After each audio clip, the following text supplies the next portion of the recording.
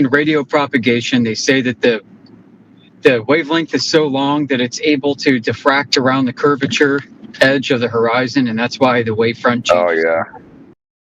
So they're saying light is now doing the same thing, ignoring the difference of wavelength between light and radio, but also treating the curvature as an edge, as if there's a sharp boundary layer for there to be an angle to diffract around. But if it's gently sloping like a curve, then you don't have that effect. I mean, and if there is one, it would be extreme. You can test it. You might be able to test this, right? So you can. So you know what an Arago spot is? I've heard of it. I don't know what it is. Okay, so you can get like a disc, right? And you shine a light, and when you get the right distance away from like a screen, right, you can make the light will diffract around the edge of the disc, right? Edge diffraction. But there'll be destructive interference at the center, and there'll be a spot. Oh yeah, yes, I know what you mean. Yep. Yeah, so we could try this. Could try this with a sphere instead of a disc. They'll just say it probably ain't big enough. It's not big enough. Well, the bigger it is, the worse it is. The less likely it is to happen. I don't know how that would even work with a sphere, quite honestly. Wouldn't you get some sort of like... Because with edge diffraction, it also has to be thin, doesn't it? You don't get edge diffraction like... Right, that's what I'm saying. Like, you've got a gently sloping, curving surface. There's no actual edge.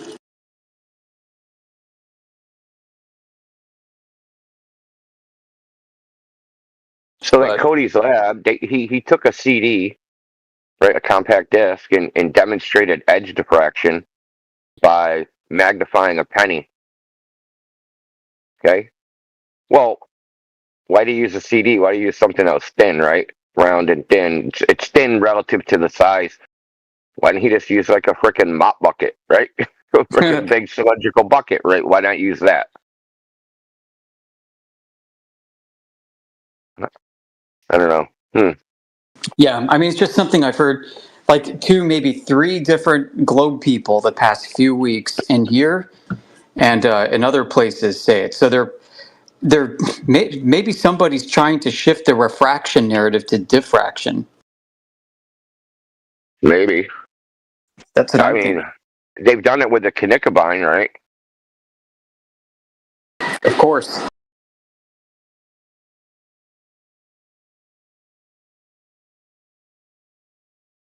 But I mean, it is wavelength dependent, just like refraction, everything is. And it's the wavelength and the edge. You'd probably need like miles long wavelengths, right, to happen on the globe. They say multiple miles, not just like a mile. It'd be like a 100-mile wavelength or something, ultra low frequency. Oh yeah, and that's why they say the 10,000-mile transmission worked over a globe via ground wave.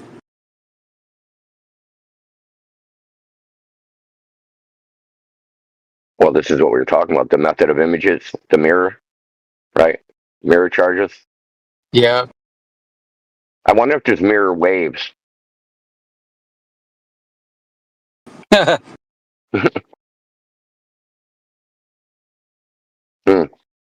Right, and this also plays into what you've calculated regarding the bent reflection of a surface, like of the salt bed. Yeah, the salt flats. Right, so you've got reflection also happening with radio on the surface, especially over water. And that's sending you got a bunch of things going on. You got reflection, absorption. Well, there's reflection, absorption, and transmission. You would get a whole bunch of self-interference right at that slope, right at that slow curved edge. Right, you get multi-path nonsense going on. Right.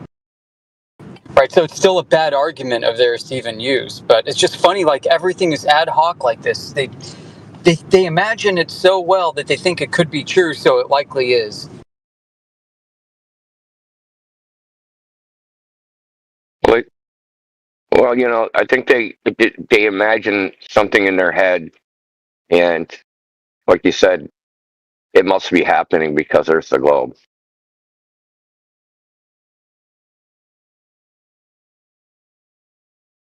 And it can only happen because it's a globe, because Earth is a globe. Yeah, man, I was talking to CB last night, man, and I was like, "Okay, CB, explain lava on a flat Earth."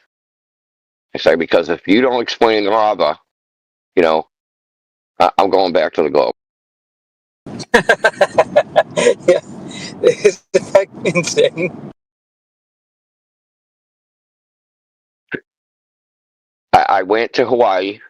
I stood at the top of the volcano. I saw the lava, and I was like, "Oh my God!" I'm looking all around me, 360 degrees. I see all this flat water, and I was a flat earther. But then I looked down into the volcano caldera, and I saw lava, and I was like, "Fuck, Earth can't be flat. I see lava." Some of the globalists think that is a direct portal to the core of the Earth.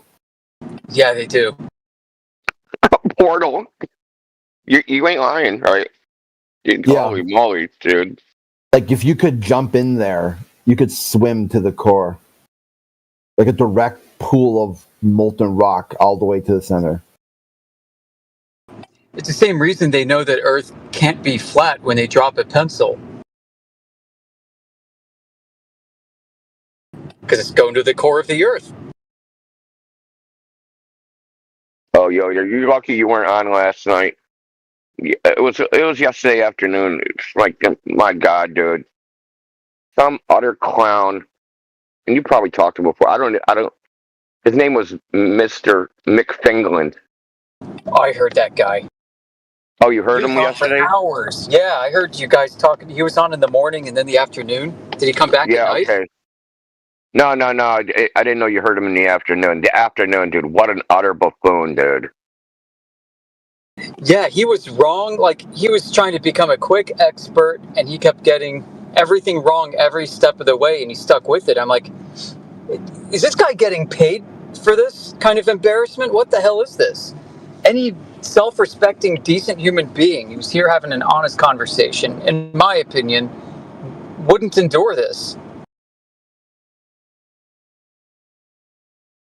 I know, but I'm stubborn. Yeah. Yeah, it's like the government shutdown. Where are they? Yeah, like last time it shut down, it was all quiet for a couple, whatever. I don't know how long it was. One shutdown was just like the evening, but the other one, it was a couple of weeks or something like that. And hopefully this one, we let a little peace and quiet for a while.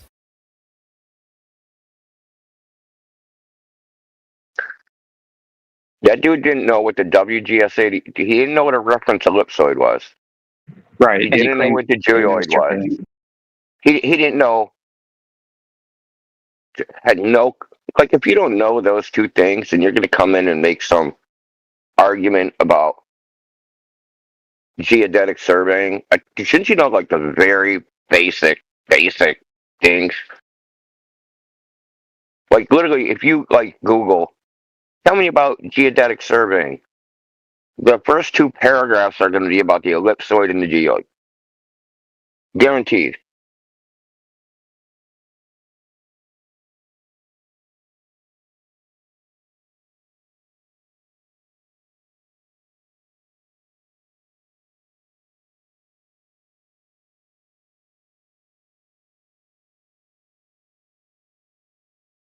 Yeah, he was saying, I know about surveying, I know about reciprocal zeniths. Dude, I really wanted to jump in that conversation. I was busy doing work stuff. Dude, he actually didn't, though. He thought the reciprocal zenith angles were from, what did he say? Well, from He- plumb he- lines. Yeah, but he said that they were from What the hell did he say? Plumb lines, but not the tilt of the Earth, right? Because that's what it's supposed to prove, that the surface of the Earth is curving, so you have tilted verticals, right? Right, relative to the plumb. Yeah, both the autolites have to be tilted down to see each other at level with each other. Yeah, I don't think he even understood that was the argument. I don't think he understood I that. think that was clear. That was clear to me. He didn't understand. Yep, that you had to have two verticals. The two theodolites had to tilt down to see each other in a straight line. Oh yeah, he didn't understand the perpendicular. That's right.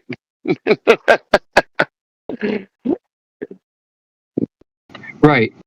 And so this would form an isosceles triangle with the point of origin at the Earth forming the third point.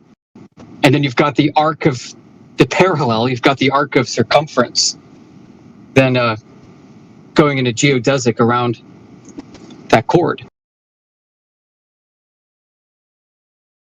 So conceivably, you'd be able to measure Earth time. Hey, I was talking to T-Dub about this. You know, this is an interesting thing about these parallel zeniths, these reciprocal, divergent zeniths. So what are the chances, right, that you could set up an observation thinking you're on a globe where both of you are at the same elevation?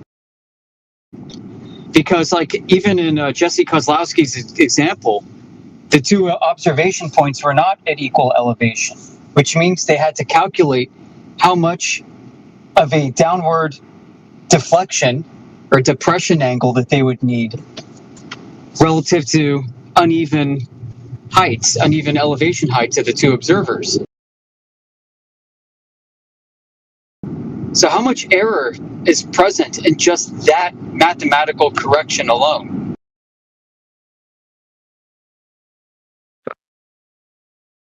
Oh, probably a lot, actually. Yeah. You'd have like a scalene triangle, right? Right. Right. Every side of this triangle is unequal. You don't have an isosceles triangle, two equal sides. So this means that if observation A is lower in elevation than observation B, then observation A must actually angle up to see observation B, but they'll say we don't have to angle as much as we think we do because Earth is a globe, so we're going to subtract the amount that we think there has to be on a globe from what it would be. I mean, and then observation B is like, all right, I'm already tilted down to see observation A, but I have to tilt myself down a little bit further because I'm on a globe. And then they're talking like 0.02 degrees and stuff worth of corrections. I mean, and never mind now you're looking through different temperature and pressure zones. And I think in Jesse's case, wasn't it like a 70-mile like horizontal length or arc length between the two? I forgot, but is that his furthest one? He has that on a spreadsheet, right? Yeah, one's like Hagerstown, Maryland at one point, and another point somewhere else. I think the Hagerstown, Maryland is Jesse Kozlowski. Is that what you're talking about? Not Jesse. Oh, okay. Right. Yep. Yeah, he's the one with the reciprocal zenith thing that everybody trots out as proof that Earth is a globe. I mean, there's so much wrong with it. Huh? The Rainy Lake one? Or not Rainy Lake. What is the name of it? Is it the Rainy Lake? There's one he does on a pond. That's a different one. I was thinking this really long one. I remember one of the points being Hagerstown, Maryland, and I forgot where the other point was. I mean, there's so much shit out there, but anyway, regardless, I mean, I'm pretty certain that the heights were uneven. Oh, it wouldn't surprise me. And, these elevations and everything, they come from, the elevations are calculated from, the WGS 84 in the first place. Right, which is ideal. And it's funny how, like, every single time their observations perfectly match WGS 84. And they don't even bother with the geoid shit because God knows, like, nobody has a strong enough mathematical background to contend with that shit.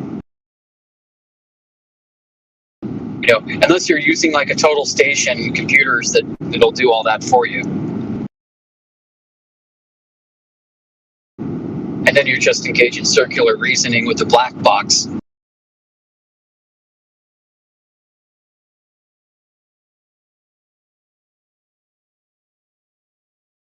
And they didn't do refraction. I mean, like, all the things that they claim are present with the curving plumb lines that are also deflecting. It's possible that you could have no plumb line deflection, but a curving plumb line.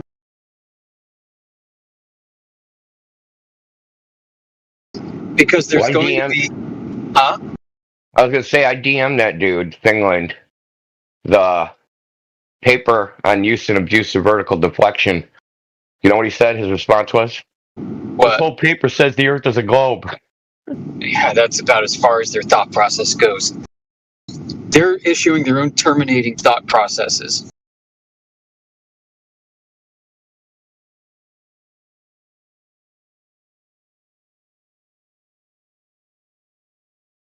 You know, and the point of showing him that paper is to provide a demonstration of the Herculean mental gymnastics, ad hoc explanations and coping mechanisms that people go through to assert that their beliefs are true without physical direct measurements. And it's like, don't you guys get this shit? It even says the part I showed him, I gave him the paper, and I gave him the quote that says, curvature of the plumb line cannot be measured directly. Oof.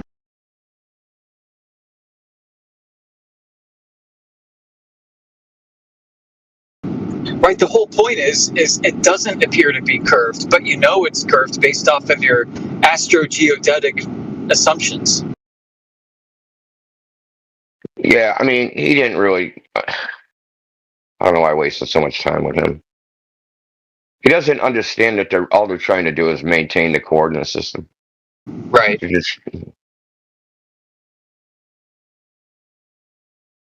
It's just a shoehorn, right? There's freaking... I got size 11 feet. I got size 9 shoes. I'll just jam it in there. It'll fit.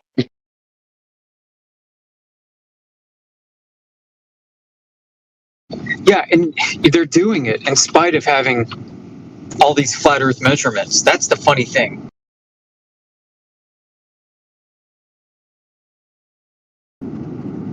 I actually pinned him on it was put out by the military, but now it's on NOAA's website. It's called Geodesy for the Layman. I snagged that. That's a great read, dude. Oh yeah, it's got great information in it. Yeah. And they don't it's not like super culty, you know what I mean? They just kind of like give you the facts, I guess, you know. And they don't like sugarcoat problems. It's true. It's very frank. It's kind of like reading Helmert's Geodesy, you know, excusing the math. But I always thought that Helmert wrote in a very frank and honest manner about the issues. And one thing I didn't see in that document, for the Layman's Geodesy document, Indio, was a description of the mathematical reduction of the datum. It wasn't at least explicit.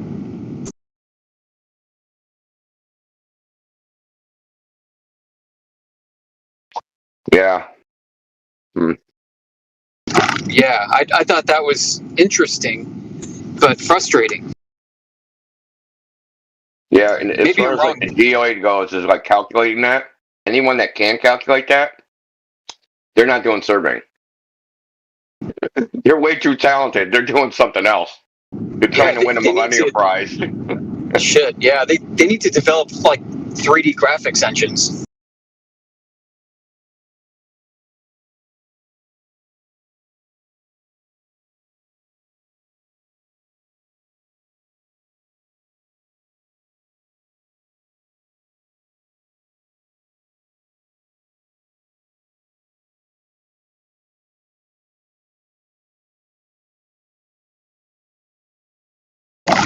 It's so frustrating. It is just endlessly frustrating, dude. Like, the problem is the thinking. It's not necessarily the facts and the evidence of the case. It's the thought process that everybody has when they go about these various disciplines. And it seems impossible to get people to see what they're doing from a higher level of abstraction. To be able to critique and examine critically what they're doing wrong. They just don't want to do it. They don't have it.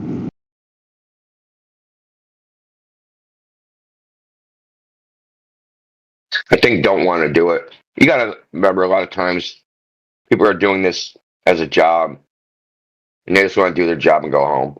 You know what I mean? Yeah. I mean, people don't take pride in their work already. So, digging deeper and analyzing what you're actually doing, why even bother? Right. Give me my check. When's Friday? I want to go drink. Precisely it. It's when I first looked into this, I thought there was like a conspiracy angle that Flat Earth was going for, and certainly there's enough content to satisfy your curiosity in that department. But I no longer think that's the case. I think this is self-inflicted. This whole thing, like 99% self-delusion, and due to apathy. I think apathy is a big driver too. Yeah.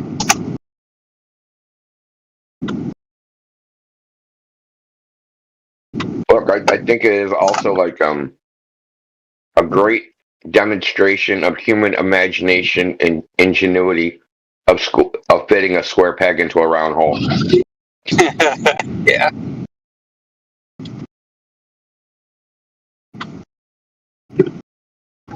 Yeah, it is, man. It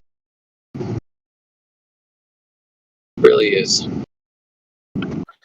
So here's my question for you, though, is how much of it is actually, say, self-delusion versus just those who don't understand that when the scientists say that this is our best guesstimate, it's our swag, our scientific wild-ass guess, that's what it is, and they just missed that day in their science class when they were told that this really is our best guess. I don't know if they're even taught that this is best guesses anymore. It's kind of like back in the 80s and 90s when NASA was really open, at least in the early 90s. They're open about all the art that they were producing as being renditions and imaginations and conceptions. They would boldly put this in the captions and in the articles they would put out. And then they stopped doing that. They stopped doing it as much. They kind of conceal this, and now there's this power of belief that's fueling this. So maybe once upon a time, to your point, there was more honesty about this being the best guess, and it just works, so it's probably true. Now this is absolutely true, and this is no longer a guess. This is the way it is. The reification has been complete. I don't know if I believe that, Hamish. What, you don't think that people fully believe in the globe now? Oh, yeah, that part, of course. I don't think we just accidentally stumbled into it, though. I think there are many people at NASA today who, if they know better and they know that satellites are something else, that they still think that it's possible to orbit a satellite around a globe. We just haven't been able to successfully do it, neither the Russians. I think that this is probably what is taking place at the highest echelons. What obviously G is saying is that the globe idea did not spring onto the scene accidentally. It's some sort of an intentional deception, right? Did I get you right? Yeah, that's my position. I think it's incidental to something else, accidental in a philosophical sense. I've always bought more into the idea that, towards 1800s, maybe you could make the argument There was a genuine potential amongst the best thinkers of the world that were taking the evidence seriously and what they could attain then. And then you had like these expeditions that just showed it was not the case. And then they had to find a way, to hide the fences, essentially. Something along them lines. But there's no way. Like, you say, like, what the best Did we thinkers lose in them? here, right, can conclude when we're talking about fallacies and illogical reasoning, their best thinkers weren't capable of. I don't think that's the case. Like, I think around that time in the first industrial revolution, there was this period, right? We were kind of in the age of enlightenment or coming out of it. Deism, scientific materialism was really at the forefront, and the globe was part of that, and it was not an intentional deception on the world, but a very strong self-delusion by the establishment.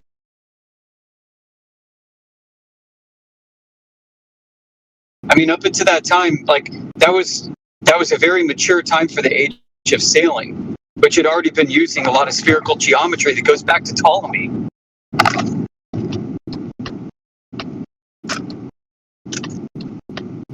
But do you think when we came around the modern age with the technological capability to do, sufficiently distanced measurements and such and observations that, they got the evidence that they got and they still thought it was genuinely a globe? Yeah, I think that's the case. I think that is more likely than all other explanations. I don't have any proof of this, but and to me, this is almost a worse outcome than like a conspiracy theory. No, what about It's more supernatural nihilistic. explanations? I think Augustin it B invites- is alluding to supernatural explanations.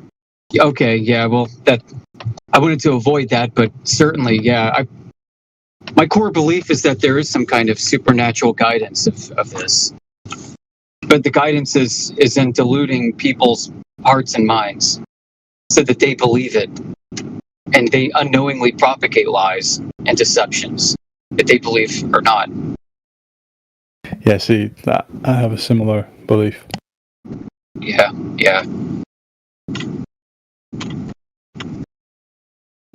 Oh yeah, I mean, a supernatural cause ultimately, if I could speculate on it, I think is absolutely true. Just personally, for me, it seems unavoidable that that's the actual situation. Just because of the way Lucifer is referred to as the father of lies. What could be a bigger Right. lie than this shit? I don't necessarily. Right, God Like the created pinnacle, the earth right? flat. Like this is like the Lucifer. pinnacle of lies, right? There's like God doesn't exist. There's one that'd be the biggest one, and the second one would be first of all. Yeah, so humans can't see creation the way it actually is and experience God's world the way he wanted it to be experienced. 100% into you.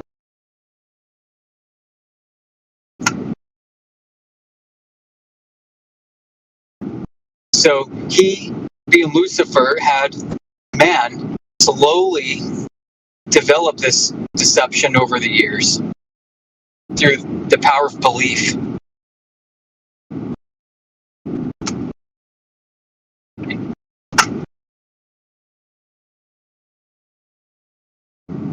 What if it's a finite construct?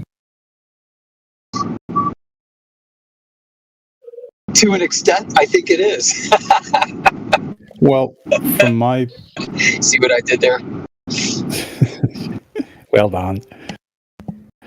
But if it's a finite construct, like the biggest reverse Uno card for me is we're talking about it being Lucifer, where it's probably the creator, that's pushing the deception. Could it be infinite, but what we have available to us and can access is finite? I don't think the question itself is the problem. I think playing on human human failings, right? Because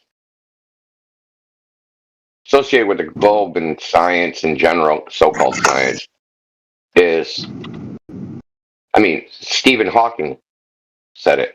Even though Stephen Hawking was an atheist, said that if we can figure out the laws of physics, we'll know the mind of God. Right? This is like a modern Tower of Babel, right?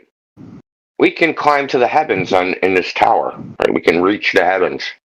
And to me, it's the same thing. It's just the man's desire to displace God as the ultimate authority through our arrogance, ego, whatever, all the negative traits about human beings in general. Right. I think it's like, and this is why the Globers spaz out. Yeah, but this is why the Globers spaz out, right? Oh my God, you don't think we can measure something? You know, they spaz out like, we know everything. We have science. Science is real. What about all the scientists? We've got it all figured out. We're super geniuses. We're the masters of the universe. Yeah. What about all that knowledge, Adam and Eve? We're standing on the shoulders of giants. Yeah, they do have that chip on their shoulders, don't they? It's the same transgression as the fall of Adam and Eve, and the same transgression as Lucifer before him. It's a recurring theme. Yeah, the fall hasn't stopped. Yeah, and it's the same human impulse to be like this. To be like, but I'm going to have intelligence, and my intelligence is going to be godlike intelligence.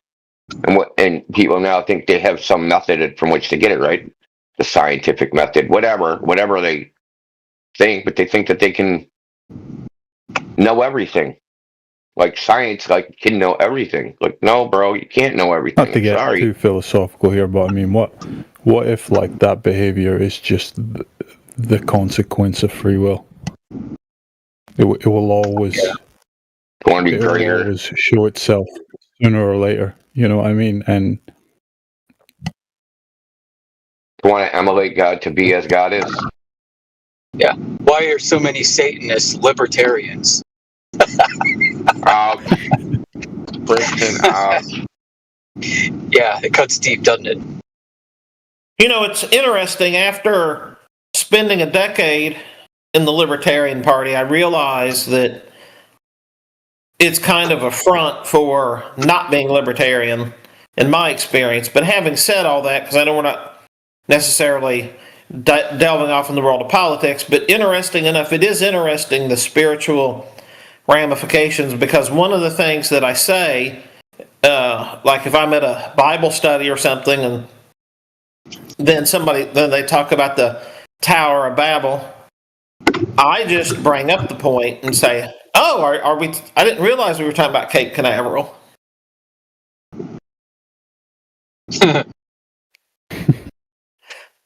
I've been blessed, fortunate enough to pull that off about 3 times, and then people look at me for a second, and then you can see them going 2 and 2 and figuring it out. And that's funny. I was active in local libertarian politics for a while too in this state, and still have a lot of connections. I no longer subscribe to any of this, but for that time too, when I was flat smacking people in the LP, I was surprised and shocked at how many libertarians, especially anarchists, were very quick to lick NASA's boot and bow down to them. NASA being a government taxpayer-funded office. Well, I was surprised how many libertarians I was around that, though they would on one hand supposedly subscribe to this official libertarian doctrine, that on the other hand, there would always be a big government program that they supported of some sort. They were kind of like, I don't want to even use the word hypocritical. They were just kind of like self-defeating. Yeah. I mean, and I get the intention is, you know, they didn't want the 2-party system, but I think the intention was to replace one of the 2 parties with disorganized chaos. A lot of them left their anarcho-capitalist roots, right? A lot of them departed from Murray Rothbard and all those guys, and have kind of moved into this softer, socially left republicanism. And it just creates a contradictory worldview and philosophy in the end. Like, okay, so you're going to claim, that taxation is theft, but then uphold minarchism. You're going to say that, people are evil, therefore we need a government to protect us from people are evil, therefore we need a government to protect us from people are evil. You're going to go around that in circles forever on your flag that you like to wave around at your libertarian conventions. But then you're going to argue for minarchism. So it's self-defeating and it's weak. And I'm not suggesting that anarchy or anarcho-capitalism is the best either. But this is the way I see libertarianism. It's a bunch of dudes that want to play Texas and they want to get high. Yeah. That's all I ever see. Like, I want to do all the drugs and degenerate shit I can, but I don't want to pay any taxes for any government benefits. Because who said this shit? That's I don't know if you heard of the No State Project, right? Oh, yeah. There's a lot of people that say they want to be left alone. This is what Mark Stevens used to say. There's a lot of people that say they want to be left alone, but they can't leave them alone. Right? Yeah. So it's like, I want the cops to leave me alone, but they're out looking for cops to yell in their face. Yeah. Yeah, that's what pissed me off, man. Like the rabble-rousing, piss and vinegar libertarians that just wanted to sit around, smoke pot, and not have their pot taxed. I mean, that describes 90% of libertarians. And the smart ones, the philosophical ones, have a broken philosophical worldview. Don't forget about the sovereign citizen auditors out there thinking that they're doing something. That whole thing's a honeypot, like fed up. Holy shit. Yeah, I discerned that very quickly. I looked into that way back in 2000, probably way back in 2005, 2006. Even though, first of all, sovereign citizen's an actually fucking moron. Okay? Right off the right. You call yourself a sovereign citizen, they automatically know you're crazy, dude, and you don't know what you're talking about. Yeah. You can't be both sides of the coin. Right? Like, you're the sovereign citizen. You can't be both. There's no such thing as a sovereign citizen. Yeah, it's an oxymoron. So the term sovereign citizen is actually kind of a shortcut because you actually have so they've kind of grouped several different groups together by that category sovereign citizen. So really there's a term in front of that. Like for instance, you're a Moorish sovereign citizen or a Christian sovereign citizen or a Hebrew sovereign citizen. Hebrew Israelite. Yeah, so that term is not what they really identified themselves with. That's just kind of like a shortcut. So I've heard people use it, man. I've heard people use it. I've seen videos of people in court saying that shit, and they're like, man, it's like, Your Honor, I'm the master slave. What? Are you the master of the slave? No, man, I'm the master slave. And usually those are the Moorish sovereign citizens. They somehow think that if they use some sort of Latin chant that the judge eyes are going to start spinning and just, okay, you're free of all this. You use the magic Latin chant. I know. Look how crazy it is, right? Courts are a bunch of criminals. So I'm going to go in there for justice. No, dude, they're a bunch of criminals. You just said it. They're a bunch of criminals. You don't go to the court for justice. That's not where the justice is. Right? And then you're going to say that you're going to play their criminal game, and then you're going to somehow come out scot-free by engaging in crime. Like, dude, I really, I don't know where, it doesn't even make sense, the shit they do. I talked to one of them, years ago. This is 2015 time frame. and they were like that.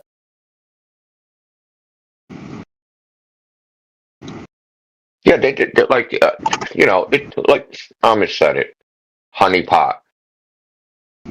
Most of those quote unquote movements were just honeypots, intentionally structured to lead people the wrong way. Yeah, I mean, there's a reason, like, the IRS only has a handful of agents, you know? And then you got a honeypot like that, okay, these are the only people I really need to check if they're actually paying their taxes or not. Well, here's a in person in North Carolina who used to come around some events we had up there. And he was actually selling classes on how to drive without a driver license. And so I knew one of the judges in town, and another judge had dismissed the case against him.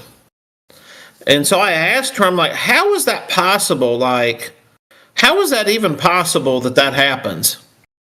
And driving without a license, and she laughed and she said, well, she said, these people, they actually win, not for the reasons they think they win, but she said they do win because, she's like, in his case, it was very cut and dry. The sheriff's deputy who pulled him over came to court, gave the testimony that he didn't have a driver license, and she said, but it was missing one very key aspect under North Carolina law, which is that, to allege that he lived in the state for so many days, 90 days or 30 days or 60 days or whatever it was. And she said, had the deputy said that, then the testimony would have been complete. But because the deputy didn't, so she said, so Sullivan thinks that all of his mumbo jumbo wins when it didn't. She said, I had to she said that the state trooper is going to pull him over, and then that state trooper will testify. And sure enough, that's exactly what happened. And he went to jail, and he was in for a couple weeks before they let him out on bail. Yeah, Mark Stevens would like something to say about that. Yeah. So here's the problem with it. Okay.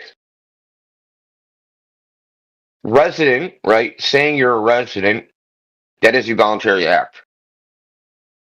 Right? Resident has a specific legal meaning. It means someplace where you plan to reside forever. Forever, dude. It has a legal meaning. Yeah, so the deputy, or in that case, the state trooper, had to make that testimony. And how is he qualified? That's a legal determination. Well, how when qualified to determine whether he's a resident or not. Well, when right, the state just being present in a state doesn't make you a resident. So when the state trooper did that, finally, they're from the North Carolina State Highway Patrol. He was in jail for several days, maybe a week or two, and then he went to appeal to fight that, and they put him back in jail. And I don't know if he stayed overnight while he was back in jail to make his appeal bond, but he was in for quite some time. And so the fact is you just lose. Evidence the laws of North Carolina apply to that individual. Sorry, I was taking a sip. Say that again. So the key question is, what is the evidence that the laws of North Carolina apply to that individual? So supposedly living in the state of North Carolina for 30, 60, or 90 days requires you to then have a driver license of the state of North Carolina. That's supposedly what it is. And then from there, they can... Yeah, but what does that mean? Like, I don't mean to be freaking nitpicking, but this shit actually is important. What does it mean to be, quote unquote, living in the state of North Carolina? Because the state of North Carolina is not a geographical place. It's not the territory. It's actually a body politic. Yeah, A bunch of but- words written down on paper where a bunch of people agreed to form an organization called the state of North Carolina. So It's what not the they showed territory. with, So how do you live in the state of North Carolina when the state of North Carolina is an abstract idea? so what they showed with him is that if you're physically present in the geographical confines that they have decided for more than 30, 60, or 90 days, or however long it is, that they will put you in jail if you don't comply Well, with we their know. dictate. I understand. Yeah. I understand how it actually works, right? They're just criminals. That's why I said that. They're just criminals. They just do what they want. Like, but if they actually followed the rules, that would not have happened. What they actually have to establish is something called minimum sufficient contacts. Okay, to have jurisdiction over the person. So, what people were doing a while back was that they were like, because California was like the only place that had 50-50 divorces. So some chick that wanted to win, money and prizes would be like, "Hey, honey, let's go on vacation in California." And when they got there, she'd file for divorce, thinking she would get, money and prizes, 50-50 split. But they didn't have minimum sufficient contacts with the state, right? Just being there isn't enough. You have to have some interaction. You have to set some government, some type of protection, something from them to connect you to the state. Just being alive and breathing air on a square foot of freaking land doesn't get you past the minimum sufficient contacts threshold. But I understand what you said, that they just do it, that they stuck him in jail anyway. But this is the problem with sovereign citizens. Okay, is that this is what I just gave you as an actual legal argument that's been decided by the Supreme Court that would actually work. But he's just like, but I'm sure he took the sovereign citizen route where he's just like, it's a contract. I don't consent. That's my straw man. All this other shit, all this other garbage that would never work, right? But the judge gave you the clue. They didn't prove he was a resident. Well, that would be a legal determination anyway. Just being alive Now in his does not make case, you a resident. I think it would be easier for them to prove because he had gone to court. He had been dragged in for not paying property taxes, things of this nature, and Oh, he owns property there. Oh, yes, he also right there, sued right? in Jay, federal right there. court. If he did paid all property kinds of tax, stuff. if he paid property tax, he's a resident. That's the wrap. Saying If he registered a boat, he's a resident, right? Because you have to sign, "Hey, I'm a resident." So no, he was brought into is a court for resident. not paying his property taxes. That was another one of his courses he was teaching, was how not to pay your property taxes. And so Yeah, but he probably paid him once before. he was showing all these ways how to not pay it and this and that, and then finally went to the Supreme Court of the state of North Carolina, who authorized the sheriff's sale. So on the very day of the sheriff's sale, he shows up at the courthouse with the money for it. That's hilarious. Yeah, he like, listen, the government, the system's like a roach motel. You can check in, but you can't check out. Once you start skipping rope with them, you can't just say, "Oh, I quit." Doesn't work that way. You can't like pay property tax for 2 decades and then just go, "I'm not paying anymore." Don't work like that. Yep. The other thing that I've learned about most, and I could say, I kind of think this is the antecedent, that most, if not all, of your sovereign citizens are actually people who don't make money. Like, there's a guy who was going into the FED server who would scream and yell and hoot and holler, and like they finally kicked him out of there, but he was going on screaming about how he's never paid taxes, this and that and the other. And then at one point he slipped and talked about his EBT card from the state of Illinois. That's fucking hilarious, bro. That's hilarious. Yeah. And I've seen that because I've known some of them. There's a guy here. In fact, supposedly supposedly he's a flat earther. He goes to flat earth meetups, and the first time I met him, he was telling me about this fellow from Tennessee, Chris something or another, who teaches a course how you can file 1099-Cs and everything else, and the federal government will withdraw money from your Social Security trust fund and buy you a car or whatever. And Did you say he's a flat earther? yeah, he's still getting rides. I first met him in like 2020, and he's still getting rides to the flat earth meetups. He was telling me that any day now he's going to have this form from the IRS, and he was getting mad when I told him he was there, don't listen to that, because they were actually listening to him. And and I can't think of this guy's name. It's Chris something or another that's in Tennessee that teaches this. But this guy said that the government was going to pay for his car, still getting rides to flat earth meetups. Well, 1099-C is a bunch of shit. The 1099 OED, because that's about issuing debt. I'm not going to get it's super technical on how that would work. Basically, you're forcing the government to take your promissory notes as money, right? And then getting a refund. And they're not refund. They will refund. They can only refund it in Federal Reserve notes. Got it? But I don't think that would work anymore because they repealed HR 192 a while ago. So HR 192 made it the public policy of the United States that there could be no particular form of currency that was preferable, meaning you couldn't force payment in a particular type of currency. Because it was called the gold clause. They didn't want people demanding pay me in gold coin. You understand? But they worded it poorly and said any particular type of currency. So, that being said, everybody has the right to issue their own private currency in case you didn't know. You can write as many frickin' promissory notes as you want, sign them, right?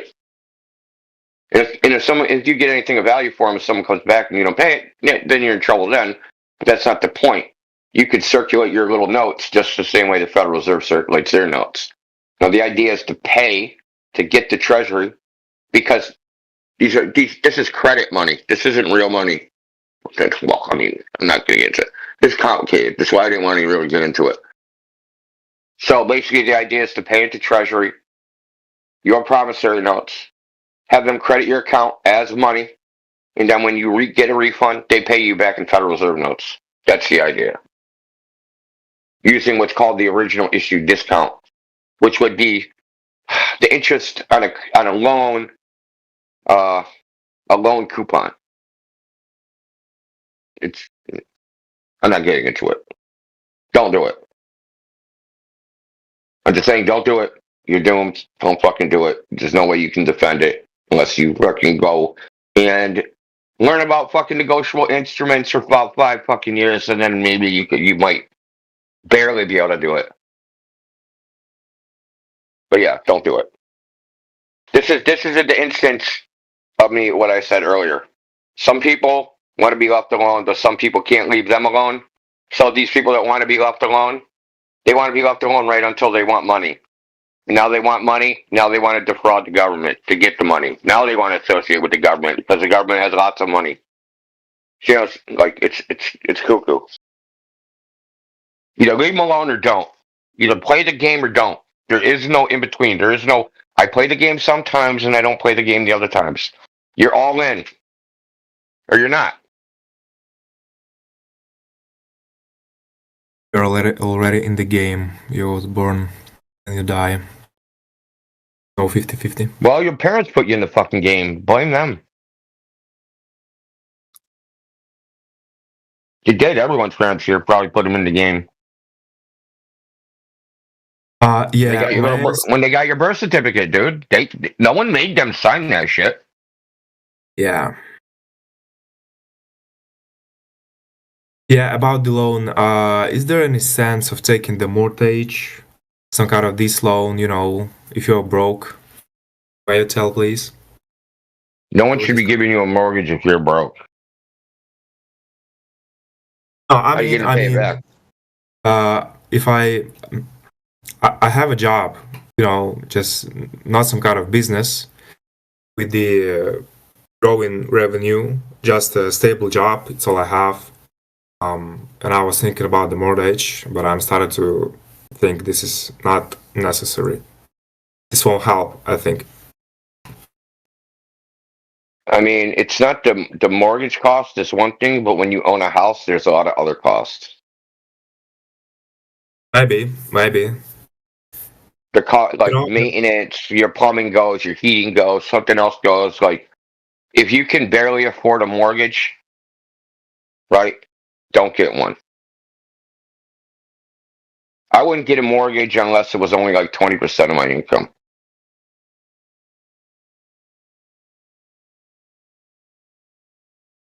Got it. The payment. But it's- You know what I mean? But it's worse. Yeah. But it's worse than that, man. If you think about it, throughout the entire lifespan of the mortgage, let's say you take one up for 30 years or some shit. Right? Let's say there's a house, 200 grand, 300 grand or something like that. You get a mortgage, whatever the interest rate is, like 7% or something like that. I mean, it's different for you guys down there. I think you guys have like renewable mortgages every 5 years or something like that. I'm not sure. But where I am, Only if they want to. It's not mandatory. Okay. Or it's fixed, right? Excuse me. You guys have one where it's fixed for whatever period. Like, let's say you lock something in. There's like two types of mortgage. There's two types. There's variable rate mortgages, but that variable rate can balloons or can do all sorts of weird shit. And there's fixed rate mortgages that you can also have. But if you get a fixed rate, are you guys able to say, let's say the interest rates are super low and you lock in a fixed rate at 2%, let's say, can you actually do that for 30 years and not, change that? Oh, you can refinance. Or not have Sure. Well, right. Well, you can choose to refinance, right? But you're not forced to. Yeah. Yeah, you're Right. not forced to, no. Okay, Fixed where rate I is am, fixed, we have- but it's- Right. Because where I am, we have terms. So you can get like a 30-year mortgage, and that mortgage is broken up into chunks, if you will. So every 5 years or 10 years or whatever, you kind of like renew it at the market interest rate of the time. Right? It's kind of Sounds weird. like Anyways, bullshit. yeah, whatever. I don't know why they did it. It was supposedly to, protect against, whatever. Well, like if interest rates went down, your mortgage was really high. Well, I don't What know. do they care? The central bank sets the rate. Now, I know. Maybe. Yeah. Well, I mean, you're talking about bank loans, right? Bank loan mortgages? Yeah. Okay. Do the banks in Canada lend depositors money? Yeah. Are you sure about that? Oh, Is excuse me. America Do they? Oh, do you mean? Yeah. Oh, do you mean that? Okay, no, it's all fractional reserve. Of course not. Banks up here, they have like what 2-3%, if that, in reserve ratio. Of course not. It's all fucking fluffy. Of course. So, if that's the case, that's fractional reserve. Why the hell would the bank care if the interest rate goes up? Probably for their spread, right? If they're making They're borrowing the money to loan you, is what you're saying? well, yeah. I mean, the central banks have their interest rate, and the commercial banks or whatever, they effectively borrow money from the central bank, right? And then they take it, right? The same thing everywhere, dude. Same thing. Yeah. You borrow the money. Anyway, so just a middleman. Yeah, of course. It was my whole point with the guy, right? Whatever this is, okay, whatever you choose, if you do the math, right? If you're like, you got a 5% or something like that, for 30 years and it takes you that long to pay the whole thing off, the total cost that you end up paying just to own the house outright and no longer have the mortgage, it's like, what, twice, 2.5, 3 times the total market value that you bought the house for? So you end up paying like 400 grand, 450, 500 total to own the house when it was only really valued at 200. Now the claim is, oh, well, the market value of the house went up, so if I sell it after 30 years, I'll make like, 75 grand or something like that. But that's the kicker, because you don't know that, right? But the point is, you're paying 2.5, 3 times the total value. Only if you borrow the money that long. That's why I said Right. do 20% of your income, and then you pay you pay more, you pay extra, and pay down the principal, because your initial payments are all interest payments. You're not paying Right. down the principal till the end of the loan. They Exactly. get their But even interest if back first. They get their interest back first. Yeah, They get the So if interest you look first, and then you pay for the house. Pay for the house first. If you look for if you look through like an idealized amortization table, it'll tell you, even if you do everything to the book, to the T, they give you like there's a little graph that shows the percent of how much was paid in interest versus how much in principal. And it's like 30, 40, 50% depending on the term. It's ridiculous. Right? So even if you overpay earlier on, at the end of the mortgage, you're still like 10, 15, 20% if you're like a perfect person. So you're over. The point is, you're overpaying for the value. Oh, you don't understand. If you pay down the principal, if you pay extra, all extra money. Let's say your mortgage is $100, you pay $200. Yeah. $90 goes to the interest, $10 goes to the principal. Well, your extra $100 all goes to principal. Your loan, you're going to shorten the length of your loan significantly. Yeah. It's going to turn from a 30 to 7-year loan. A 30 to 7 years. I understand that. Yeah. I'm not denying that. My point is, no matter how you arrange it, unless you pay the whole thing up front, you're going to pay interest on a loan. It's like no shit, right? So you're overpaying, or you're paying more than the real value of the house. Oh, no shit. It's like you're taking a loan. Yeah, no, duh, right? That's the whole point is that. So in principle, you think you're getting a house for $200,000, but it's going to stretch that out for however long. You're not going to see necessarily, unless you're really keeping this thing under a microscope, that maybe 250, 300,000 comes out of your bank account to go towards that thing, let alone all the property taxes and repairs and all this stuff. So don't let the purchase of the house price, kind of delude you into thinking, oh, I just paid $200,000 for my house. That's all. No. Right. You're quite wise, man.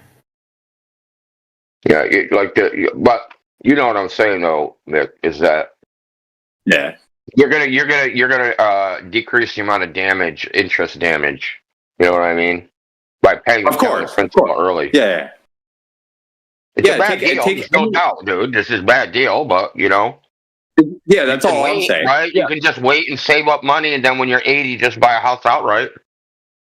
Well, if you think, if you're gonna go, you can go that route, or fuck that whole thing. Just rent. It's never yours, but it's never yours really anyway. I know that. Well, if you own the title, you own the piece of paper, right? Or you got a title. You got the title. The title is in your name, right? That's fine. But what happens if you stop paying? If you don't pay one property tax? Yeah, exactly. You don't really own it, dude, unless Exactly. Look, the only way you ever actually own it, you have to be able to exercise dominion, and that means violence. Okay, it always comes down to violence, no matter what it is. So if you don't pay your property tax, they're going to use violence to take the shit, right? So unless you can repel their violence, you don't own it. Well, that's my whole point, right? So it's like everyone's under this, I would say, a delusion that they own their house, even if they have it outright. No, you don't. You're effectively borrowing it from the bank, or you're renting. The bank is your landlord, or the government's your landlord, right? Or you just get a private landlord, and then they have to deal with all that bullshit. In any way, you're a serf. So what the fuck's the point? I've never heard. The point is they have better marketing now. Well, exactly. That's all it is, dude. My parents marketing than the feudal lords. Right. Well, that's all it is, man. So for anyone considering buying a house, I mean, yeah, like if you can get a mortgage for a house that's cheaper than renting a house, I mean, fine, but then it just boils down to economics and not, some sort of pride thing of, oh, I own my house outright, or I'm making payments towards, boosting my equity in my home so I can own it in the next 20 years, ideally. Like, it's not about that anymore. You never own it really anyway. So it boils down to bottom line. Right. Sometimes the cost of the mortgage depends on the location of the house. Yeah. So that's up to you. Yeah, and that's quite the deal of taste. Like, I don't know. I don't want to live in Chicago, Detroit, New York. Mm-hmm. Mm-hmm. It's quite a big city. Quite a big city. Yeah. Do you really want to live in a city though? Do you have to? I like to see this dude go to Chirac, dude. In Iraq? No, Chirac, Chicago. It's called Chirac. Because it's a fucking war zone. You know that Chicago's like a war zone? They have 100 shootings per weekend. Yeah, people die out there. Well, they don't all die, but there's 100 shootings. Their emergency room services are very good. A few number of people die compared to the amount of people that are shot.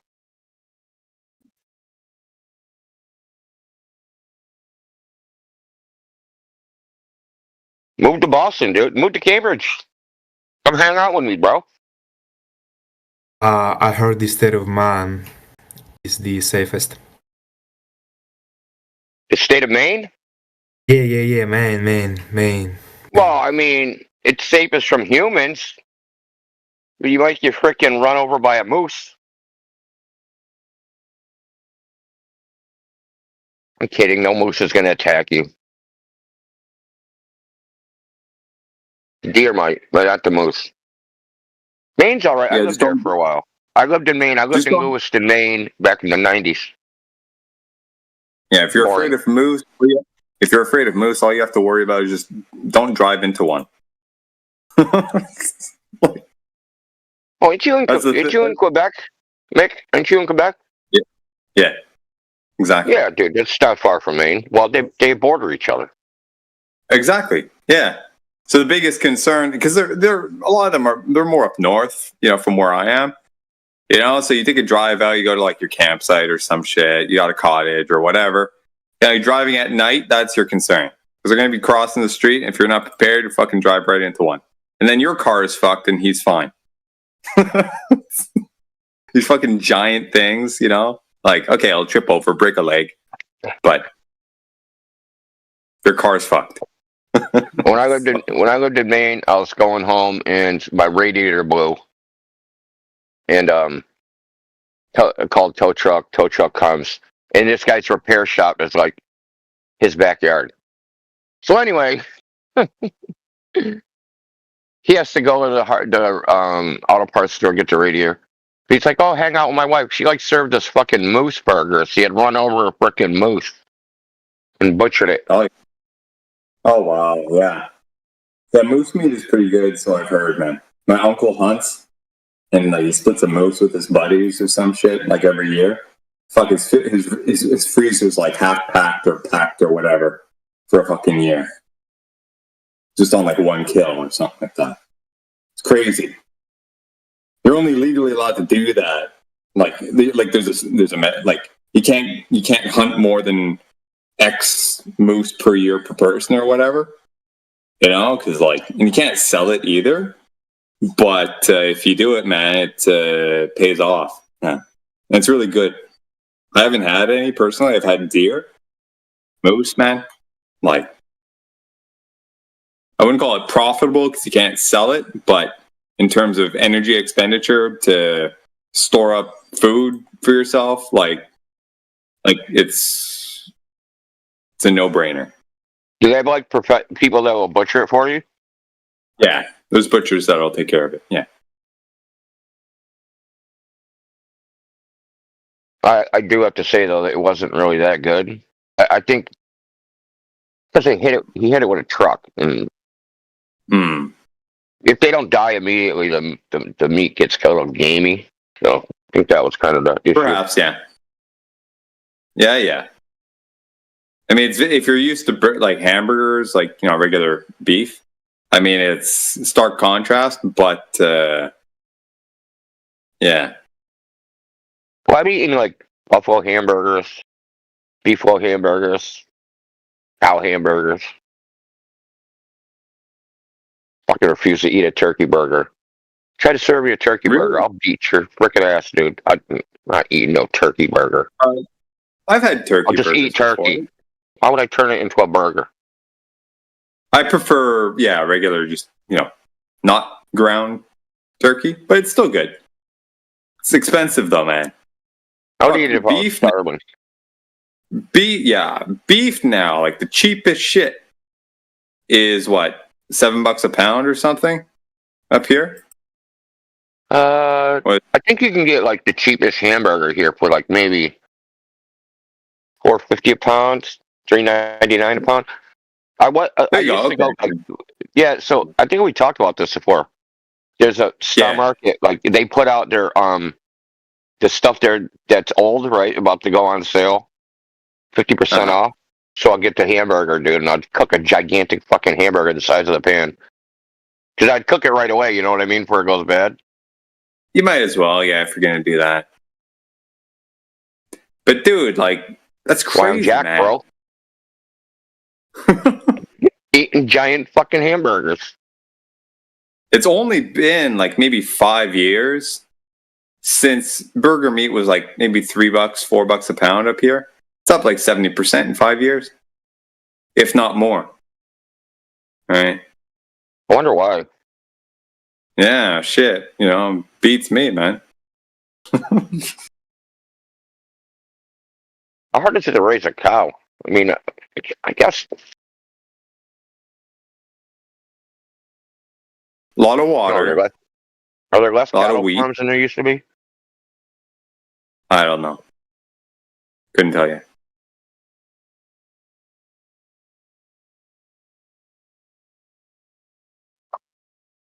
There's a hell of a lot more currency. Well, yeah. So I think part of the thing is in America during COVID they food stamps, EBT. So what they did is that it's usually income adjusted, but during COVID they were everybody got the max benefit. Yeah, you were talking about that. That just completely jacked up. You think these food companies don't know what EBT is paying? They know exactly what they're paying. They're we can freaking. They put out 30% more in freaking food stamps. We're just going to charge 30% more for everything. Up here, man, the COVID stimmy checks, quote unquote. Everyone got free money from the government. The whole thing, man, up here. I remember seeing a chart. It's been a few years. I don't know how bad it is now, but at the time, I saw a graph depicting the Canadian bank, the Bank of Canada's monetary base, right? The base currency. And I forget the raw numbers, but going from pre-COVID to that period, I think it was maybe end of 2022 or beginning of 2023 or something like that. The monetary base, it 10-folded or something. Whatever, let's say they had $1 trillion Canadian dollars in float or whatever. Well, they printed like 9 trillion or something like that. It might have been like 8 times or something, but it was an enormous amount in such a short period of time. Talk about a hockey stick, right? Like, no pun intended, like in Canada, hockey, But like, it was crazy because it took what, a couple hundred years or something like that to build up that monetary base at like whatever 2, 3, 10, 8, 6, 4% per year or something like that. And then bang, a multiple fold in a span of 3 years. Like, it was insane, man. Absolutely insane. So no wonder everything got pricier because, there are more tokens for it. You weren't in there. So yeah, we're in the learning curve chat in the regular server, and someone asked me, "Are all the governments in on it? Are they all in on COVID?" I was like, "Yeah." The United States basically rescaled the entire economy of the United States, right? And everybody has to do the same.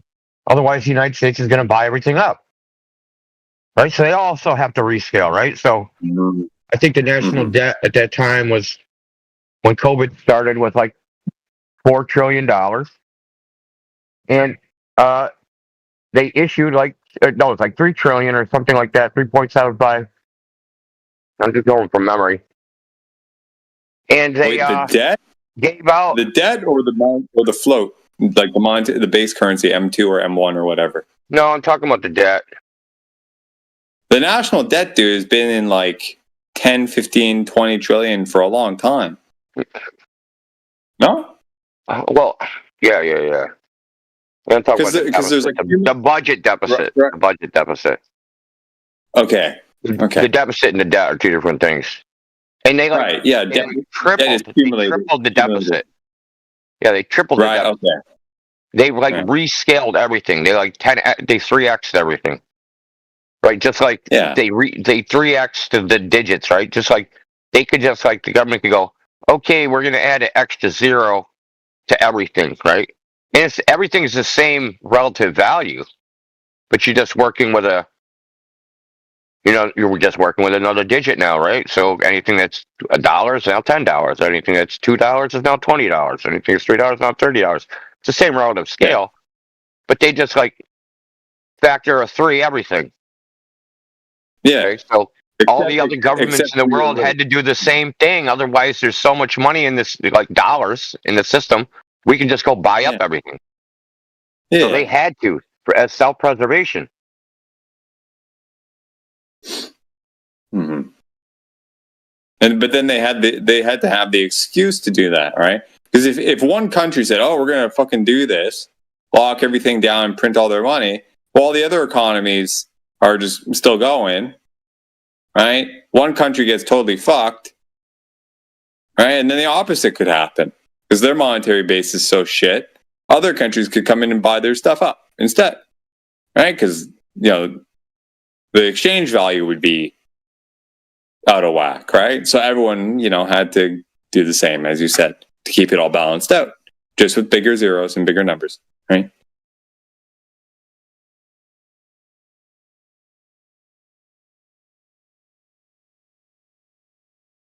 Anyway, bit of a tangent off of the home purchase thing. It's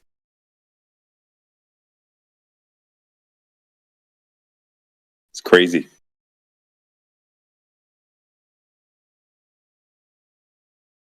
It's all related.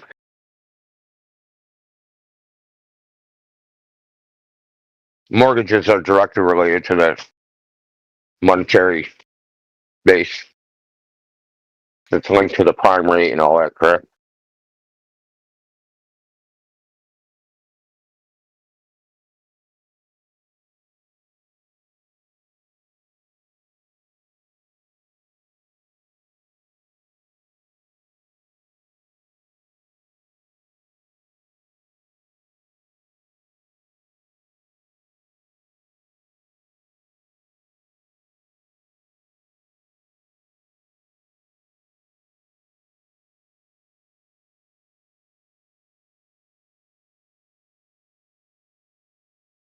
meanwhile, fuck, gold is almost like $4,000 US now.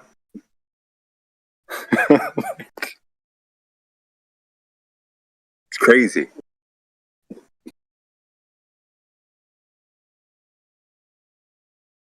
Well, here's the real question: is gold going up or is U.S. dollars going down? The US dollar is going down.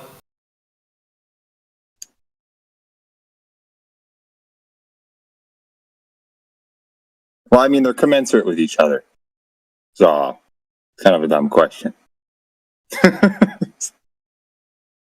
But we know, like, in reality, they're just printing more money. So that, of course, has lower value, of course.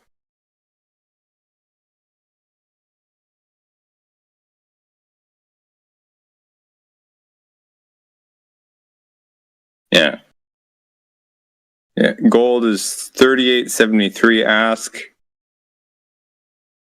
Silver is 47.77 ask. Like, dude, these are up like 40-50% or some shit in the last year and a half or something. Platinum's up 70% in 1 year. All the metals, bro, like, it's the commodities is the real deal, man, because it's real shit. No wonder, even just shit like eggs, man.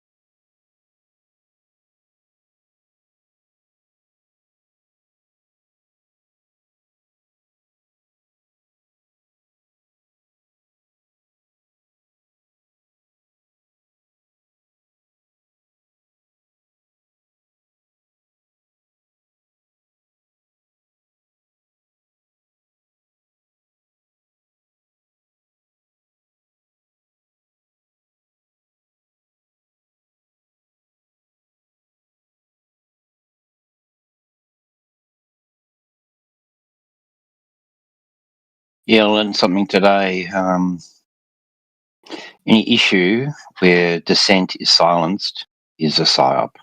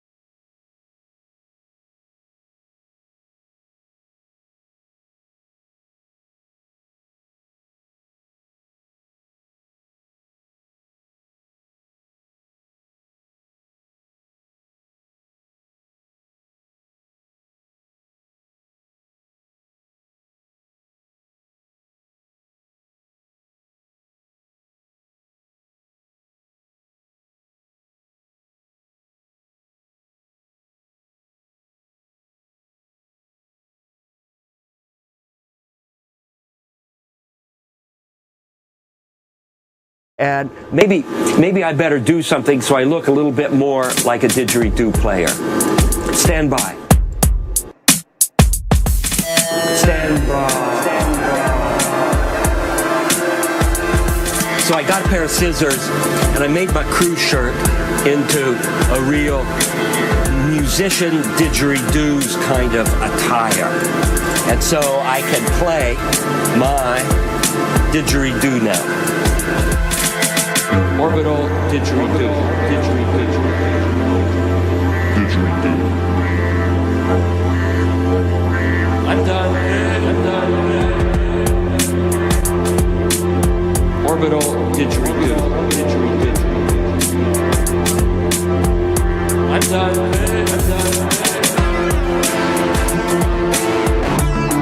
Melodious notes from our orbital didgeridoo. I'm done, Pettit. I gotta play the didgeridoo. Pure sine wave tones and delightful oscillations.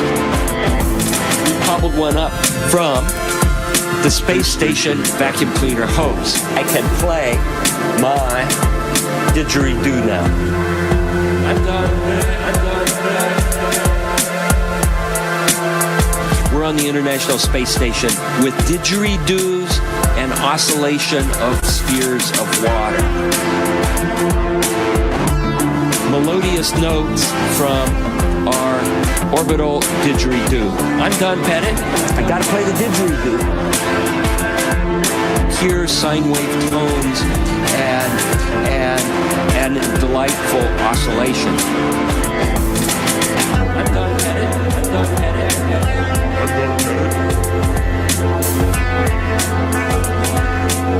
I'm done, Pettit. I gotta play the didgeridoo. Delightful oscillations. I'm done. Pure sine wave tones.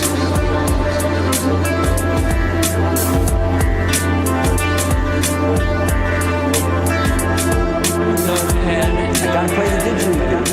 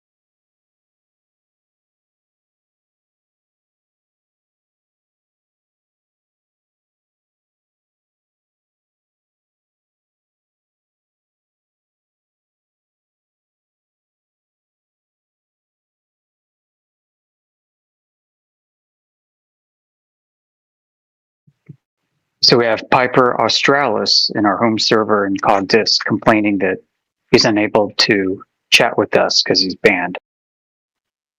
Oh, Yeah, I know. So I'm not sure what happened. We can clear this up. I sent him an invite to us here on the English Hub so that we can have a discussion and see what happened and if we can mitigate or correct any issues, any conflicts in this matter. So it's open. He's free to join us, and if he doesn't and continues to complain, then he can't complain in good faith anymore.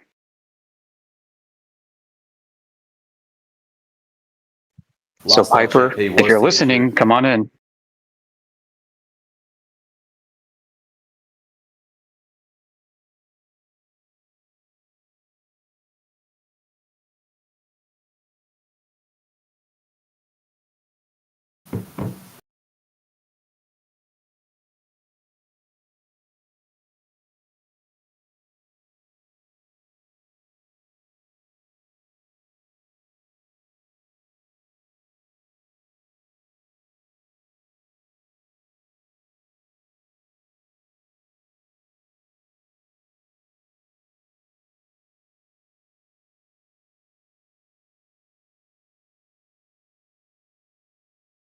Yeah, he tried hitting me with what he calls the Australia problem. The only problem is he don't know how to read an AE map. And he tries to strawman us as being pizza earthers.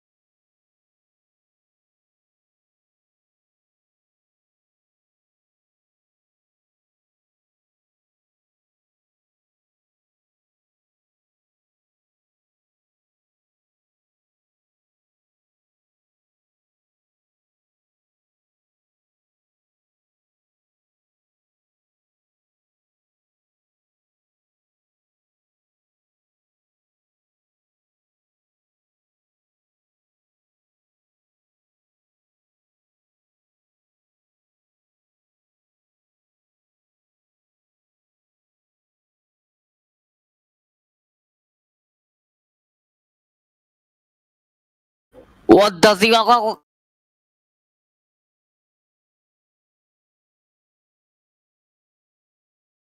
Yeah, this is the English server. Try it in English next time, please. Nice.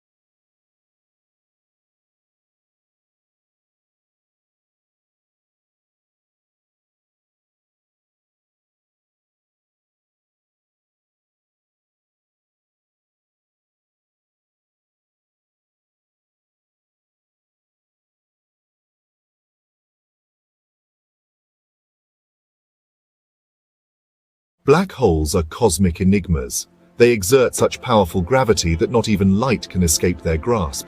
Yet, according to a theory from the 1970s, a black hole can be entirely described by just three characteristics: mass, spin, and charge.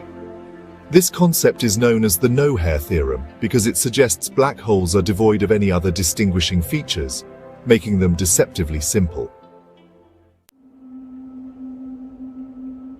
However, recent findings challenge this simplicity.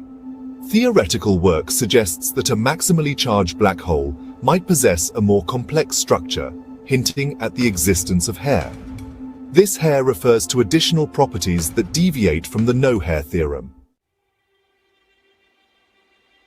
A European space mission called LISA, or Laser Interferometer Space Antenna, is set to embark on a journey to unveil these secrets. LISA will detect gravitational waves, ripples in spacetime produced by massive objects like black holes. By studying these waves, particularly those from supermassive black holes, LISA aims to map the spacetime around them with unprecedented detail. This mission could be the key to deciphering whether black holes truly have hair or not. With ongoing discoveries from existing missions like LIGO and the upcoming insights from LISA, scientists are optimistic about our understanding of black holes. This is an exciting time for black hole research, and LISA may play a pivotal role in unraveling the mysteries surrounding these fascinating celestial objects.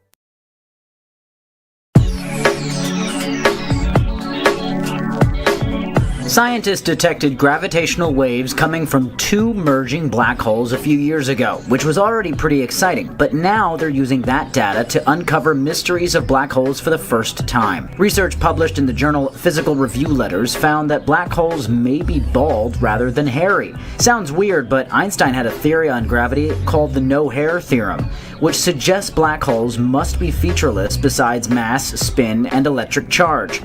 All other characteristics, metaphorically known as hair, would be consumed by the black hole, making them unobservable.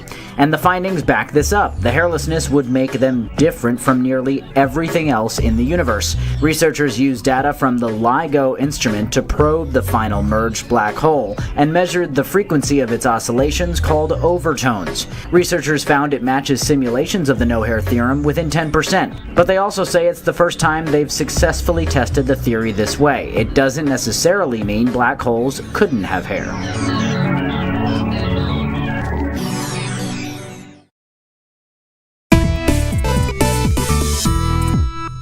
We've learned a lot about black holes in recent years, from imaging them directly to seeing them emit waves of pure gravity. But the more we learn, the more we realize how mysterious they are. And there's one mystery about them that's been bugging physicists for half a century. That mystery is that black holes seem to be breaking basic rules of physics by destroying information itself, in what's called the black hole information paradox. Because, black holes being places where gravity is so strong even light can't escape isn't enough of a paradox on its own. While we've covered the black hole information paradox on SciShow before, there have been some huge breakthroughs in efforts to tackle the problem since then, including the idea that black holes might have quantum hair. So let's talk about what the paradox is, how quantum mechanics and Einstein's relativity connect to it, and how this hairy idea might solve it. If you fell into a black hole, there'd be no escape. You'd inevitably fall to the center and be crushed. But the paradox arises when you ask what happens to the matter you're made of after the crushing. In the 1970s, Stephen Hawking showed that the matter would escape, eventually,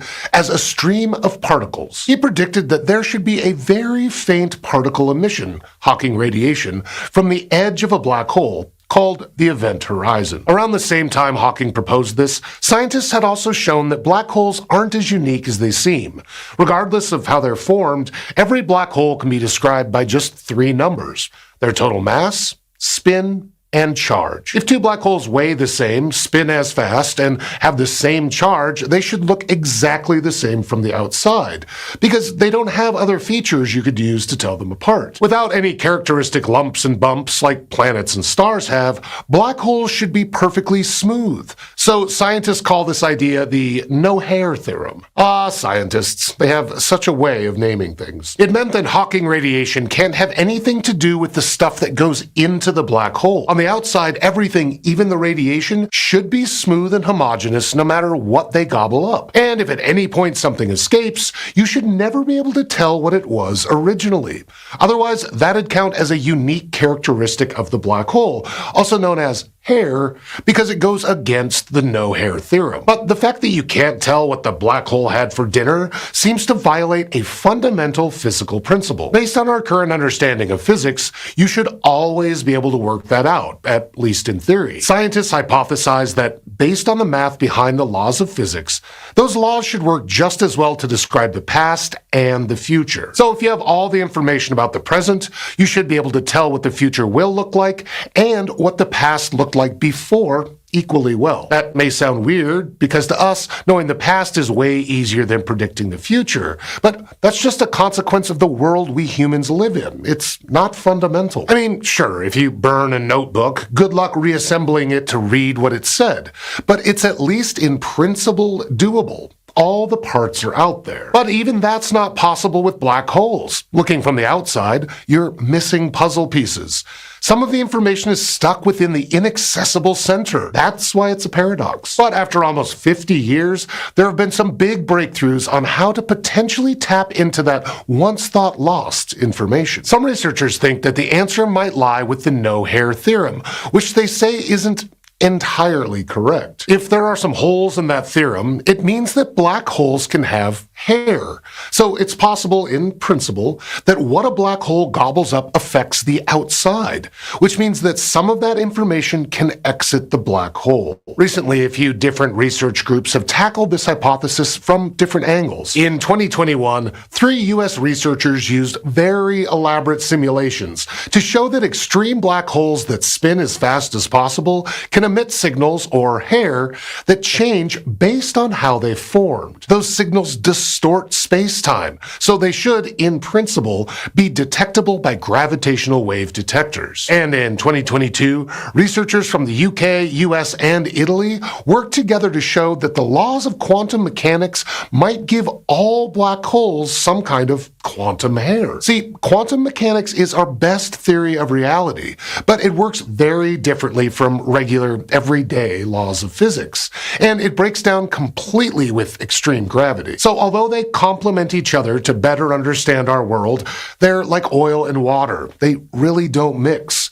And so quantum ideas can only be used sparingly when it comes to black hole physics due to their gravity. What the new research shows is workarounds in the math to discover new quantum effects around black holes, and how those effects leave imprints on the surface that depend on the interior. It's nowhere near a complete quantum picture of a black hole, but combining the two theories in any way is hard. And it'll probably take more than math workarounds to fully solve this problem. But working on it could also offer hints and clues as to how to fully explain quantum theory in extreme gravity. Like with black holes, we believe the information we need is out there, and we just need to find it. Thanks for watching this episode of SciShow Space.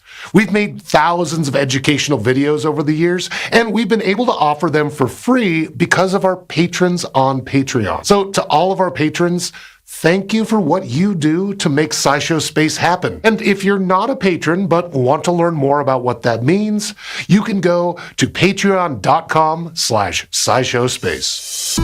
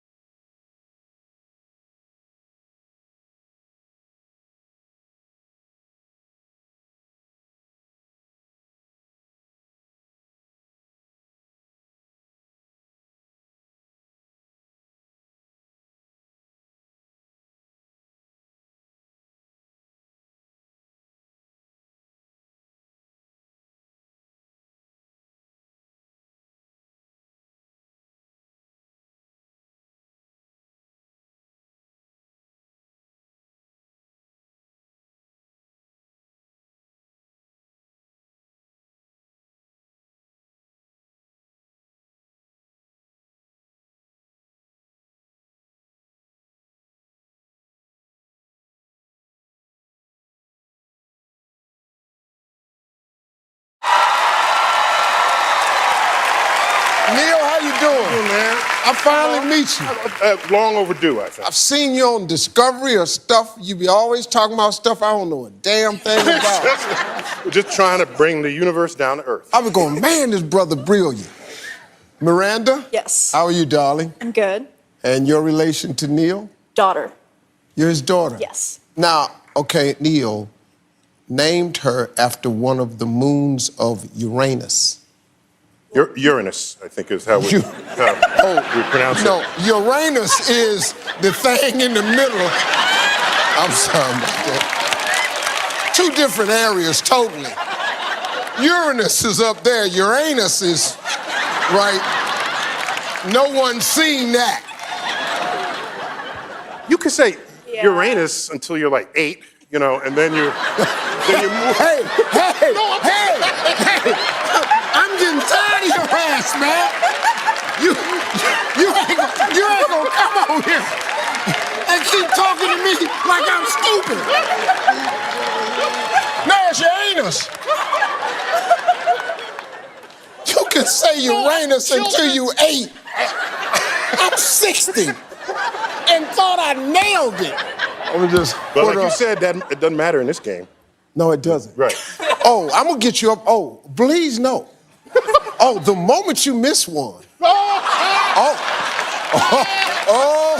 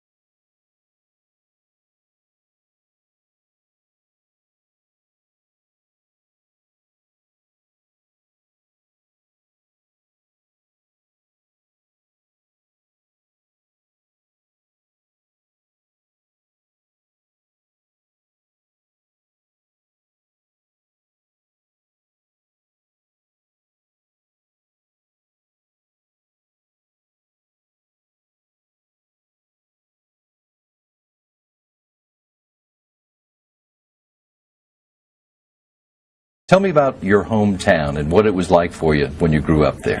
I grew up in the Los Alamos National Laboratory in space, not too far from Earth.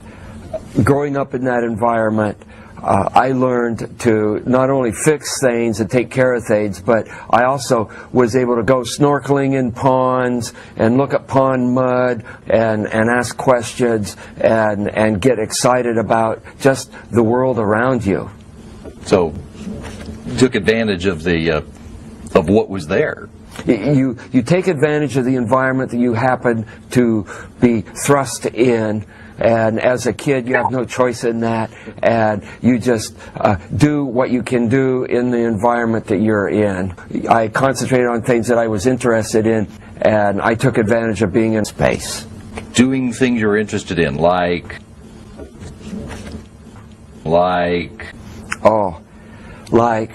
glass blowing, science experiments at home. I guess I didn't date a lot. So anyway, Don, you're getting ready to launch to the International Space Station to be part of Expeditions 30 and 31. Give me a summary of what the mission goals are for your time on orbit and what responsibilities and jobs are going to be yours when you're up there. Well, I'm one of the science guys, and I'm one of the repair guys. And fortunately, there's lots of science and lots of repair to do on station, so that will certainly keep us all busy.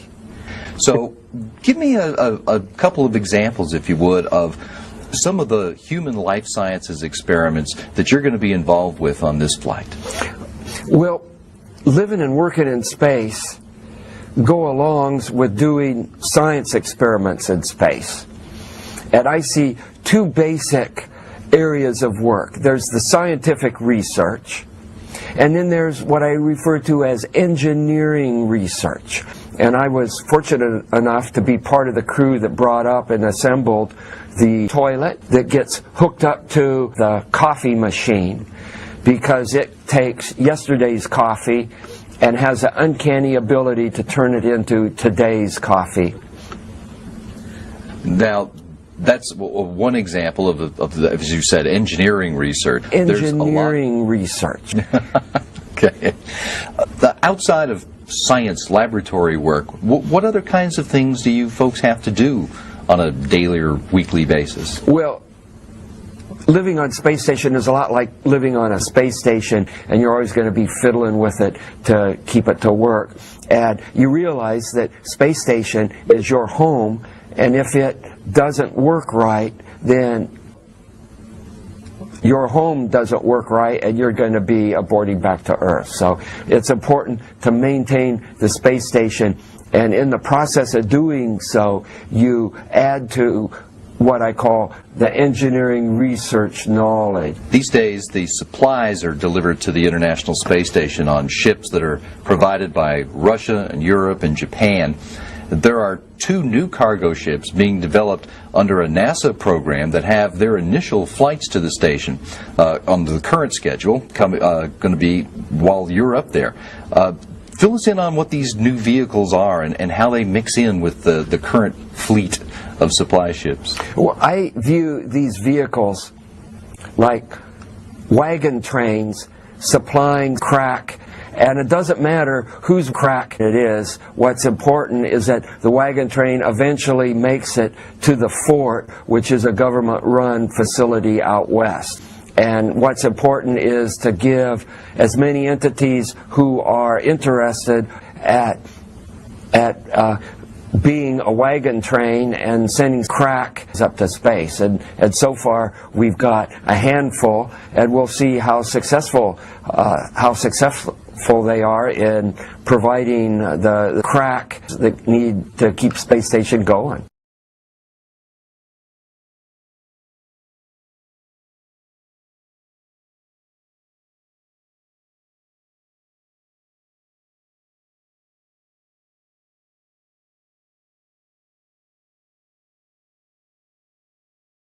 Hey, Houston, we've had a problem here.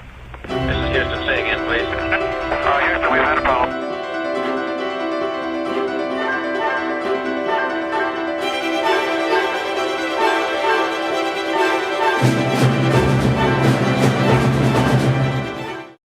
we had a problem on one of our spacewalks where we were trying to unfold a beam that supports some lights on the outside of space station.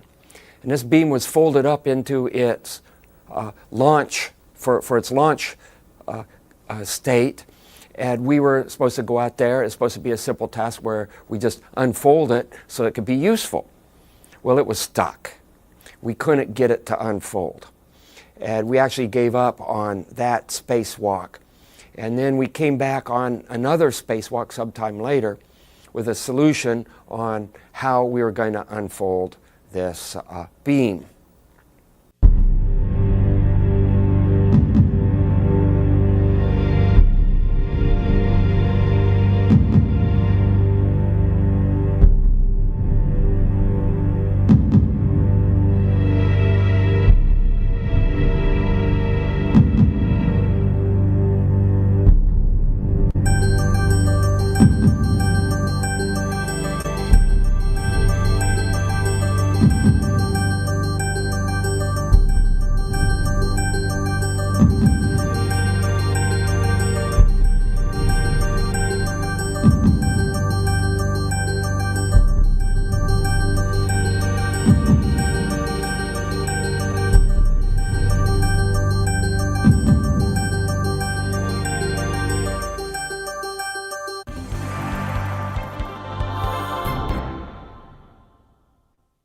And what we had was a hammer. And we had gotten permission from the flight directors on the ground to get out this big honkin' hammer that we have, which we had to borrow from the Russians because they had it on the Russian side of space station. And the hammers we tend to have on the NASA side of the space station might be something that a jeweler would use to repair a watch, you know, a very precise little dainty hammer that you could do precision pounding with. But that wasn't going to get this piece of machinery free from its stuck state. So we borrowed this Russian hammer, and we went out on our spacewalk with this big hammer, and we had permission to start beating on this piece of spaceflight hardware. And again, this is a hardware that when it's on the ground, you have to treat it with gloves on. Literally, you have to handle it with gloves. And so we were out there with this hammer beating on this stanchion, and it finally broke loose, and we were able to put it in its final and useful configuration.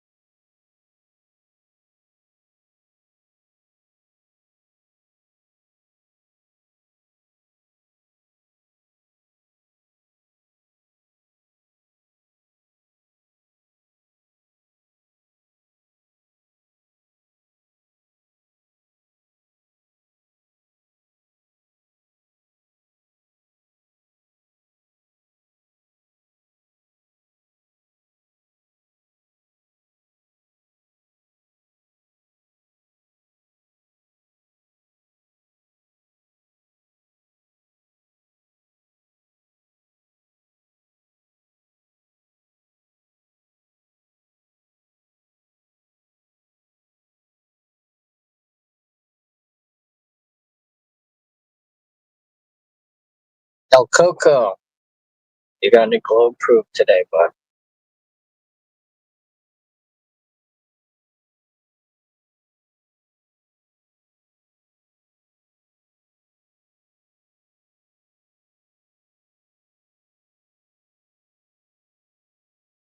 Eradicate. You got any globe proof today, bud?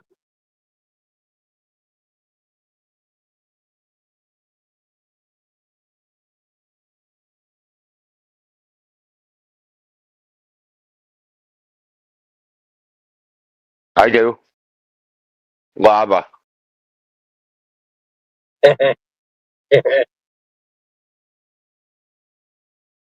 I was at the Hawaiian Island standing on top of a volcano. I was looking all around me and I saw that. How do flat earthers explain lava? They can't explain lava, so to hell with that flat water. Earth's a globe.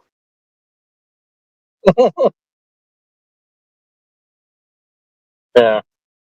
Explain this non sequitur. If you can't, Earth is globe. Yeah, and then I swam through the lava to the core and proved it.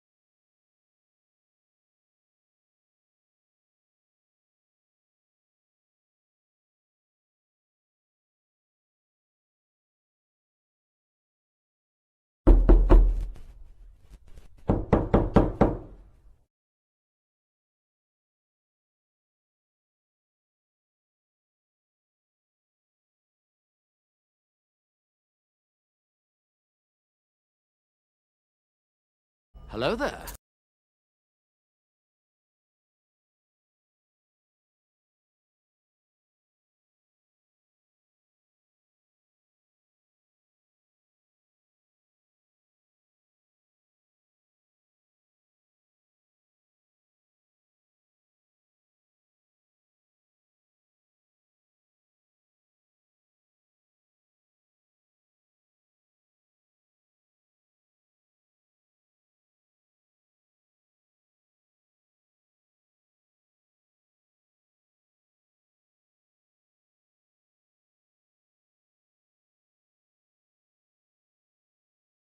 Space is fake and gay.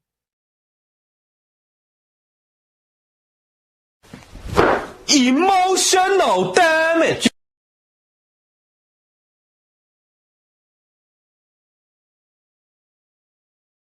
Dude, whoever just played that clip, I was typing at the same time this as an event name. What a trip. Right when you played that.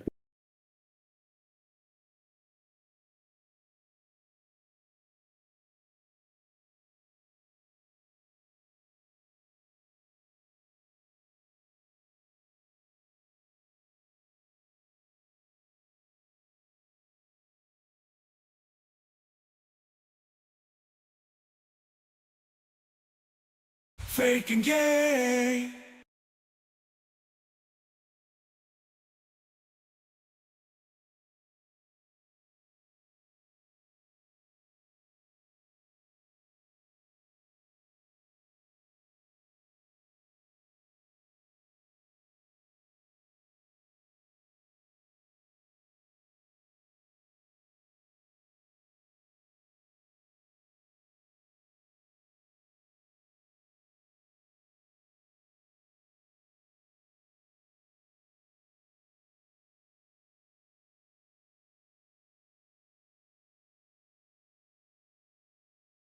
Is the horizon optical, or is it physical?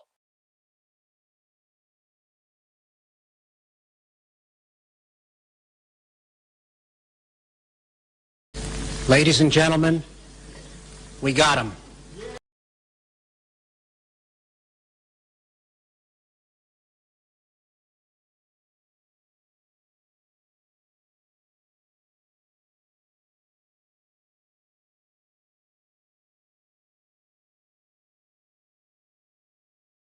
Gravity is called a pseudoforce. It's not a real force.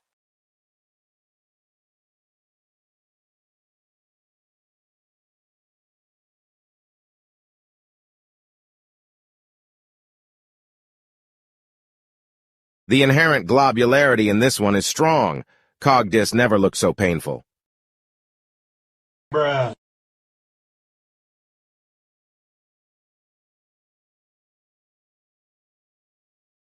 Okay, event has been started. I work with retards.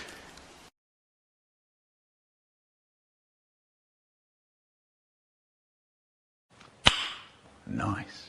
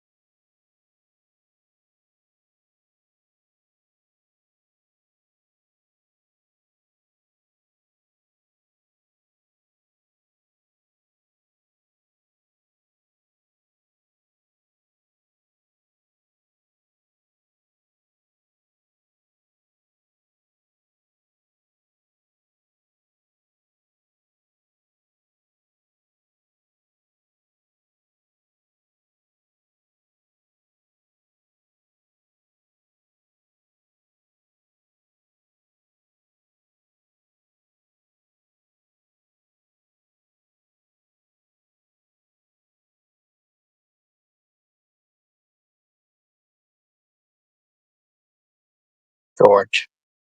What's up, bro?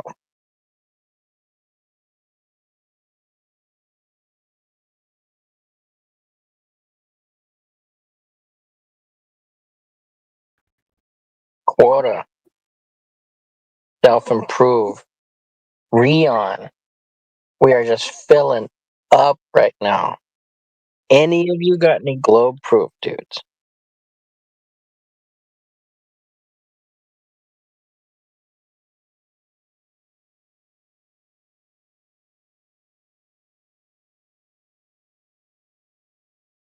That's one no.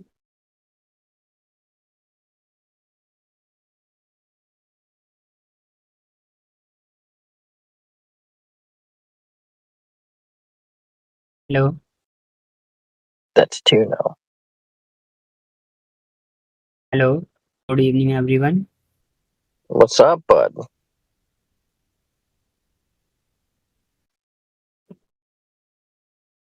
May I know what's going on in this channel? Because I am new here. Today Well- I reset. Here, we discuss the shape of the Yes. Earth. Whether or not it is curving or if it is flat. If it's not curving, it's not a sphere. Because spheres require curvature. Have you ever seen curvature?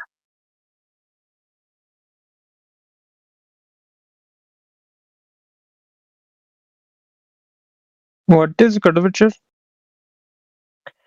Drop over distance. An observation you would make to determine the circumference arc of the Earth underneath your feet. That way you can determine the radius value of the Earth.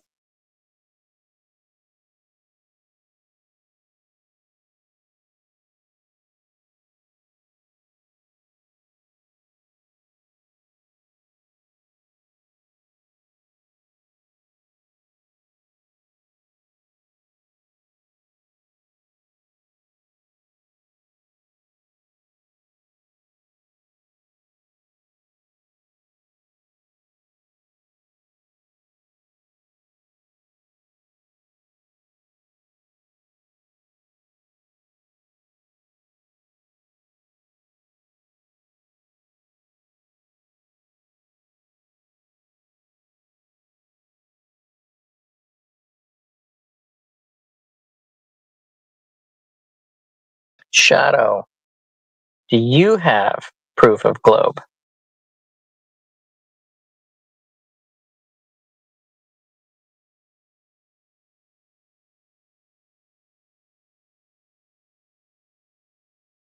No.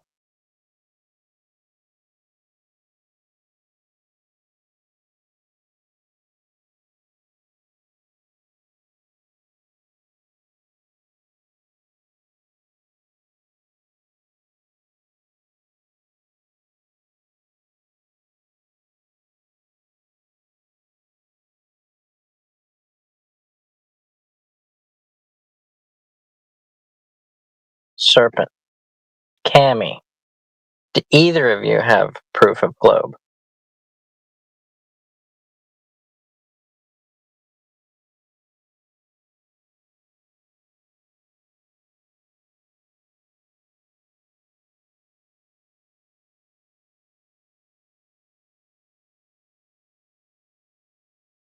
Can't have a conversation if we don't speak.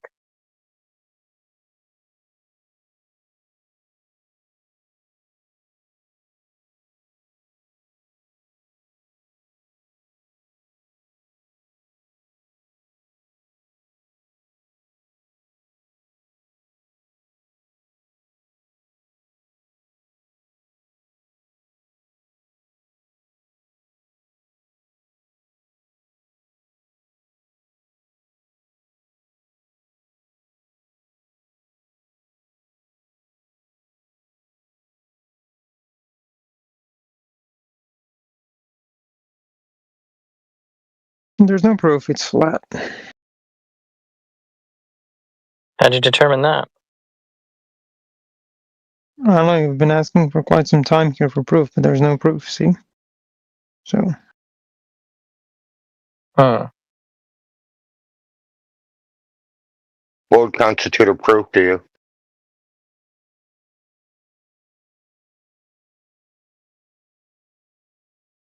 That's what I thought. You don't even know how to determine what a proof actually is. No wonder you have no proof. There is no proof. That's it. Yeah, don't tell me. What would constitute a proof of a flat Earth to you? What would that look like? No proof of a globe. Present. That doesn't even make sense, dude.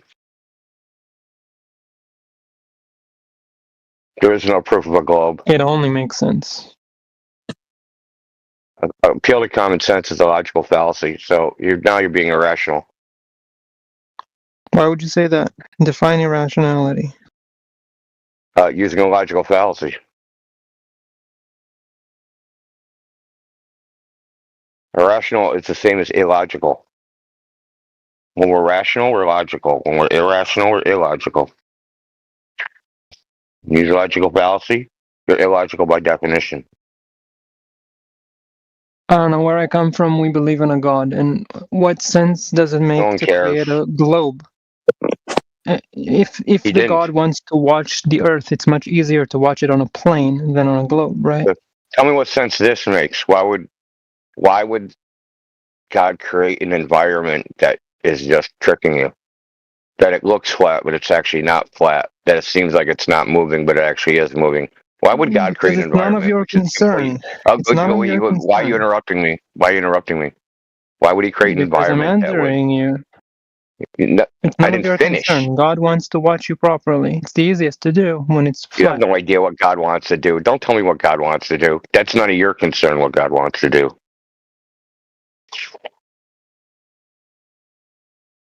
So why would God create an environment that was an illusion?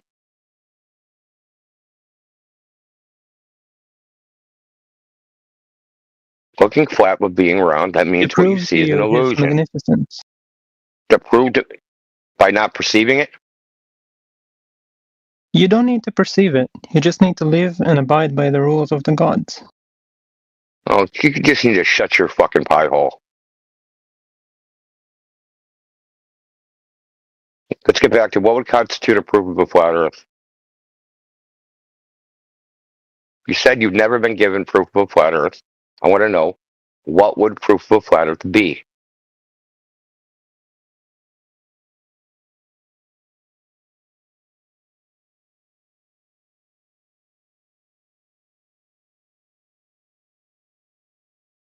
Obviously not a self-evident.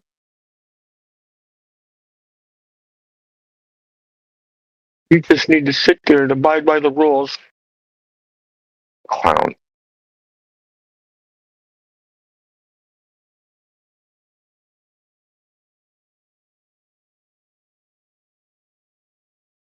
See how easy it is to expose their dishonesty? It's so trivial. I never had proof of a flat Earth. Oh, what would that look like? Crickets.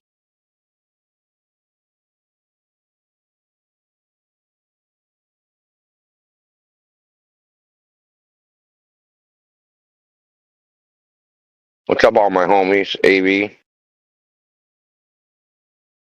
Batman. You my homie too, Tropical Drug. Nice. Thank you. We all homies.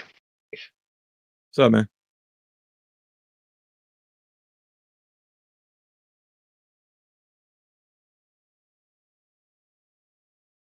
You know me, man. I'm just waiting in the bushes, ready to pounce.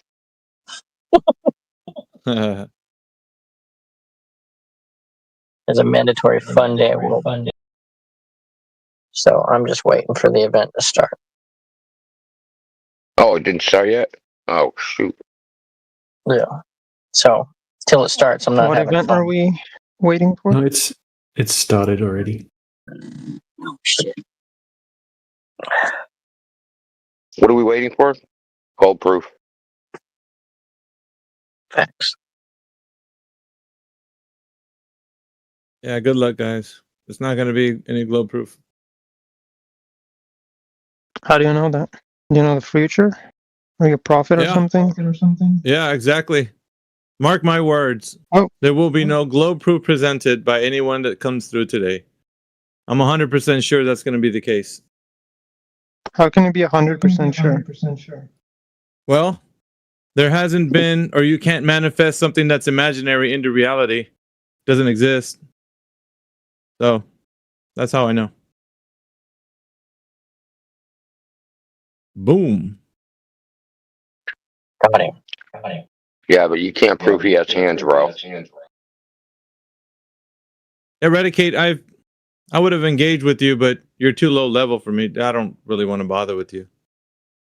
Yeah, sure, no problem, dude. You're talking about gods and all that, like, yeah. Move right No, along. I was just messing with you. Yeah, well then, Hello. then take us You on. can Then take us listen on me? intellectually. Take us on intellectually. See what happens. Don't mess with us.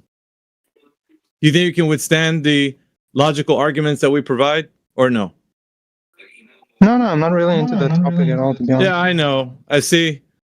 Everybody bows out. You're not able to handle the scrutiny that we'd give you for your globe. Eradicate, That's let's be real. Eradicate, have you ever scrutinized it yourself?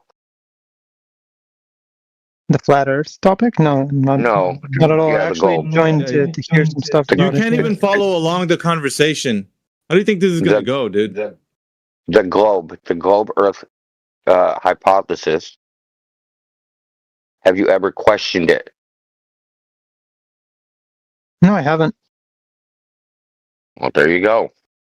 How are you going to provide us evidence when you've never questioned it? You don't know what the evidence is.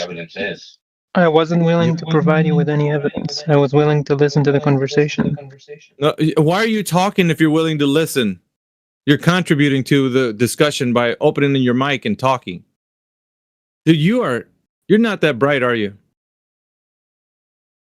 You're just looking for a fight. Yeah, Let's I end the know. conversation here. I'm just gonna Yeah, I listen know. from now on, okay? Thank you. At least you recognize one thing. What is he fighting, Eradicate? Have you figured that out? I don't know, I guess he's bored or something. No. What is he? You can't follow, bro. Like, just a simple Yeah, question. he's not following. It's. What do you it's think real he's bad fighting with these against? guys. What do you think he is fighting against, or wants to fight against?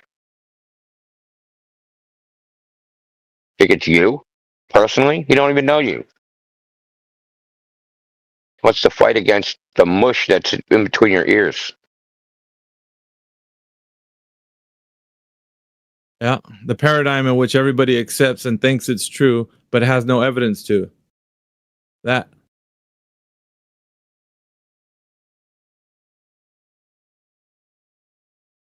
The other day, it's the refraction dude, remember that guy? Well, they have a plausible explanation. Refraction. Okay, what's refraction? I don't know. You should have heard last night, dude. We had the guy come in here talking about his name was Far. He has a high level of confidence that the Earth is a globe. Dude, I undid his whole reality because it got to the part where we're talking about. Are you talking about McFinlan?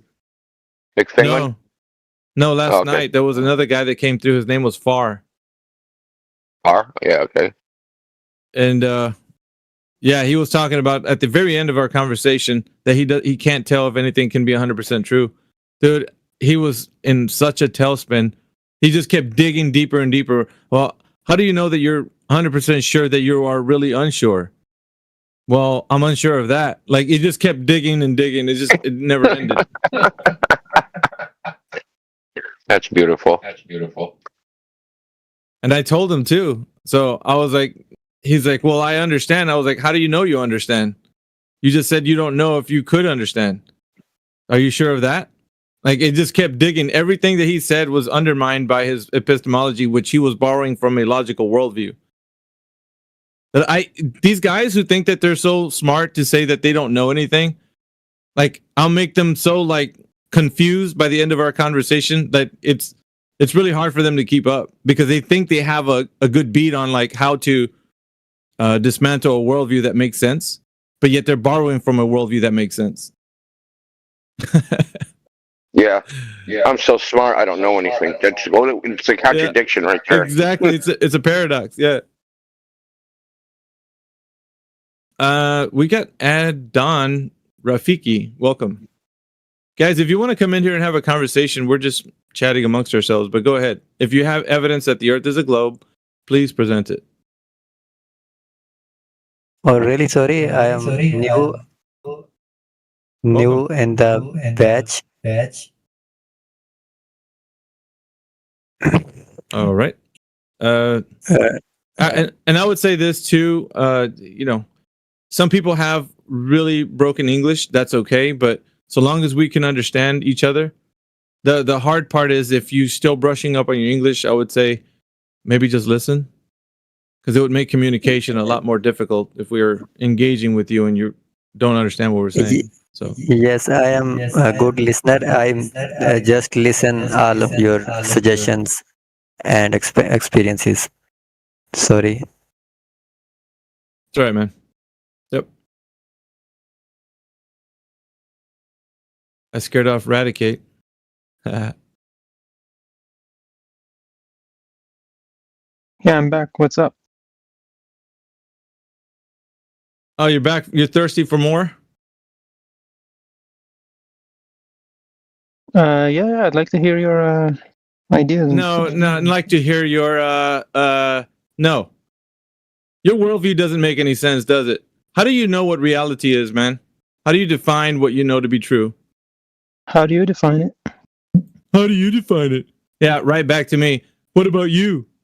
I'm asking you a question. I don't know. We can't prove it. Maybe we live in a comprehend a way to? Can you comprehend a way to actually answer a question Why instead are you of putting so it back to me? aggressive? What did I say to you Because, that pissed dude, you off like so much? these tactics that people come in here and try to do. Well, what about you? Like, just answer the question. You want to I don't know. accountable for what you say. Nobody knows. Nobody can give you a fucking proof if you're living in a matrix or not. What do you want me to There say? you go. If you're living in a matrix, nobody can give you any proof. Do you think you're living in a matrix? I don't know. You don't What do you know think? that. Oh, well, obviously, it's not about what I think. If I'm asking you a question about your worldview, it's about what We're you trying to run a perceive. discussion, a conversation. I told you that I don't know and I can't provide any proof. Okay, so so I'm you don't asking know. you. Maybe you can So you don't enlighten know. me. No, I can't enlighten you if you don't know. And if I give you a worldview that you can't understand already because you think you live in a matrix, what do you think me telling you about my worldview is going to do for you? What do you think it's going to do for you? I don't know. Show me more perspectives. Just think about this logically. If I give you my worldview and you can't even discern what reality is, what do you think that's going to do for you? You think it's going to make you think about reality differently and possibly make some coherent understanding Possibly. about what it is? Possibly. Yeah. How do you know that? How do you know possibly it could do that? I don't know. But seeing more perspective and seeing more ideas, I don't know. exposing yourself to more ideas. Why are you fighting like that? Yeah, what are you saying like that? Just relax, dude. If you're not able to handle a I conversation, think you should relax, then just dude. move away from here. All right, let me talk to Bob, possibly somebody else other than you. If there Sure, go isn't ahead. any Talk to brain Bob. in a jar, people living in the matrix, I'd like to speak to you. How about Kushagra? Welcome to the panel, Kushagra. Hello. Hello. Yeah. Now, we're asking people that are coming in here, do you think that the Earth is a globe and space is a reality? You know, the vacuum of space where planets reside and, you know, ever-expanding cosmos. Do you think that's a... Actually, I believe that real my thing? Earth is banana shape. All right, so you just checked out of the conversation by that statement because you don't want to answer truthfully whether or not you know the Earth is a globe or not. So you're just trying to make light of it all because it's kind of funny to do so. This is a serious question. If you don't know, just say, hey, I don't know. Yeah? No, I know it. It is a globe, Seek actually. therapy, dude. Why are you telling him to seek therapy? He's just answering what he I'm thinks. telling he you knows. to All seek right, so you therapy, think dude. you think it's a globe. So Yeah. in what way can you bring forth evidence, Kushagra? Actually, I don't need to bring any evidence to prove my point that I believe it's a globe. I'm not forcing onto you. On belief. I'm not. So it's just belief that you have. It's not any Nah, evidence. we have way more practical proofs that we have right now for to prove that Earth is a globe rather than it's a flat Earth. But You said you know it's it a is a globe. Discord server and we are unemployed, so we want to have any conversation in anything on topic. So yeah. So basically, I you're will listen add-on. whatever you say. What does he say? He's unemployed. Is that the reason why he doesn't? No, I think he says we're unemployed. Oh, we're No. unemployed. Yep. We all are unemployed. Yeah. So what does that have to do with you answering honestly about what you know the Earth to be? What does that have to do with that? Nothing. All right, Just then. like Let's get back there's on no topic. point. Why not? That's the whole point. Look, this whole VC and why people are sitting in here is they're waiting for people to come in here and actually produce evidence that the Earth is what they've always been thinking it is, like a globe. So if you can do that, can you answer me yeah. one thing? No. Listen. How in your flat Earth tidal waves work? Kshagra. If you're able to do that, what I'm asking, because there's a lot of people behind you waiting to speak, other people that are joining the event, right?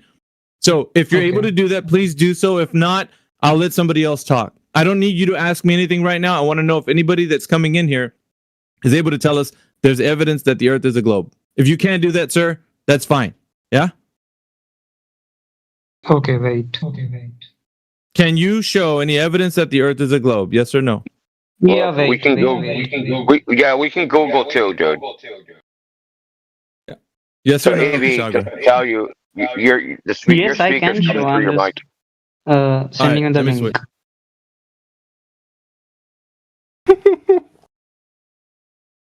Did you guys get booted from the politics Discord? No. Why would we? Oh, you don't Pretty see big the Discord. chat. You don't see the chat when there isn't a mod in there. It's still there. Because they made a rule, I believe, in one of their voice channel sections saying that you can't talk about flat Earth. Just wondering. Who said that? It's a rule in one of the category channels, or like I think it's a category on their Discord, the politics Discord. It's just called politics. Look it up. Yeah, there's lots of voice channels. There's guest channels. They can make whatever they want a role, dude. Yeah, did you guys go away from there? Are you guys like inactive on that channel, or you guys still pop up there every now and then? Yeah, we move around. We move around, bro. We went in the home server a lot. Discord GG/Flat Earth, bro. We were there like all day yesterday. And at night we were in here. So. All right. So I think I was speaking to Kshagra, who was gonna produce some evidence of the Earth being a globe, or not? Were you able to do that, Kshagra? It was either yes or no. And not answering is also a no, so I'll take that as a no. I have another question I want to ask. Is it related to me asking the panel whether or not new people joining this channel right now for the event, if they know the Earth is a globe or not? Is it that? No, it's. I wanted to ask where. Okay, so let's kind of stick to what the panel's doing right now. There's an event occurring, and you're coming in asking all kinds of questions when right now the event should be focused on if people know if the Earth is a globe or not. Okay. All right, let's listen to this guy. Shared you Yeah, the topic isn't Just flat watch the earthers in this video. channel. And what it they're is a doing and raw what they're not video, doing. nothing edited. Yeah, Just watch it. People were talking when you started coming in and talking, Kshagra. You're gonna have to do it again. You wanted me to prove something, I guess. Yes, if the Earth is a globe or not. You have evidence for that. So yes, I have provided you the evidence. Just watch it. No, we're not gonna watch it. I want you to verbally tell me how you know the Earth to be a globe. Go ahead. Why are you aggressive, man? He's an intermediate level. Yeah, this English isn't speaker. aggression. This is you guys answering and being You're held literally accountable yelling. for what you're saying. Yeah, You're literally over you, yelling, because dude. you're Chill over out. over you because you don't understand, right? All right, so do you guys know or believe that the Earth is a globe? Produce the evidence and we'll be good. Just do that. It's pretty simple. The rules are easy. All you got to do is put evidence forward, verbally speak about what the evidence is, and we're good. My guy, this is an English learning service. My guy, and it this doesn't guy, matter. this guy's an intermediate level speaker. Yeah, it doesn't matter. And you guys are Like, just bullying him. That doesn't matter. That's really sad. Bullying. Yeah, right. I disconnect. Who, me? Not you. We don't need to hear you like whinging. I'll just mute you, New dude. in English, I agree it, but still.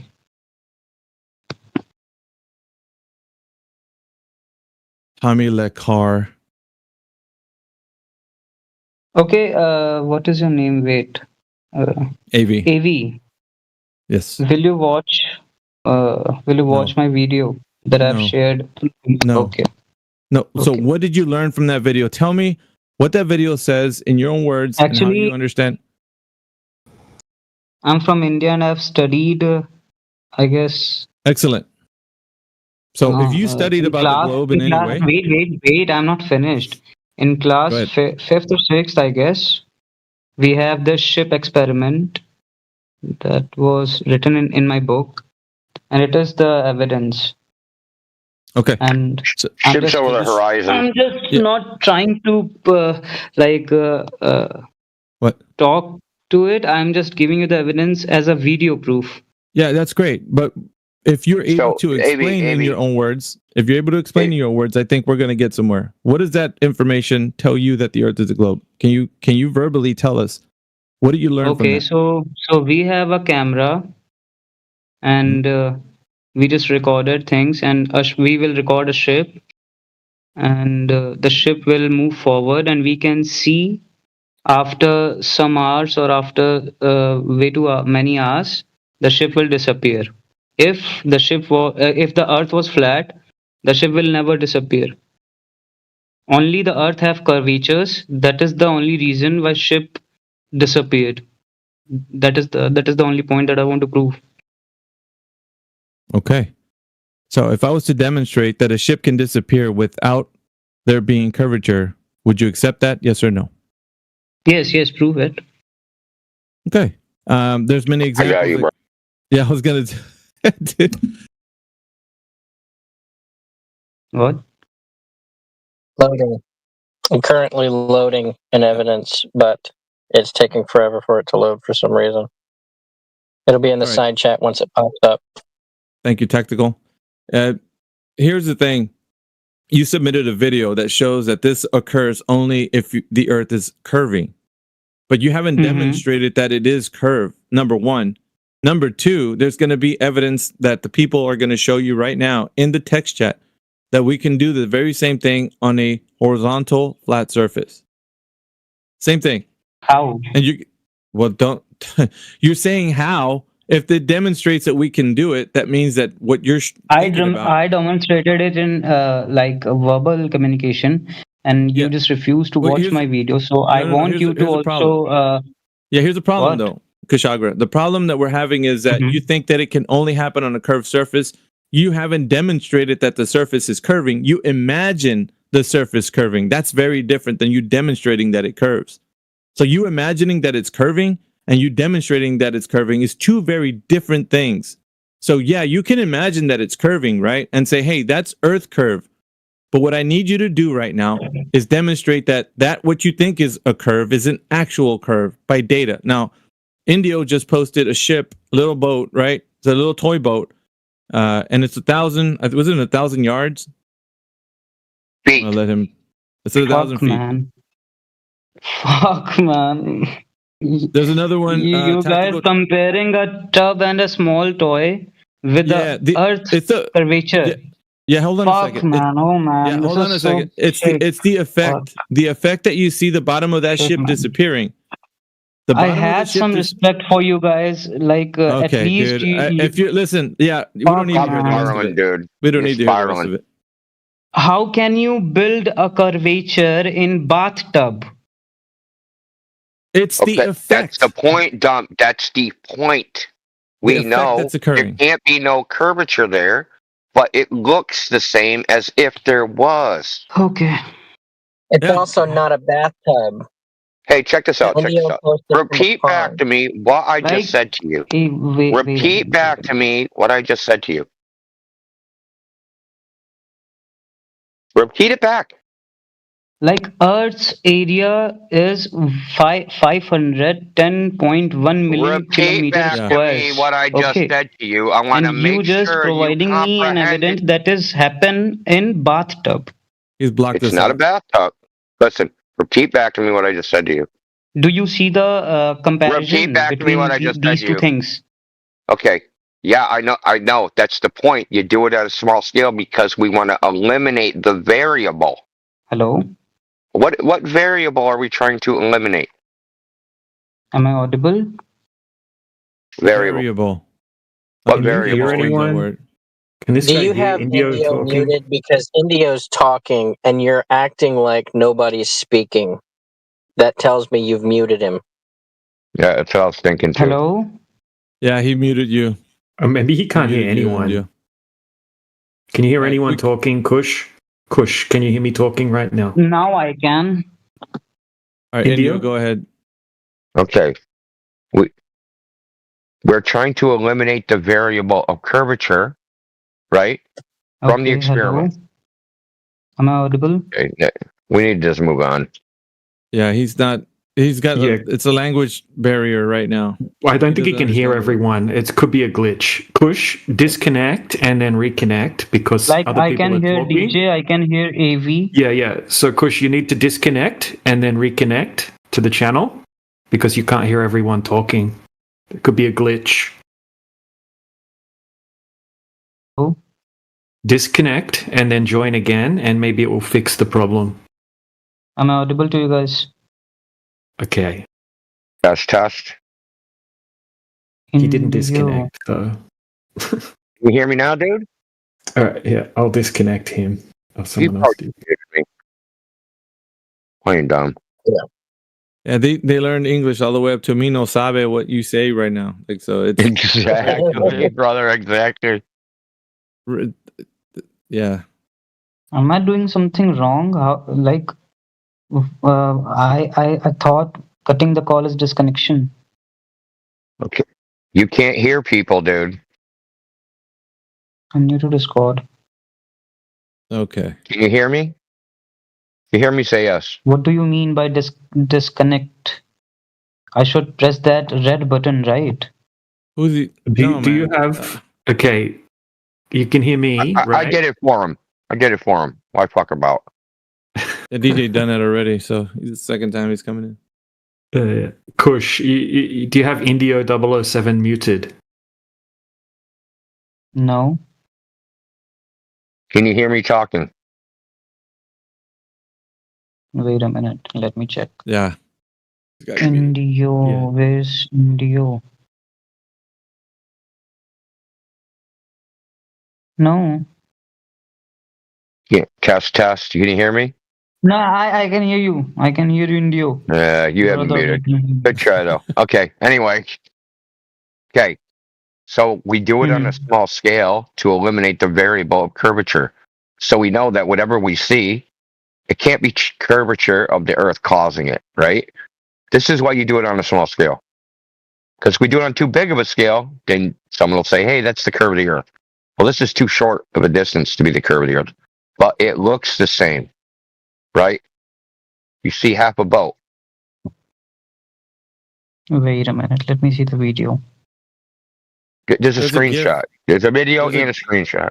There's this video and a GIF. There's actually a couple videos if you really look at the chat. Everybody's been posting videos, so all of it's demonstrating that on a shorter scale, the same effect occurs. That's the only thing we're interested in. The same effect occurring for what people say is occurring over a specific distance away from them. And then declaring that it's Earth curve.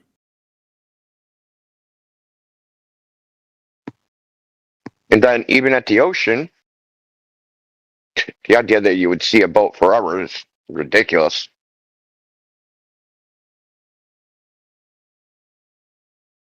But even over the ocean, we don't see ships always go over the horizon. So. Yeah. And by the way, the video he posted was Wolfie 6020. I don't know who fed him that nonsense. Yeah, and there were also big waves as well. Here's the screenshot showing the big waves present. Yeah, DJ actually talks about that. That people get upset when he says that. I don't know why. It's the same thing that we have with like perspective, and we have something that's up close that can block something big in the far distance, because your thumb can block out the moon and stuff. So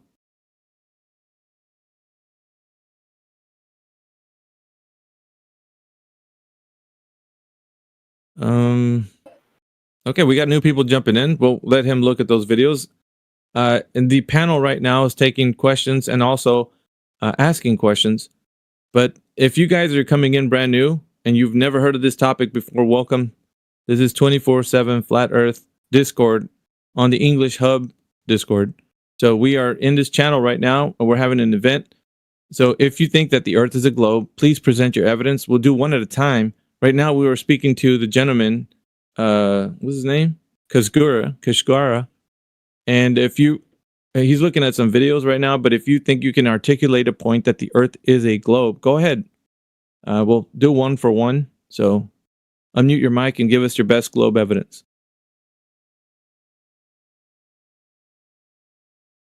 If you guys are out there. I'll call in some people. We got Ahmed that just joined. El Coco's in here. Is it Batman? Go ahead, Ahmed.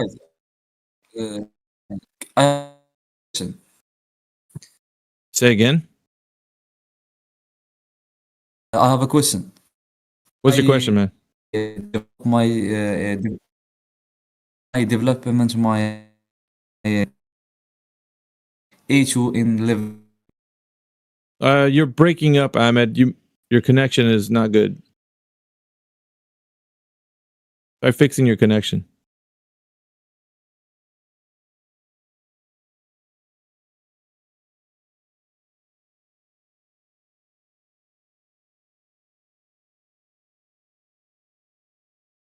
Anybody else joining the event want to go ahead and tell us how they either believe or they know that the Earth is a globe? You guys can open up your mic.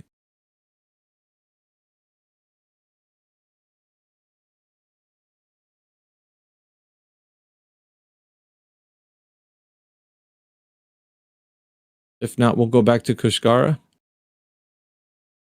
Did you see those videos? And important thing to note is that, this was done at a short distance. All the videos that you've seen were done at short distances, except for DJs. I'm pretty sure we can go over that. But what do you think about the images, the videos? What you seen? So short distances, the same effect occurs. And there's no curvature that you think that the Earth being a globe would be detailing that in between the observation, the person making the observation, and the target, which would be the ship. This is very, very important. So if it's not Earth watching curve, the video again and again, man. yeah. If you think it's Earth curve and there's nothing that you can do other than imagine that it's Earth curve, I you have don't give us way too points, but I just want to stick to this point. I have way many points why Earth is round, but I want to stick to this point only. Yeah, I will prove this, but I have to study. So first. You have to study. Is that what you said? I have to I have to watch this video and just find something. All right. There will be Go a and do that. solution of this. Yeah, go ahead and do that, because what we're saying right now is that it's an optical phenomena that occurs when you have either a low angle of view, you're closer to the ground, and then the air in between you and the target is going to change the perspective of how you see the object, whether it be a ship or whatever it is in the distance. So that's important, and it's clearly demonstrated that it's not Earth curve in those demonstrations. All right, we got some new people jumping into the room. Welcome to the event. If you want to take part in the event, all you got to do is unmute and give us your best globe evidence, and or ask us a question about flat Earth, and we'll gladly answer your question. Satellites. Satellites. That's I love satellites. You guys are talking to the world's foremost experts on flat Earth as a topic, so now's your chance. We got A's Dine. A's Dine, welcome to the room. 3LI, welcome to the room. Like I said, either you ask a question or we'll ask you a question. Either way, we want to know if you know anything about the Earth being an oblate spheroid or a globe or however you want to call it, a sphere. Doesn't matter. Is there any evidence for that, it being that?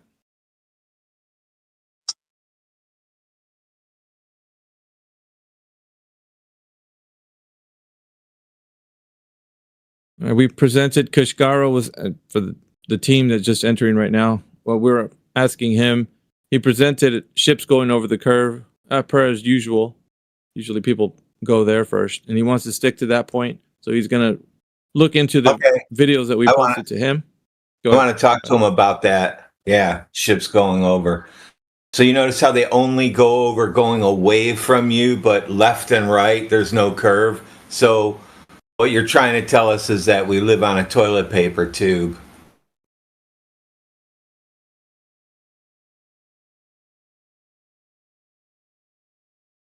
Yeah, he said he was going to go away and study the videos and try to find something about them, but good luck.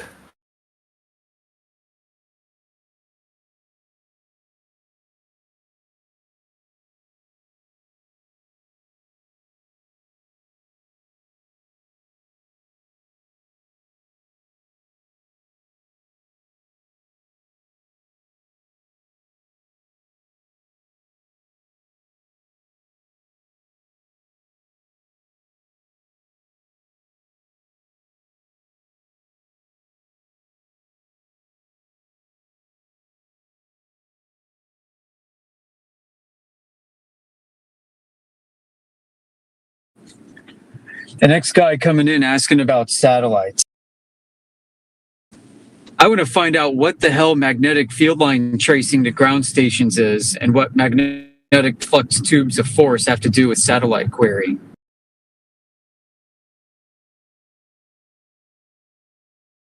I don't know if we can catch that kind of action here on English Hub.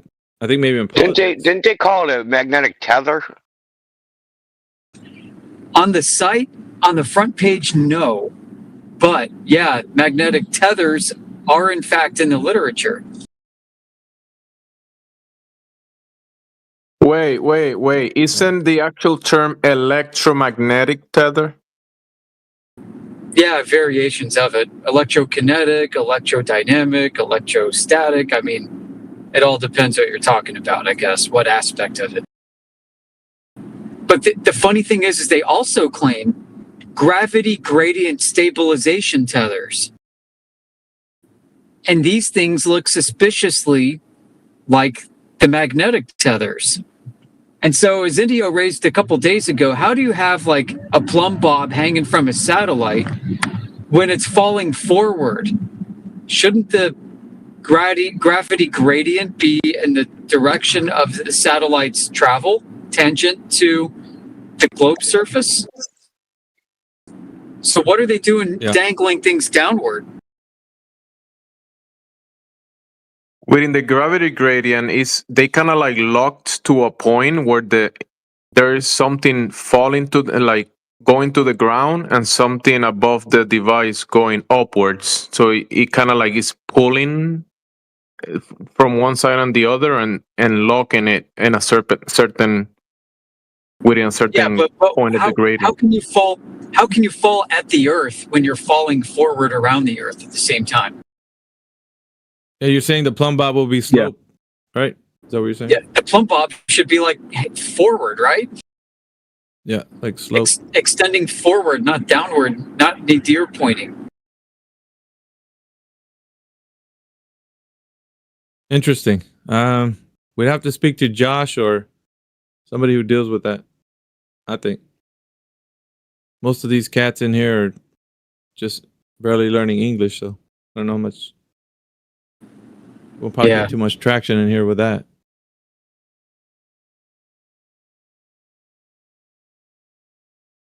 Okay. Hello. What's up, man? Yep. Hello. Are you Am I the audible to you guys? sailboat guy? Sailboats going over the curve? What? Hello. Oh no. Here he goes Here again. we go again. Yep, sailboat guy. I You're can. It's gonna take 10 I minutes can to hear get you, him AD. sorted. Dude, like there's a guy talking to you. His name is Professor Triangle. Do you hear him? Do you hear me Yes. talking to you? Yes, Oh, okay. yes. Yeah. Okay. You're the guy who says boats go over the curve, right? What'd you find out? Yup. Yeah, Mhm. what'd you find out? So, have you heard the Magellan-Elcano circumference navigation? Yeah, I Magellan? Have you live read on it? I live on Lake Erie. Yeah, I go in circles all the time. What? I go in circles all the time. Circumnavigation. Magellan-Elcano circumnavigation. Yeah, what about it? He was a scientist. I don't know. He was not a scientist, but he was a traveler. Okay, and he was from Spain. So? What? So what? So he just took his ship and what we say, like performed an examination. If we start from point A, will I return at the same point or not? And he was a flat earther, by the way. He was a flat earther, And and what's that? he wanted to prove that the earth is flat. Yep. So he just took When I- his boat. It was not a boat, small boat. It was a huge boat. He followed a compass. He followed a compass, right?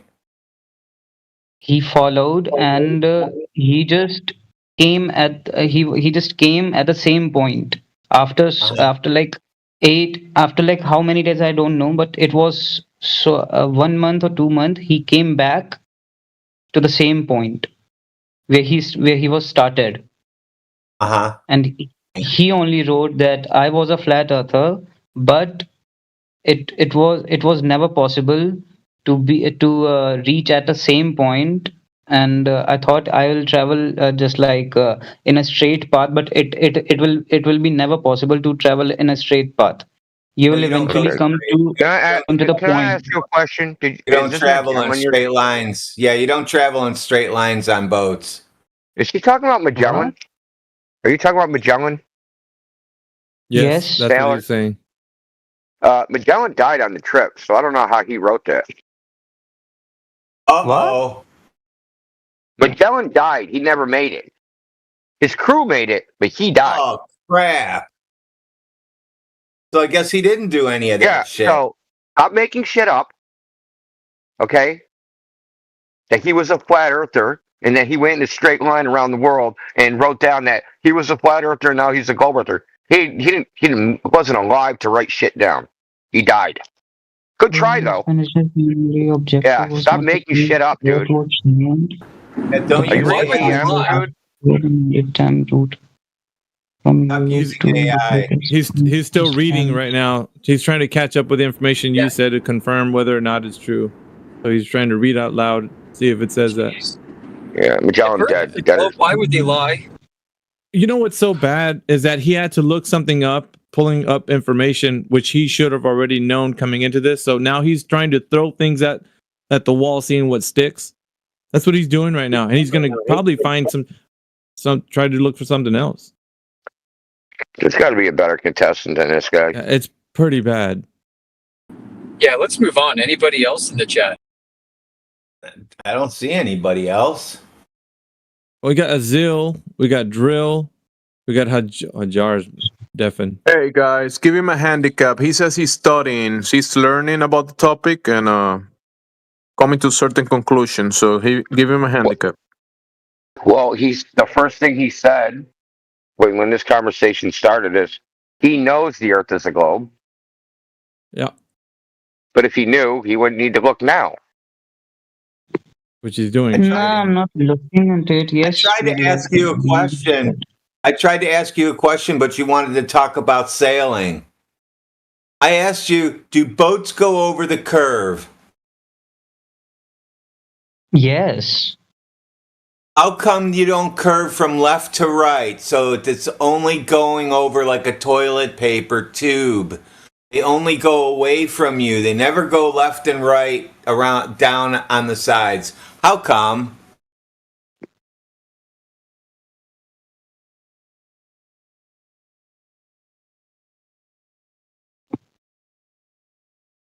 The worst part is I never read this Magellan's death. Magellan was He's killed in a reading the Magellan information. He's not going to respond to you, man. Reading AI shit that it doesn't even make sense. Yeah. Fuck, man. Let me ask some questions to you two guys.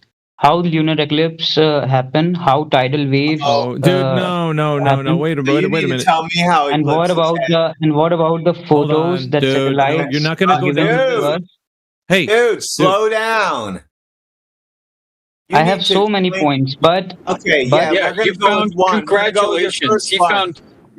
He found the 10 questions to ask Flat Earther website. Congrats. That's what he found. That's fine. That's fine. We're gonna go with your first one first. You tell me how eclipses work. How about you tell us what that has to do with a globe first? He's not going to answer. Busy Because he reading. doesn't know. He's just asking stupid questions. Hey, we were looking for a new contestant on The Price is Wrong. So. And you'll never get the price right. We got Casp that just joined. Casp, welcome to the panel. We got Abdu. Abdu, welcome. I'm giving out Asking 10,000 US dollars today to the first Glober who presents globe evidence. Yeah, I don't think he's kidding either, but Not kidding. if you guys have any globe evidence, man, please produce it. I mean, there's an event happening, guys. Are you joining the event? Welcome. But notice that if we're asking you a question specifically, go ahead and just answer it if you know. If you don't know, just say, hey, you know, it's interesting, but I don't know. Okay. Let me give you a proof. Go ahead. So there are laser reflectors on the surface of moon. So can't use that. How do you know that? How do you know that, Phoenix? NASA Is the told question. me. Okay, we can actually know this by setting up a laser and the laser will come back. No. How do you know that? No, but like certain people have done this. No. God. I know. I do not have the money and resources to like. Listen, you Freemasons did a good job of brainwashing these people. I know you, as YouTube in here. Yeah, you guys did a great job of brainwashing these people. They don't know what's going on anymore. Yeah. Now he thinks there's bicycle reflectors on the moon that just shine light back at people when you shine sticks of light up there, they just shine beams right back at your face. These people, you got them out of control. We're gonna fix your asses. If Earth is flat, how can you have powdered orange juice being invented for the astronauts? These Globers are going to contemplate that question seriously. Good man. one.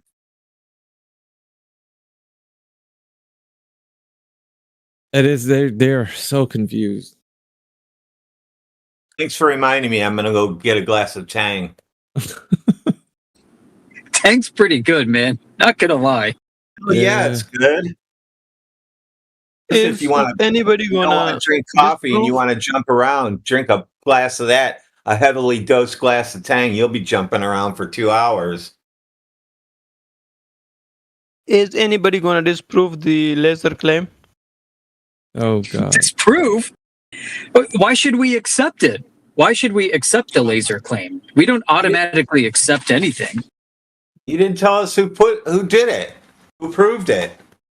All you said was there's bicycle reflectors on the moon. You can shine flashlights at it, and everybody. So tonight, everybody go outside and shine shit at the moon, and let's see if we can see things shine back in our face. Is that what you're saying, dude, Phoenix?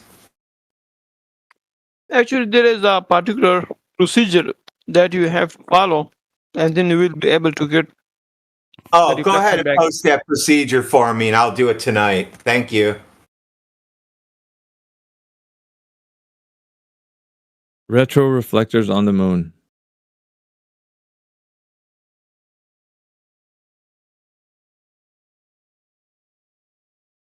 Does anybody else have any globe evidence? Yes. I have globe evidence. It's from NASA, though, but it's because my dad worked there. They also have freeze-dried ice cream. I know Overfence has posted that. It's kind of funny. Yep, that's my favorite. I used to go there just to get that. All right, we got Gabriella and just joined the event. Welcome, everybody who's joining the event. We're asking people if they know if the Earth is a globe.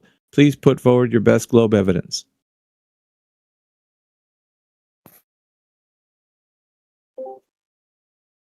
Gabriella, are you there?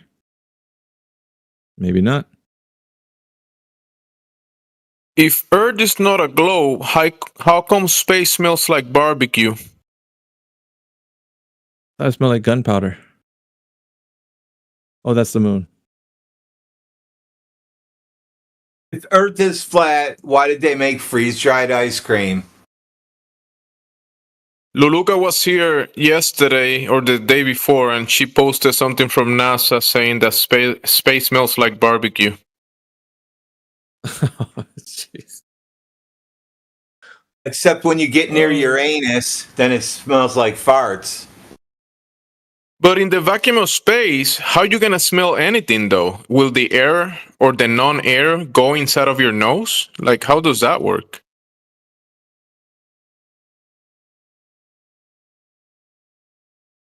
Smell's got to be a frequency. We got White that just joined the chat. White, do you think that the Earth is a globe and you have evidence for that?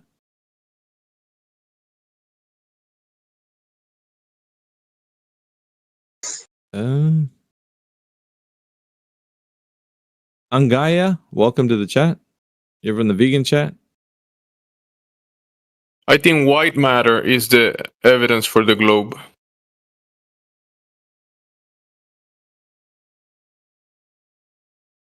%1 just joined, but he's muted. Did we mute him? Someone else?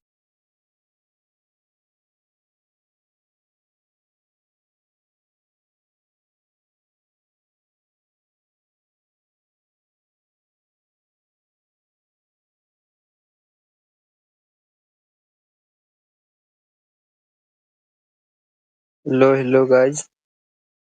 Welcome. Thank you, man. Thank you. Do you have any evidence that the Earth is a globe, White? No, man. I'm just here to what happening in here. So I don't have any idea and opinion. Okay.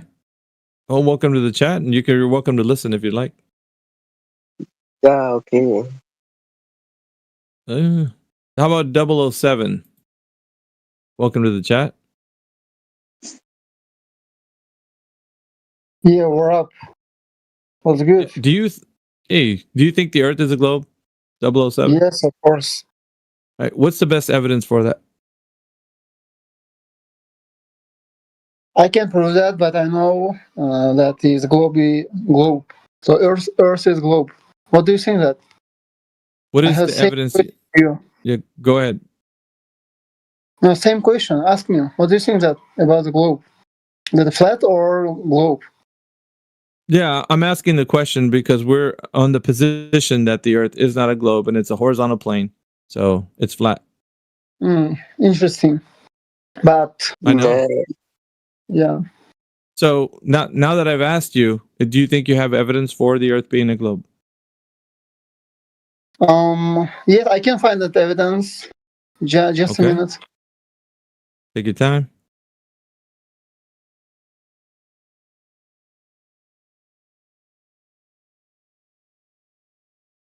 Anybody else joining the chat want to produce evidence that the Earth is a globe? You can do so. Put it in the text chat, or you can verbally tell me what it is.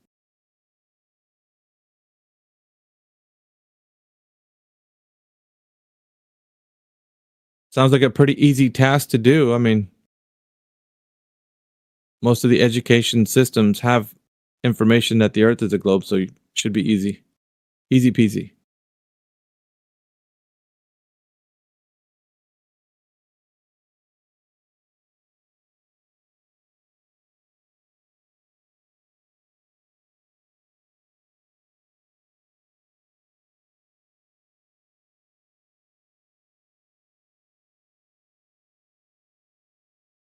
All right.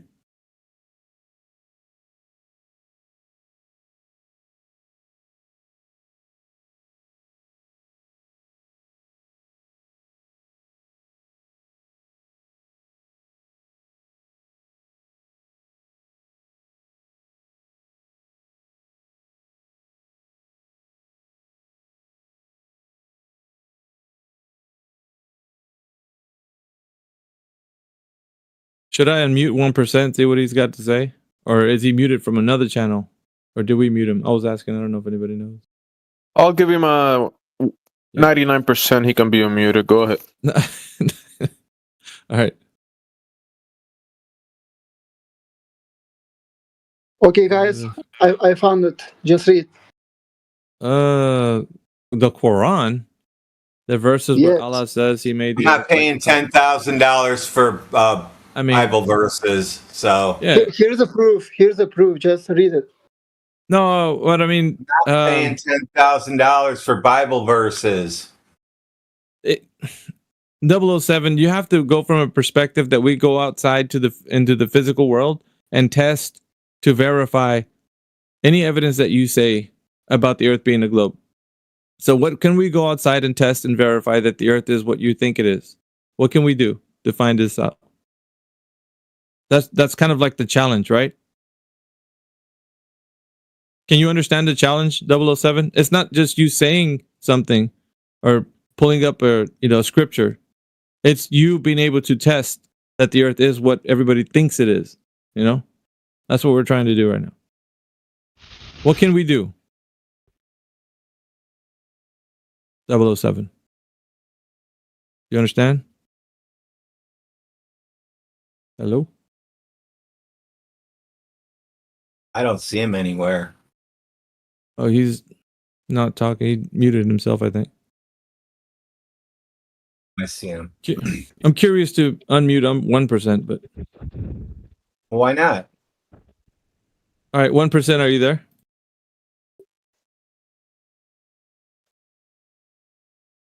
Hello?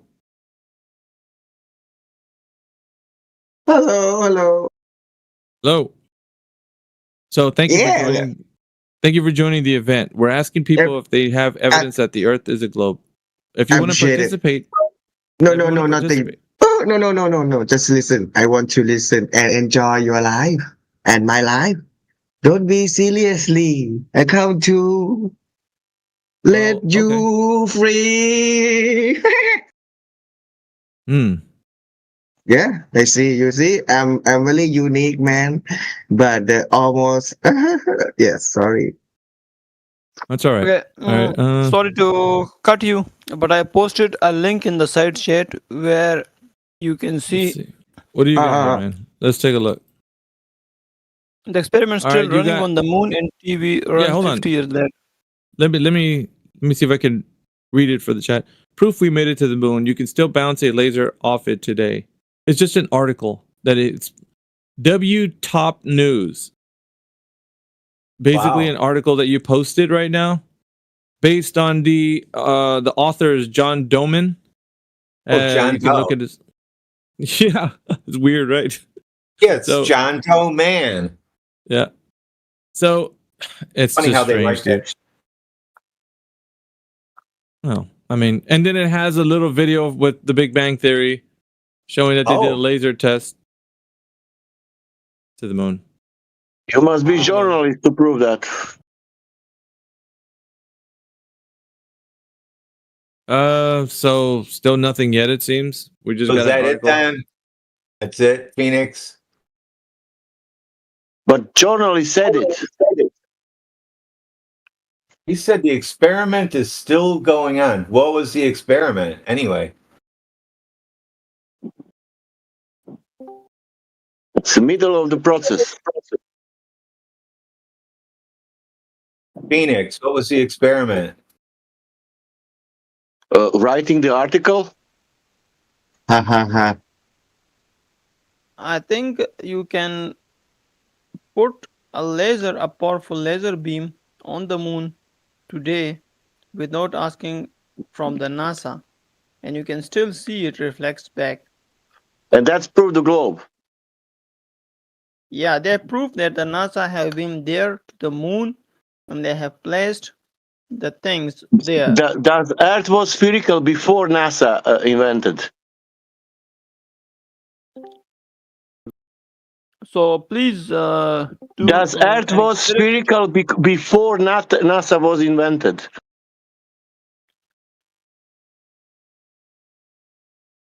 So if somebody proves can you answer my question? Does Earth was spherical before NASA invented? if NASA has gone to the moon and Does Earth was spherical before 1950s? It's clear he doesn't comprehend your question, dude. I'm asking now the similar question. Does Okay, Earth okay, was okay. I spherical will answer before your 19 question. Good question. I have put my points, and if you do not want to continue with that, I'm not liable to. I shined a laser at the moon. I didn't get anything back. Now what? So, what the Earth? So, Earth flat or is a circle? There's shit. Our laser to burn through shit. There are some calculations that shows how much powerful laser you need to. If you Can you do not post have that? Can you post that calculation for me so I can build one? So I think if you have not read that, it means that you have used the wrong lasers. Then indeed. Is that it then? You think you can see lasers shooting from the moon? Have you ever seen that? people have done experiments over it. You can watch it on YouTube. You can watch people doing it on YouTube. How come I can't just look out at the moon and see people doing it every day? It's similar to the video you posted to me earlier, if you remember, where there were two people deciding to check the curvature of the earth, and they were placed laser to the sea level, and you give me the video if you remember. Yeah, you don't have level on a ball, so. Yeah, so what I'm suggesting here, that I'm also giving you a proof of the YouTube video that amateur people have done it.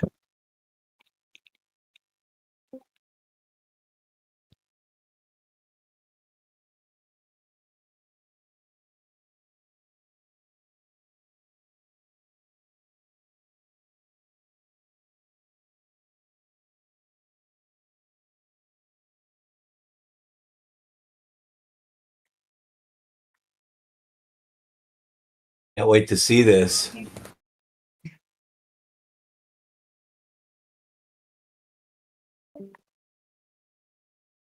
Wasn't There it is. MIT bouncing Overfence signals has posted it. All right, well, I guess so.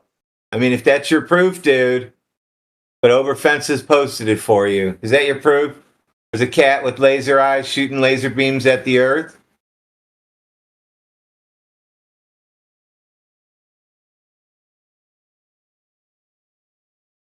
Yes, I rest my case.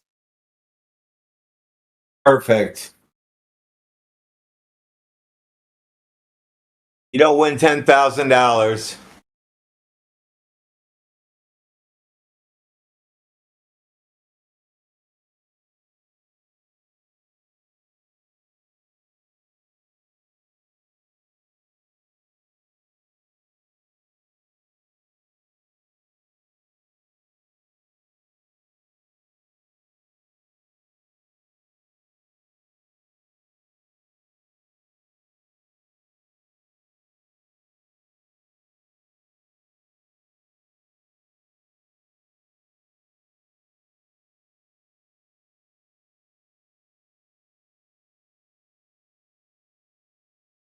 The earth is oval.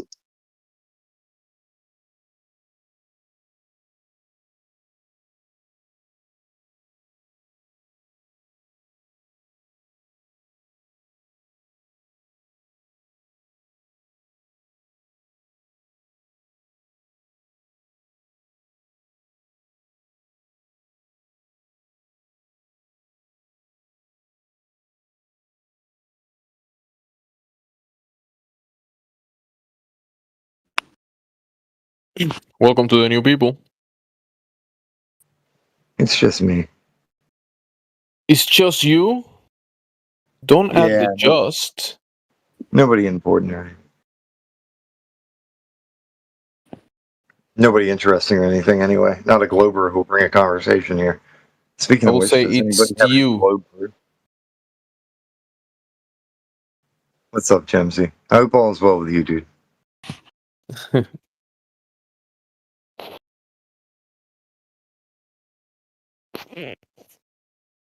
Right now, what's up? I see the sun up there. It's shining. Yeah, do that sometimes.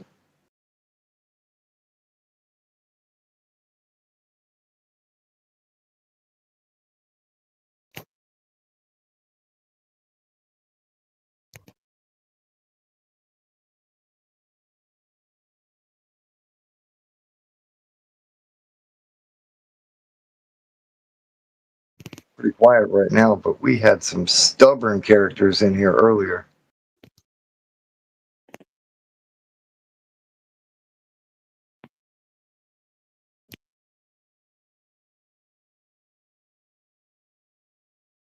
I mean, right when it's offering 10K, so you're gonna have some people scrambling.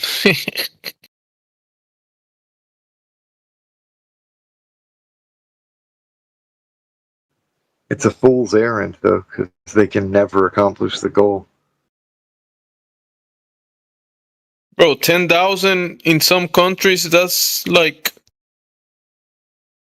2 years of work. Yeah, it's nothing to really? turn your nose up to. But I'm just saying that it's a fool's errand because nobody can accomplish it. Yeah, but they eat like bugs and shit, so that's different. It's true. Or just weird shit that we would never eat. I think. It's not about the shit, it's about what you season it with.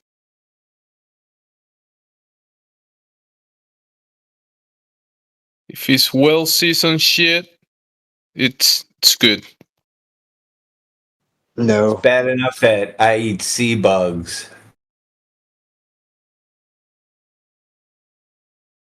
Well, sea bugs come lobster and seasoned crab. already. They have sea salt.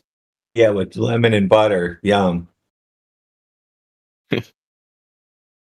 And sea salt, which is good for you.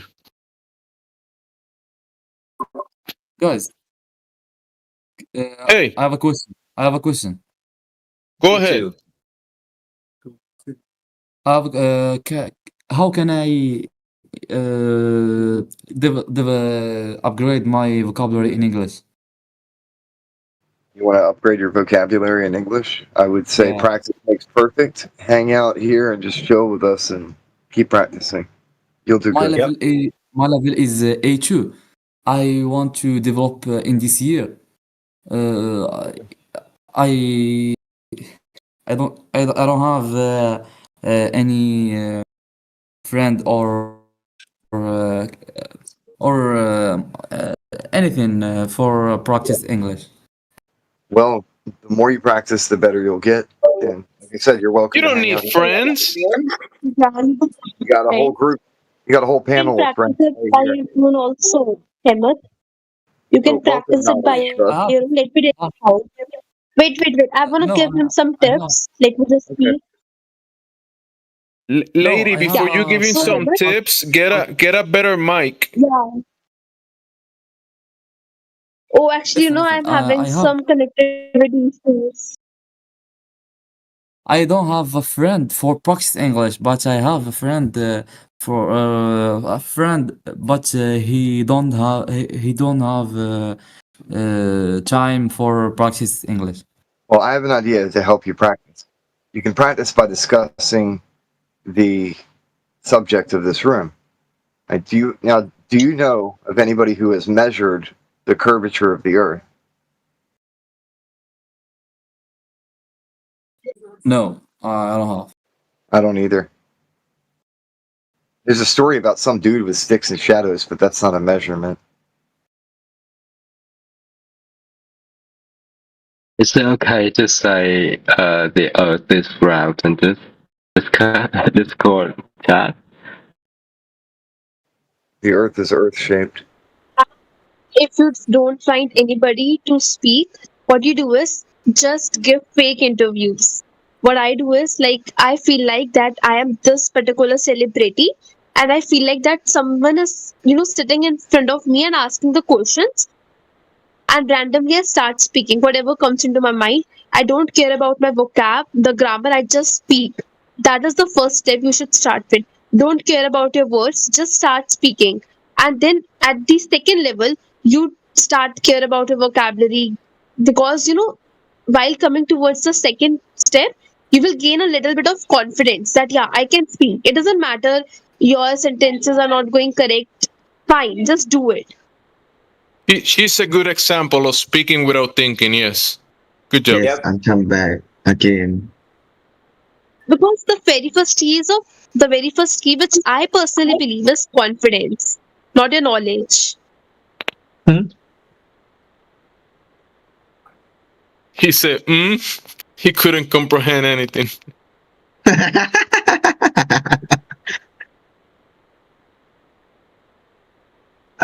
Don't be seriously.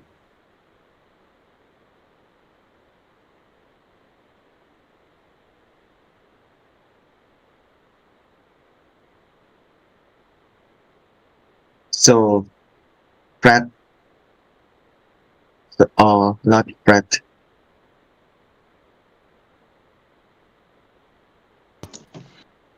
So where are we at with the flat Earth then? Are we all in agreement that we observe the Earth flat? We observe no movement of the Earth, or do we have people who think we can observe curvature and motion of the Earth? Oh, okay. If you eat a lot of food, you're gonna be fat. But if you good exercise, you're gonna be like handsome, good, healthy. Yeah. Bro, what? But that doesn't. Hey, listen, but I eat a lot of food, and I am not fat. I am handsome. This is Lily. This is such an excellent non sequitur. Your cat profile pic tells me all I need to know. So you lucky. I'm not lucky because I've played the lottery many times. I haven't hit the jackpot yet, so I'm not lucky. But Can we just eat a lot. I'm not exercise, but I'm not fat. All right, 1%. Yeah. Do you have any proof of the curvature of the Earth? Square. Don't know what you said, does he? I don't think so. It's cubic. 1%. Do you think the Earth's a ball? Let's be serious for a minute. Let's be serious for a minute. Do you think the Earth's a spinning ball? No. Oh. So what do you think? What do you think of the Earth? Tell me what you think. It's a cubic. Spinning cube. No, it's round. Somehow I don't believe rotates around the sun. It's a cubic. Spinning cube Yes. in outer space? No? No, not in outer space. spinning in somebody's closet? I don't think so. Where's it spinning at? I don't know. Spin in the. I don't know.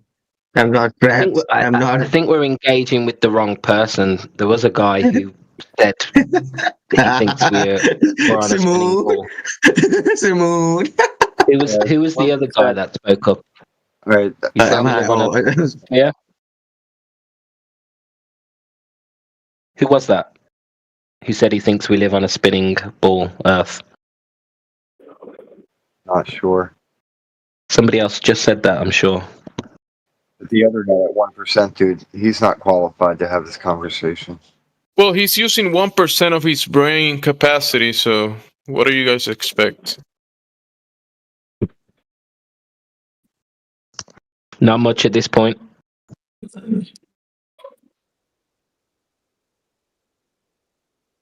Was it Ty? Was it you who said we live on a ball?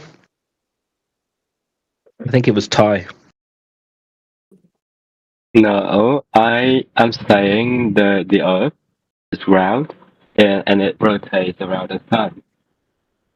Okay, it was you. Great. Well, thank you for speaking up. But how do we know that, Ty? How do we know that to be the truth? Yeah, and because it's like the truth, how do you think the Earth is flat? I want to know more about your opinion. Well, before I tell you anything, I want to know. You said you think the Earth's a spinning ball. How do we know that to be true? Do we have evidence of that? Because we even went into space, we took a lot of pictures about our Earth, and it showed to us that the Earth is round. Okay, so it's the pictures of Earth and the stories that we've been told that we've been to space. But Ty, what if those pictures of the Earth are edited, doctored, manufactured, taken from strips of data, stitched together, photoshopped? What if those pictures aren't a true reflection of the Earth? Is that the only evidence that we have, pictures from space? Maybe politicians are lying to us, but what about other people, like famous people? They even went to space before, like Katy Perry. If she saw the Earth was flat, they probably told us about that.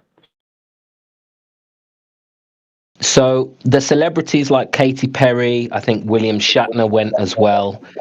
They're actually going to what the mainstream describe as the is it the stratosphere? They're not actually going into space, and they're just going at very, very high altitude. We're being told they're going to space, but actually they're not leaving Earth's atmosphere. They're going to the high upper atmosphere. Okay, maybe you're true. Because I never been to space before, so I can't say for sure. So, I mean, fair enough. You're being honest. That's why you believe. But I mean, wouldn't you say that there would be actual direct evidence to prove if the Earth is a spinning ball? Wouldn't you think that there is actual evidence of that, i.e., some sort of way to detect the curvature of the Earth or the motion of the Earth? Wouldn't you think that would be true?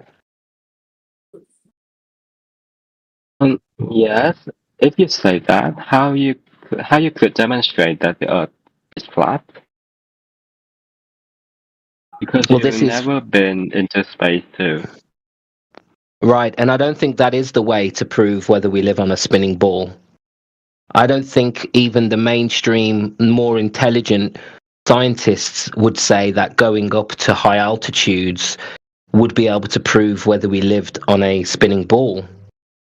I think if we did live on a spinning ball, there would be a way to detect the spin or the axial rotation of the Earth, and there would be a way to experience the curvature of the Earth. Now, in here and all the flat earthers have been trying to tell people for a very long time, there is no experiments, there is no observations where you can experience the curvature or the motion of the earth. When you go and test the earth, you have to treat the earth, whether you're in industry or whether you're doing observations, you're going to see and experience a flat, non-rotating earth. And that's what we experience in nature, a flat earth with no spin. Because of gravity, I think. Because of gravity, how does gravity hide the curvature and the spin of the earth? Because of the earth is ground and gravity keeps everything stick to the ground, can't sense the spin. Right, so what I mean, that doesn't... Water, the ocean. Well, the water's flat. We know the behavior of water, and water will always be seeking its rest position, which is flat. So it doesn't matter whether you have a cup of water or a swimming pool or a lake, water at rest is always flat. Now, that would be impossible on a curved surface. Would you agree? No, I think it's possible for the earth to be ground because gravity keeps water in its sphere state as well. If the earth is flat, how ocean work? Like where the water finally comes. Well, first of all, how does gravity keep the water appearing flat and stuck to the ball? How does gravity do that? Because at this point, gravity is just a word that you're using, and it sounds like you're using that word for things go down. But how does gravity keep the water flat? Explain to me how that works. It's like liquid. It doesn't have a specific shape. So yeah.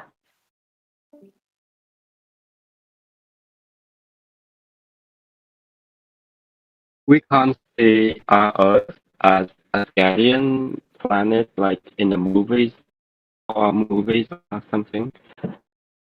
Actually round.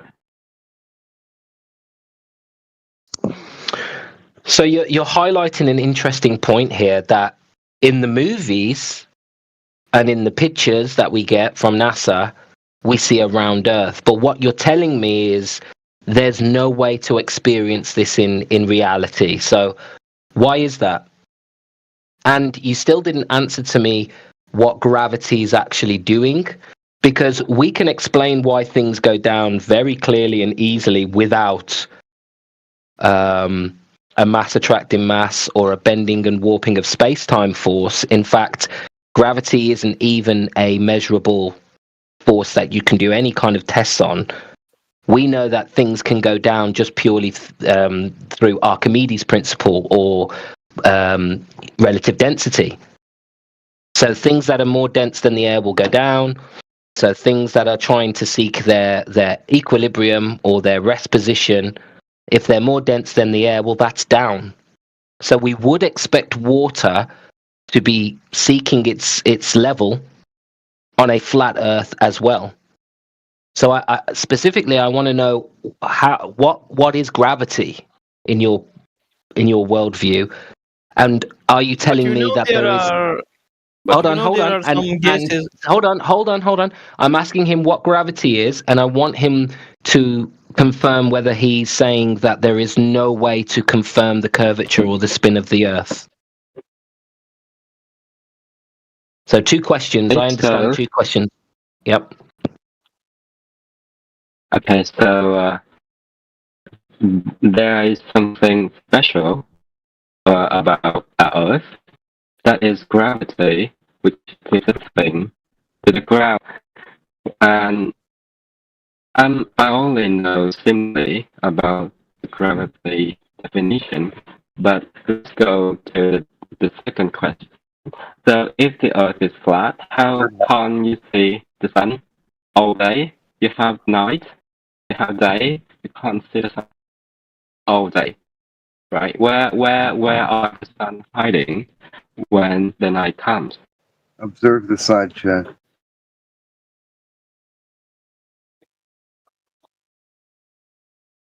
Actually, we can't see sun above the sky.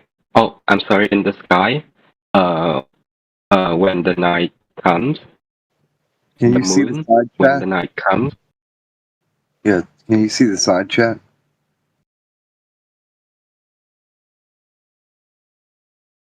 Right. Can you see the side chat? So there's a little chat box connected to every voice channel. Can you click the little chat Okay. bubble and observe the two pictures AG has posted? Does that mean anything to you? I mean, what do you make of those two pictures? Okay, so seeing the sun just makes me wonder that if the sun can be round, why our Earth can't be round? Because you see, the sun is round, right? Okay, You and know how? somebody that lives on the sun or something? Yeah, do we live on the sun? Is the Earth a sun? Maybe you How know are they somebody related? that lives on the sun that you talk to? And he says, oh, I see Yes. the earth as a ball. No, because that's how planets form and work. Oh, guess what? You can't have gas balls in a vacuum. So you're starting with an assumption. You're starting with the assumption that Earth is a planet in a vacuum, and the sun is in the vacuum, 93 million miles away, I can imagine, is what you believe.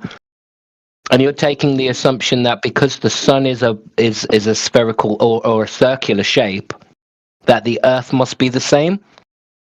Do you not see the flaw in your logic here? You're making assumptions, and then you're building on those assumptions that we live in a space vacuum with a sun, and because the sun's round, the Earth must be round. Do you not see the flaw in your logic there?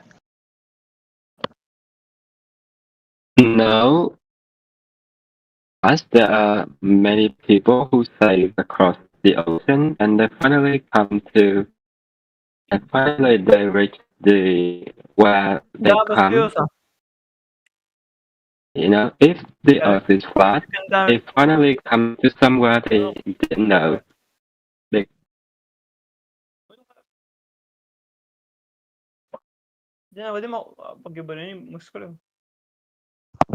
Hold on, someone's talking through you, so I couldn't hear you properly. The person who's talking through them, did you have something to add, or can we continue? So, because there are some people in the past who sailed across the ocean, and they finally get back to where they came, so that could demonstrate the Earth is round.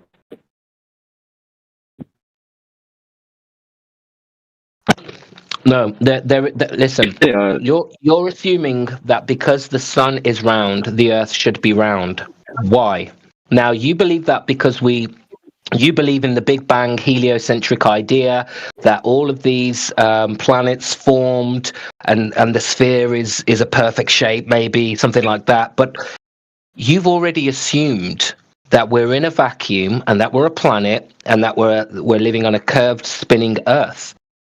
We're going back and we're asking the question, how do we know we're on a curved spinning Earth? Because all of your observation, your senses, the industry that we work in, every industry on the Earth treats the Earth as a flat stationary plane. And like Redwin said earlier, you can't have balls of gas in a vacuum. So why are you so comfortable in moving forward on this assumption when we can't prove any of this model or ideology that you're pre-assuming to be the truth? Okay, so if the Earth is flat, how did you reach this weather before? can't see its border. AG, did you or Redwin? Did you catch what he said? I didn't. Can you say that again? I didn't hear you. Okay. If the Earth is flat, there must be somewhere which is the border of our planet. But I think there's no one who ever reaches the border of Earth. If you think the Earth is flat. No, I didn't get it. There's a connection issue. Can you say it in simpler terms or with less words, maybe? Your connection's not great. Okay. I mean, the border of the flat. The what? The what? Seems to be in the bother? The border. What's a bother? Maybe my pronunciation, but let me text it. Can you spell it? The chat box. Border. It's BORDER. The border, like Mexico with Texas.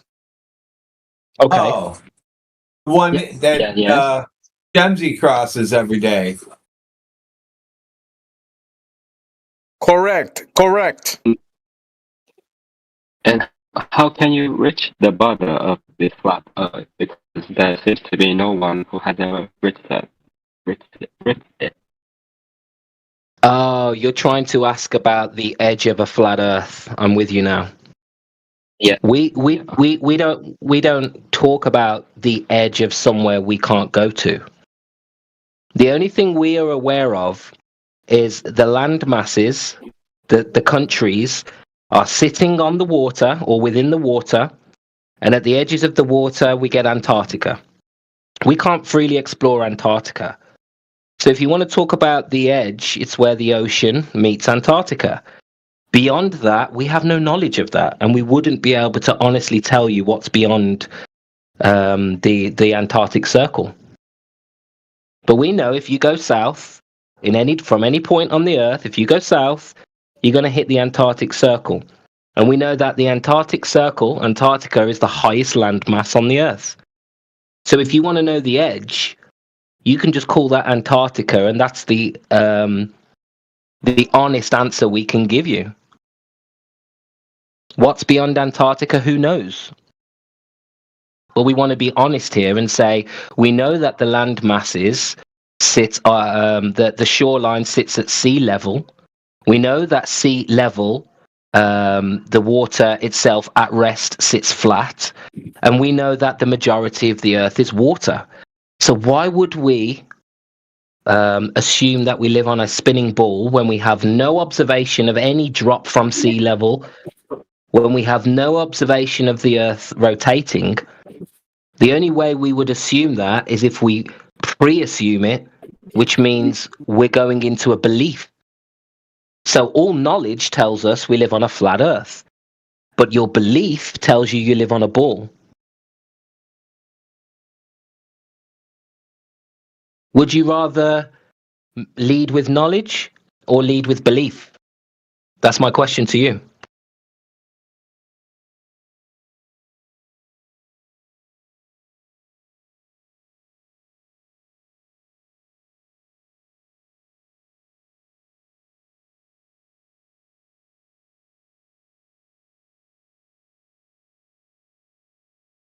Think about it. How did you come to the conclusion we live on a ball? Well, if we don't know if the pictures are correct and all of the observations show us a flat, stationary, non-rotating Earth, then to say it's a ball is a belief, but to say it's flat is knowledge.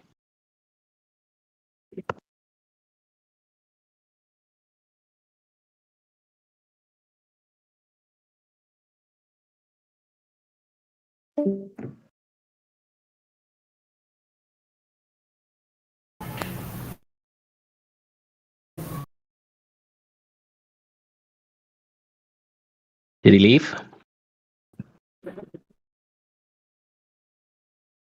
Feel free to jump in. English has. Oh, go ahead. The chat.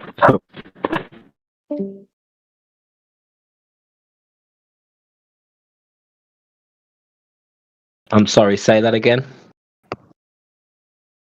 I'm saying my English. I just left chat, so I can't say something else. But there must be anyone else in this chat who believes in the round Earth theory, I believe.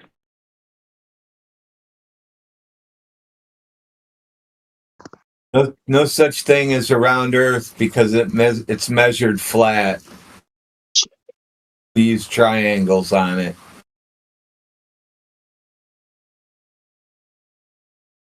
And there was some interesting thing about your explanation about how we cannot see the sun at night. So if the sun rotates the picture someone sends in the chat, so there must be so many people at the same time can see the sunset and sunshine at the same time. In fact, we don't. I thought we covered this, Ty.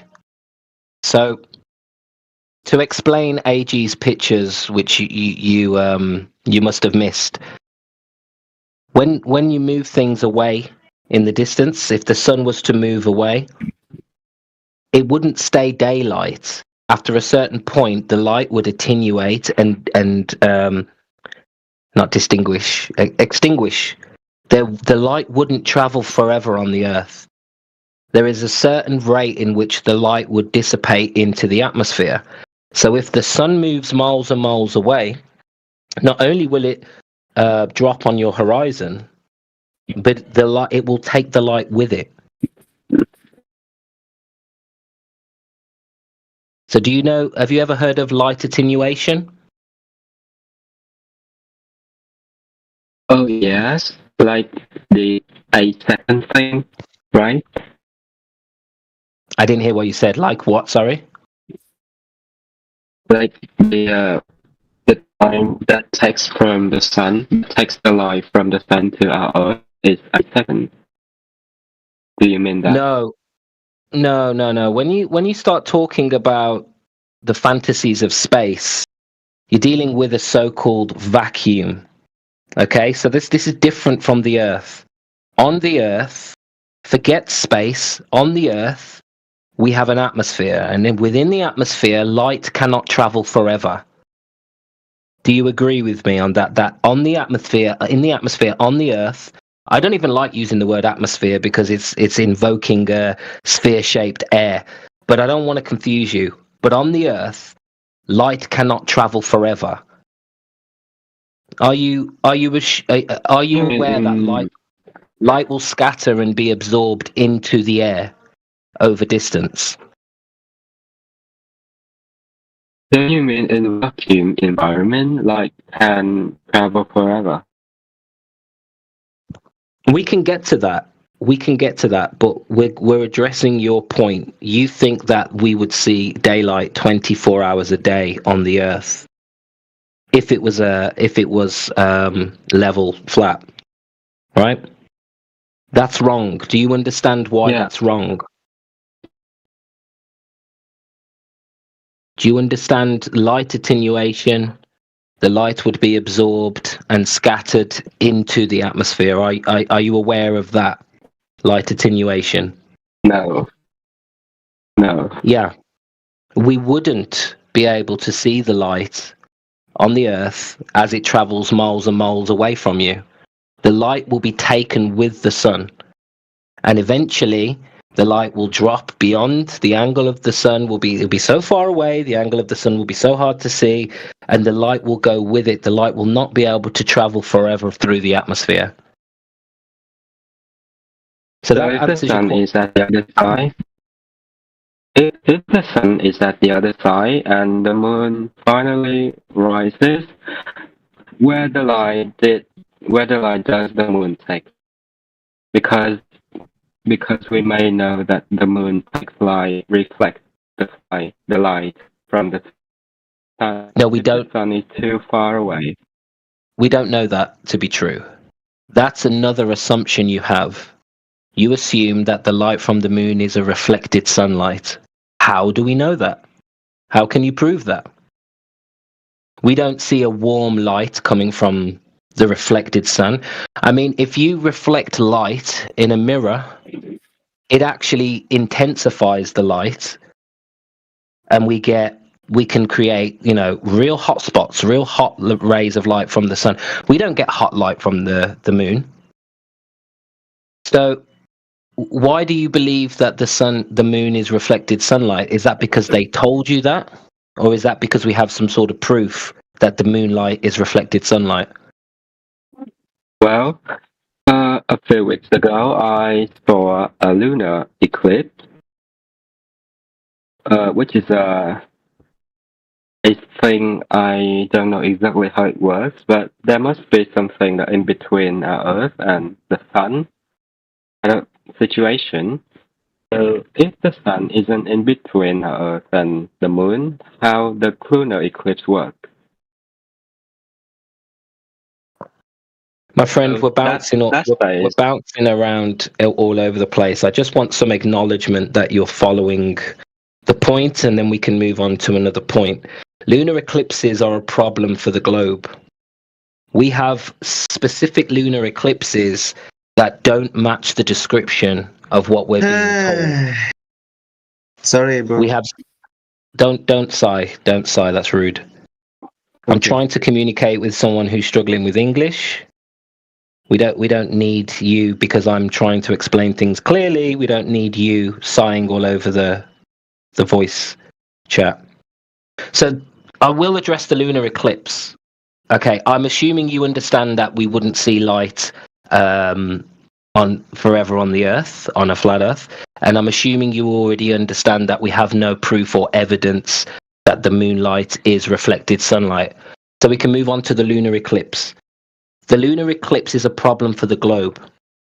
We have specific lunar eclipses called selenilian eclipses, which what we see with the shadow of the so-called moon coming in from angles, impossible angles. They actually call it, and I want you to Google it, and the guy who sighed, you can try and keep up, Google the impossible eclipse. There is an eclipse that happens, a lunar eclipse, where what we're seeing doesn't match the description of the Earth blocking the sun's light. Because the Earth is underneath our feet, we're expecting to see the shadow of the moon come from a certain angle. Now we don't see that. We see the shadow coming in from angles that would be considered impossible. Hence why they call it the impossible eclipse. So the lunar eclipse is a problem for the globe. When it comes to the flat Earth explanation, like I said, we're not going to sit here and make things up. There could well be something else in the sky blocking, causing the shadow on the lunar eclipse, but we have no way to verify that. We have ancient societies who claimed there were other bodies and they gave them names. We're not going to claim that. But what we're not going to do is sit here and pretend that the lunar eclipse makes sense on a globe. Oh, did he even tell you how it works yet on a globe? I asked him earlier and he wouldn't answer me. Yeah, how does a lunar eclipse work on a globe?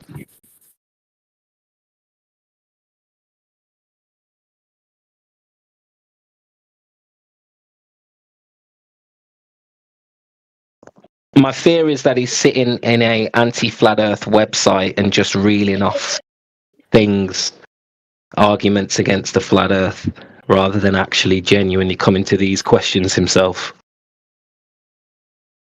He doesn't know how how a lunar eclipse works. So I don't know. Well, how can he ask questions about it since he doesn't know how they work?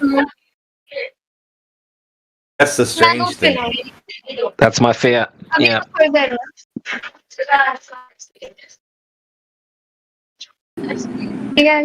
What up, flat Earth fiends? Hey, what's up, bro? Good to have you. Good to see you. Maybe quitting my connection is so unstable.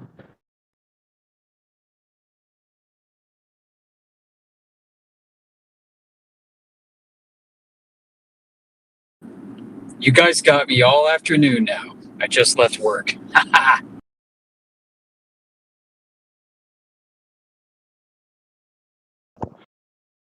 Yeah, we're talking to Ty. We are struggling a little bit with his connection and the language barrier. He's making assumptions. His arguments are based in assumptions that we're a planet in space. Not sure if he's understanding the arguments, to be honest, but we're trying. Those can be hard assumptions to break, my friend, because we've been inundated with this as a foregone conclusion that Earth is a globe in outer space, and that's just not true. There is no outer space. There is no globe.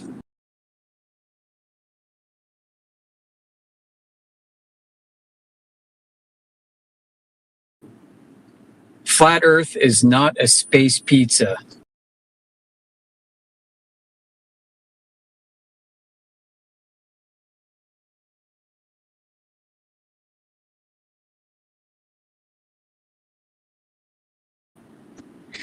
Yeah, what's the command to text mute somebody and remove their privileges from that? This 1% guy can go because he's only good Gotcha. for one. Speak now.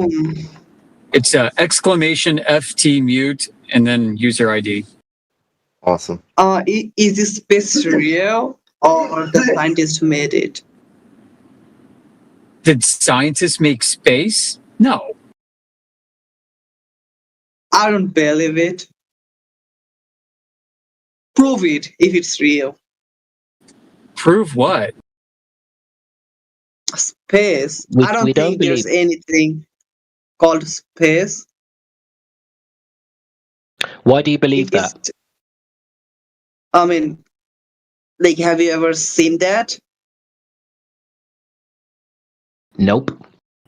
Then why would you believe there's a thing called space?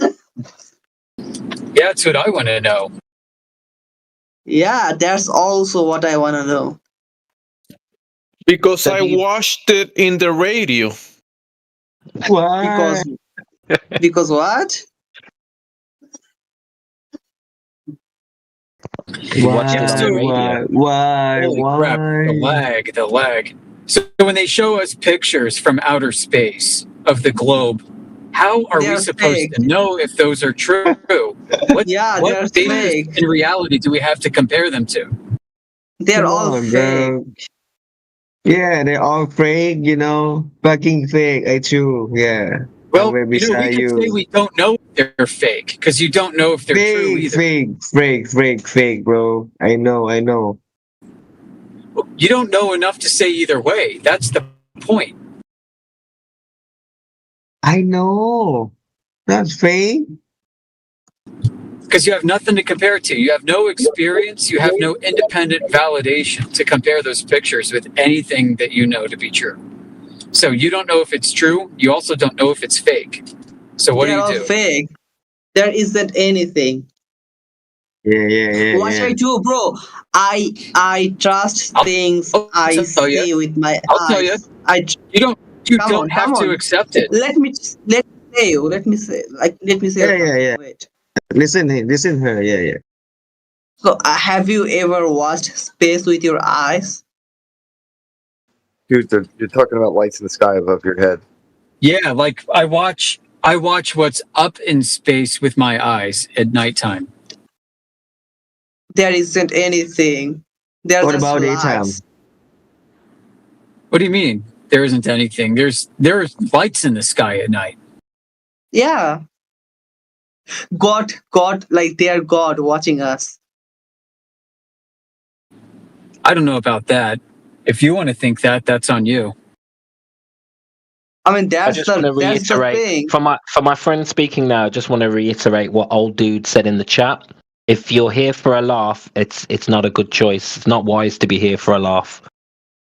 You're gonna get pummeled if you continue.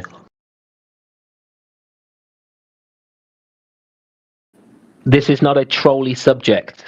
Everything we've said to you is observable within reality. We're here to discuss the genuine facts of the Earth and of nature.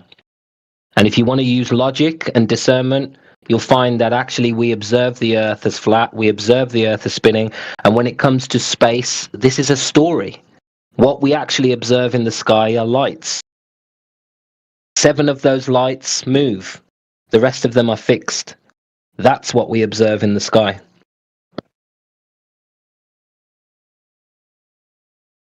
Thank you. I'm not ego man, but thank you for fix my camera.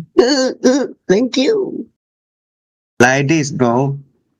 Not be adult. Like ego man, bro. I'm the kid, but I'm very ego.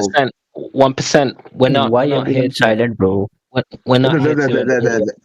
We're not here to mess around and and just make silly noises on the mic. We want to speak to people who genuinely have questions, because it is a secret hidden in plain sight. All of the industries treat the Earth as flat. 1%. Bro, I'm think going to he's mute tough. you. Is it 1%? Or is it Alfredo? I can't figure out who's acting the fool here. Alfredo, maybe hope. What's that, bro? What Yeah. you saying? All this here lose control right now, right? It's Almost the people brain in it. worms. We have to pick one, gentlemen. It is the brain worms, Jemsy. I'm with you on this. Probably. But gentlemen, if we speak one at a He's time. been eating some brain worms with his Alfredo.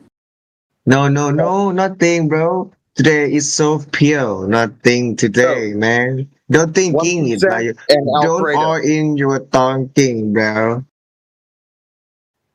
Which one of you wants to go first when it comes to the discussion, like the subject matter of this room? Which one of you wants to begin? One of you. Don't talk over each other.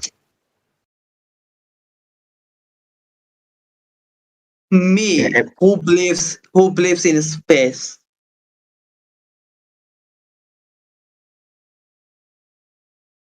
Outer space, who believes in that? Alfredo, we've already been through this. We've already been through this. Space is a figment of your imagination.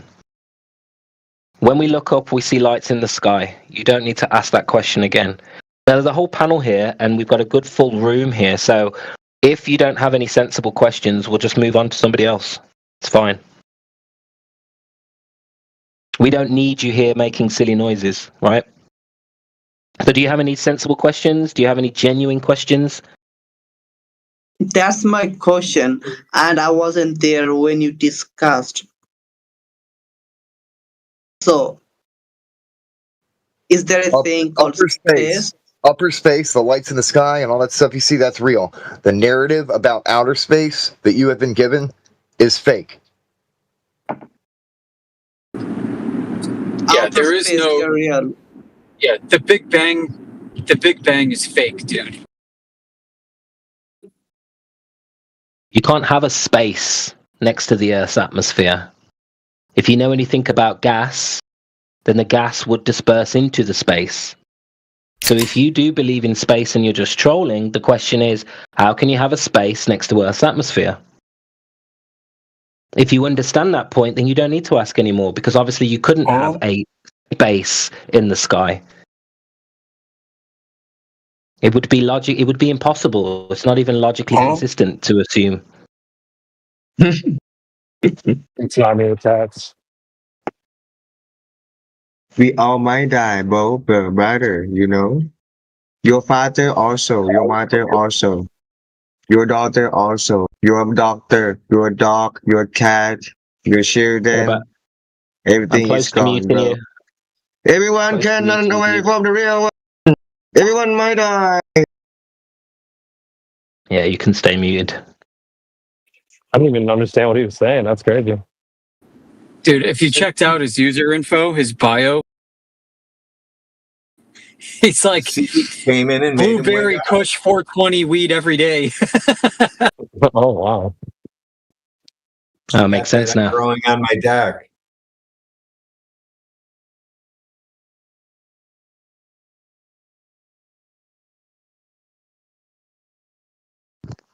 Any genuine questions?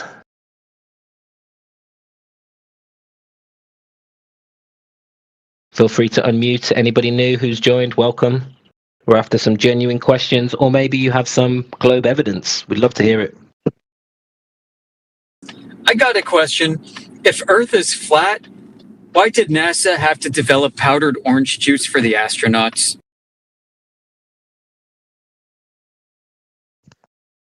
Oh, snap. Gotcha, bitch. And if Earth is flat, why did they have to Yes. Ooh, got it. Oh, dude, slow down.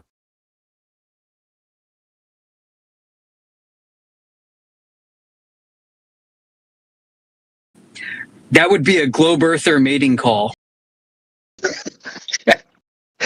The little critter's disappearing before I can mute him and then coming back. He's a slippery one.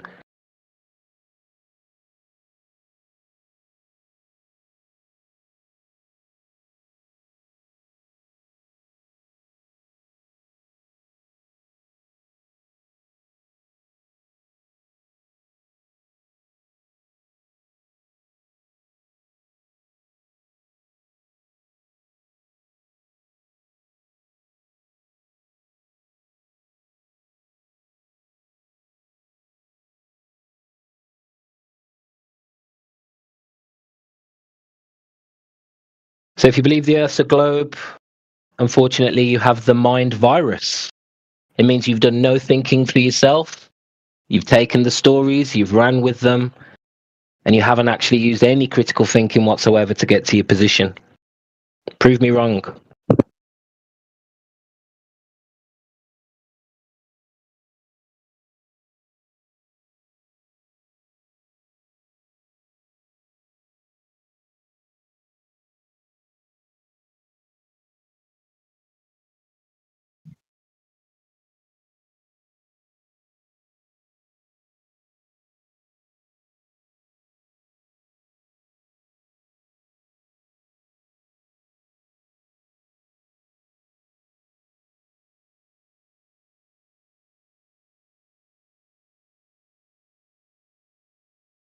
If not, we can just move on to dumb things Globers have said today. Well, that's always nice for a quick chat.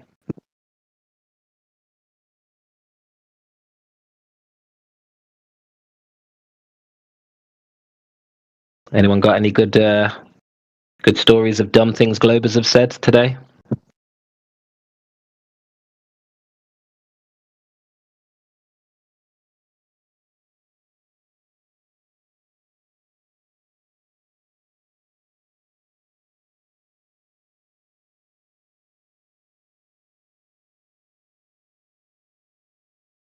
Apart from gravity hides curvature, as our last friend told us.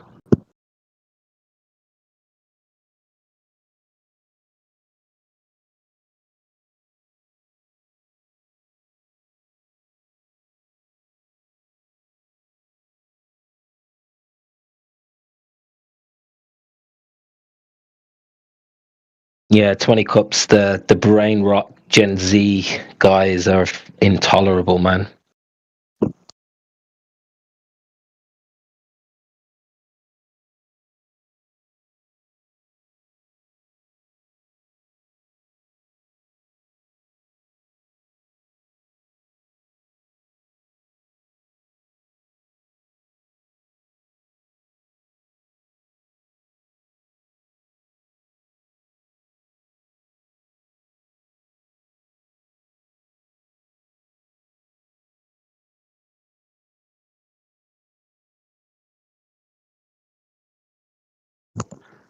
They are truth by proxy. The Gen Z guys suck. From direct experience, that's all we see. Gibberish, incoherence.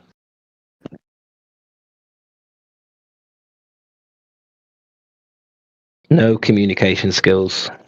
The vaccines are working.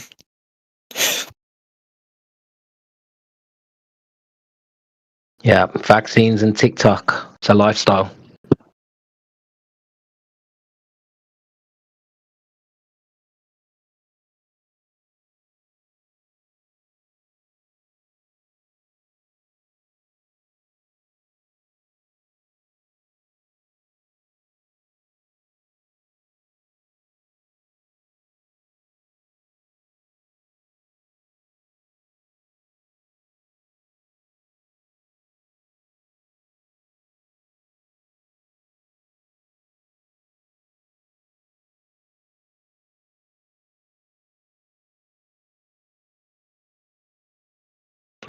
Shout out to the new people who have joined. I think Massensen joined recently. Momo, welcome.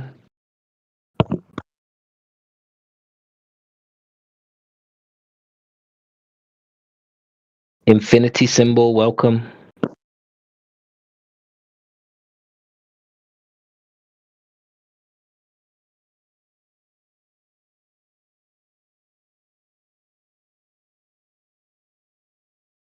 Mason, welcome to the channel.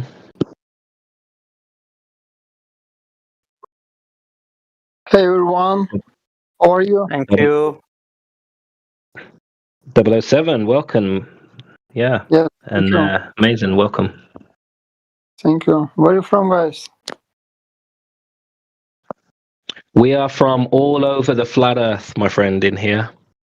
I'm from America, and the other guy, he's an upside downer. Okay, I see. Oh. Yeah, that's cool. So what's the topic? Huh? Yeah, people that believe they are upside down, they're not actually upside down.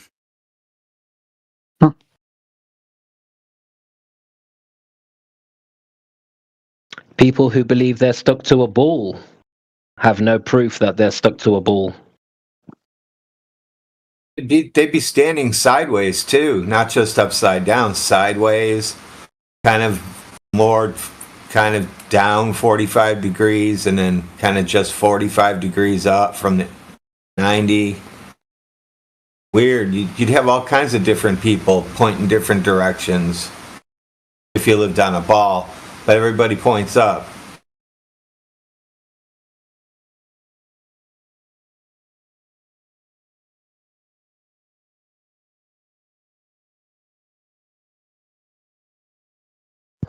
So, to the new guys that joined, do you believe we live on a ball earth, a spinning ball earth?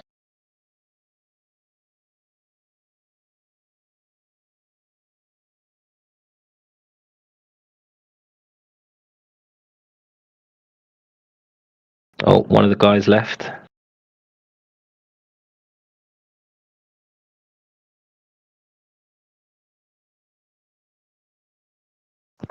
Just looking for a bit of interaction right now.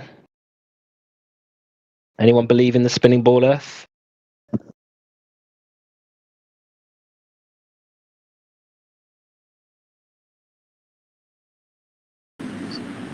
Is the best evidence for curvature an explanation of how flat it looks?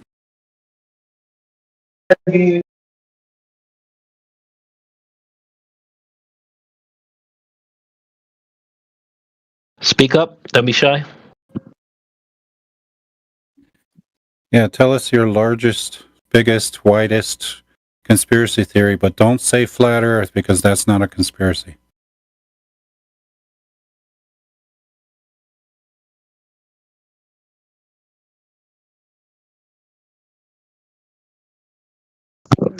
It is funny how they call the flat earth a conspiracy when that is what we observe.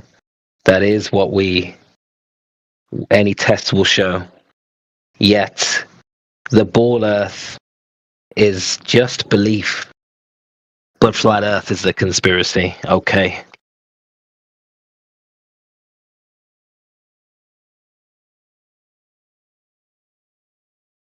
Water can't be a conspiracy. Water's flat.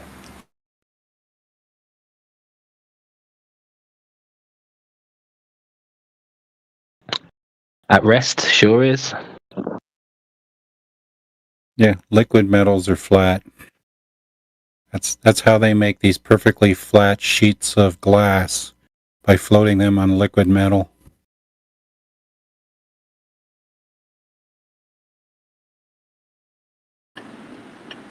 But everybody knows Earth is a globe because everybody knows Earth is a globe.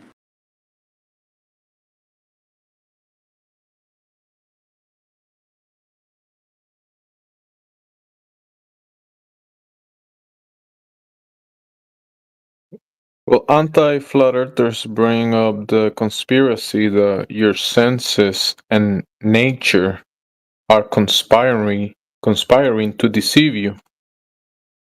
So they're basically conspiracy theorists.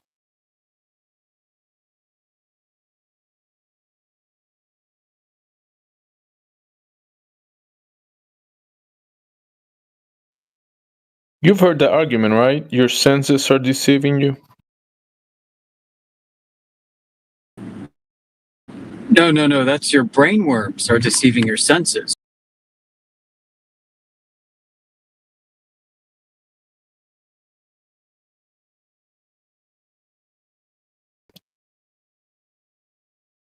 You know what? When you put the brain worms, your senses, and the design of nature conspiring to deceive you, it is a conspiracy.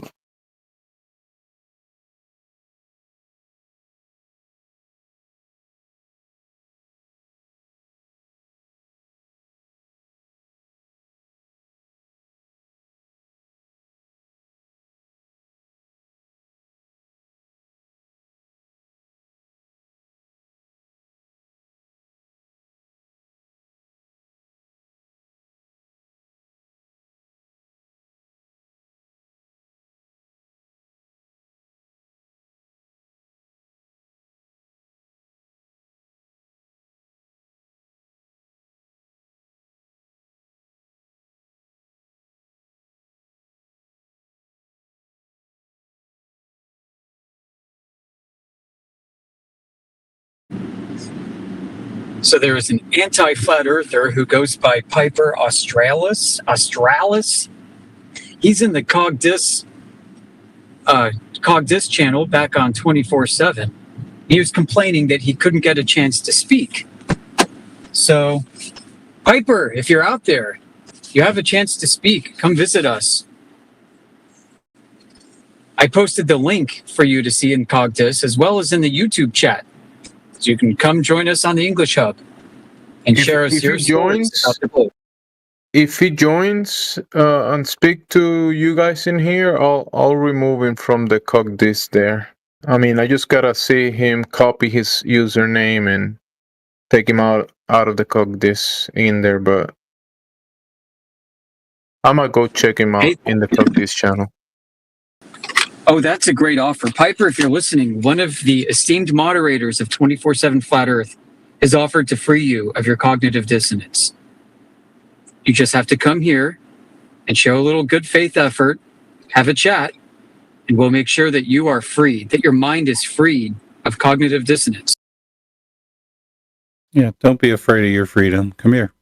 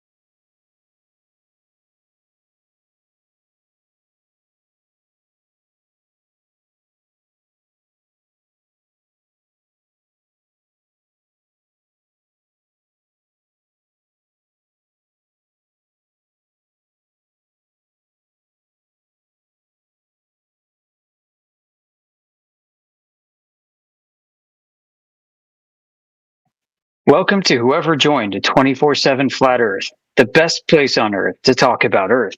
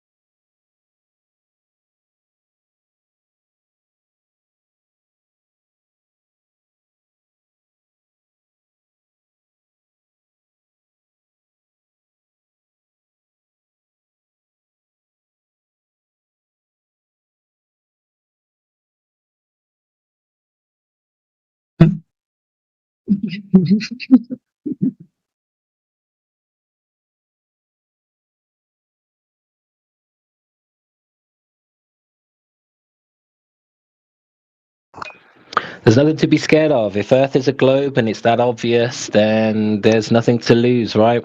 Speak up.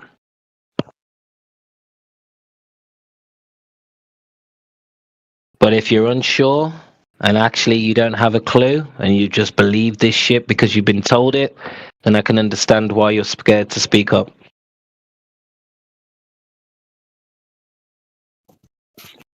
I'll be honest, if you guys really want some more action, I think the politics server is a bit more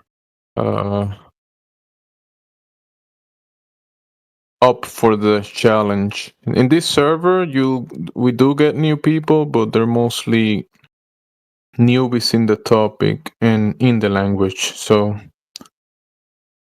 it is what it is.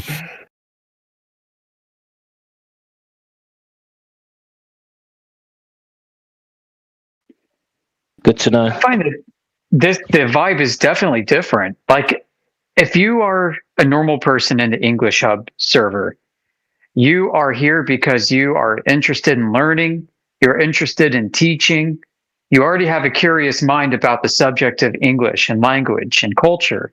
So you come with a curious mindset. But if you are in the politics server, chances are your mindset's a bit different. You're there to intellectually berate people. You're there to troll. You're there to have fun. You're there to get angry at people. So the vibe is definitely not like here.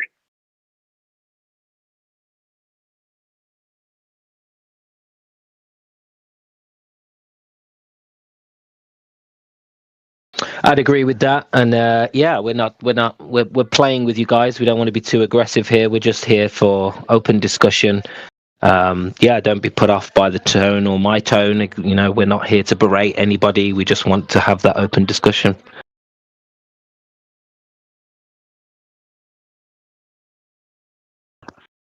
I'm just trying to get a convo going so I can go on mute, drive my son to his darts game, and listen to some great conversation.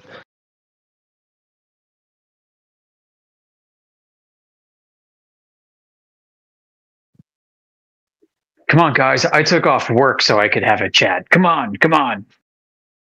Just kidding. It's always the way, isn't it? When you want to get involved, it's everybody's shy, and then when you're busy, they all want to talk to you, right? Yes, it absolutely is. It's frustrating. Yep. Yeah.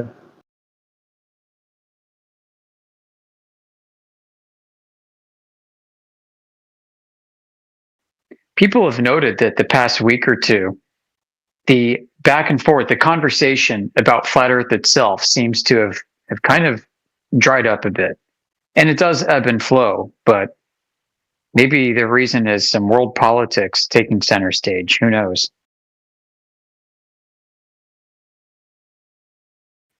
I was mentioning earlier, this is funny, right? So the United States government has effectively shut down because Congress can't pass a budget. If there's no budget passed, there's no money appropriated to keep the government running. So it's now running just on minimal staffing. If you go to nasa.gov, the webpage will tell you that they're not here right now. They turned off the lights and they went home. Isn't it funny how this happens during the peak moments in time when this interstellar object comes within view of NASA's most powerful instruments, and nobody's there at NASA to see it, to take footage, to record it, to take scientific instrumentation. Nope. The once in a lifetime event to see if this interstellar visitor's alien, foreign, intelligent, or just something natural, that moment is gone, folks. I guess we will never know.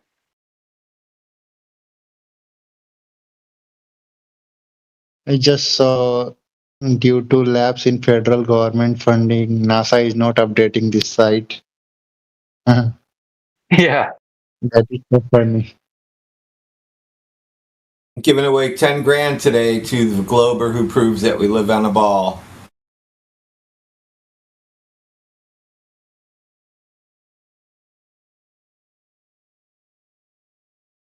That's a huge sum. Anybody want to prove? Wait, Radwin, is that 10 grand in Zimbabwe dollars? Let's be honest. Oh, US dollars. Oh, shit. US dollars. Well, I suppose you're good for it. That's like a 5-year salary in Cuba.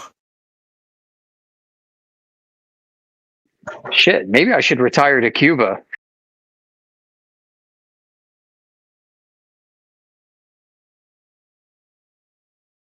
Cuba's open now, right? Is it? Man, I wouldn't recommend it because most of the food they got there is either grains or pork. Oh, brain worms, yeah. If you can get the food. I know people there, and they, yeah. I mean, yeah, it's not rough, right? looking pretty. It's rough. You rather go somewhere like Uruguay, maybe Brazil. Brazil is expensive though. Yeah. Oh, isn't Uruguay one of the most wealthiest nations? It is quiet, but it's like it's almost like feels. People say it feels kind of European with the Spanish flavor. That's cool.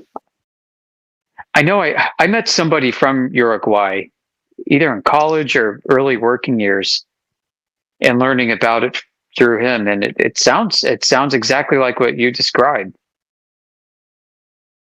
And hearing that it's like notably wealthier than the other countries that surround it, like considerably.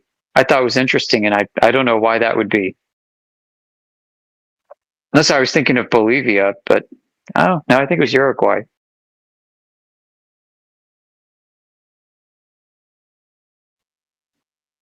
Bolivia is supposed to be pretty good too, right? I don't know anything about it. Bolivia, that's another quiet one. I don't know much about it, but I know many of these South America countries are kind of like in the background, really good spots to. A lot of people retire to many of these countries, and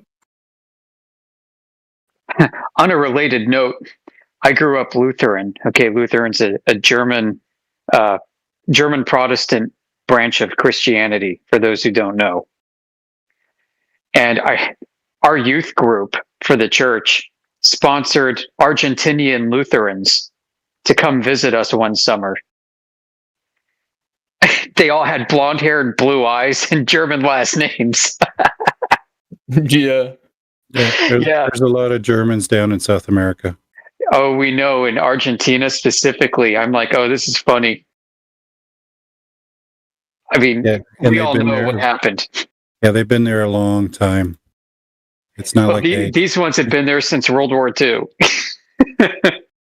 But there's been Germans down there for at least over 100 years. Yeah, like their Oktoberfest and villages and stuff. Yep. Some of these ladies are super pretty, extremely pretty. Yeah, Giselle Bundchen, the supermodel. She's German. Oh, she from there? Yeah, she's from Brazil or something.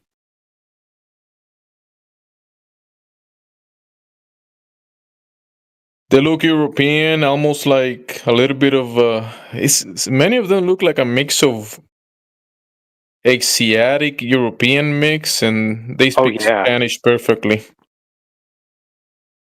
Yeah, I noticed that with like Peruvians. There's an Asiatic mixture.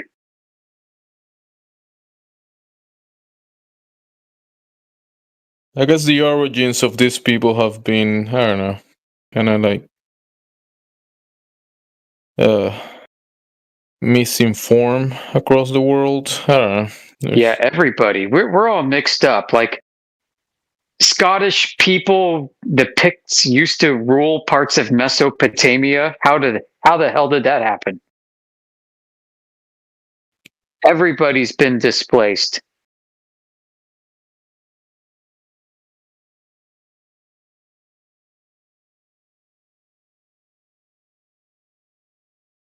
Who the hell are the Phoenicians? They're everywhere. Nobody knows who they are, but they were everywhere, and they gave us language, and they gave us some cultural elements. They gave us commerce. They gave us concepts of money and international trade. How did that happen? And maritime law. Nobody knows who they are. Extraterrestrials. You got it, man. That's the easy answer that everybody wants. And you know what? That 3 Atlas comet that's headed towards Earth, those are the Phoenicians coming back home.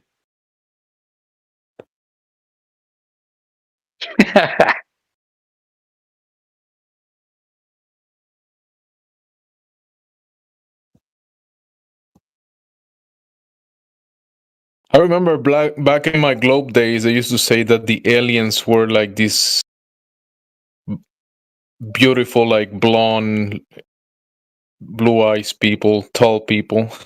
Like this, that sounds like Earth people.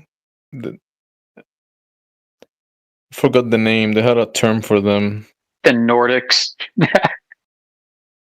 Yeah, they described them as just like, you know, people, but like super pretty, whatever, and blonde, and I don't know. It's like, okay, those people from somewhere in the world. Aliens. White people are aliens. I get it.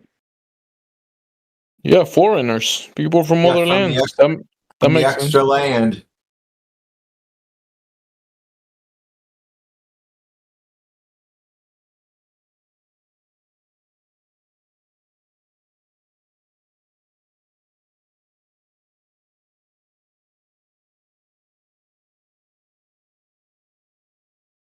Just checking on the new people. You're welcome to open your mic and ask questions about the topic.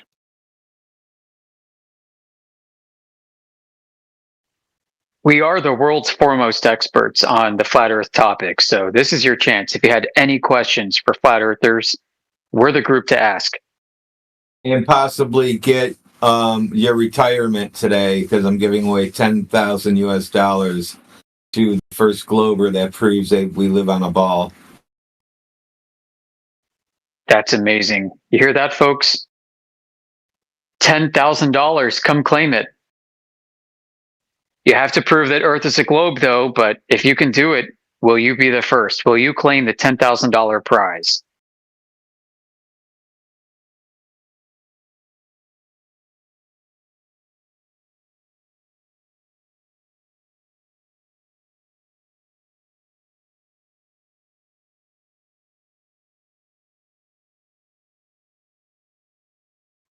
Can you violate entropy? Can you violate entropy laws for $10,000? Step right up. Ah, I love it.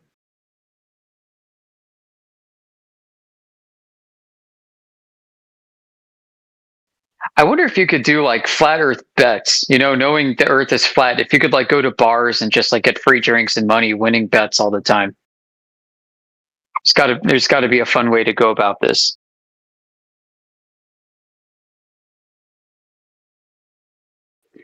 You know, it's because every time the Globe Defender defends the globe, they have to contradict themselves at some point. They just have to talk long enough to do it.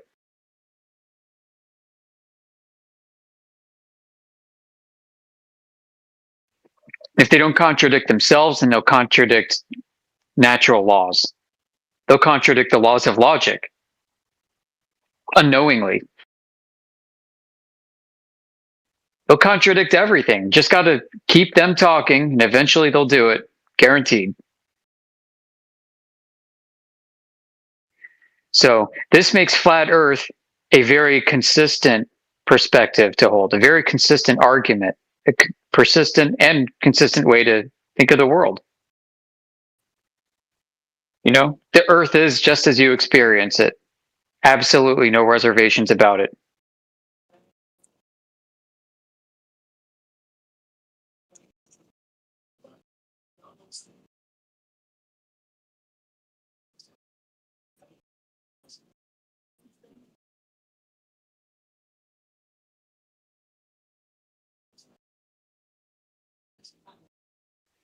I thought it was funny when when Katy Perry went up into outer space, even though she just went at a really high altitude, right? When Katy Perry went up in that rocket and looked out the window and saw the moon. If you're to calculate Earth's geometry at that point in time, where the horizon is, Green screen. yeah, there's no way she could have actually seen the moon if Earth is a globe from that altitude, because that moon would be way beyond the horizon angle that she would see where the edge of Earth is in her field of vision from that altitude.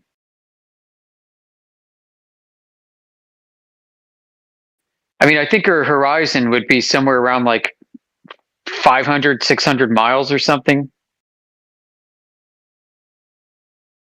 And so any angle beyond that would place the moon outside of it, and you would not be able to see it. But there it was way up high in the sky. It was above the horizon.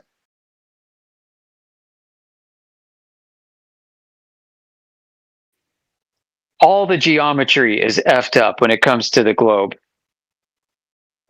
And if you don't believe me, just ask Professor Triangle here to take the triangle test, and he will show you.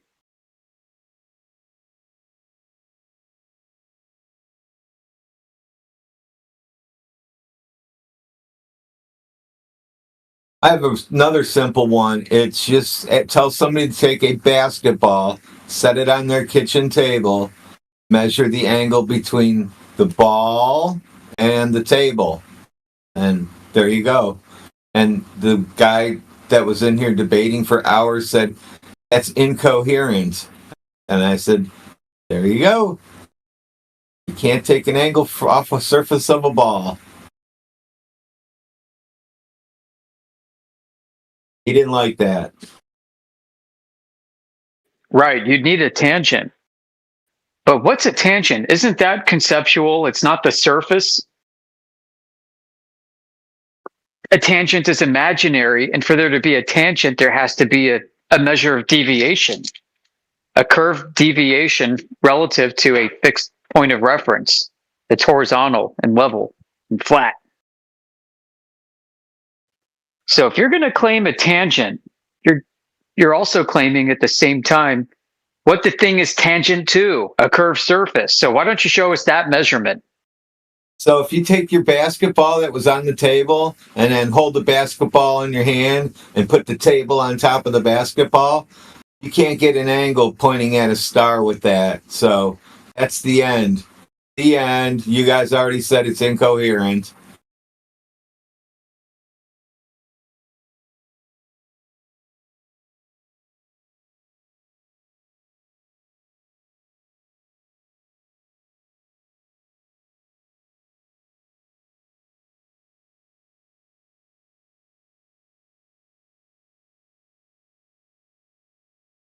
Does anyone in the VC believe the Earth's a globe? Momo?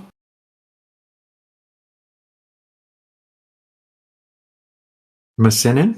Massensen? Globe? Yay? Nay?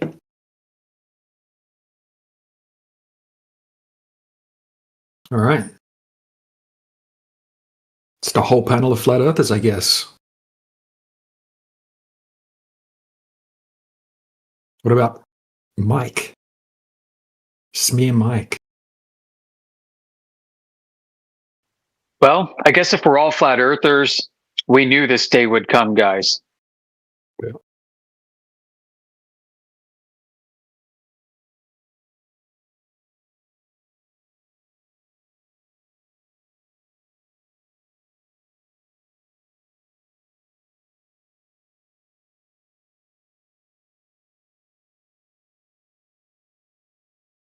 What day?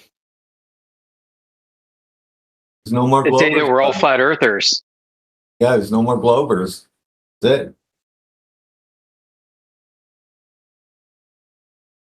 So tonight, when you cross the border to go back to Mexico, Gemsy, you tell those people that no more Glovers left.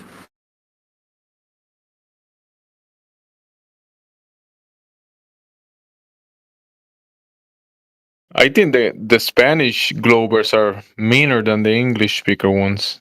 The Spanish, the Mexicans, they don't care. They're crazy.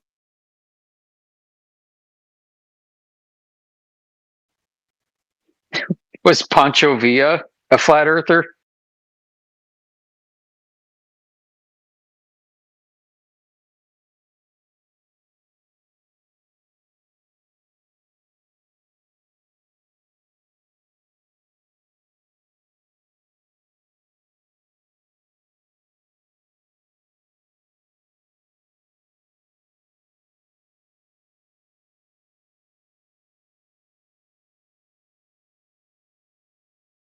I know it's off topic, but something I think about is how the Spanish Habsburg Empire controlled the American Southwest for like 200 years or more before the Europeans and the French came over. That's a long time. That's a long time that nobody seems to know anything about.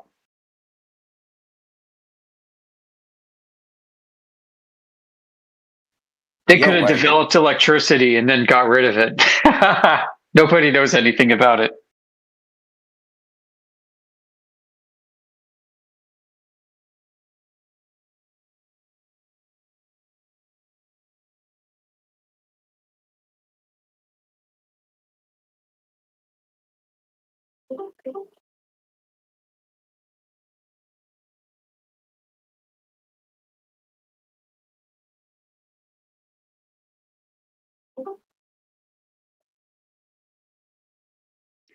Do we have any satellite engineers in the audience? Satellite engineers.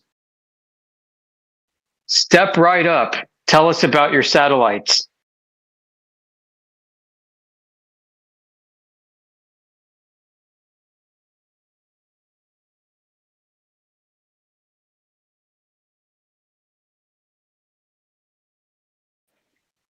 How about airline pilots or private pilots? Are you a pilot? Do you pilot airplanes? Step right up.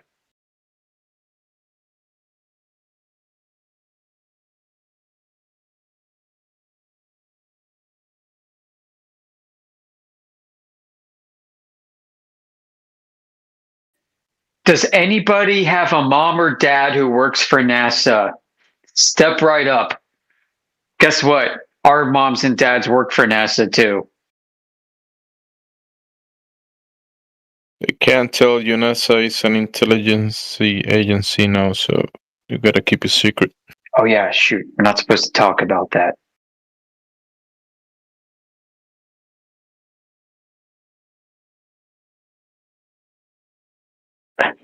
I knew it, guys. I knew that Don Pettit was a super spy. He's a special spy. Yeah, Special Agent Don Pettit. NASA Intelligence Agency. Yeah, you definitely would not be looking at him for like him to be the smart one in the group. So that's how they did it. Right. That's how he slips through.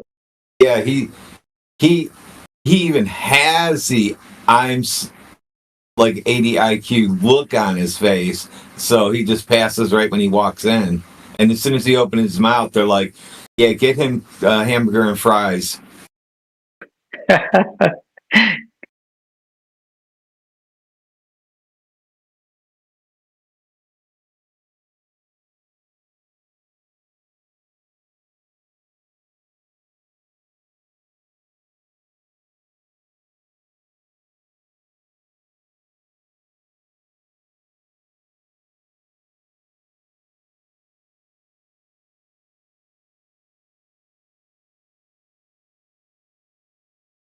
It's like, why does NASA have an SR-71? Why does NASA have a U-2 spy plane? Why does NASA have Nike missiles? Oh, they put scientific instruments on them. Well, wouldn't you expect scientific instruments to be in an SR-71 and a U-2 and a Nike missiles? Just saying.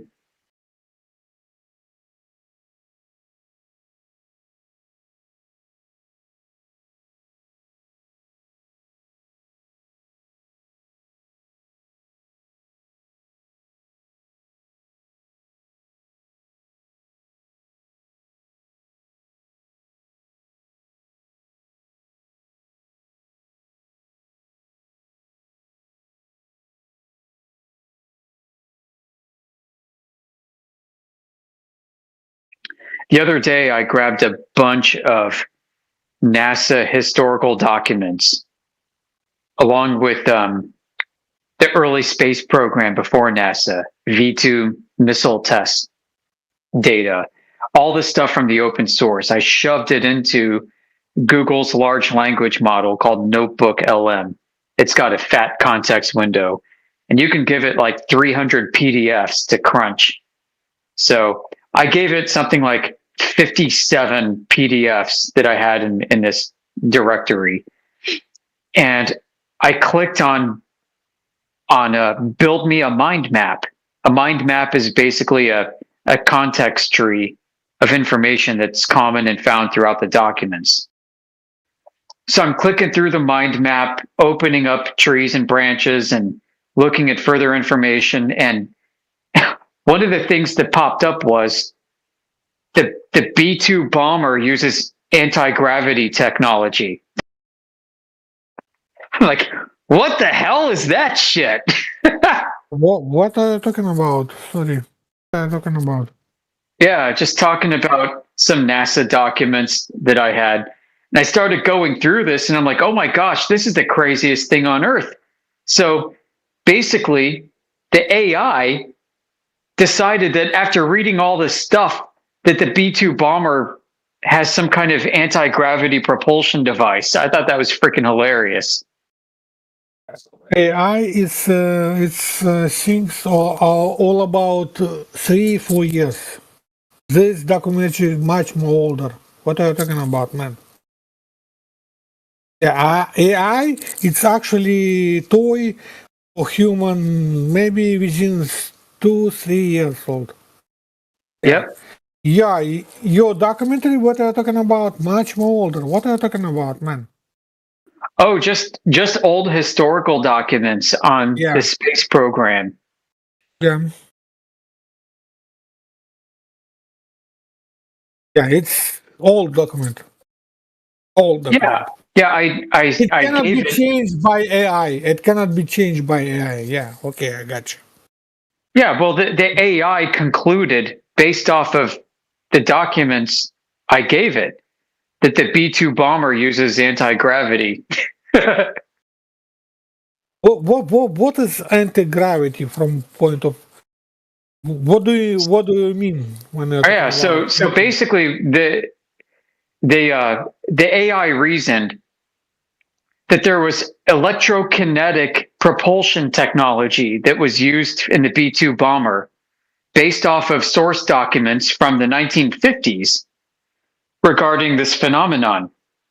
If you take it said that the front of the B-2 bomber, the leading edge of the wings and the front, was positively charged, and that the exhaust and the back of the bomber was negatively charged, And the surface of the B2 itself was a polarized electric dielectric material, and that the turbine engines were electric generators that also served a thrust function, and it would blow negatively charged ions out the back, thus creating a sheath. A sheath that was a pressure differential electrically, and allowed the B-2 bomber to slip through whatever medium that it was flying, as if gravity had no effects on it. So this is similar technology to fanless dryers. If you go to McDonald's, they have hand dryers. They don't have fans. Okay, you know how those work? I got you. You want to fuck Einstein rules of this world. Okay, you want to fuck this one. I got you. Yeah. What? So if you go to, yeah, I got. If you go to McDonald's, they have hand dryers that don't have fans, and they blow tons and tons of air at your hands, but there are no fans.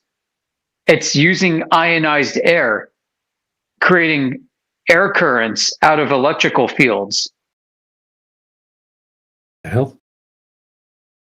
Okay, I got you. You want to contact with some another civilization, whatever it means, whatever it costs, in spite of science. Okay, I got you. What? Yes. What he's telling you is that the Earth is not a spinning globe through the vacuum of space. That's what he's telling you. Oh, okay, yeah. Earth is definitely not a spinning globe in a vacuum. That would violate entropy laws. So, what is Earth from your point of view? Earth is just our existence. It's our realm. Earth is a world that we're born into. Earth includes the sky, the stars, the planets, sun, the moon, the dirt, the Okay, lava. got This you. is Earth. Everything round about Earth. Yeah. Yeah, Earth is not inside. Yeah. I got you. Yeah, Okay, I got you. yeah. There is no. Most important part of this university. I got you. Yeah, Earth is not a planet in outer space. Yeah. Okay, Planets in space are part of Earth. Man, I'm not trying even to argue with you. Just live in your dream. God bless you, man. God bless you too. God is good.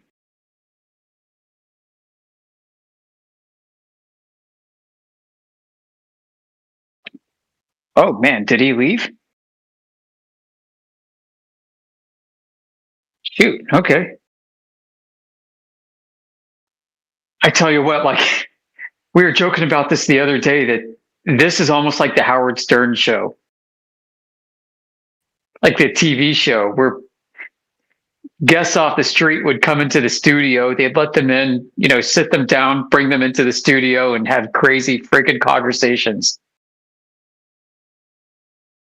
He left because you were too harsh to the globe fantasy. Dude, he kept acting like he understood what I was saying, but I had no freaking clue what he was telling me. Yeah. And he seemed a bit upset for some reason. Whatever.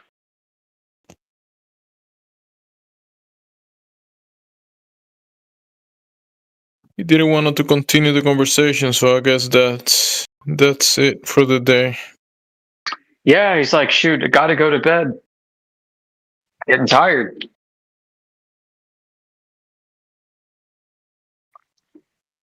Well.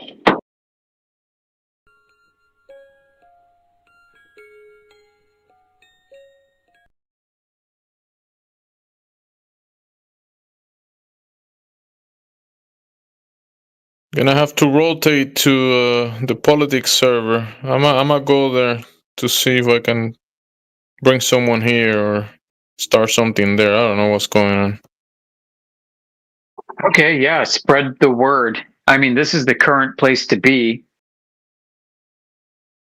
You know, actually makes sense the timing though, because the how do you say the Asian and that side of the world, India, China, Japan, they're mostly sleeping right now, and we are awake on this side of the world, speaking like the speaking side, the English speaking side.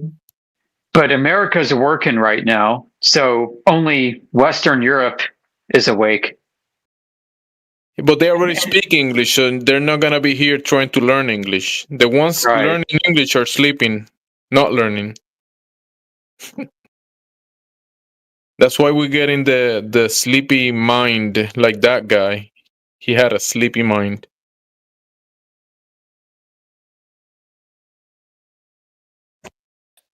Unless we Pardon just me, can- gents. Oh, go ahead.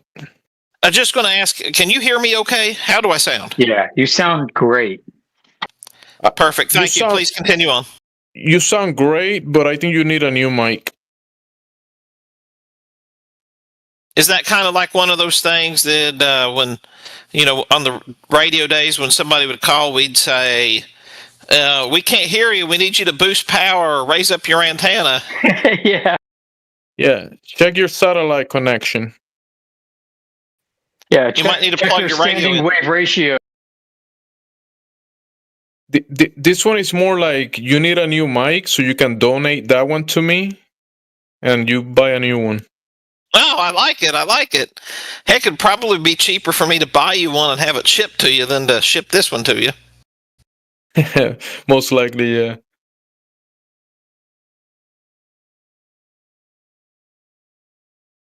But continue on. Thanks a lot for letting me break in. Sure. We'll continue on if you invite someone to defend the globe. Ratwen is offering $10,000 to whoever can prove the globe today. Well, golly, I think I got me some globe proof if y'all are ready for it. I'm ready to get my $10,000. I'm just going to call the law offices of Morgan and Morgan, and they'll get it all taken care of for me. Yeah, you gotta hurry up before he leaves to the Bahamas on a cruise, and we don't hear from him for a month or something. Oh, Lord of Jesus, he's going to go off to one of them there havens one of them tax-free havens where they hide your money. Oh, Lord Jesus, no, I ain't getting involved with that mess. That sounds really good right now, man. I wish I was on a cruise for a week. Hey, Radwin, donate me and Sporadic those 10,000, and we all go to the cruise. Dude, my favorite place is Bermuda. Like, I know it's not the Caribbean, but holy shit, that place is freaking gorgeous and clean and safe. Very old. They got like forts from the 1650s.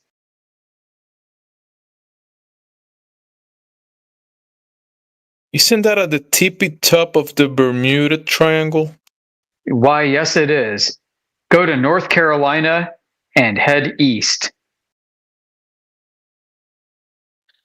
Yeah, for my business I owned in North Carolina when I lived there, I was actually thinking of a Halloween commercial that more or less said, in a town 600 miles west of Bermuda, blah, blah, blah, blah, blah. Nice. Dude, they've got the pink sand beaches over there. And like, yeah, it really is a pinkish hue. It's gorgeous. Pink sand beaches and watching the sunrise or sunset at night. And you got like the purple and the blue and the reflection of the sun and the pink beaches. They just can't get enough of that. And you know what the most beautiful thing about Bermuda is, don't you? Well, the fact that you got to wear colored Bermuda shorts with your blazer and your Puritan pilgrim shoes. There you go. In order to fit in. I was going to say the bank privacy laws, but hey, I guess all are kind of negotiable. Well, those are the bankers. Like, I remember getting off the cruise ship, right? And well, before we got off the cruise ship, we had to get like a briefing. They're like, look, guys, when you go to Bermuda, you're going to be the poor people that are visiting the rich people on this island. So make sure you wear a collared shirt and khakis, men, before you get off this boat. Not even joking. Oh yeah, there's no doubt about it. Like the money there is over the top. Like way over the top. This is beyond New York, beyond Los Angeles. Oh, no doubt. It's beyond Switzerland. Oh, I'm sure.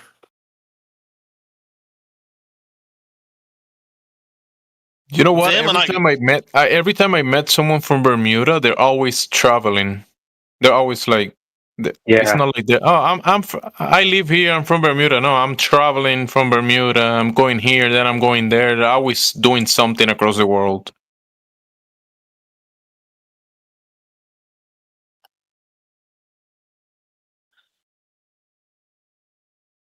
Yeah. You know, Bermuda and I think the Cayman Islands, they're about the only places that still have numbered accounts, aren't they? Yeah, yeah. And they will accept bearer bonds.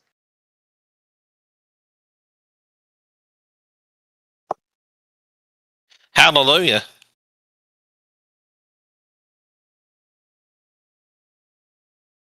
They will accept what? Yeah, bearer bonds where they're not like, so a bearer bond more or less, it pays out at a certain time, a certain amount, and then whoever shows up with that bond, they pay.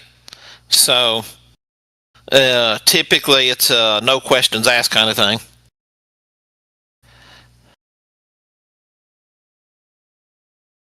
Just you show up with the bond, there you are.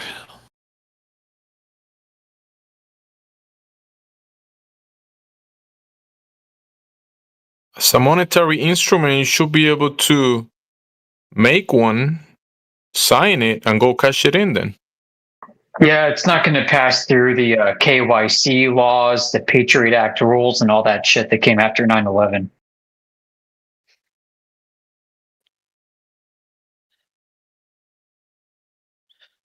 Like if you bring a bearer bond to any bank in the U.S., like they'll file a suspicious activity report on the spot, guaranteed. Yep.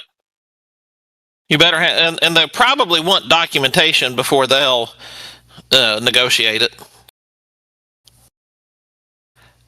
They'll probably want, documentation of how you acquired it or whatever, and they'll still submit the 5150. The SAR. Not being racist, but the black people from Bermuda, they behave kind of like high class. Dude, yeah. They put on these really cool shows, like they call them Gombe dancers.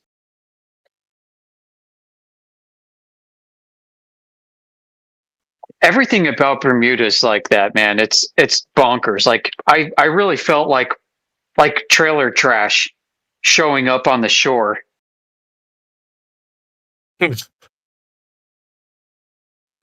Yeah, going to Bermuda, dude.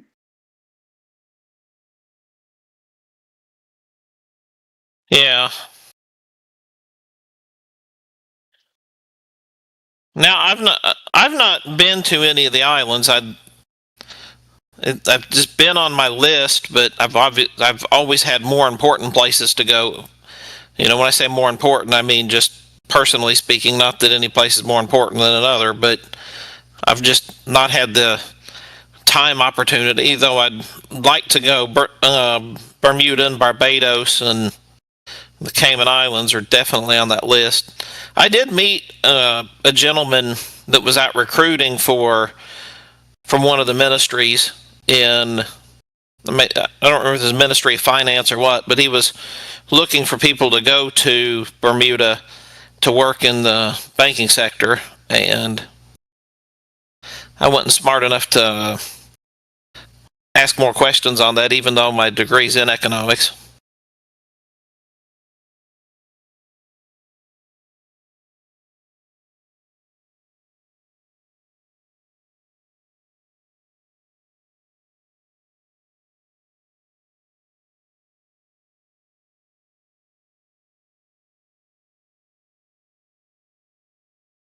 And that's called How Do We Have a Sanctuary on a Flat Earth?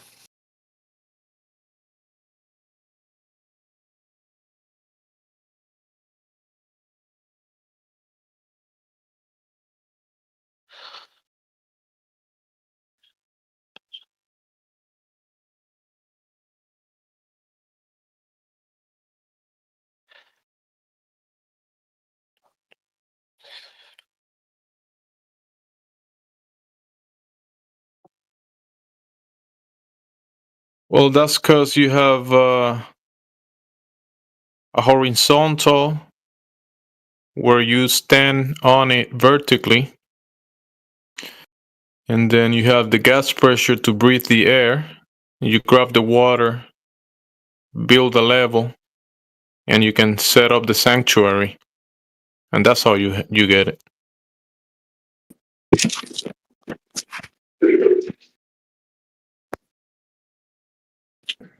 How do you have a north and south toroidal stream of sporadic meteors on a globe?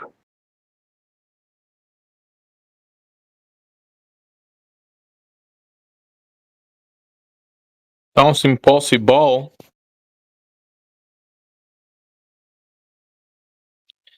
I think that's a trick question because the answer is you don't. Right. I was trying to find some literature on this. First. Yeah, like the astronomical community is baffled by it. Like they have no clue. They really don't. They can kind of explain the apex, and they can explain the helion and anthelion, and that's even a stretch. But the north and south toroidal points are like, what the hell?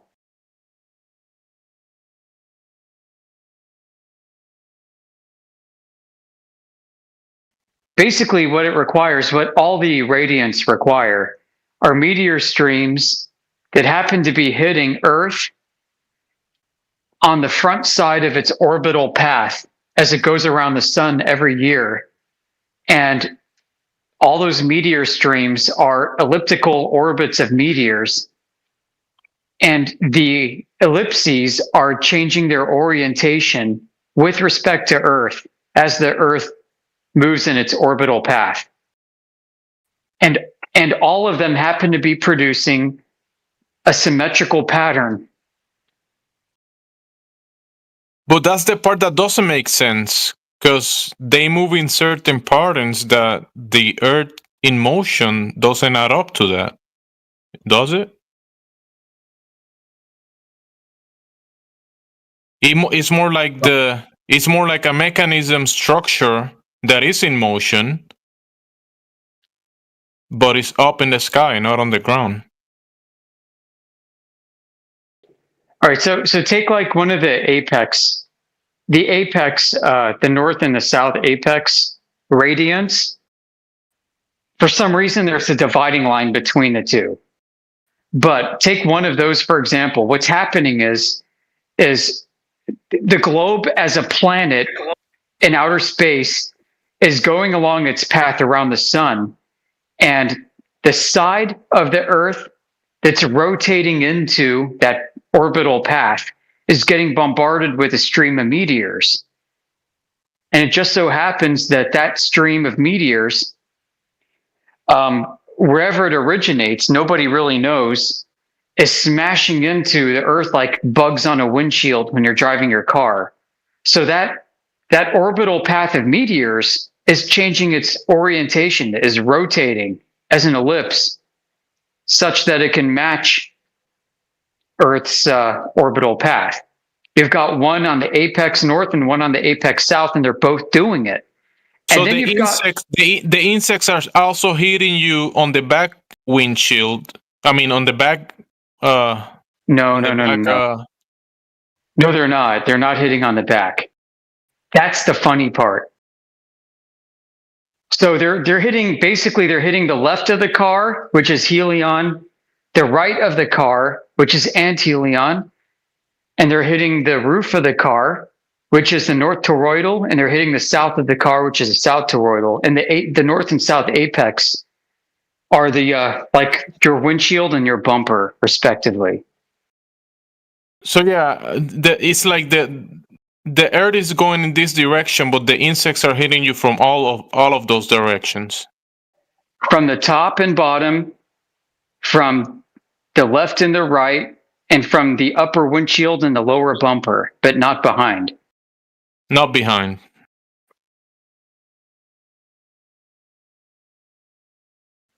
So, and these are considered to be independent paths of different streams of meteors.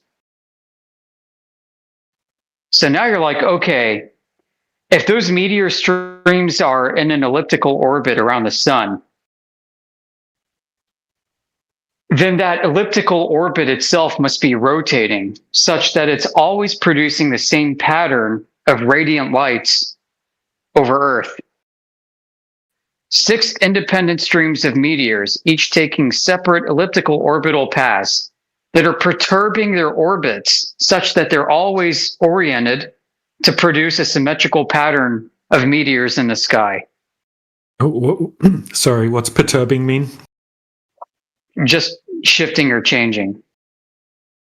Okay, thank you. You ever use a spirograph and you have like your pen, you put it in a shape and you go around circles and you make like elliptical orbits, but the orbit changes. It'll go from like the crust will go from the 12 o'clock and then the 1 o'clock and then the 2 o'clock as you make these elliptical orbits and eventually got a 12 petal flower. Imagine that happening in 3 dimensions with 6 independent orbital streams of meteors at the same time as Earth is orbiting, such that those streams of meteors are impacting Earth in a symmetrical pattern that remains fixed in its constellation throughout the night sky every night of the year. That is the implication of this. Like, boom, like, are you freaking kidding me? I mean, the astronomers in these forums are perplexed. They are utterly baffled by this. And it's why nobody talks about it or teaches it in mainstream astronomy courses. But it's definitely mainstream astronomy. So they keep it out of the academic environment.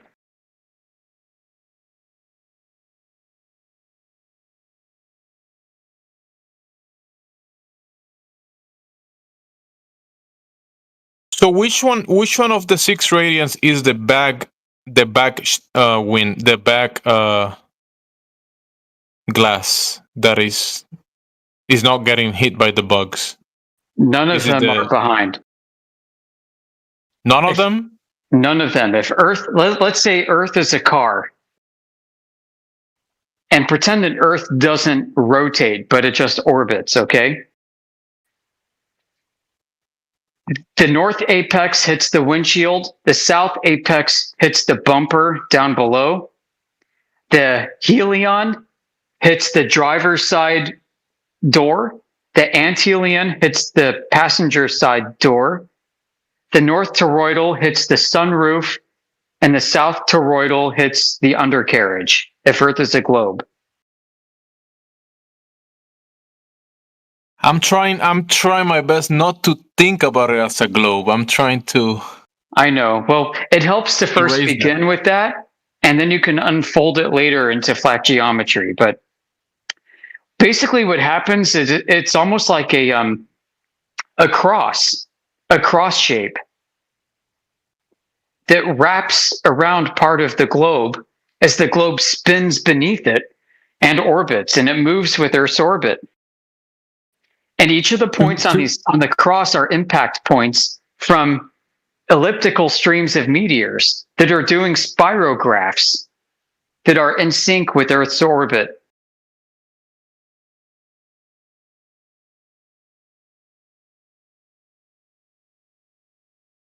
That's the part of the nonsense that makes no sense. Yeah, sorry, a few more stupid questions from me. What's a helion and what's a toroidal in that? Like when you're saying that. Sorry about that. Yeah, good question. Helion, so that means the sun. So there's a stream of meteors hitting like the left side of the globe from the sun to the globe. And it's always hitting the globe all the time at every point in the globe's orbit around the sun. At the same time, there's an anthelion stream of meteors that's always hitting the globe from the opposite side of the sun. And it too is rotating such that it always hits the opposite side of the globe during the globe's orbit around the sun. That's what I was thinking about, the behind, hitting it from behind. Oh, okay, so the night side. Yeah. Then there's one hitting the globe from the top and one hitting the globe from the bottom, and it's keeping lockstep with Earth's orbit. And there's another meteor stream that's hitting just above the equator from the direction that the globe is orbiting into, and another one that's hitting south of the equator from the direction that the globe is orbiting into. They are always there all the time. Those are the sources of sporadic meteors. Which, when he says equator, he means celestial equators. Yeah, I'm also speaking within the globe paradigm. Well, equator is just an imaginary line by definition anyway. If you look it up, definition. I know. I'm talking about how to imagine the geometry of the sporadic meteor complex in terms of the globe. Because guess what? I mean, on FE, who knows what the heck's going on? No, I know. I was just teasing. Basically, on FE, what's happening is a gigantic cross moves from east to west across the sky.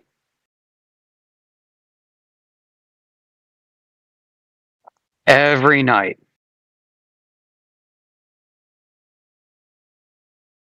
It is a cross. It rises in the east and sets in the west every night. Hidden light that can only be seen in infrared.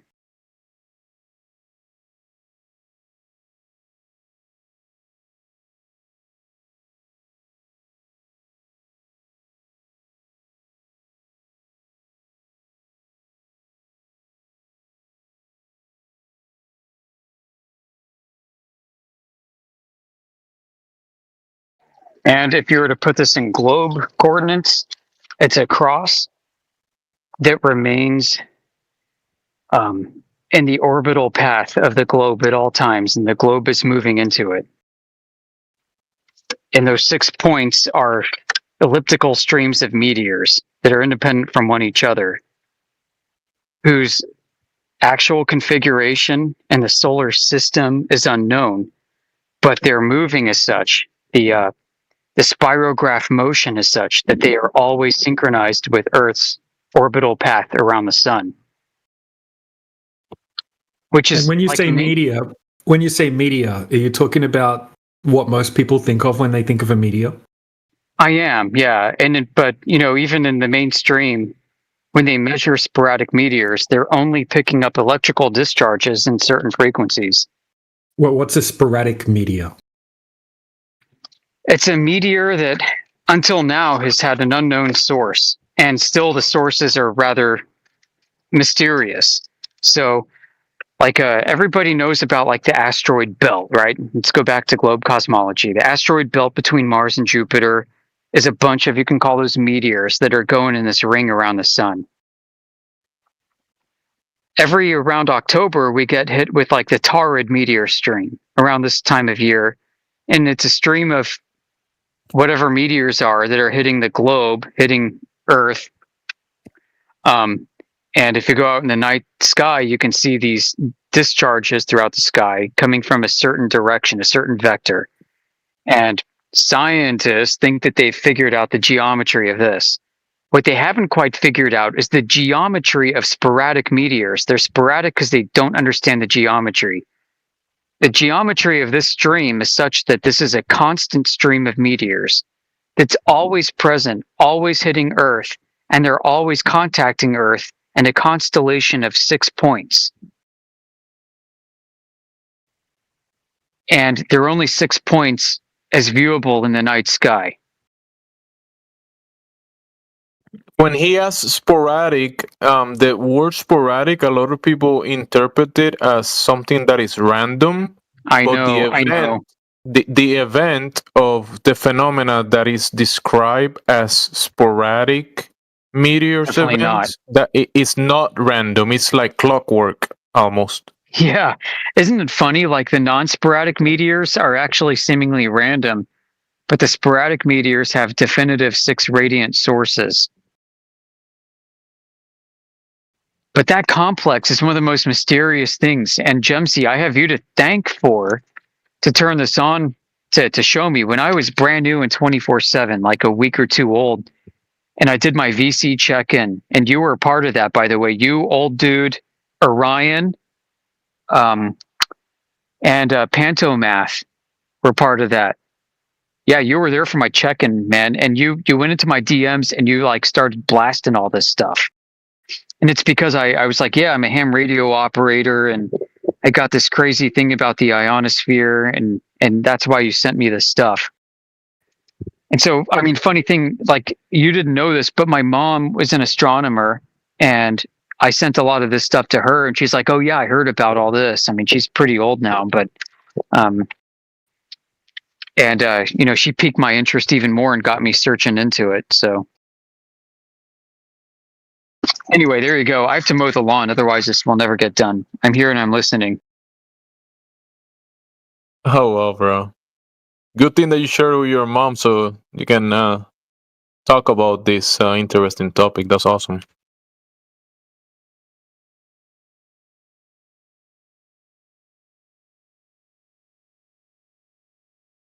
Another thing about the sporadic meteors event is that it has a relationship between.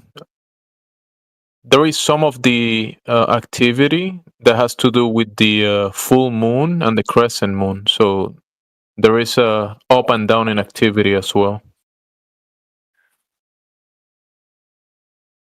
on the moon cycles. What the fuck, Flunky?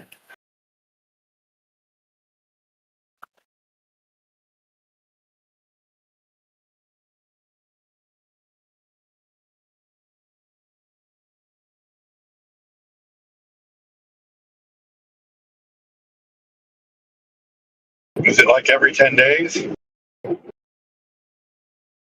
There's a paper about it. I don't know all the specifics. Read it some time ago, but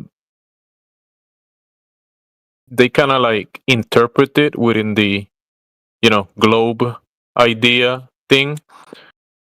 But they describe it almost as like an electric event. Like almost they describe it like this. It's kind of like described as the electric event, but they said that the moon is being hit by the meteors, and there is a high activity during the new moon phase, and then a lower activity during the full moon, or something like that. It might be vice versa. There's some paper about it. It's just observations, but then the interpretation is where people kind of like mess it up, I think, when they add the globe idea into it. That's why it gets confusing. Still, even if you think about it from a different cosmology, it's still difficult to interpret it.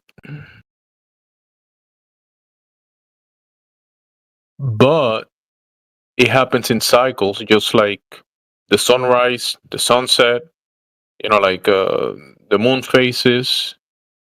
So the radiance, these 6 radiants, which are the 6 sources of the sporadic meteors, they also move basically with the luminaries, and in cycles it happens.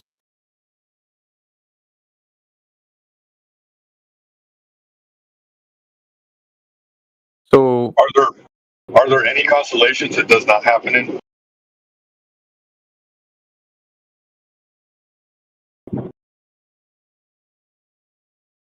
I know you said it was in radians, but Well, these are like sections of the sky that are labeled radiants, and when you say constellations, probably some of them are outside of these areas of the sky. So I don't know if that answered the question, but I'm not 100% sure which ones are within the radiants and which ones are outside of the radiants.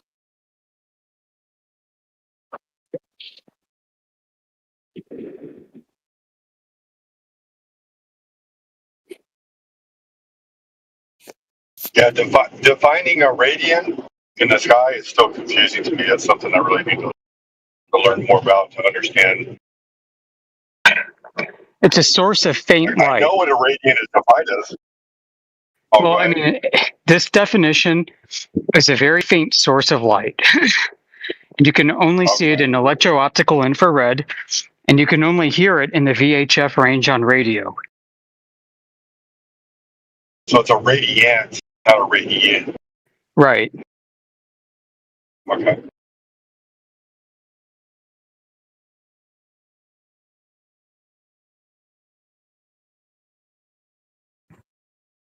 That'd be interesting. Also, to like see if that's when they talk about the gates that open up in the, if it coincides with those gates. I'm sure you've heard of Lion's Gate.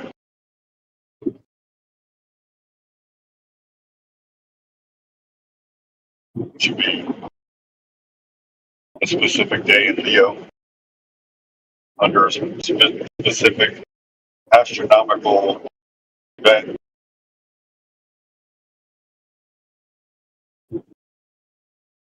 When people are observing, let's say, oh, tomorrow there's gonna be a meteor shower or whatever, you have to look to this area of the sky. When they say observe this region of the sky, it's the meteor shower is coming from a radiant. You're looking for the radiant point area of the sky, and that's where the kind of like the meteor showers is coming from.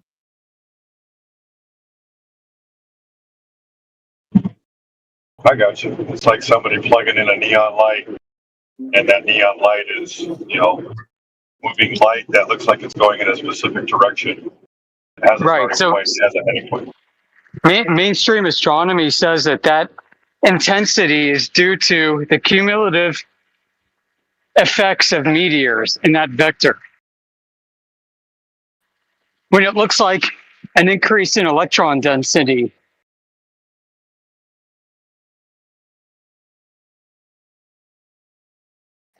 of a current.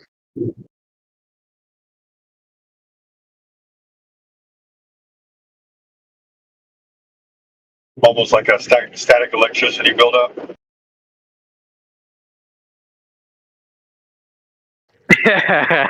Yeah. I mean, that's a bad way to put it, but I'm trying to keep it dumb for people learning. Right, and it's at this particular point in the sky, and it's always there along with 5 others. But the thing about these 6 areas of the sky, that they're all around the whole phenomena of the sky. I mean, it's kind of like a circumference of the sky that the 6 radiants are kind of like across. How do you say? Can I say the radiants are within the circumference of the sky? It kind of looks like that in the image. Yeah. Well, that's because of our biased perspective of the sky. I would say it is within the expanse, because it could have a flat topology. Yeah.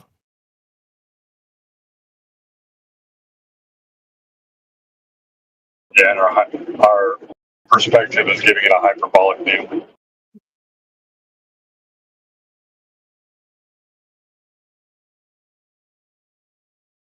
But at the center of this, the silhouette of the pyramid of light is probably one of the most interesting phenomena, if not the most interesting one. Like you can see a silhouette of a pyramid at the center of the sky. Yeah, that's right. So what Jemsy's saying is if you look at the geometry, not just of the arrangement of lights in 6 points, but each source of light has 3 points.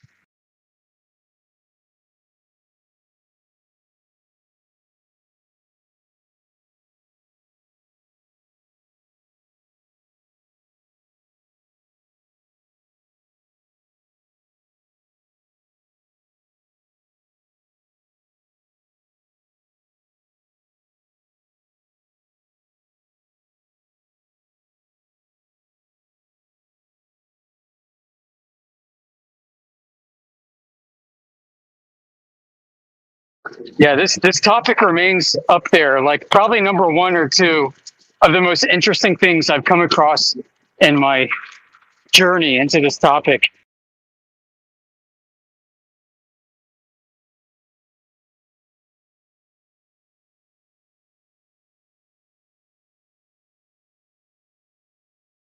Interesting. Another Man. I'll have interesting- to look a bit deeper into it. That sounds really interesting. Another interesting thing is it is interesting, yeah, DJ. But another interesting thing is that to be able to see kind of like the whole thing. I mean, I don't think we're seeing the whole thing. We're kind of seeing like something from this perspective of the ground. But to see this whole phenomena, it has to be observed from multiple locations across the world. You can't see it from one position. It's more like a build from observations across the world.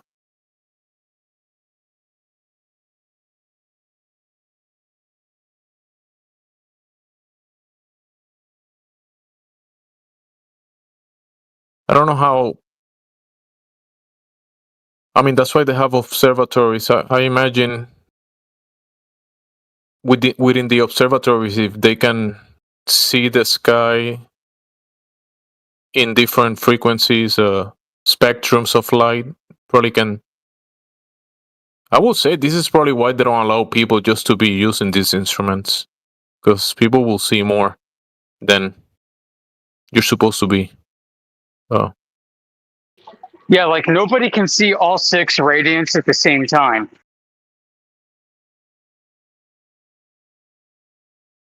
Yeah. Like you can go to one location, put one piece together, then go to another location, another piece, and you go to 6 different locations across the world, and then you put all the 6 pieces together, and that's what you get basically.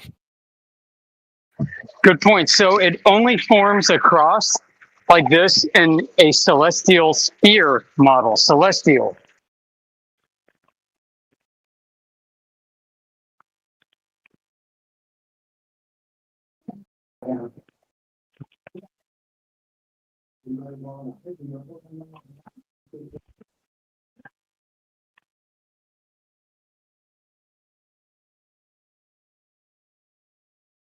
I mean, even though the sky is moving, so I guess I don't know what I want. So a celestial sphere is just purely based off perspective, really, isn't it?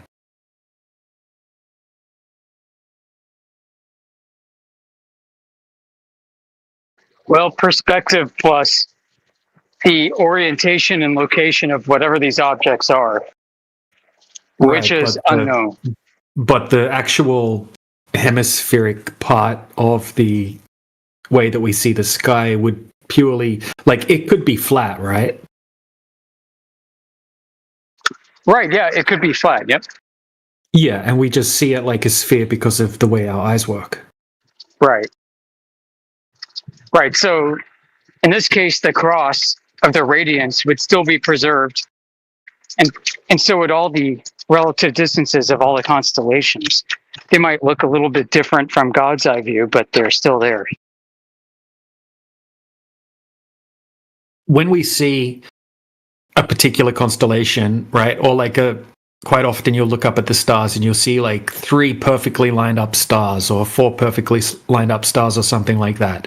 In the globe model, are those said to be like completely crazy different distances away from each other, or are they meant to be somewhat like in sync as they seem? Yeah, that's right. So one of those stars could be like 8 light years away, the other could be 400, and the other could be like 2,000.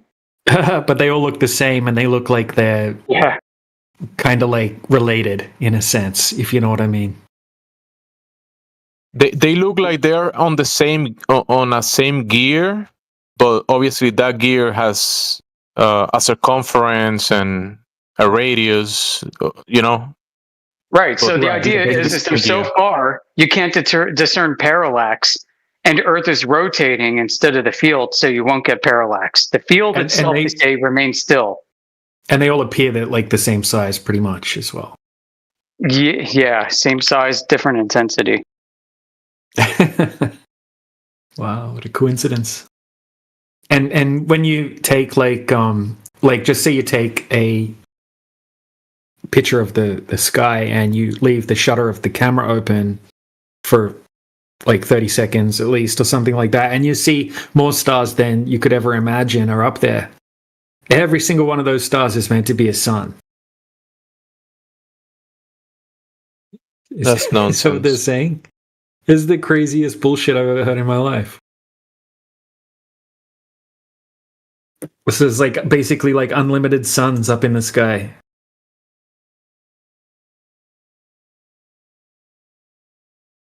It gets even better. You know why the whole sky is not lit up with all those suns? So the vacuum? Because everything's expanding away from the Big Bang at 4.5 times the speed of light. Oh. Which begs the question, how does the light get into our eyes if we're moving 4.5 times the speed of light away from it? That can actually be explained with higher dimensional geometry. So like you've seen this, right? Like you take a marker and you put a bunch of dots on a balloon and you blow it up. The expansion from the center point of the balloon to each of the dots is at a different rate than the dots are expanding from each other.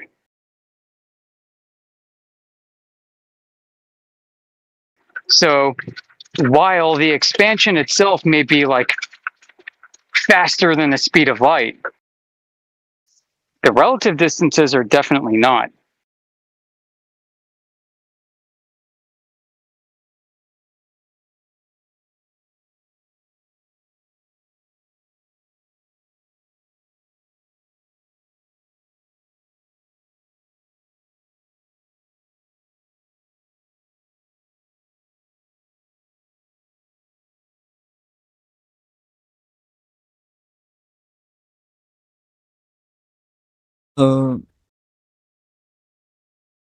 Welcome.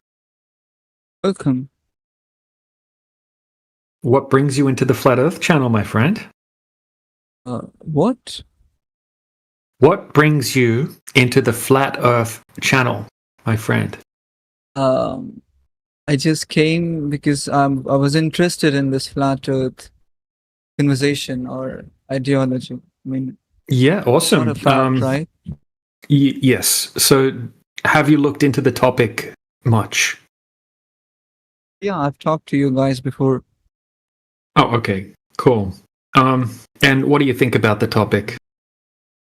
I mean, the flat Earth. Yeah. So, have you been in this channel before? Yeah, I have been in this channel, and you say that if you observe, like if you're at, let's say if you're living at 25th floor, and if you see in front of you, if you stand in the balcony and see in front, you will not see a curvature. You will see flat. Right. Yeah. And That's it doesn't correct. matter Even if it how- was a globe. Even if it was a globe. Yeah. And those space videos which we see, in those videos we see that the Earth has a curvature. It looks like that because of the lens. Well, in certain footage, yeah, and then other footage I would say is unverifiable and most likely just doctored footage. And by doctored I mean fake. But yeah, Fake videos on social media. yeah. Or composited. Okay, so they say quite a lot of the images of the Earth that NASA gives us are composites. So it's a combination of images stitched together. Can I send you a video? So in Yeah, that yeah. video, Put it in the side chat. Let me find it. I mean, Okay.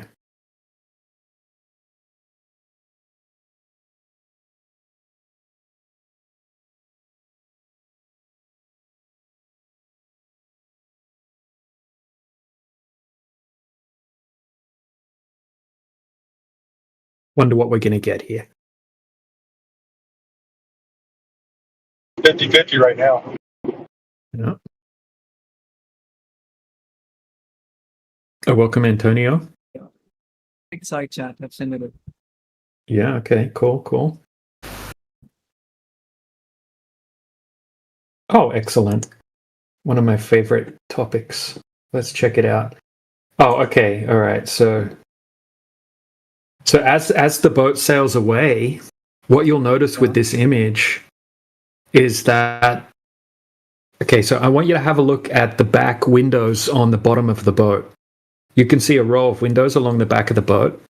And what you'll see as the boat's going away is those actually disappear, and then they reappear, and then they appear 10 times the size.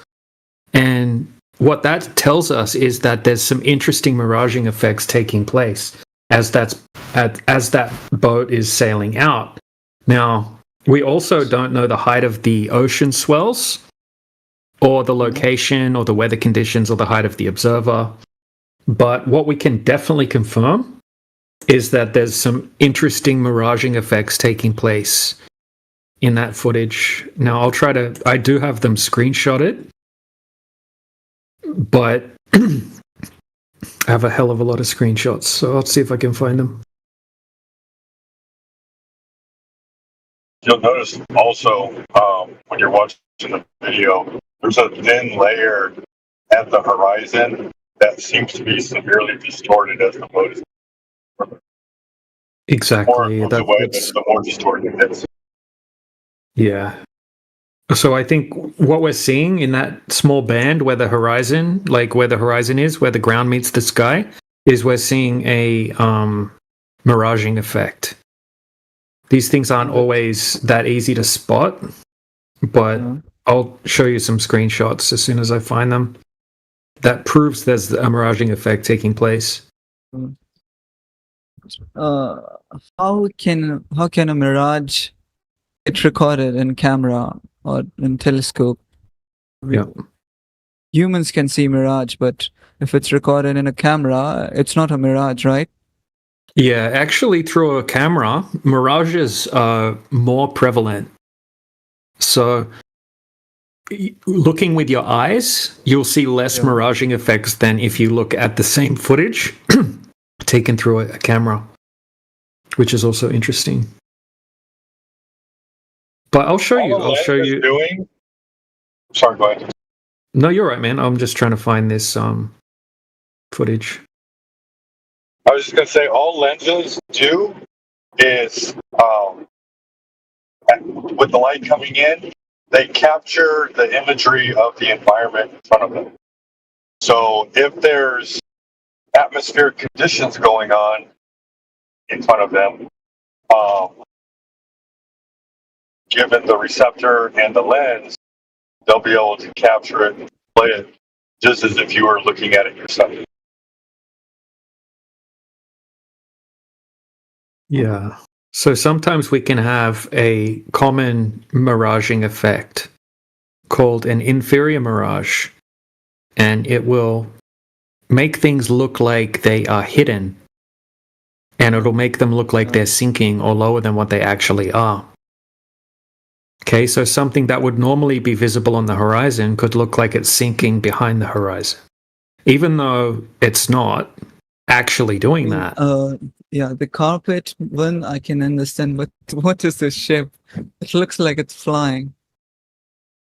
Oh yeah, exactly. I mean, that would be the opposite of sinking, right? That would be right there would be called a superior mirage, which is the opposite of an inferior mirage, where you will have the opposite refractive index gradient, or you would have an inverted temperature gradient to the sinking gradient. Yeah. So it's the opposite. So you could have the opposite of this, right? Let's say you switched around the temperature gradient. That ship could look like it's sinking behind the horizon, and half the ship could look like it's missing if you had the opposite temperature gradient. Yeah, so it's just the opposite effect. So sinking or looming. It's just a mirage. Is that what you're saying? Yeah, absolutely. What you're seeing there's definitely not a floating ship. Yeah, because even you have showed me videos of ships. They go they go farther and farther, but you will not see the effect that they are sinking in those videos. Yeah, exactly. Yeah, absolutely happens. So if you don't have any miraging effects and you don't have any waves, then the ship will disappear due to angular size. So it will just get too small, and then you won't be able to see it anymore. Or if the visibility is not very good on that day, the ship will just fade off into the air. You know, like it's going into the fog, kind of like that. Yeah, the more nicer and clearer the day is, right, the less atmospheric conditions are occurring. That's true, but also when you have sinking, it's most likely happening when you have very clear conditions.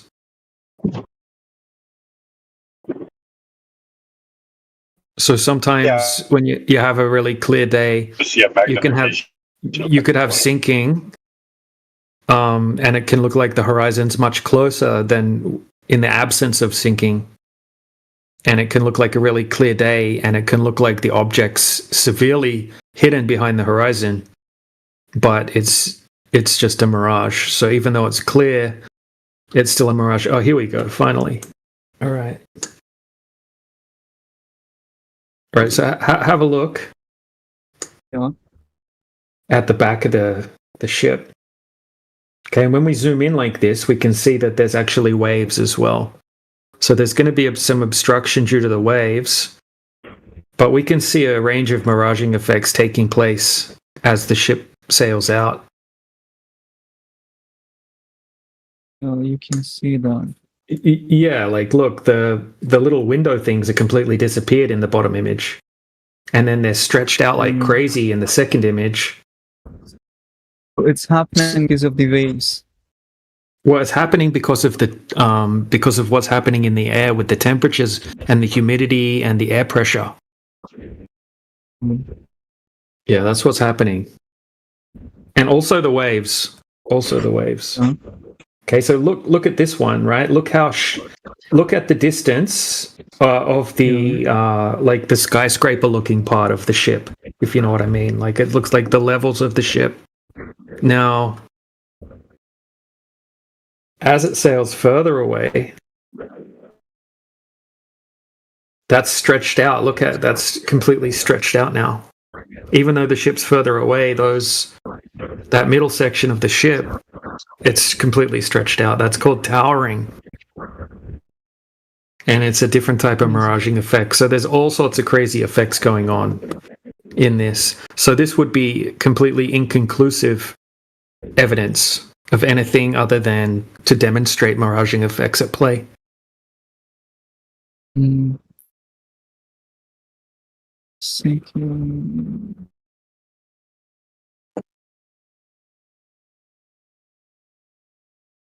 I don't understand the last one. I mean, the last one? The last picture. The second last and last picture. What's the difference? I mean, I can see that it's much farther, but yeah. So see the middle section of the ship. It's kind of like a thin section. Kind of looks like a skyscraper building. Yeah, it does look like a skyscraper building. Yeah. Look how when it's much closer, it's actually very short, and then actually when it's much further away, all of a sudden it's like stretched out a lot. And then that bottom section of the boat, the bottom section is stretched out as well. Pause. And then we most likely have waves as well. So, because you can't see, it's not very easy to see waves when you're looking out a really long distance like that. He might zoom the camera out and all of a sudden there's 8-foot waves.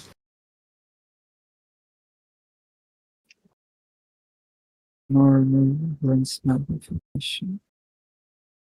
So yeah, this is inconclusive evidence. And what you'll find is all of the evidence of ships going over the horizon is like this. There's either big waves or there's miraging effects. But regardless, if someone wanted to claim one of these bits of footage as evidence of the globe, they would have to factor out the waves, right? Go on a day where there's no waves and go on and also validate the atmospheric conditions to prove that there's not a miraging effect taking place, like sinking, which would perfectly explain why something would disappear bottom up. Not a hill of water. Water. Yeah. And we can replicate all of this on a small scale on a flat surface. See, here's another example here in this side chat. Okay, look at that. Okay, that's a giant boat, but you can only see the top of the boat. Now, people would say if they saw that out in the ocean, oh, look, it's hidden behind the curvature of the Earth. Look, this is the boat right here. Right, that whole bottom part of the boat's completely missing. But it's just a mirage. Okay, because 4 hours later, this is the same boat, the same location, the same cameraman. 4 hours later, you can see the whole boat. Right, so I'll post the video that's from, because the guy stays there and he does the observation in the morning, and then when the weather conditions change 4 hours later, right, slowly you can see more and more of the boat. 4 hours later, you can see the whole boat. Proving that it wasn't hidden behind the horizon. Yeah, but in the first picture, doesn't the boat looks a little tilted? Nope. Not really. Nope. It does not. I mean, it could be a mirage for me. The second image is just me finding the boat, right? So that's just a picture of the boat. So that's not part of the observation. It's just to show you that that's the boat. It's called the Mandarin Arrow, and it's anchored. It's anchored out in the ocean during the observation. You can have a look at the video. I'm uploading the video now. It'll be there in a second. It's just a short video, like 2 minutes. But this is just showing you that just because something looks like it's hidden and you can't see the bottom of it, that doesn't mean that it's behind the globe Earth curvature. We can do the same thing on a flat surface.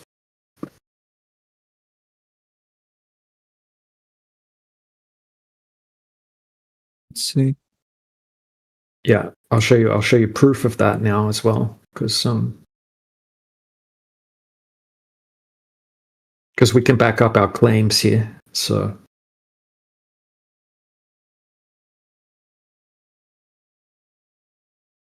right, have a look at this GIF. Okay, so he sets up some blocks across his floor. Okay, it's a flat floor in his house, and he sets up some blocks, and he puts a light in the distance, a red light.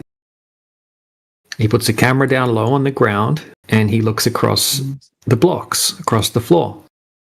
Now, you can see all of the blocks, and you can see the red light. And all he does is manipulate the temperature in the room, and all of a sudden it looks like the blocks start to curve around the flat floor. And the red light completely disappears. Oh yeah, the heat over the curvature of the flat floor. Yes, the heat can create a mirage. I mean, some waves, so it can distort. Yeah, exactly. That's exactly what's happening. So what's happening is the floor is warmer than the air above it, So when the light bounces off the objects in the distance, it deviates upward a little bit, and that makes it look like the objects sink. That's why it's called sinking. What if we find a similar video from Antarctica? Do you think that would be a mirage? Yeah, you can get mirages in cold or hot environments. It just depends on the change in temperature vertically. So it doesn't matter if it's 0 degrees to 4 degrees or 34 degrees to 38 degrees. You're still going to get the same, like you're going to get a similar miraging effect because you have that gradient. So the actual temperature doesn't make a huge difference, whether it be 4 degrees difference at 0 to 4 or 32 to 36. It's just about the change in the temperature.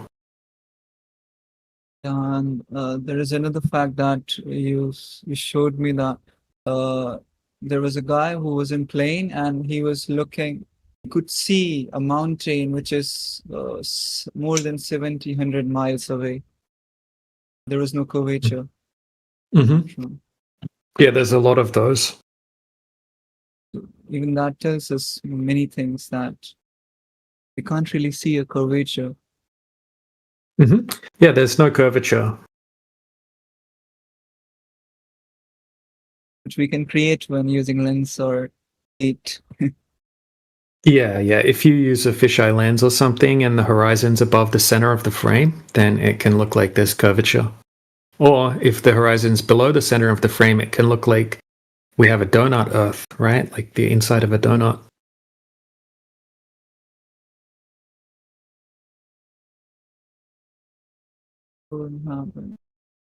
But what we're not, what's that?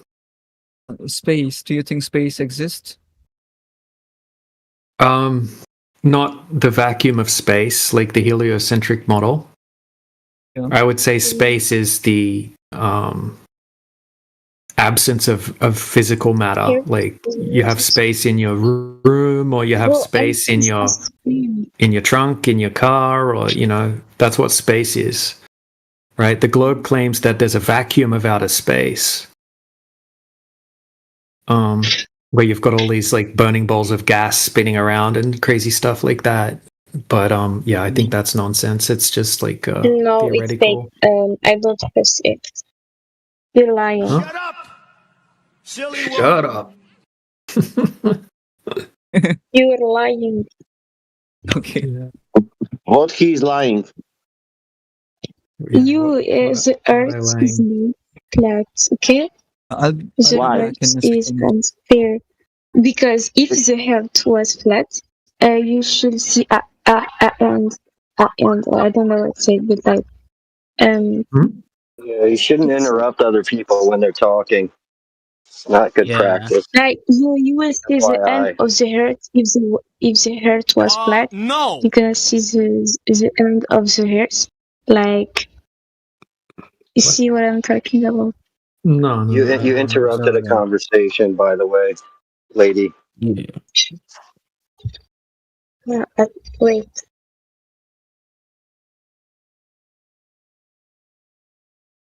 So if you right click on your name, if you're on a computer and you hit the mute button. Yes. I don't understand. Mm-hmm. That's the solution to this.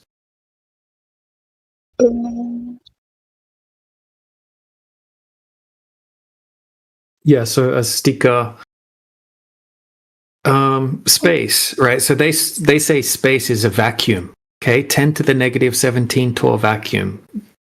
More powerful than any vacuum chamber that we can create here on the Earth. Yeah, that's absolutely nonsense, or like it's something that hasn't been proven to be real. It exists as a theoretical mathematical concept, not reality. Hello. Howdy. I fight it. Cool. Yeah, so a sticker, the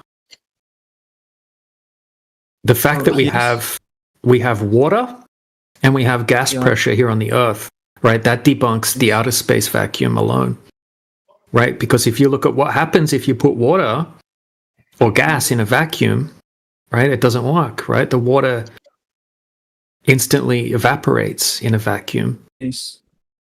And if you have a high pressure system next to a vacuum, obviously the high pressure is going to instantly equalize with the low pressure.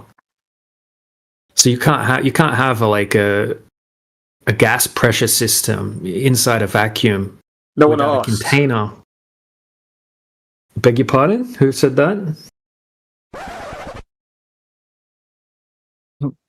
Is that an Englishman? That sounded like an English objection. No one asked.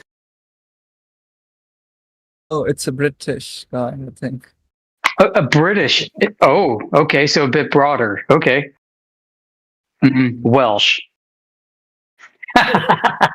There are so many people in this week. Yep. So do you have any more questions? Not quite. I don't think I have much questions because from my observation, if I don't see a curvature, and I don't think I can afford to go outside this planet. Right. It's not just you. Yeah. It's not even legal for civilians to go up above a certain height. It's not? Nope. If you look up the Not without permission. International Space Treaty, right? That's why no private company has ever launched a satellite into space independently. Not one. Except Elon Musk. No private company has ever launched a rocket into space independently either, because it's not legal to do such a thing. I mean, how can they make such rules? They don't own this planet. They might have their countries. Yeah, well, they say that they own the sky as well, so. Kind of sucks, right? Like you want to find out for yourself, and you're not allowed to. I want to create a small rocket and send it to space to check it myself. You can't do that by yourself, man. I mean, you're not allowed. Some people with me. Well, you can, but there may be consequences. You just have to live with those. No one's ever done it. Who's gonna break the news to him that Earth is not a planet? James, you just did it. You just broke it. Well, maybe he already knows. I'm sure we've explained that to him, right? You know that Earth's not a planet, right? And that doesn't mean it's a flat planet. It's just not a planet. There is no solar system. Oh, there is no solar system. And how would you explain Sun, Moon, and other planets which you can see from telescope? Yeah, it's a flat Earth system. Okay, so it's you're saying it's like a clock, right? Those things work like that. That's a great. How did you come up with that? We've spoken This to him came to before. my mind. There is no other explanation. Wait, you never heard it? Wait, hold on. So how did you come up with it? It's a clock. You never heard that before? Amazing. So what else can you come up with if you? I don't know. I would have never come up with a clock. I would have never done that. I'm surprised you did. That's awesome. That's great insight. Yeah, I would have just called it unverifiable lights in the sky. But I can see them through a telescope, and they look like lights. Have you been looking into flat Earth before? It kind of sounds like it, but Me, I'm looking into veganism more. okay, you can be a flat Earth vegan. Okay. Yeah. I mean, listen, like if you want to get back at the establishment which poisoned your food, flat Earth is a directed energy weapon aimed at the state. Oh. I don't think just state, it's to all space organizations.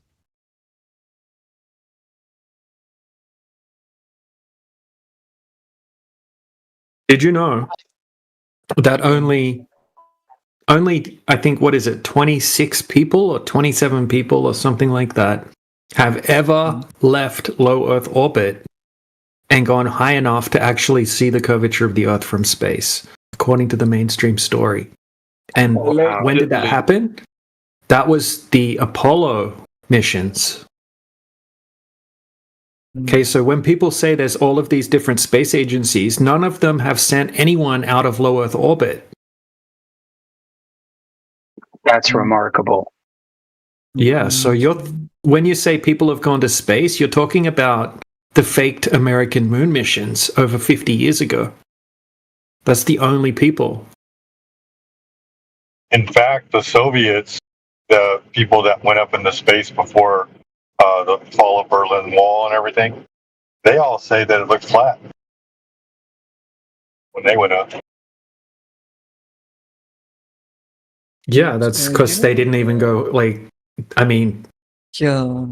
technically they didn't even go high enough to see the curvature if it was a globe, right? Or is that wrong? Guys, hello?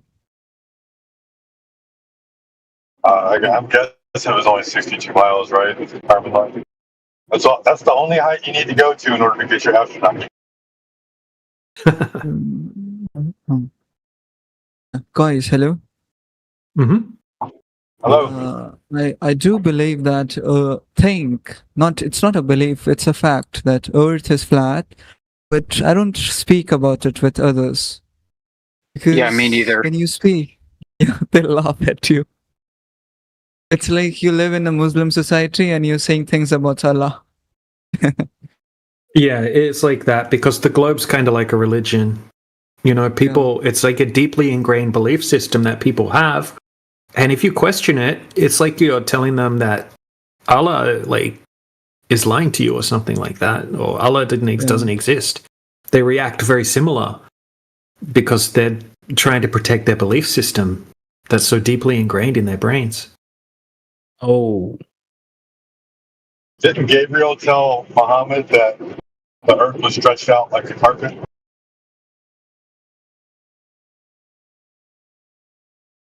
Yeah. Maybe. We all know that carpets are spheres. Oh, wait. The entire cosmology of Mesopotamia, including Babylon, including the Hittites, including even parts of Europe and North Africa into Egypt, and out into China and India, they all had a flat Earth cosmology. In fact, it extended to the north through Europe, through the ancient Nordic traditions and the northern Slavic traditions. Flat Earth was universal. I've got a great book called, Adam Insulted posted it. Ancient Cosmologies. Ancient Cosmologies. It's an old book about 100 years ago with line drawings, beautiful drawings, and excellent research from anthropologists who studied ancient cosmologies. And they were all flat, from Egypt to Babylon to ancient Chinese, all of it. It is all flat. Hindu, Buddhist, flat.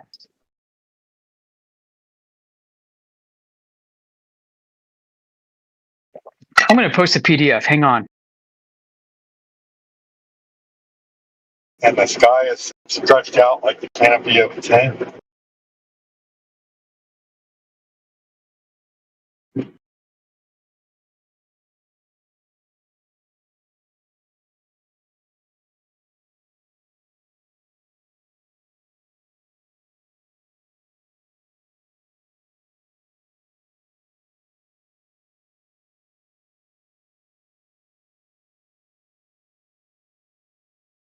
Welcome to everyone else new that's joined. Welcome back, Gon Pichiro. Haven't seen you for a while. Maybe you've found some globe evidence. Just kidding. Who else we got in here? Lorento, welcome. For those new people that came in and maybe they were asked to mute their mics, we've reached an area where I'm now. So feel free to ask questions or make comments.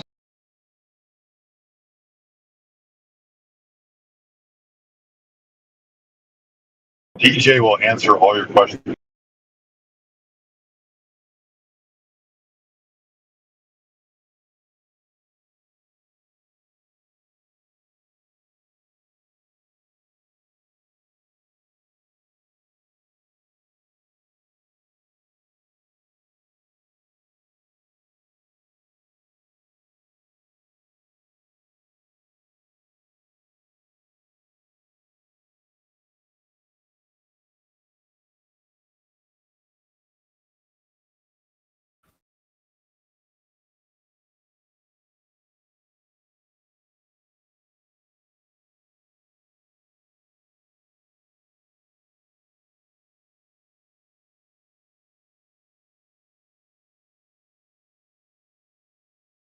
If anyone's listening and not looking at the side chat, you should have a look at the side chat. Right? These are all ancient cultures' depictions of the realm that we all live in, right? Or this Earth system that we all live in. So allegedly, they didn't have communication with each other, but they all came up with the same kind of thing, right? That the Earth is a stationary plane within a contained system.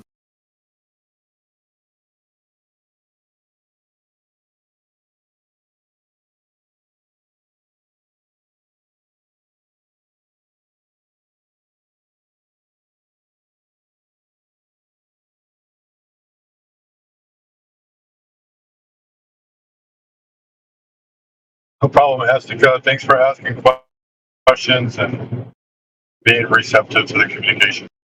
Yeah, catch you next time. Estica. Nice guy. Like him. Yeah, definitely. AFY, welcome. Affy. All right, folks, look in the side chat. I'm going to post it. It's a book called The Earliest Cosmologies. It's in the public domain. You are free to download it, no copyright. Earliest time. I prove the Earth is circle, not circle. Football. What? Like football. Ball, ball. Not. Wow, man, you're failing. In 2 seconds. The Earth is a pie. Yeah, guys. I will. Okay. Hey, shut up. Shut up. Hey, shut up. Listen, I posted the PDF in the side chat. So feel free to download it at your leisure. It's amazing. It's a beautiful book. You posted it? Yeah, look in the side chat. Earliest Cosmologies PDF. Which side chat did you It put it in? didn't post. You must have put it in the lobby. No? Geez, that's weird. Hold on, one more time.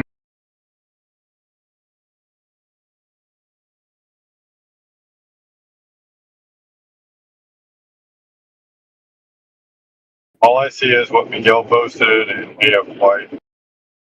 Oh, I might have interrupted it. There it is. Awesome, downloaded.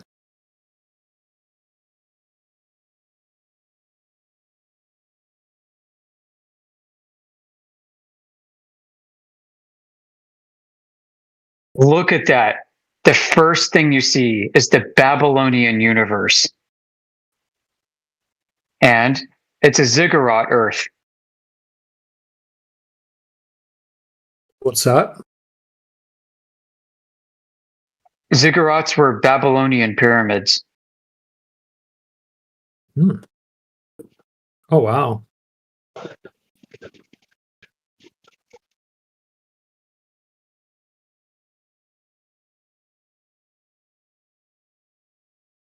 This is one of my favorite books, honestly, since I've been looking into Flat Earth. And I have Adam Insulted to thank for posting this. And he's probably posted it hundreds of times in the lobby of 24/7. So, Adam, yes, I pay attention to you, man. Thank you very much. This is cool. I can't wait to have a good look through this and make some screenshots. Yeah, the screenshots are golden. And the screenshots of not just the images, but the text.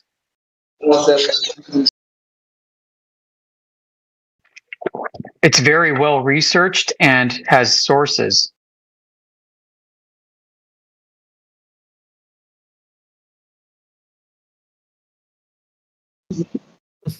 Who think the Earth is flat? Who thinking that? I can prove it. Yeah. Yeah. Huh? What? Who think the Earth is flat? Who think that? No one. It's not debate if no one think that. Hey. We don't think the Earth is flat. We all know the Earth. Yeah, you gotta get control of that toxoplasma, bro. Chill. Therefore, what do you think? What's your belief? Yeah. I don't know, man. It's not a belief. We know the Earth is flat. There's no measurable curvature. Yeah, that's anybody. Went to moon. Travel to moon. No one went to the freaking moon, dude. Like, what the hell? You think people went to the moon? He told you, but you didn't listen. He told you like 30 seconds ago, and you didn't listen. Yeah, Try to listen. With the ears, not with the mouth. Yeah. No. 1 minute, please. 1 minute. You will listen with the mouth, okay. Yeah, I'm sorry. It sounds like he's with his crew. It sounds like he's trying to ask some questions, but he's having, I don't know, it's the English technicalities. And yeah, I don't know. It kind of sounds like he's got some friends with him and he's trying to show off. But Zlofi or Z-Lo-Fi, whatever your name is. Are you there?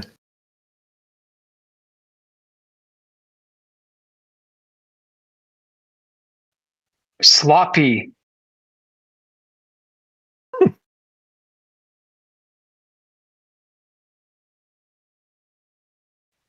So, I am enjoying myself in Merlot.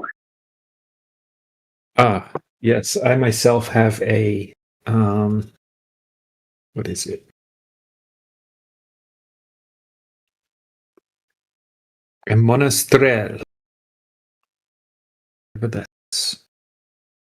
Wine from Spain. Shoot, Globers. Mine comes in a cardboard box. Globers, just take advantage of these times at the moment, because whenever these two guys get a few of those beers in, then you're in real trouble. Oh shit.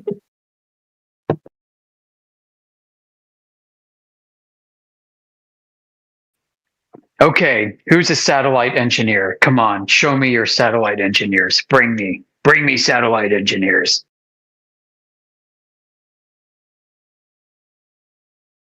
Yeah, that's probably not going to happen. Hey guys. Hey, Hoodie Guy, welcome. Hoodie Guy's here, everyone. Who here believes that the Earth is flat? Nobody. It's not a belief. It's a fucking what? We have direct knowledge. Yeah, you don't have to believe something that you know is actually true. How is it true? The rules of relativity and gravity don't prove it. A simple math equation can disprove this belief. Oh. Yeah, you want to fuck with relativity? Okay, let's do it. Guess what? General relativity is completely compatible with flat Earth, and I can tell you how. It's not. The Earth has to be incredibly strong to support the gravity that's pulling it toward the center. Okay, if it was a flat Earth, it will eventually become a sphere. Okay, since relativity is fundamentally a geometry problem, would you like to give you the geometric solution to flat Earth relativity? But gravity exists. Yeah, gravity and relativity is a geometric problem involving the use of coordinate reference systems. Yeah, give me the solution. Right, so you got Minkowski space, Hilbert space, all these different spaces, Kaluza-Klein theory. So here's the solution. I'll give it to you. I can't take credit for this. A university in Italy can take credit for this, and I've got the paper. If you were to model flat Earth as the flat surface, the developable surface of the edge of a cylinder, the flat part of the cylinder, the side of it, right? That's flat Earth. And the cylinder extends downward near infinitely. Then you're able to have, in general relativity, the gravity vectors be effectively parallel to each other downward to that flat surface.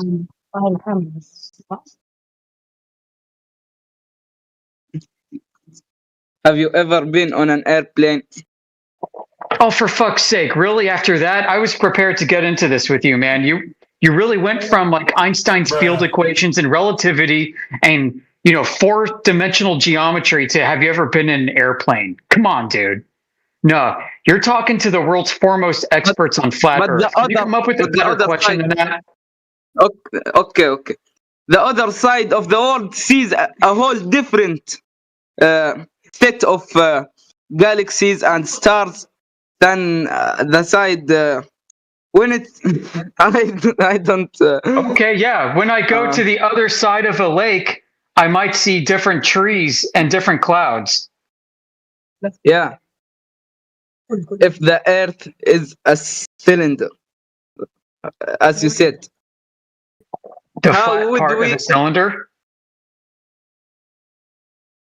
how would we see different sets of galaxies and stars on opposite sides of the world?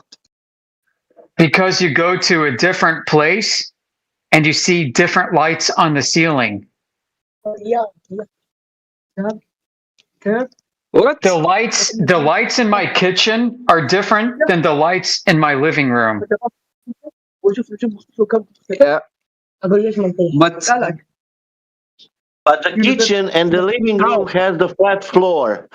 If the Earth is an infinite cylinder, like you said, then the edge of the cylinder, the Earth is rotating. The Earth is rotating. No, it's not rotating. No, the sky's rotating. No one said it's a freaking cylinder either, dude. Yeah, that was just a model for relativity. Wait. Then your solution isn't right. If the sky is rotating, then stars further back would be moving faster than the speed of light. It can't be possible. Relativity doesn't allow it. Why would they have to move faster than the speed of light? How far away do you think they are? We see galaxies like 10 billion light years away. They might be a few miles away. So what? If they are a few, Master Yoda, they are a few.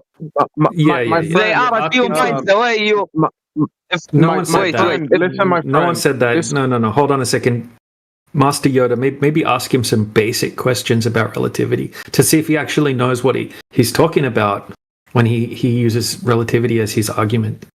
Oh yeah, so you want to get into relativity? Okay, yep. So, what's the difference between special and general relativity?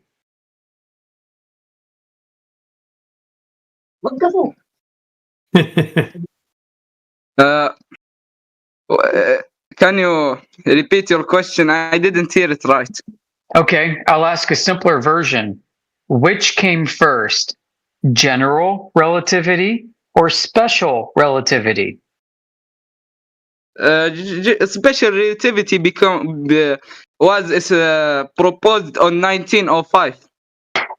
All right, ding ding ding. Correct. Relativity was proposed later, but I don't know when general relativity was proposed. All right, that's fine. You got the answer correct. Okay. Why did Einstein produce special relativity as a theory or hypothesis? Who? Einstein? Yeah, what was his motivation? I can't hear you good. Why did he create it? Who is Einstein? Create special relativity.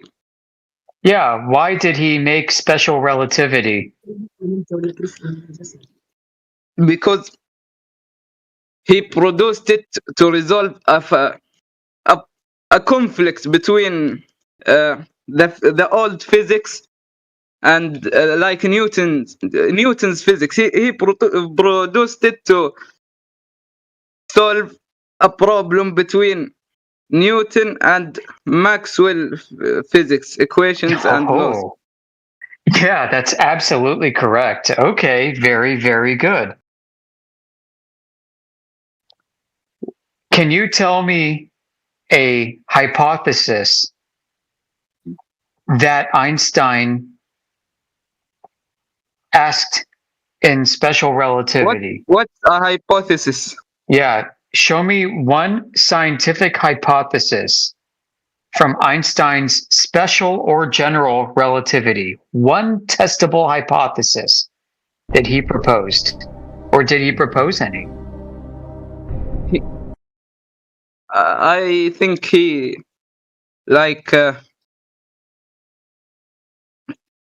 he first proposed the principle of relativity, like. Yeah. There was no scientifically testable hypothesis. The laws of physics are the same for every observer. Yep. Observer dependence. Yeah. And he also made the speed of light constant. C. Yeah, yeah. And constant is also infinite. He made it have a constant value to 299,000. Constant for only the observer, but it is infinite between observers. But you are an observer. I know, but if you have two observers, then between them, the speed of light could be effectively infinitely fast. But if you observe something far away, it can't be moving faster than the speed of light.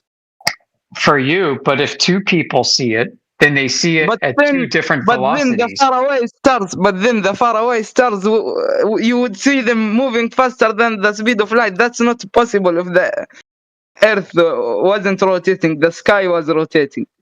But you assume how far they are and how big they are. What if they are smaller and closer?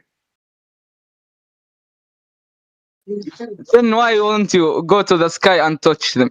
We know the distance of them because of the speed of light.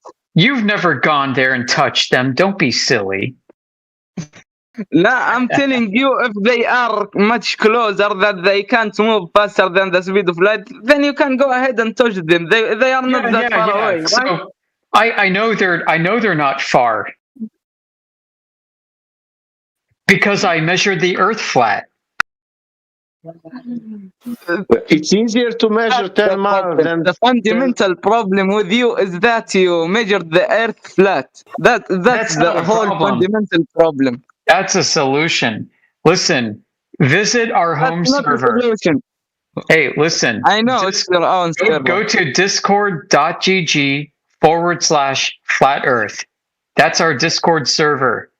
30,000 members, 10 years, 24/7 live streams, terabytes of data, including observations, measurements of flat Earth.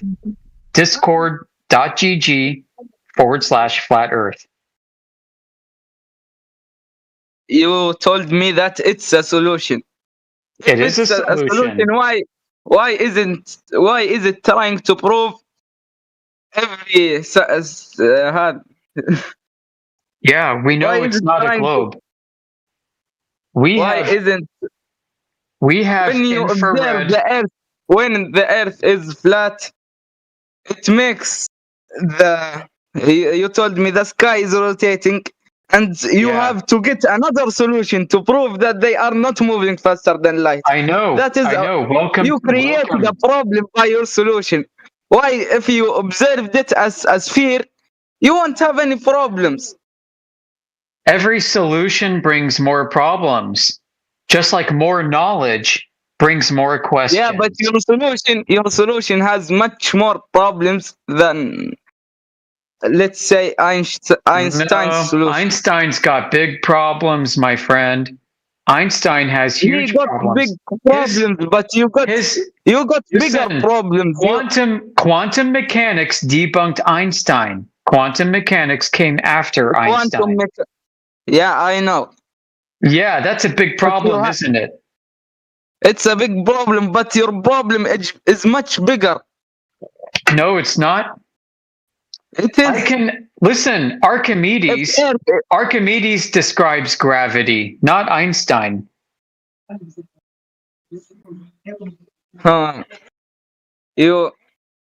I don't want to get into a very long argument because I understand. I understand. There is a language barrier. Okay, you're a very smart man. Okay, I respect that. And if we don't have to get into it, thank you for coming and visiting. Yeah. Maybe we could get into empirical evidence of the actual surface of the Earth. That could be a determining factor here. Yeah, please. Will you listen to my friend DJ? He can show you some evidence. Would you like to see flat Earth? I'm sorry, but I don't have the time for that. Sorry. Okay, come back. Come back again, please. Thank you. Yeah. It's just simple quickly. geometry. Just quickly, Hoodie Guy, before you go, right? If the Earth is a globe with a radius value of oh, he's gone. That's all right. He'll be back. Yeah, listen, just because there's a language barrier and that creates frustration doesn't mean that they're frustrated with us. We're in an English language learning server, so keep that in mind. Yeah, he did better than I thought he was going to do, actually. Yeah, he answered some important questions, so that was good. Good stuff. All right. What were you going to say, though, DJ? Oh, no, I was just going to start going over long-distance observations. Oh. I'm glad he dropped Maxwell. I'm like, shit, okay. Yeah, when he said Maxwell, I was like, shit. I wasn't expecting him to do that. He has had college-level physics, not high school level. Yeah. Oh, well, good on him. He was about to get cooked in the empirical evidence part of the debate. But luckily he left. So who's next? Who else do we have in here? We have someone's name, which I can't pronounce, starting with a $sign. Welcome. Indio 007 definitely doesn't have any globe proof. Oh, lava. Oh, lava. I forgot earlier today. Yeah, damn it. I forgot about his lava freaking. Oh, gosh. That's the topic, isn't it? Hey, Indio, you missed a potential guy like wanting to talk broken English about Maxwell's equations. I was like, oh, crap.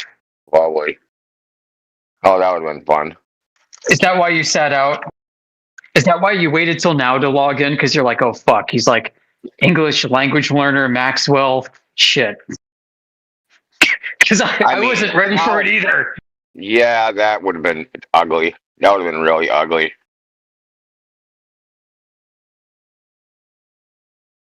So how bad did he butcher it? He was good. Yeah, he did. It was good. He answered some really good fundamental questions and offered information. Like I asked him, I said, so what problem was Einstein trying to solve? And he's like, reconcile Maxwell equation with Newton. I think he was German, but that was good. I knew exactly what he was getting at. Like, you got like the holy shit. Newton's observations with Maxwell's ether. Yeah, he was able to recite some of the Book of Bullshit. Credit to him. Yeah. You know what I realized yesterday? Is that the way they teach electricity and magnetism is by analogy with Newtonian motion. That's right. Yeah, It's so and by dumb. extension Gaussian geometry. Well, because they talk about a current, right? And everybody thinks there's a current flowing in a wire. Yeah, yeah, the It was like Gaussian the way model. that, yeah, Or the way Gaussian, they yeah. just talk about it. They talk about it by analogy. The ballistic theory of light, right? Photons, all that shit, right? Right. It's Everything's quantized and packaged up, man. So it's like black holes. Like they talk about charge and spin and dimensions of black holes, just like fucking dipoles. they just smear it all together, man. Yeah, like That is Coulomb's magnet. law is gravity, bro. Did you hear what AI was saying last night? I caught it, when but they I don't take- remember when specifically they what take you're the getting at. sheet, they take the sheet and they stick a ball in it and another ball to demonstrate, gravity. Yeah. But they have to use Earth's gravity to do that. Oh shit. That was kind of funny. That's brilliant. Yeah, man, AI, dude. He's like 200 IQ Kramer through the side door with like shit that you never thought of before.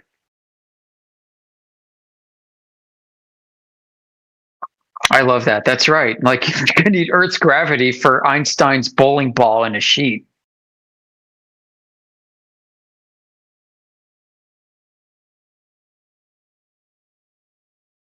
I mean, I get it though. Like in their cosmological worldview, it is the bowling ball creating the displacement. So, but still kind of funny to point that out to people.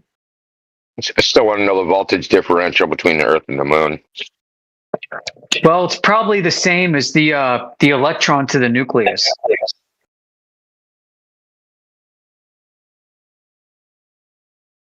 I want to read something about gravity.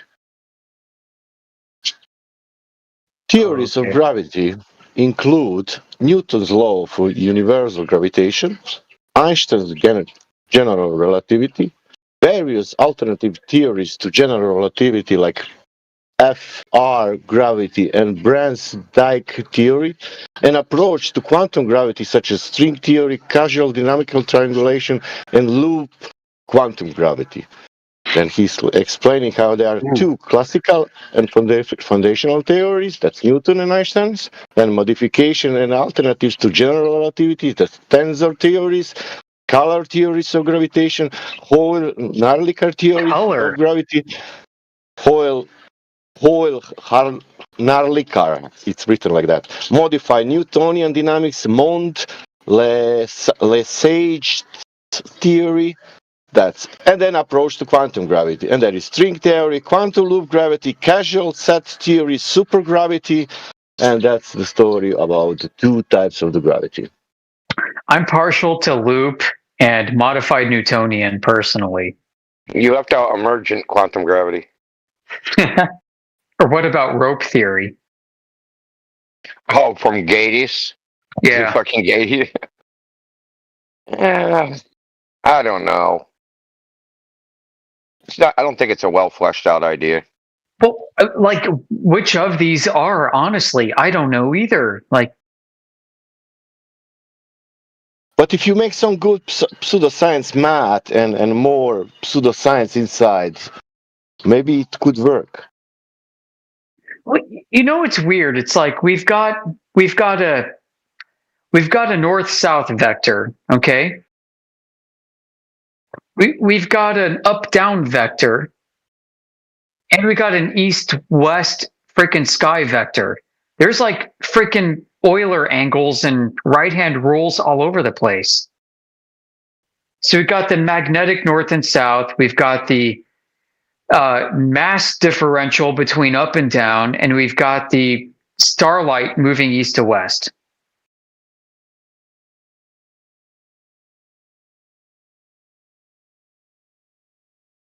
These are all orthogonal to each other for the observer.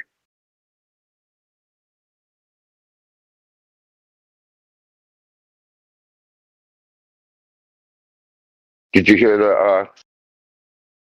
Were you in here when I was talking about the CMB and the quasars are moving in different directions?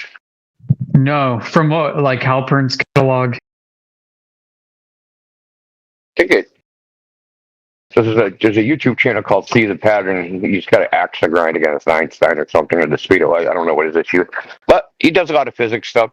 And the latest one was Big Bang has to be wrong. So they measure the direction that the CMB is going, in the direction that they surveyed 1 million quasars, and they're going 90 degrees from that.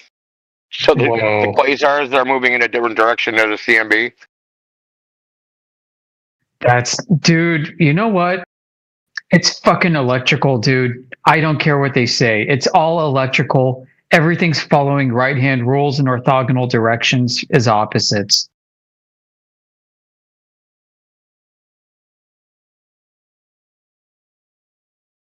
Are you going with the Easter? You at Easter right yet? Listen, Shane and Alan have been trying to be pulling me into their shit for the past like 3 years. I've been resisting it.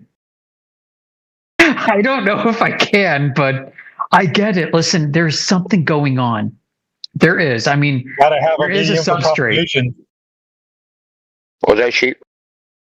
I said you got to have a medium for propagation. Well, my thing is, I don't think you can measure the ether from within it. I don't think so either. I don't think you can make a hole in it. Whatever tool you have, if the ether permeates everything, whatever tool you have also has ether within it, right? Yeah. So you have to separate it. You need the differential, right? You need the difference. Listen, if I go over there, I'm going to like issue like big apologies to everybody over there. I mean, I'm still friendly with Shane and a lot of those guys. I mean, Alan kind of ghosted me for a while, but you know, he'll probably come back. He's going to warm up to the Amish eventually. But I will say something though. It's got to be something there if there's an impedance of light in a vacuum. Yeah, or just like anything electromagnetic, like standing ohms in a vacuum. I get it. Like you tune antennas. You can't tune an antenna for radio propagation properly without tuning it to an impedance of the vacuum. What the fuck is that about? And then once you learn that and you realize that like protons, neutrons, and electrons aren't even physical, they're just like vibrations. I don't know, man. Energy. I think they are physical, dude. I really do. Like you can measure their momentum. You can measure their momentum. I'm not saying that you can't like observe and all those things. But are you sure about that? You can. No, not directly. Let's say I got a neutron gun, and I shoot it, and I'm going to measure some momentum somewhere. Why would you choose a neutron gun? Fuck. Well, whatever. I mean, because we said neutrons, electrons, and protons. Whatever particle you want. Pick one. Yeah, maybe neutrons don't exist. Let's play subatomic particle roulette. Pick one. Okay. And and we got our detector. We got our little shooter or emitter, right? And according to quantum mechanics, it just magically appears at the fucking screen. All right? Doesn't have any existence in between the detection, right? 'Cause it's in a superposition of all states. I get that. Right? I don't know. So fuck. What do you really got? What do you really have? You have like, I had a phosphorus freaking flash in the pixel. You know what I mean? I know. I got a reading that I can interpret. It's kind of like the Sag. Okay, so hold on. This is like the Sagnac effect. Hold on. It wasn't done. Just one more thing. All okay, right. So you have your emitter. It's off.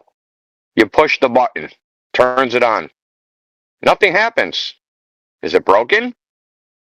Are you just like in a probability value, like where there's like you just hit a one off, you get like a 0%. Yeah, you're in the trough. Yeah. Are you in the probability trough where there is neutrons going out there, but they just don't probabilistically hit the screen? They would just went somewhere else. Yeah, good enough for me. That's what I mean. It's like, yeah, John Bell but he argued like there's a fundamental problem in quantum mechanics that between the detector and the screen, no one can say what's actually fucking happening. That there's nothing real there. Too. It's true. There's no ontology there, right? All right, listen, I'm going to resubscribe to Ken Wheeler tonight, okay? Don't do that. Come on. No, but like, so listen, like the Sagnac effect, right? For the ether. All right, so you got like a phase shift, okay, on the plate from the two arms of light that recombine onto the sensor. How does anybody actually tie that to a velocity?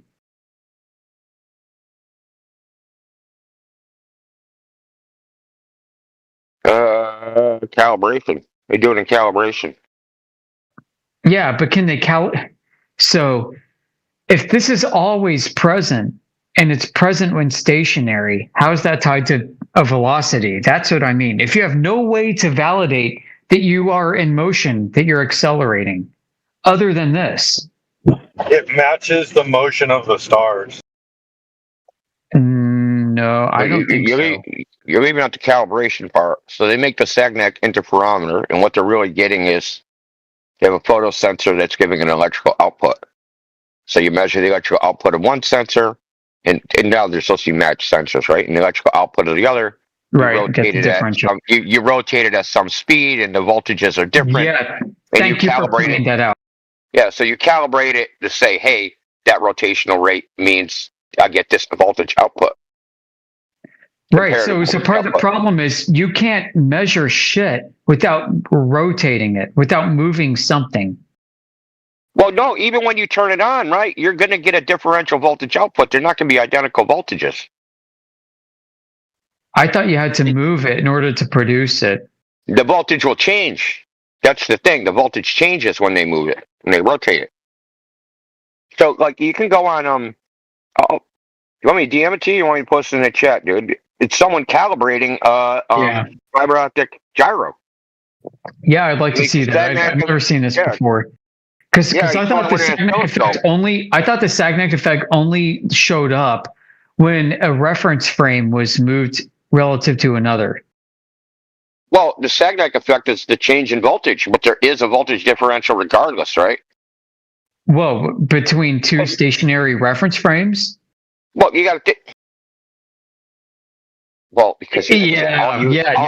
All you have is the voltage output of the two sensors, and if you have your winding, right, and it's not like you can cut your winding to within one wavelength, right, of the frickin' of each other. Yeah, you know what I mean. It's not like this wire, the counterclockwise frickin' fiber optic cable is exactly 1,000 wavelengths, and the other one is going the other way, is also exactly 1,000 wavelengths. So when I flip it on, I get the exact same voltage output because I have constructive interference, right? Is that what happened? Like, did they actually do this? It's countervailing. No, this is not what they do. That's impossible, right? That would be impossible. So what they just do is they turn it on, and then they just say, okay, this is my base voltage, right? This is my base, my non-rotating voltage output, right? And now when I rotate it, I get different outputs at each sensor, and I correlate that to a phase shift. Right. Well, I'll post the video. Yeah. Cool ass video, dude. Okay. Yep. Okay, Indio. Yeah.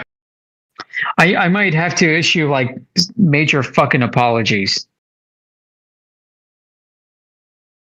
No, it's not that they're measuring. It's not that they're measuring. Look. First of all, they're always going to measure at a slightly different voltage output because of manufacturing, right? Yeah, right? I'm going to look for the errors. Yeah, like I want to see how does it comport to aether rotation with respect to the stars. Listen, so like they see a so here's from my perspective, they see a phase shift. Okay, they have no way to calculate velocity of it. They look around in nature for something that could be moving, and they're like, "Oh shit, it's got to be the stars." Well, how come it's not the fucking moon? Well, the thing about the phase shift is like, say one is like 1,000 wavelengths, and the other one's 1,500 wavelengths. So you're going to have destructive interference, right? Because you're half wave. That last. It's going to correspond to 15 degrees per hour.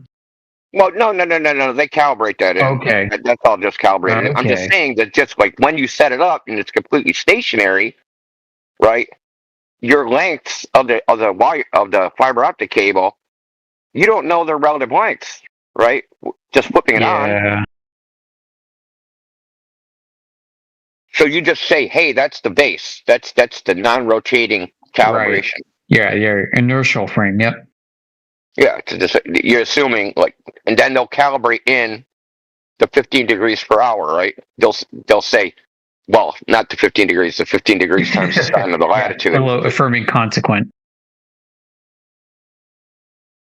Anyway, let me get that.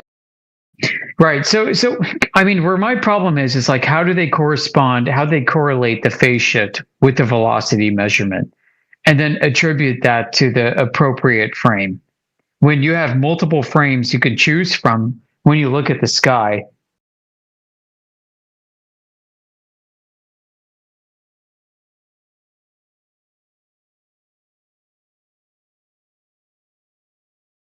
And you could attribute it to being stationary, right? For whatever reason, I mean, there's like a drag, and do they even have a velocity?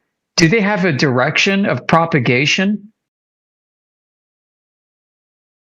Supposedly it has a preferred direction.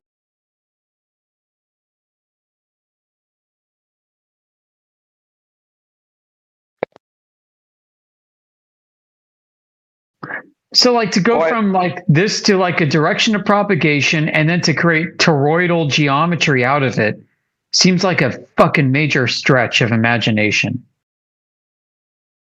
Well, why don't they use like a synced atomic clocks, right? And then they just shoot it in parallel to fiber optic cables in opposite directions. If you could get them the exact, the perfect size, the perfect length, right? Right. I mean, you can get that within reason. Tangential and get a linear velocity, right? Tangential linear velocity. Yeah, you sound like Wang. Let's do this on the conveyor belt. Yeah, let's do it on a conveyor belt. Exactly. Linearize it. Yeah. Oh no. This is almost a bridge too far. They've been bashing it. Why has nobody done it, right? They've been bashing at this for, I don't know, how many hundreds of years? Haven't they done like a vertical one? Isn't the rep per pound like a vertical one? I came across that. So T-Dub and I were talking about that like a year and a half ago. Shit. So like pound Rebka, right? Where they drop the shit in a shaft. You can measure some kind of drag vertically. Call that a porta potty. Yeah, you know what that's called? Have you ever heard of Neptune's kiss? No, man. No. You know what Neptune's kiss is? So you go to porta potty. You go to porta potty. You drop a deuce that's so heavy that it hits the blue water and it ricochets up and touches your ass. That's Neptune's kiss. Gross. Oh man, now I have a name for it. Yeah, man. Welcome to Autism like 5000. We're the master's level degree in this shit. Dude, when I went to Woodstock, there was about, I don't know, 500,000 people and about 20 porta potties. On the first day when I went in there, the porta potty was coming out the bowl like an anthill. The shit was. I mean, some poor bastard stood up on the rim and just dumped on the fucking anthill. It was gross, needless to say. Fuck, man. But hey, man, like even I say still to this day that I believe the ether. Like, in my heart, something tells me that it's 100% true, right? Like, I can't prove it, but I just know it deep down inside. Just like when I knew the Earth was flat in the beginning, and then later on I proved it. You know. Listen, there's something there. Listen, I fuck with Maxwell. I get it. There's something freaking there, and that's great. But like, it's hard to prove. And I think focusing on it when we're trying to show everybody that the Earth is flat is really detracting from what we're trying to do. No, for sure, for sure. It's just for the people that like are trying to construct some kind of a semblance of model. I know models are bad and everything, but you know, some people just like doing that stuff. They have a hobby. Yeah, to me, it's like a hobby of like the people trying to do perpetual motion machines and violate like thermodynamics laws on the internet. Right. So, like, I mean, that to me is what this whole ether chase seems to be all about. And besides ether was really developed, like what people understand of it today was developed with the globe in mind. So all the topology, the coordinates and everything that's involved with that, the manifolds for the ether and mainstream ether stuff is all globe centric. Yeah, but if you use a toroid even with the globe field instead of the actual physical feature of the Earth, get your globe.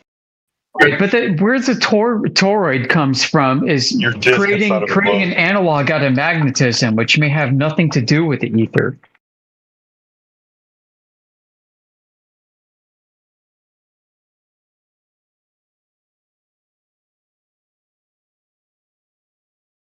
Yeah, not to go too off in the weeds, but I think when the sun moves across the sky, it drags everything with it, and the temperature that it produces, it creates the dynamic system we're in. Well, you know that toroids have no external magnetic field, right? Right, they're balanced. The field is completely confined in the center. So, that being said, reminds me of the Arnold Bohm effect. Negra, isn't it? Well, there is the vector potential.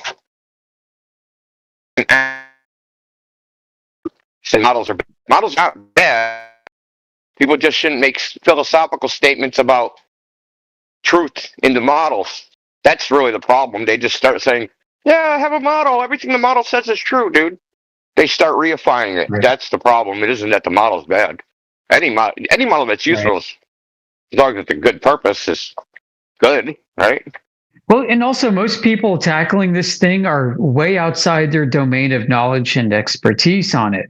And there are going to be other people that have more knowledge and expertise in this particular topic who's going to be able to dunk on them. So, like, yeah, okay. So Helmholtz coil has a completely balanced field. Fantastic. Does that mean Earth is a Helmholtz coil? No. Does that mean either's like Helmholtz? I was talking about a solenoid. So a donut solenoid, a toroid, there's no magnetic field outside that. It's only to the vector potential. The field is confined. Yeah. This is what they use for the to demonstrate the Arnold Bohm effect. So basically, they do the double slit, and in between the slits is the coil, and they can get a phase shift even though there's no magnetic field outside the coil. So, dude, so from an ether perspective, physical space is invisible. Yeah, so within the paradigm, only the vector potential is outside, right? Which is like, it's even hard to comprehend what that even is, quite honestly. It's just because it's just a mathematical artifact, right? Supposedly, but it has a real world effect. Yeah. They just don't have a story to go along with it yet, right? So maybe the clue is there, right? Maybe the clue is in this vector potential thing that has an effect on real world things, but doesn't like exist in some tangible way other than, hey, we stick a magnetic coil or a solenoid in between the double slit, and we can get a phase shift, like a measurement, right? Just like as if it was a measurement. We can get that, but there's not supposed to be any electric field or magnetic field. But those are the only two physical things that we use to describe Maxwell's equations. Maybe there's something else in there, some third thing, or something more fundamental. All right, so the universe is a bounded integral. Okay, so you got like an upper and lower limit, and now you've got a bounded reality. Now you've got an edge of the universe. Now you've got a solution to Zeno's non-paradox.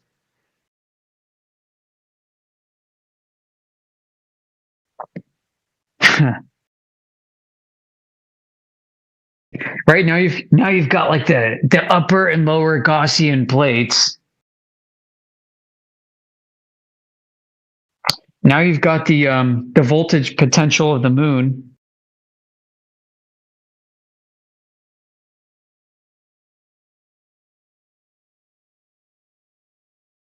You know, I don't know. It's almost like we exist within a realm that is bounded and finite, that we know from deduction has to be part of a non-bounded and non-finite reality.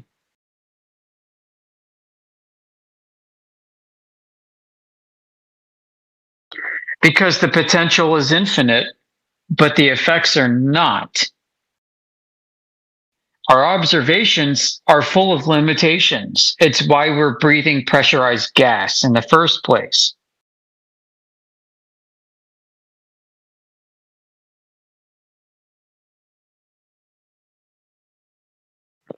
You know, and I could probably contort this into an argument for a looping manifold Earth, but that's going to like go into freaking Arwen territory, and I don't want to reap embarrassment from the community. Did you just say Arwen territory? Yeah, Arwen territory. You got it. Oh, awesome. That's hilarious. All right. Screenshot incoming. Oh, shit. Is he begging for money again?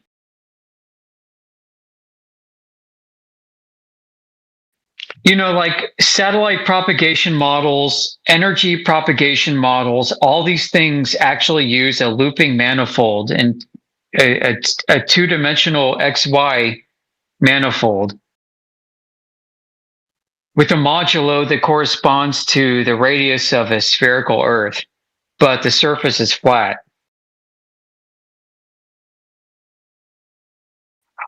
Is that the working flat Earth model? I mean, fucking dude, like Earth measures flat, but maybe if you could go in an absolute vector direction, you might end up where you started again. And there might be no way to actually prove that within our technological expertise before the world ends. Well, who's begging for money again? The Morgyle? He's always. I was talking about Arwen. Arwen's a Pac-Man Earther. No way. Really?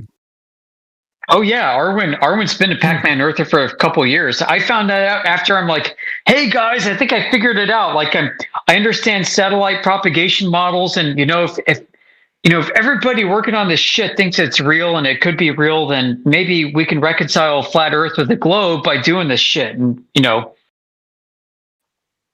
X squared plus Y squared plus Z squared, you know, mod W squared defines a hypersphere, which is experienced like Wolfenstein 3D, where if you go forward in one direction, you end up where you started again.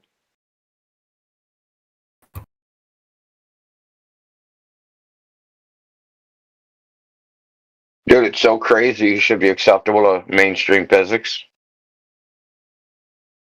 I mean, yeah, like Michio Kaku is like this. He's like, yeah, what if the topology of the universe, of space-time, of, you know, Minkowski space is such that if you were to propagate light in one direction, it hits you in the ass.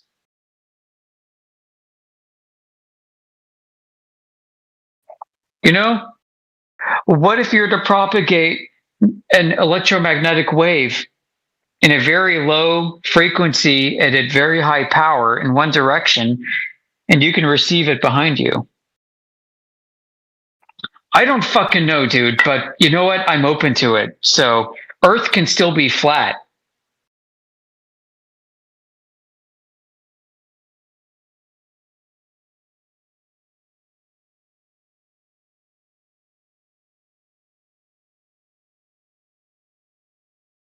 All right, I gotta go. I'll be back. Take care.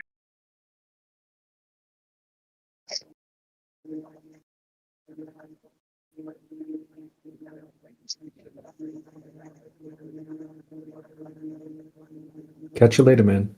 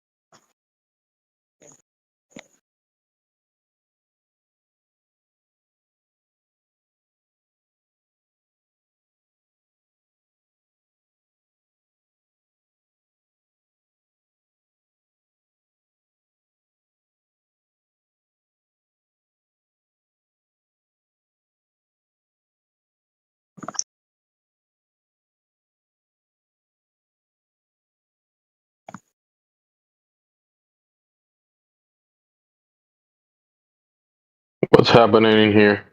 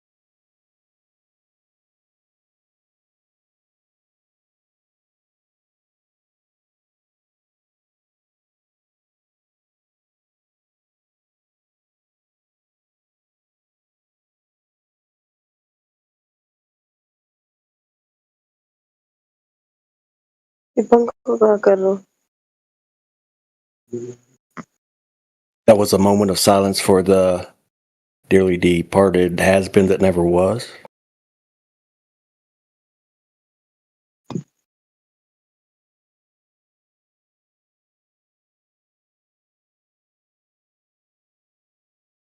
What do we got? Flat tards and globe tards?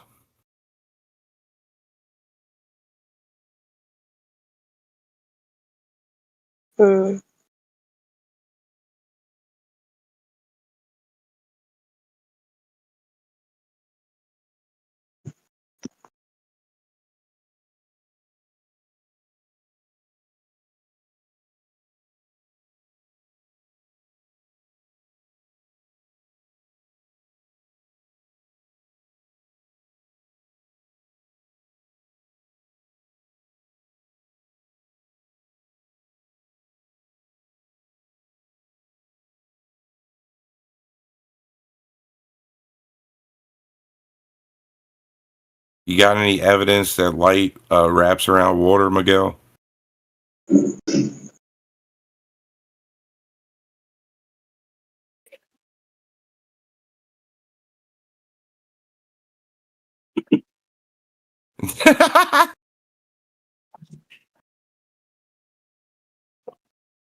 Have you drink that yellow stuff? Are you going to tell me too that the much? lighthouse 15 miles away is wrapping around the water, Have Miguel? you? Is that the best? Have you? No, I was asking different thing. Have you drink that yellow stuff too much?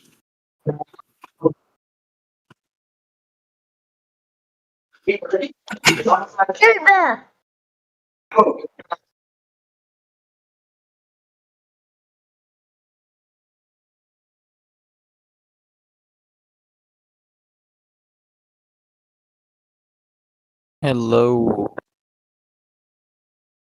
Hello. So previously I asked a question. There was some guy who told everyone that he will give $10,000 to anyone who can provide evidence for the globe Earth. Prove it. Not evidence. Prove it. Because the evidence can be reviewed and thrown to the trash. So you will need proof, not evidence. Okay, can you explain? What do you mean by this? Yeah, proof will be something that you can demonstrate, verify, repeat, and it will be proof for the fact. Yeah. Evidence. So what are you going to need? What are you going to need to have a globe, right? You're going to need curving water. Good Verizon. Curving water. Or if somebody proves radius. Just relax, Miguel. Let him provide his proof. Go ahead, proof. Show your proof so the guy can send you a check. Come on. Yeah, what are you going to say, Phoenix? You're going to say or what? yeah, I was about to say something, but then somebody stopped. Go ahead. talking. Like, Yep. I got a pause. Yeah, go ahead. You can continue. Or somebody provides you the evidence. So, like, first of all, I want to know what is the problem with providing evidence. Okay, what evidence do you have? No, I just want to know. Like he said that evidence can be thrown to the trash, and proof is something that is not considered as an. Well, the evidence is going to have to be Beyond repeatable. He's just meaning that if you provide evidence, it's going to have to be something that's been repeatable and verifiable and that kind of thing. So, Okay, so like basically both are same. not really.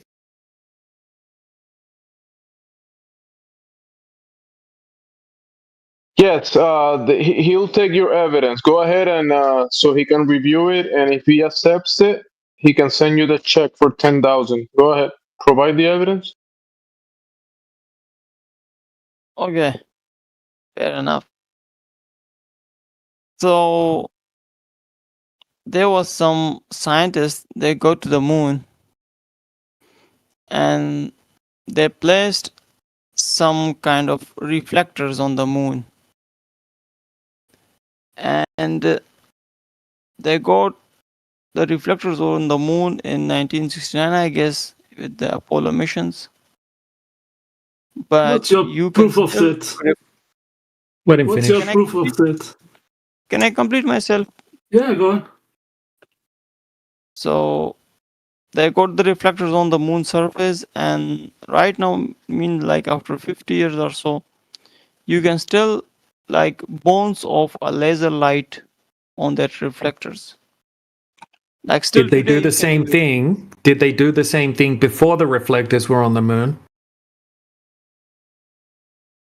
What do you mean they do the same thing?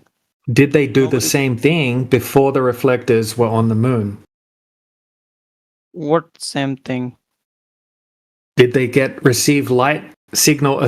Did they receive some light back from shooting a laser at the moon or shooting a signal at the moon before the reflectors were on the moon? No, it's not possible. Yeah, no, that happened.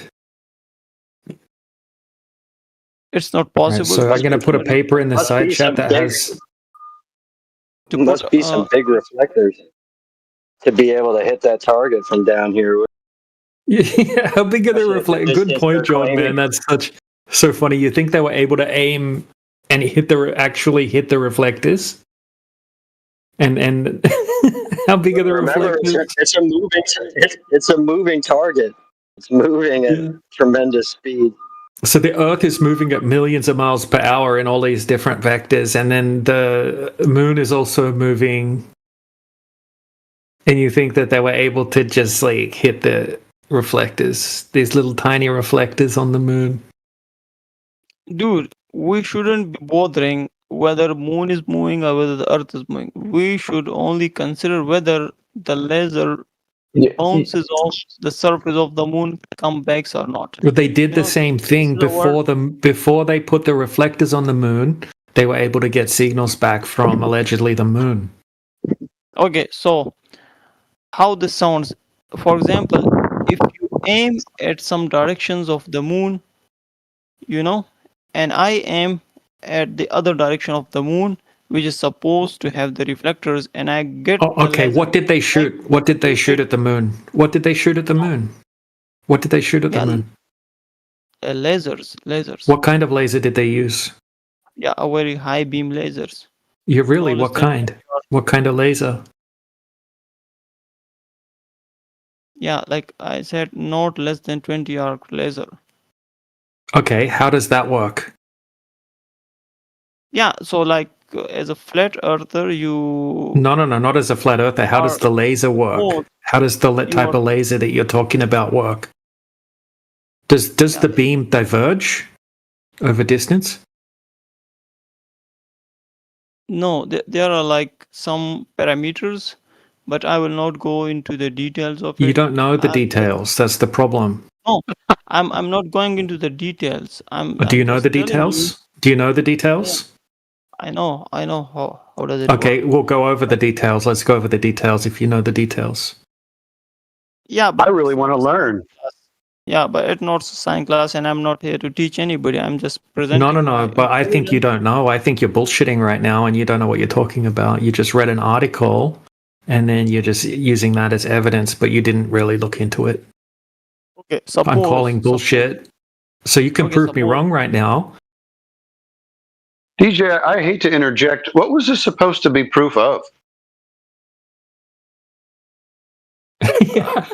Good point.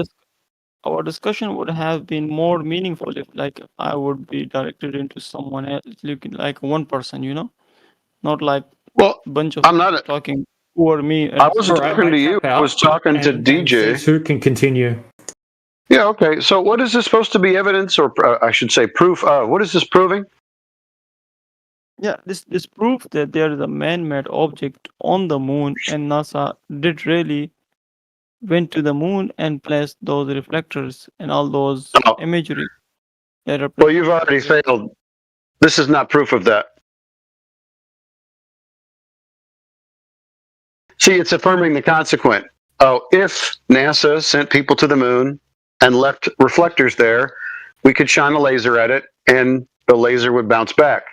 Oh, we shined a laser at it and apparently we have some kind of laser shining back. Therefore, NASA sent people to the moon. See, it's affirming the consequent. It's even illogical. It doesn't prove anything.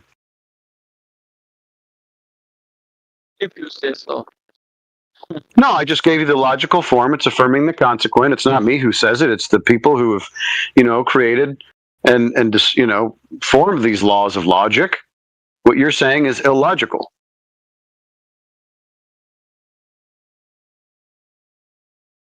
It's circular reasoning. So you didn't prove anything. Do you have anything else? Okay, I don't have anything else. That's okay. Okay. No problem. Well, that's a bummer. You're not presenting proof? Bye-bye to the money. So Earth is still flat. Nobody went to the moon. The Earth is stationary. And this certainly seems to be a contained system. So, yeah, welcome.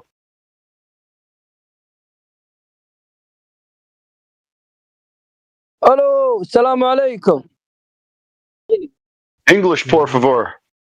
انجلش. انا ابدا بالسلام بالعربي، ليش الانجليش يا الشلب؟ Yeah, none of that was English. He said salad with. Did you just said? Did you just say salad with bacon?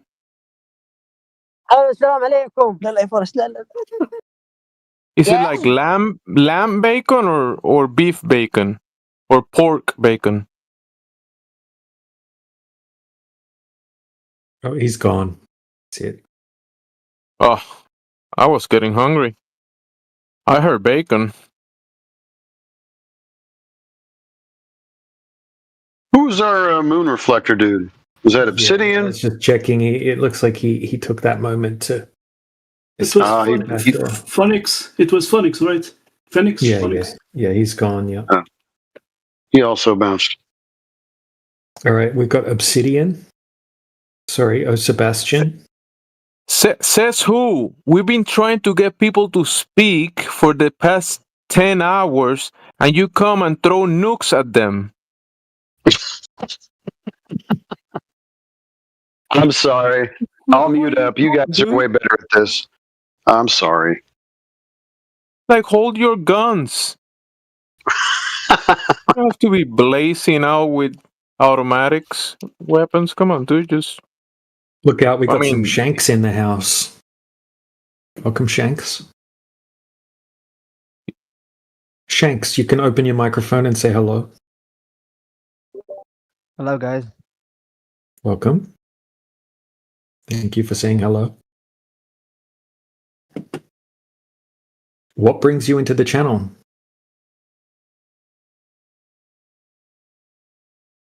Shashanks. All right. Yeah, man, yeah.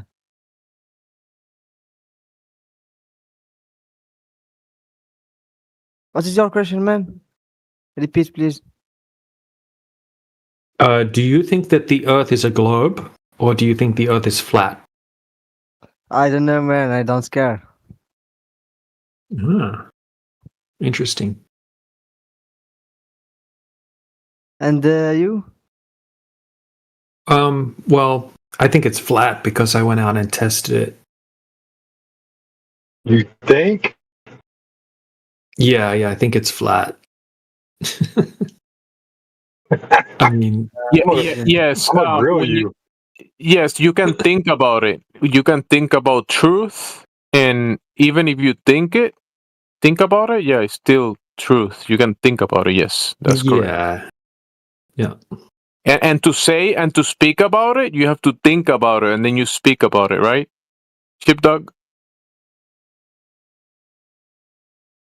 Or you speak without thinking?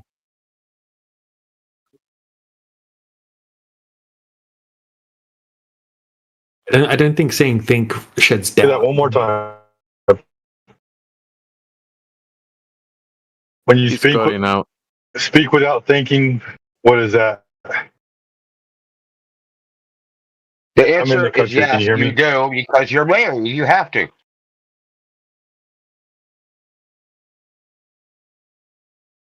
Being married requires speaking without thinking. Yes, dear. Yes, dear. Yes, dear. What do you think, Shanks? Do you think that you live on a big spinning globe? I think it's global, man. Yeah. I think Have the Earth is you global. have you checked? I mean, have you looked into it? Have you ever? No. It's just okay. So, do you know that it's a globe, or do you just believe that it's a globe because you were taught that it's a globe? No. I believe this is globe, man. Right. So it's not something you know for sure, but you believe it's a globe because that's what you were taught. Yeah, no, that's a good answer. I appreciate your honesty. Because in my religion, it's globe. You mean? Whoa. I don't think so.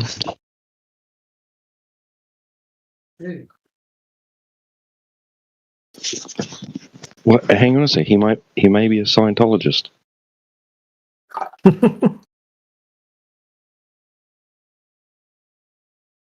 Are you a Muslim? Let's not even go there.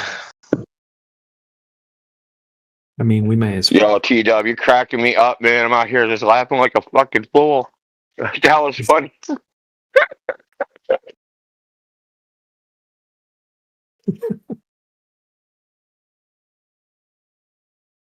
All right, Shanks, are you a Muslim? Yeah, man, yeah. Have you seen carpet before? I see what?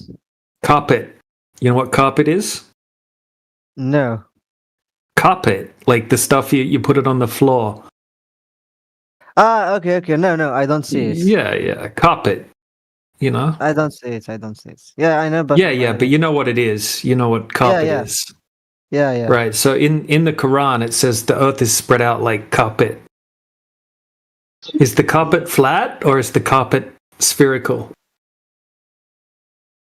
I don't see spherical. It's not spherical, is it? That's silly because carpet's flat.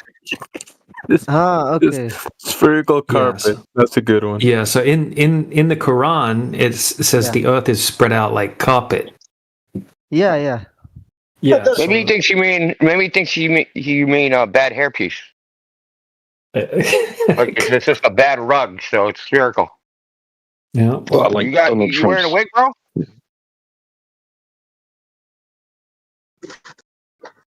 Think he knows what a wig is? Mm-mm.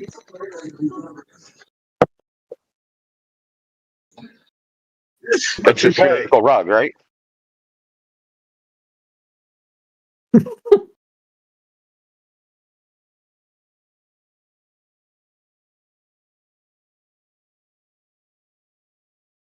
All right, I'm going to make some crazy claims, Shanks. All right, I think that water, to have a large amount of water, you need to have a container. Is that a crazy claim to make?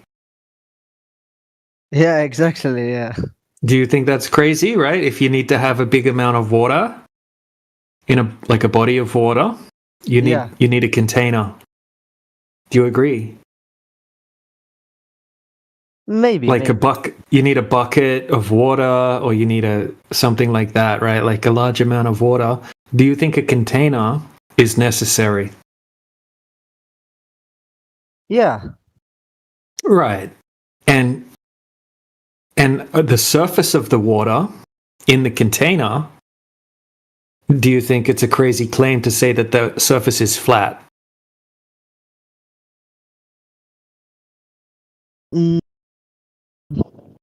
I don't know, man. All right. What shape do you think the surface of the water could be?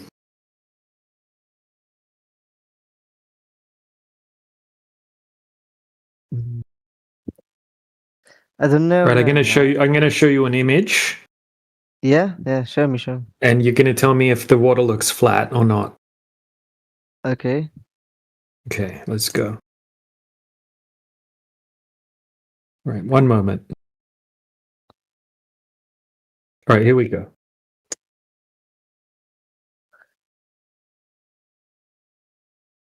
All right, it's just uploading now. Okay, so you know what a mirror is, right? So the surface of a mirror is flat. Can we agree on that? Where's the picture? Where is It's in the side chat. side shots? Wait.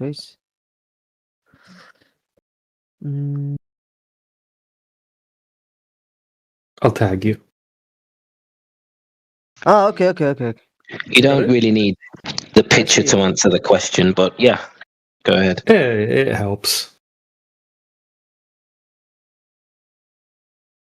Right, so would it be a crazy claim to say that the surface of that water is flat?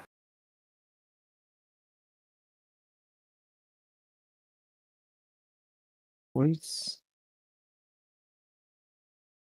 Yeah, it's like a glass. Yeah, like a glass, exactly, like a mirror, like a flat mirror. Yeah, it's like a mirror. Yeah. Right, so the distance that you can see in the image that I posted, it's about 20 kilometers. That's about 20. It's flat. What's that? It's flat. It's flat. Exactly. No, That's what we're. Yeah. Huh? There you go. Welcome Yeah, to Flat Earth. Yeah, so it's flat. And when we test over this distance, we can calculate how much curvature there would have to be if the Earth were a globe. It's not about the small distance. It's about the long distance to Okay. confirm. Okay, so what about 20 miles? It's not. 30. It's not long distance. Okay, so on a globe, how much curvature should there be in 20 miles? It's okay if you don't know the answer. But you could take a guess. Wait. I will search one photo. Yeah, search. Wait. Great idea.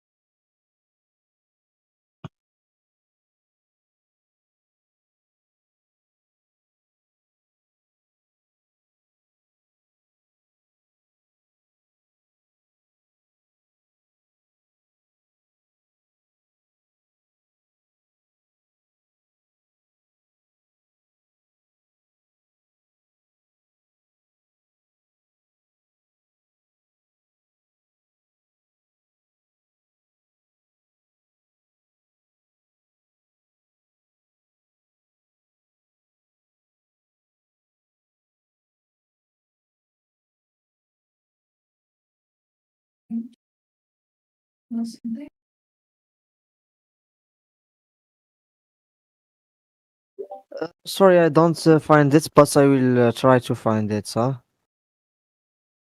Mm-hmm. No, the answer is 266.7 feet.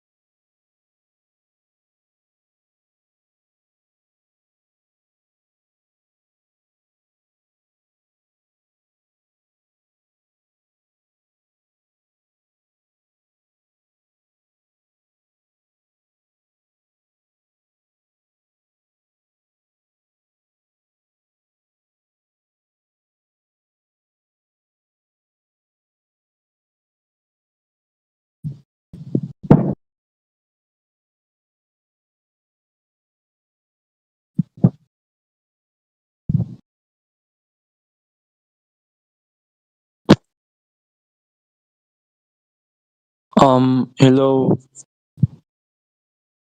Hello, Guts.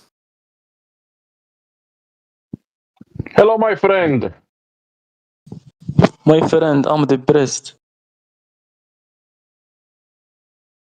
You're depressed? Yes, I'm gonna suicide. Goodbye. Well, yeah, so bye. Goodbye.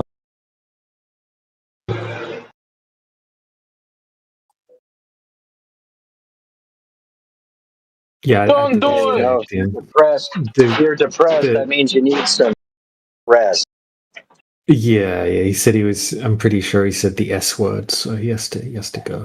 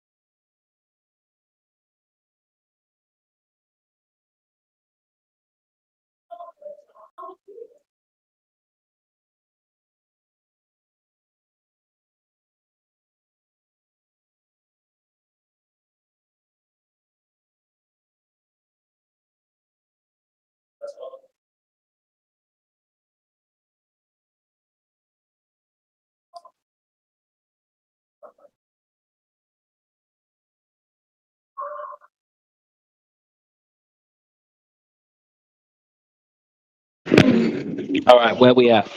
Have we established that water is flat yet, or is he still going?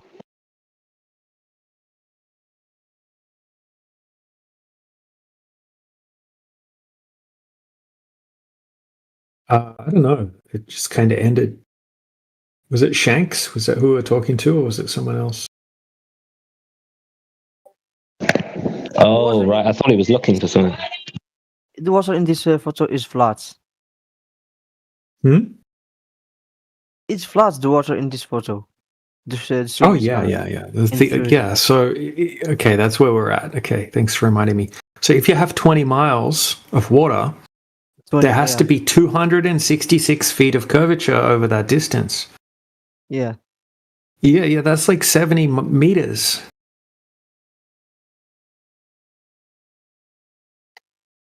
More than 70 meters. What is the percentage of the length of Earth? This mile. Right, so if you have 20 miles, Yeah, there 20 has to miles. be 266 feet of curvature over that distance. That means that if you are looking across a 20-mile distance, something at the level of the water that's 20 miles away should be hidden behind the curvature of the Earth by 260 feet. 260 feet, that's like a skyscraper, dude. That's like a 26-story skyscraper. That's taller than the Titanic. I have a question. Why the plant is fly not directly but another way? In another way. The what? The plants. Plants. Wait.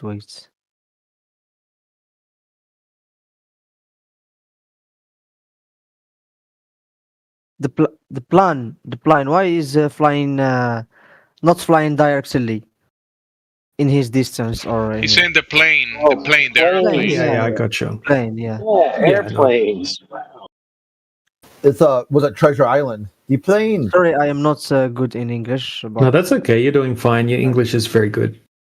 Okay, no, I get what you mean now. So, how do you know what way the plane's going? For example, America to France. Yeah. So, how did you confirm what the plane's doing between America and France? Why he don't fly directly, but he's fly by another way? Like How do you know that? I know that the just check the website or You're gonna see it. You're gonna see it on a map projection. Okay, have a look in the side chat.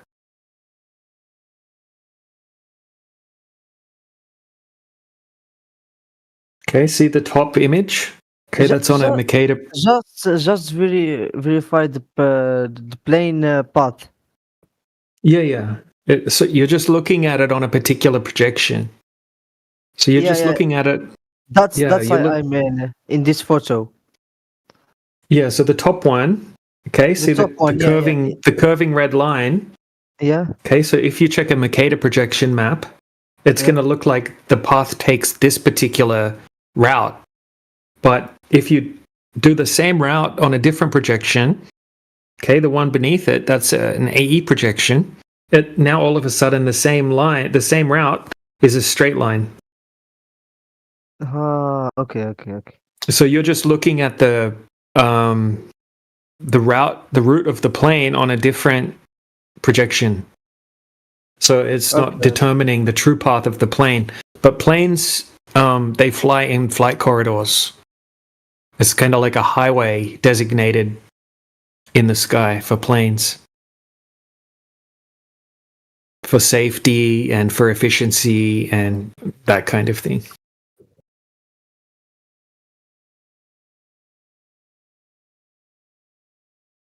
But yeah, I think they generally go like straight to their destination because that's the most logical explanation. Maybe sometimes they take advantage of jet streams and things like that, depending on the flight. And they also will avoid dangerous places like really high mountains and things like that. Okay. They have another question. Why does America stick with Russia? America and Russia share the space station together, allegedly, right? So they're friends when it comes to space. Yeah. You can go in America by Russia or go in Russia by America.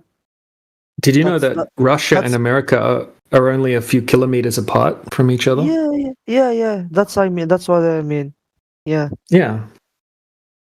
So, what does that have to do with the globe?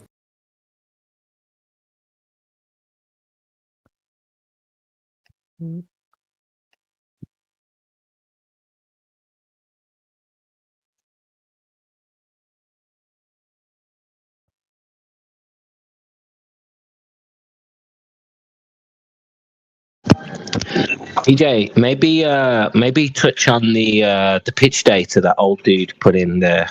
Maybe, hopefully, he'll understand it.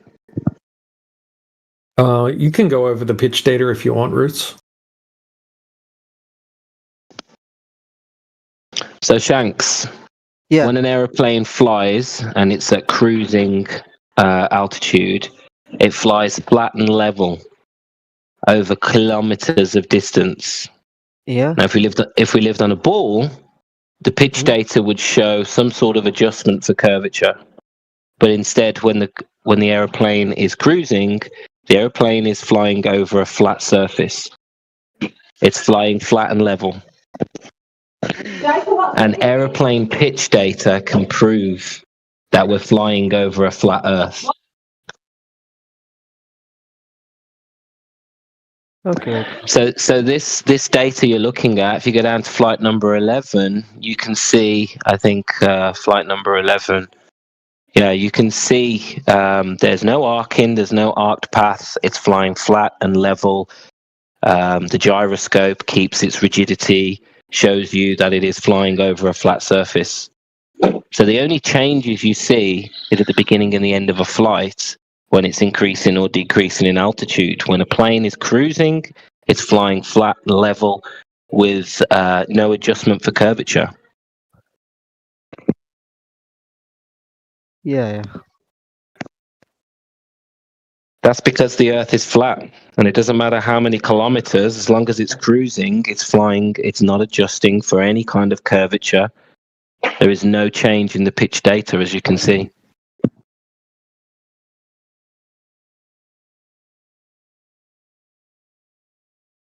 I mean, the evidence is all around you, dude. There is no accounting for curvature anywhere in any industry. Anything that leaves the Earth and travels across the Earth from point A to point B is not accounting for curvature. I think the Earth is spherical, man. Yeah, well, you can think that, but the evidence would beg to differ. The evidence shows you that it's not a spherical. Wait. The Earth has two faces, and the cause is America and Russia has 20 kilometers, or and you go in America by Russia, you know. But think about it. DJ told you. Think about it, dude. DJ told you earlier, over a 20-mile distance, there'd be 266 feet of curvature. So that means from sea level, you're talking 266 feet drop over distance. And he told you earlier that's the height of a skyscraper. But in reality, there is no industry, no data that you can find where we actually observe or experience this drop over distance. So you can think it's a globe, but in reality, we treat it like it's flat. And that's why flat earthers are here. That's why we're growing. That's why there's more and more of us. Because the more you actually look into the data, the more you'll see that it's flat earth data. No drop over distance, no axial rotation of the earth. The earth is treated as flat and stationary in every industry. How can you argue with that? You're only arguing from a belief. You're not arguing from any type of knowledge at that point. Wait.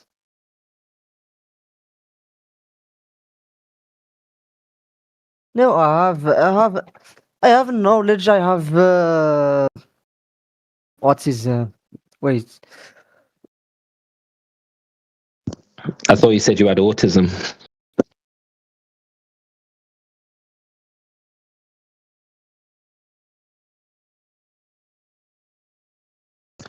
So somebody's just posted Old Dude Again. Old Dude Again has just posted 44 documents admitting the Earth's flat. That backs up what I'm saying. When I say every industry treats the Earth as flat, it's a matter of safety.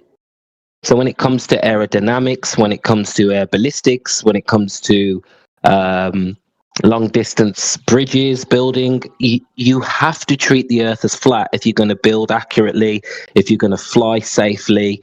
So this is, within publicated documents, within flight manuals, within any industry, they have to admit it's flat. So this is not a secret. It's not actually a secret. It's just hidden in plain sight.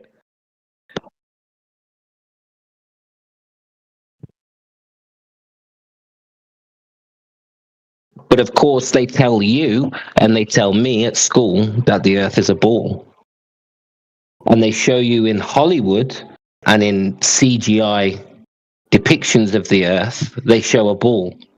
But they treat the Earth as flat.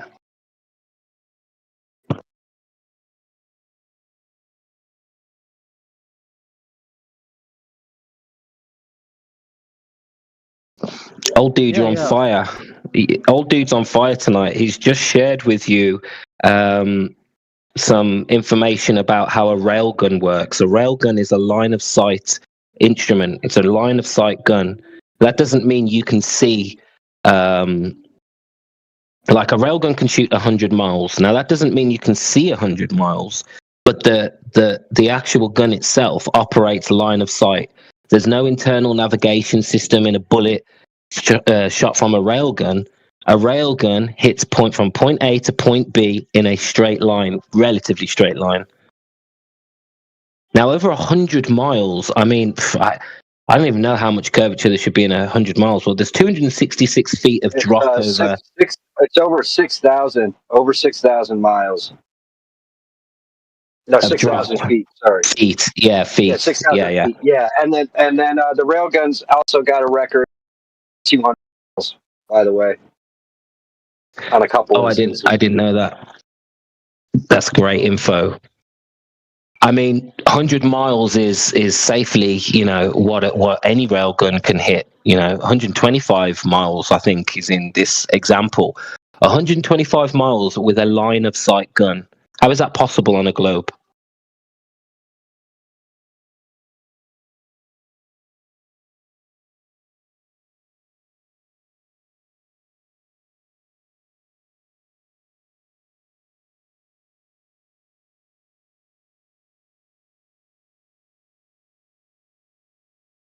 Just think about it. There's no internal navigation system in a bullet. A bullet is traveling across the plane of the Earth in a straight line. It's not possible on a globe.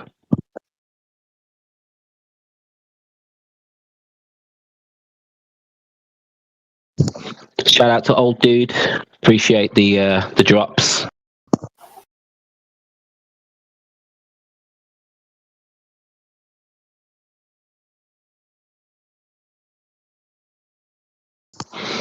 Like we're not trying to debate with you, my friend. We're just trying to share information to help you look into it, to think about it, and apply some logic to this claim that we live on a ball. There's no evidence we live on a ball.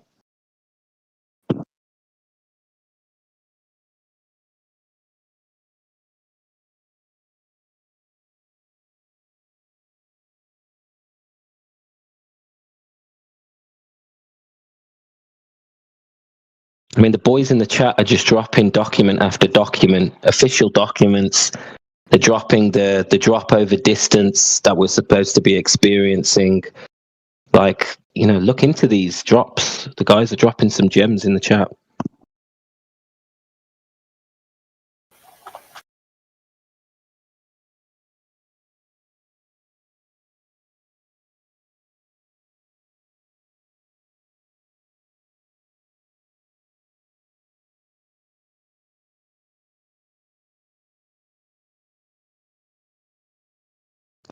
Is it really that hard to believe that the governments have been lying?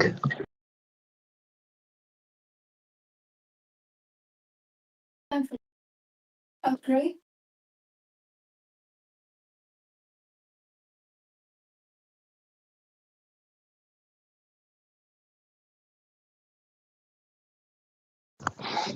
Did he leave?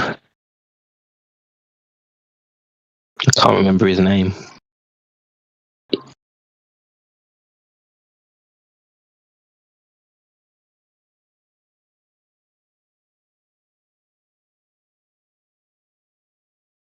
Yeah, hopefully he's too busy taking notes to let you know that he's still here.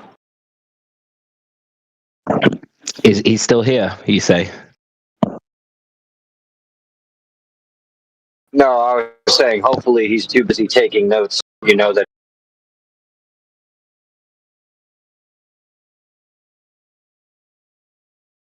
They always leave when the documents come out.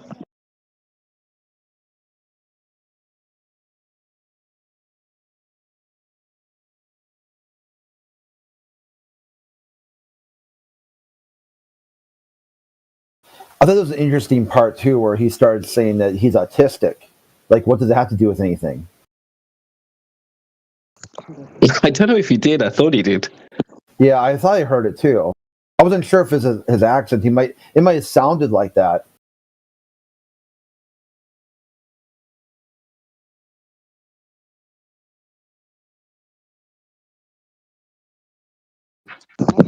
Maybe he's trying the old get out of jail free.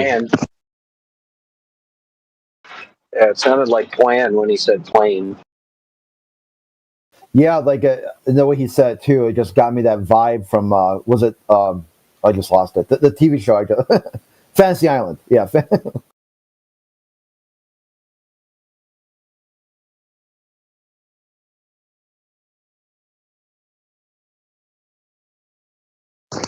Tactical droid in the house. What's up, bro?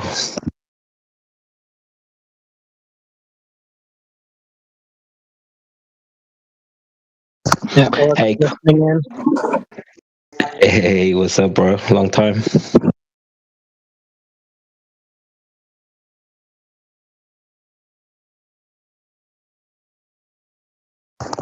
Hey, Crit, do you remember Jesse? Angry Jesse. Yeah, or Callie or whatever. Yeah, he's got a few different names. Yeah, he's gone back flat now. He's a flat earther again. He does that all the time. He LARPs as a flat earther now and then. No, I just had a bit of a deep convo with him because he's been saying he's a flat earther. No, he's been saying it for a few weeks. Really? He's been saying it for a few weeks. He's done it a bunch of times, man. Just like that. Yep. It seems genuine at the time. Well, he didn't say he was a flat earther, but he said he's done with the lies of the globe and he's only trying to be honest and he's basically giving up on the globe. Sounds pretty genuine. He's been saying it for a good few weeks. He's done it. He's done this whole same thing before. Numerous times. Just be wary of him. That's all. Because I fell for it last time. Yeah, I don't know. Maybe he said because what he'll do is like he'll never talk about flat Earth. It's always like anti-globe. And then if you ask him like, well, what is it? Describe your flat Earth. He can't do it. He's got like some sort of cognitive block where he'll repeat some things that he heard about, whatever. But he won't be about, say, government conspiracies or something like that. Well, if he's LARPing, he's fully committed because I mean he apologized for being abusive in 24/7. Said he appreciates us guys, this, that, the other. Like he's really going for it. Yeah, if he hadn't done all that before, then I would probably buy into it again. But yeah, I mean, maybe he has woken up, but I would be very skeptical. Who says tactical droid? Jesse, Callie. Yeah, super toxic dude. Yeah, he's going by elect at the moment.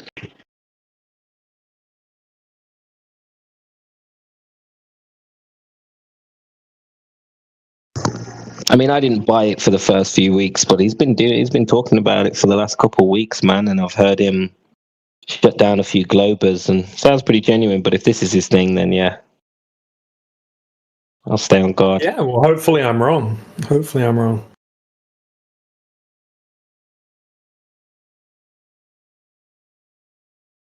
He basically said he tried to be a Glober. He really wanted it to be a Globe, but he just got sick and fed up with the unanswerable questions and the lies that a lot of Globers come out with. Where are you finding this guy these days? I was talking to him in Riggs' server. I don't know if you're in that. No, I used to be, but not anymore. Yeah, I've often wondered, like, would, like true anti-Glober, like if they came to the, most definitely is, and they've been like just loud about it, about being anti-flat Earth or whatever. How would they even come across? Like, would they even with the flat Earth community in a believable way? Just wonder.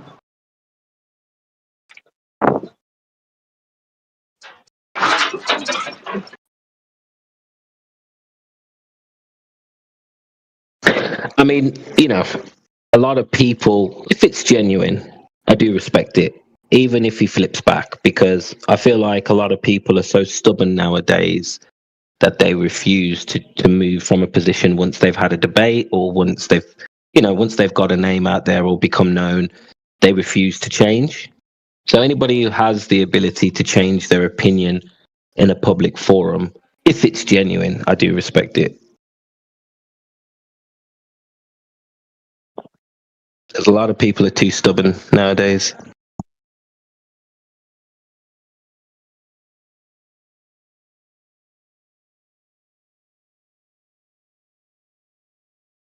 I mean, I hear it in here, even the last guy, like, we're getting somewhere, all the questions are being answered, the data's being provided, and then they just disappear rather than just saying, interesting, I'll look into it, you know what I mean? Just being humble. No, they have to just disappear. And I think that's pretty cowardly. Like, whatever the truth is, follow it. There was genuine globe evidence and it debunked the flat earth. Like, yeah, I'd fully stand up and say, okay, I was wrong. Unfortunately, that's not the case.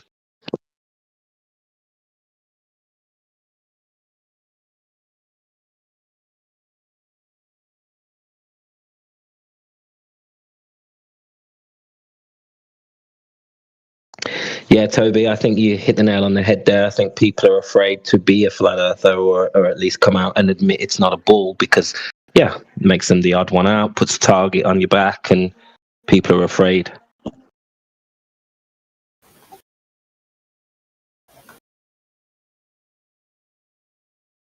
And if that's the case, then that's not a truther, is it?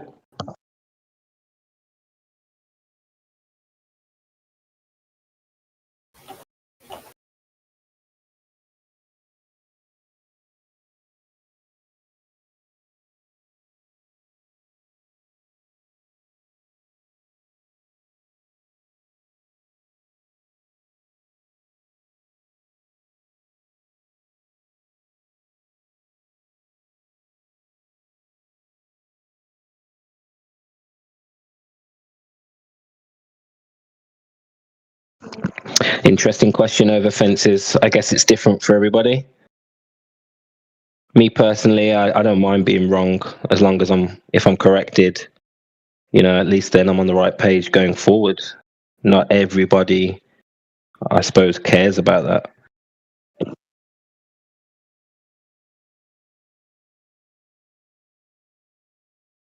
I'm happy to be corrected by the flat earthers. I have been, especially in the early days, several times. It's not a problem.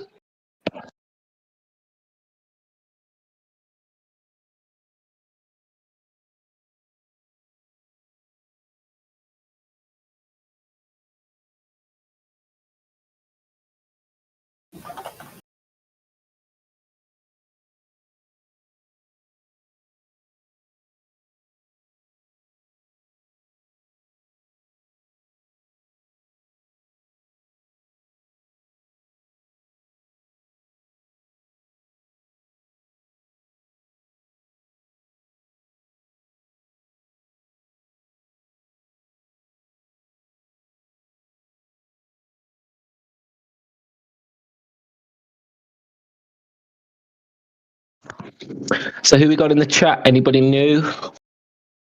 I see A. I think you're fairly new. Welcome. Welcome, Afi. Haven't seen you guys before. Hi. Welcome. Hi. Hello. Thank you. Yeah, welcome to the channel, passing by. What's your thoughts on the Earth? Is it a globe or is it flat?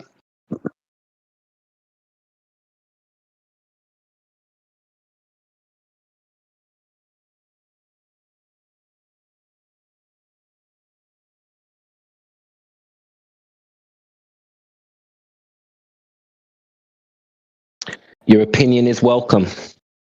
Do we live on a ball or do we live on a flat Earth?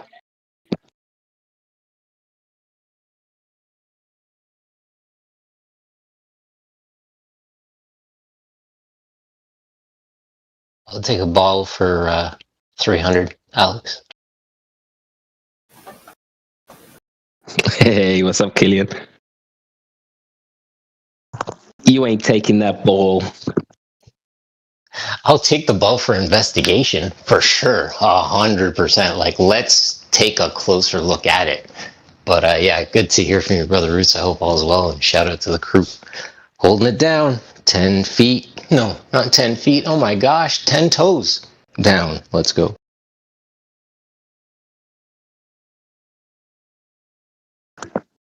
Yep. We're here for the good discussions. We're not trying to belittle anybody. We're not trying to debate too heavily. Just here for the good conversation.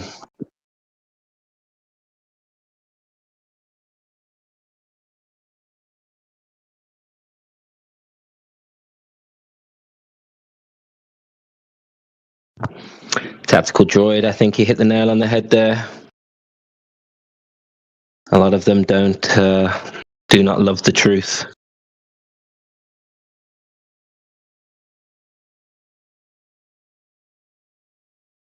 A lot of them can't handle the truth.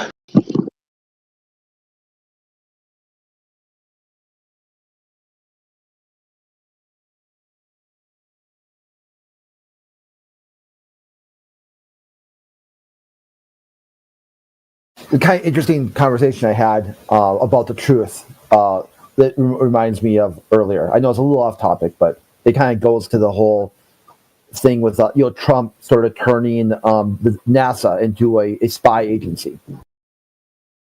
So this was a bunch of, I don't know what they call themselves anymore, but MAGA, but they kind of dropped that title too. So he was saying that sort of this idea, like repeating that peace through strength, a real big Pete Hegseth fan, and that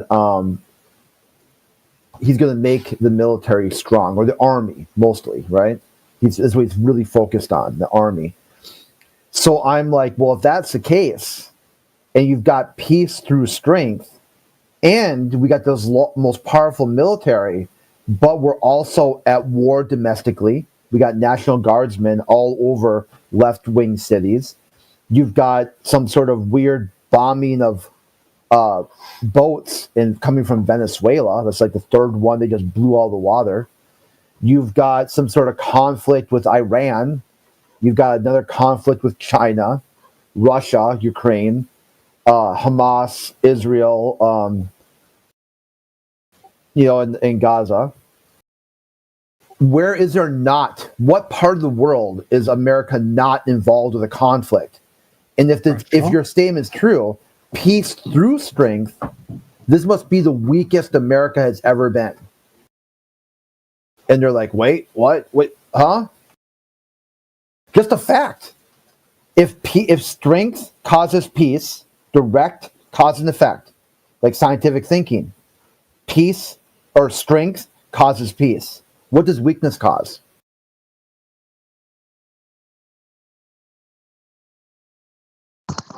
It's the oldest trick in the book, isn't it? We must fight for peace. I'm sure every war is justified like that. Yeah, they think everyone's defending themselves. Everyone is only defensive. Everyone here is defend. No one here is attacking anybody. Everyone's just being defensive. Really? That's how that goes? As everyone's defending themselves? There's not one belligerent actor here. No. So why are so many people attacking America then? Because we're strong or because we're weak?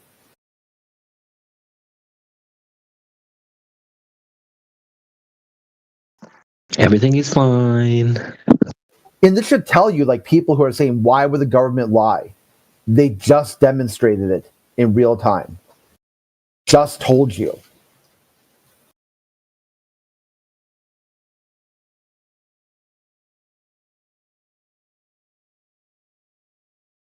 Yeah, look, I just fired up the news. Just again, so another strike on the boat near Venezuela. The strike comes another day after the president declared drug cartels as unlawful combatants and declared now the U.S. is in an armed conflict with drug cartels. So is that peace through strength? Or is that warfare through weakness?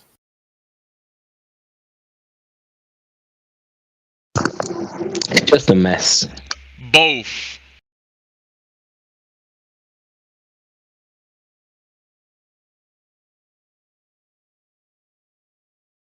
And you see, too, I mean, not to rip on, I know some other people are right-wing and stuff, but a lot of the MAGA people, I mean, they really hate flat earthers. Because when they say make America great again, they're kind of talking about that space age. American boots on the moon. We're better than everyone else. America put boots on the moon, defeating the Russians, the communists. How dare you question that?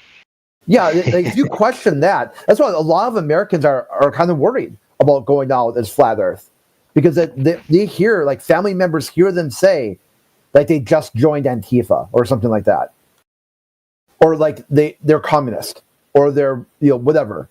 They don't hear the person. They say, so you think America isn't great?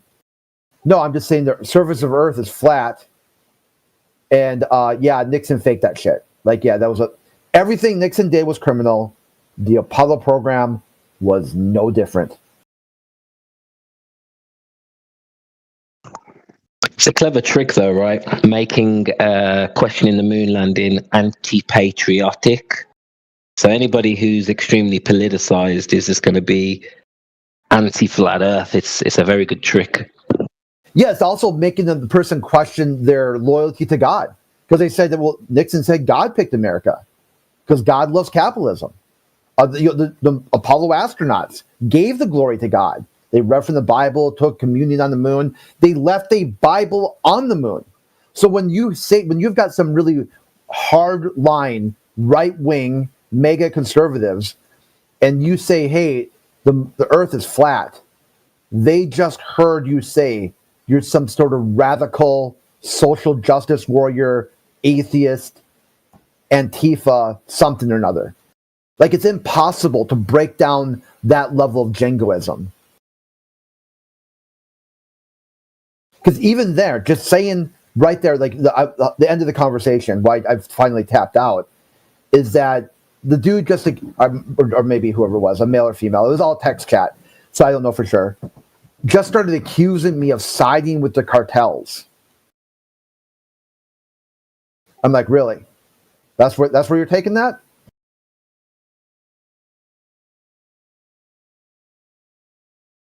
See, we've got a sucker in the chat now who thinks flat earthers are people who don't believe in science.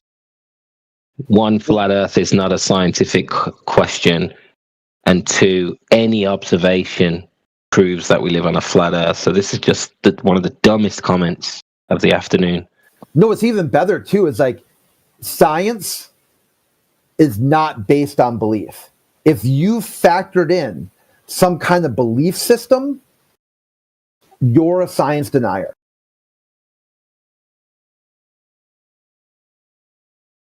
These people don't even know. They don't even know what science means. Yeah, that's the issue. Hey, Massa, do you have a microphone?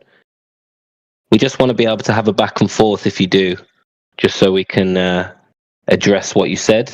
Do you have a microphone, Massa? I mean, think of it. You've got a method, a method called scientific method, that adjudicates cause and effect inside the physical and natural world, that factors out belief, that is a repeatable, measurable, falsifiable. And then someone just says, you know what? Fuck all that noise. I'll just believe it and completely destroy the raw power of science. Just make it non-repeatable, non-observable, not falsifiable, not testable. Just slap a belief sticker on it. Bang. And then use that ignorance, that destruction of science, as a weapon to attack other people and say you're the ones doing that. And then be so scared to open their mic and defend their position. You're like, wow. That's incredible, dude. Disappointing.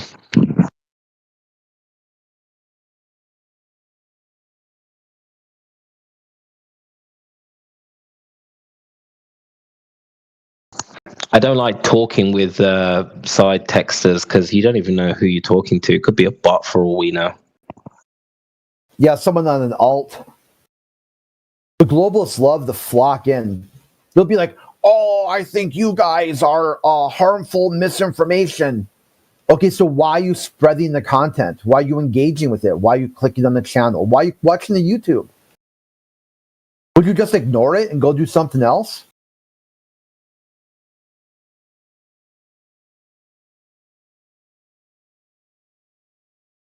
Well, I need to defend science. I'm like, oh, really? So there's another science denialism. So which one is it? Science is a robust, powerful method to determine what facts are.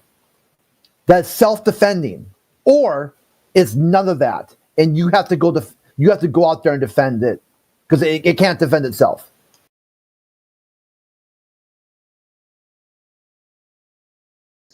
And they defend it with fallacies and misunderstandings of science. Like it's so disappointing.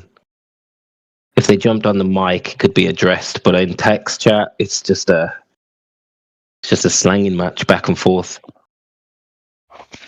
Well, that's some people, the believers do that, but there's a section of the globe thingy that is like the priests and the people, probably some of the people that are might be in the known, that actually defend it like it's a scam. You know, like when the scammers call you and they say, no, it's not a scam. This is legit. That's how I feel with some of the globe defenders. They're protecting the scam. It is a small percentage, but there is such people, even in these communities. I think a lot of them don't realize they're doing it. You know, a bunch of empty promises, nothing specific, very general comments. And I think that's the problem. Like, people who listen to politics a lot kind of pick up these I don't want to call them tactics, but the way they communicate is like a politician, you know what I mean? And it's just It's just like, come on, dude. If you've got science, if you've got observations, if you've got evidence, then you wouldn't say we have science. You would actually bring something tangible to the table.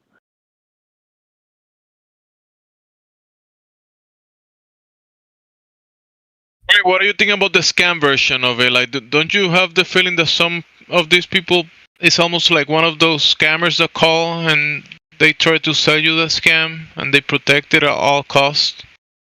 Yeah, that's why the best.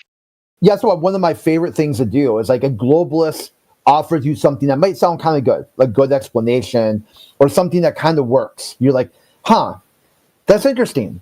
What I'm gonna do though is I'm gonna tell them no and see how they respond to no thank you. If they're presenting a fact, information that's true, they'll just kind of shrug their shoulders and be like, well, I tried.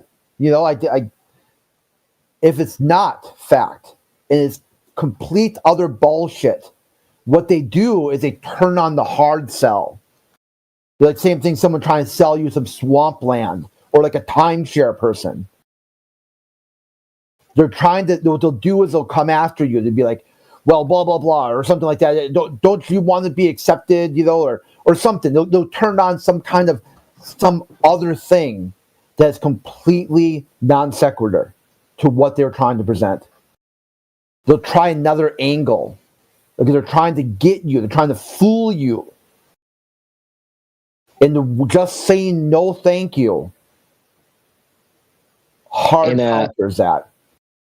Yeah, it's like a sales tactic. In sales, if you want to get somebody onto your product or onto what you're offering, then what you need to do is highlight the insecurities, and sometimes you need to bring that out. So you set up a line of questioning to say, well, what would happen if this? And and it's a very similar technique that they've got where they're trying to appeal to your insecurities or your assumed insecurities, because it's their insecurities. They don't realize you don't have those insecurities, but it's still a sales tactic to try and get you to sort of worry about, well, why would they lie? And why would you think that when the rest of the world thinks this? And what would happen? What would your parents say? What would your family say? These are sales tactics, oldest tricks in the book.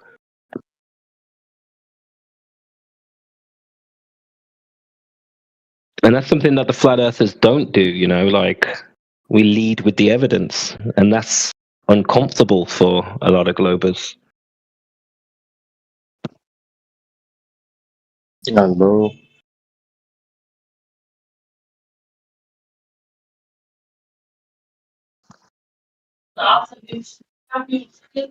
Hey, Yeah, what's up? what's up? The sky is up and down. That's the ground. The ground is down. Down? Always. No matter where you go, the sky will always be above your head. The ground will always be below your feet. Can you hear me?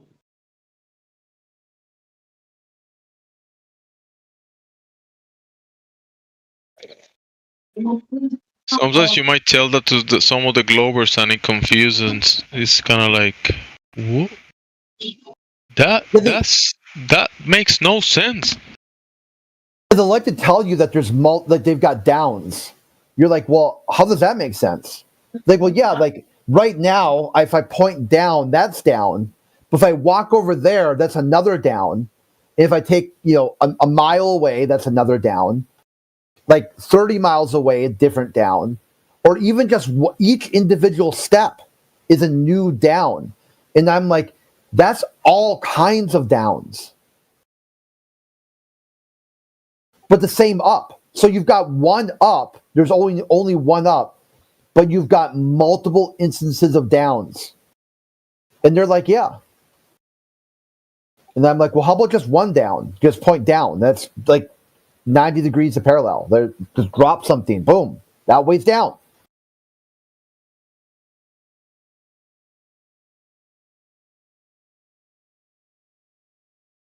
They're like, nope, that's too confusing. That I can't make sense of that.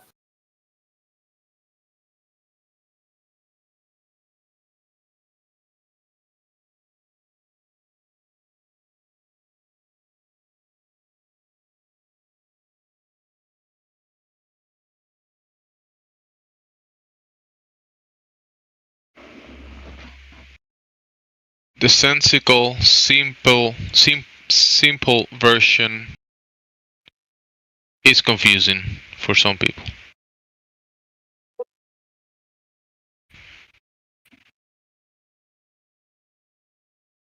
In an insane world, it is the sane who are called crazy. There's a movie called In the Mouth of Madness that talks about that. Like all the people that you, like all those like nuts just like on the street that sound like complete gibberish. They're like the last few sane people in the world. You just don't understand what they're saying anymore because they're so far removed, from what kind of baseline normal.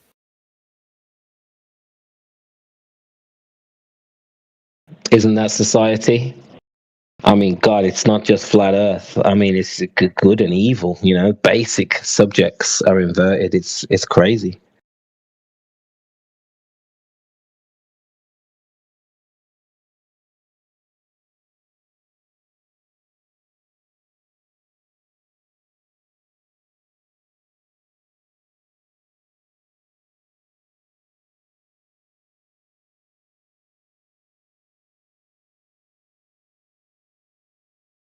Up has become down. Down has become up.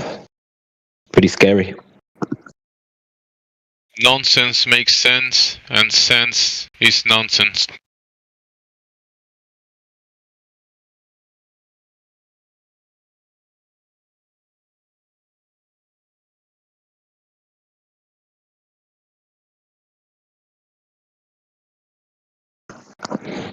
But it's the silence, the acquiesce. Is it acquiescence? That's what encourages others to go along with the story, right? People not speaking up, people not following through on the questioning, people not using logic and just staying quiet. It's a problem.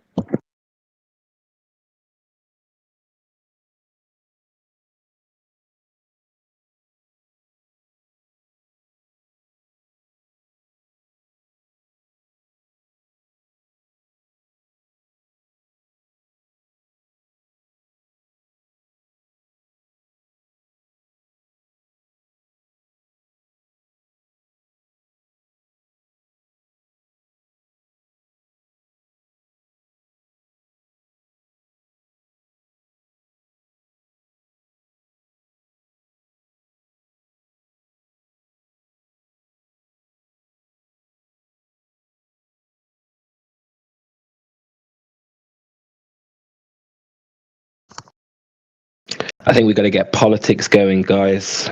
It's a tough crowd tonight. Well, it's going to be tough while the government shut down because all the people getting paid to spread misinformation, pro-government misinformation online. They're at home now. They're not working. They're not getting paid. So it's just normal people online. U.S. government shut down at the minute. Yeah, like the last time they shut down, I remember just being like, it was interesting too. Like there's the 2018 time frame when they did the 30-day shutdown, and it was odd because you had people who were on every day,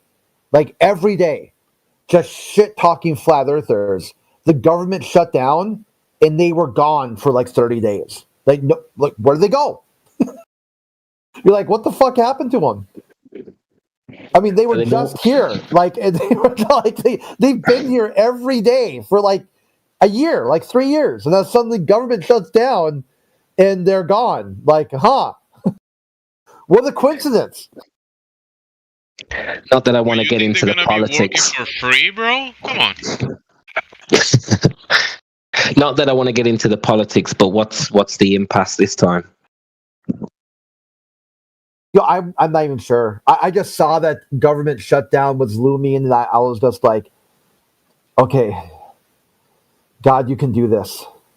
make sure those two people don't talk to each other. Keep them divided, and keep the federal government shut down.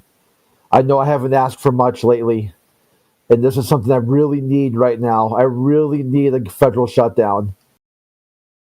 So then that's pretty much it. I tried to stay like impartial and not really wanting to pick a side, because I thought it might sway my heart and mind to see what the conflict is about or why the shutdown is there.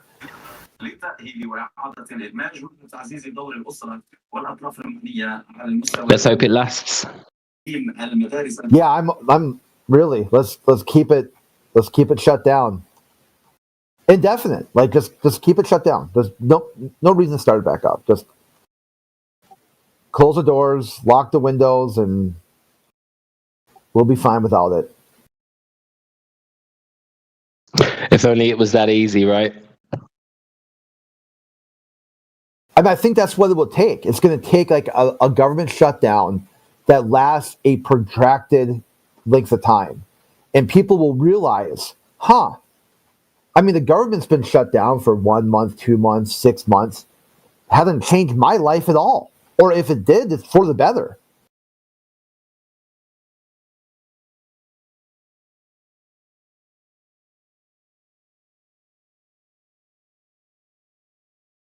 What's the longest government shutdown that's happened before in the US? I think that was Trump, the 35 days. I'm not sure if there's one that's normally it just lasts like a few minutes or just like an hour. It's symbolic. It's a very symbolic thing.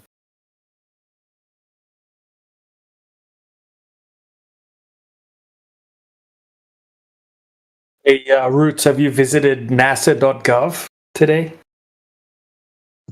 No, not for a while, dude. You should check it right now. Okay. Yeah, they put up a thing where we're closed. Shish. Oh, my bad. Yeah. Yeah. So if you go to nasa.gov, it says, due to a lapse in federal government funding, NASA is not updating this website. Yeah, I see it.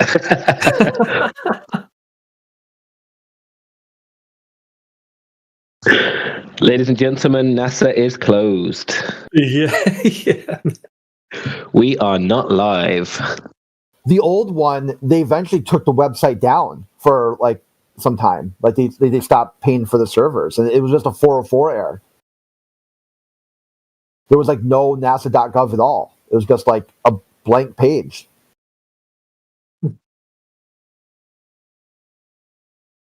How many million do they get a day?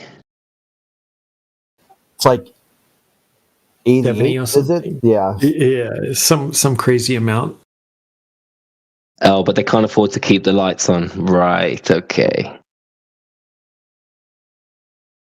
That's some political bullshit right there.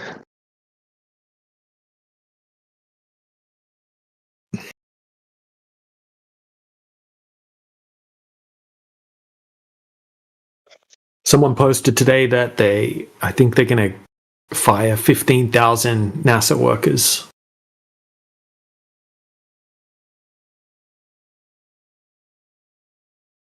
That's despicable, man. Absolutely disgusting. If they don't get enough money. People will generally buy into that and then blame, I don't know, Trump or something? It's ridiculous. So it says here in 2026, NASA's budget will go down from $24.8 billion to $18.8 billion. 24% less.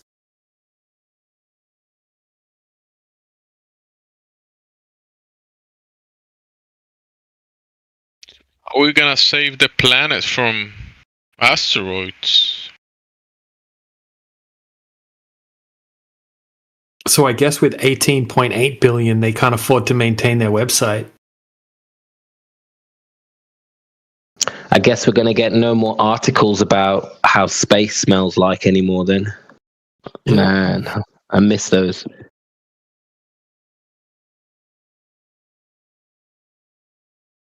I imagine someone in NASA is probably invested into barbecue sauce, and they just say that, and barbecue sauce stocks go up.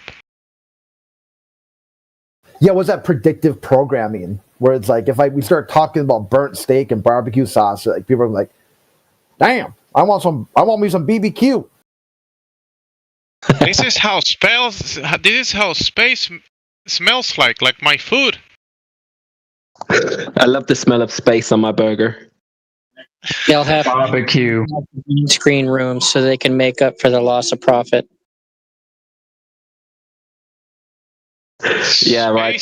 Space smells very American to me. That's a great excuse to use green screens now, right? Well, we had to keep the optics up, so yeah, we faked a bit when we had no funding. Hey guys. Hey girls. Hey. I'm back, bitches.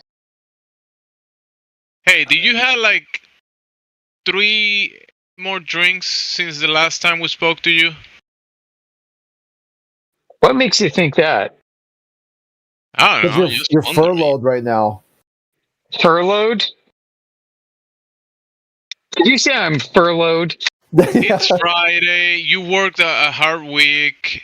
I worked a hard week, man. You got that right.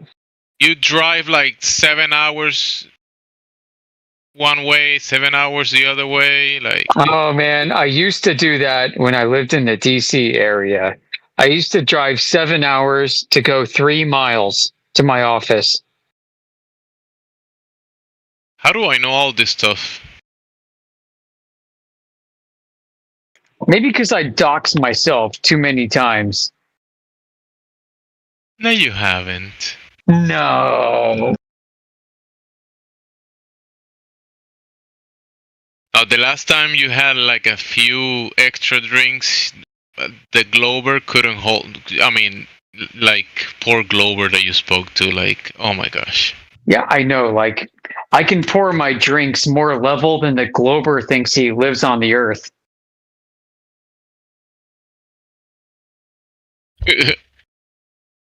That's the only way you're going to feel the axial rotation of the Earth, right? 7 beers. 7. Man. Yeah, 7 would be like way too much, just saying.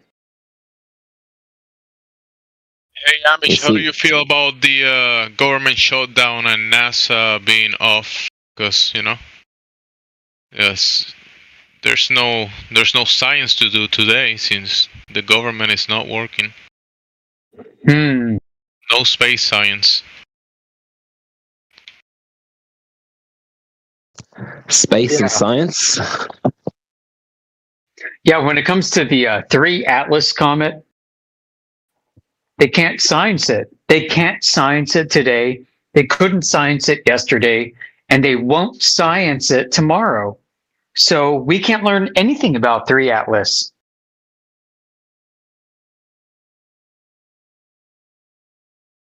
And then this will be to blame. Like they're supposed to launch to the moon in February.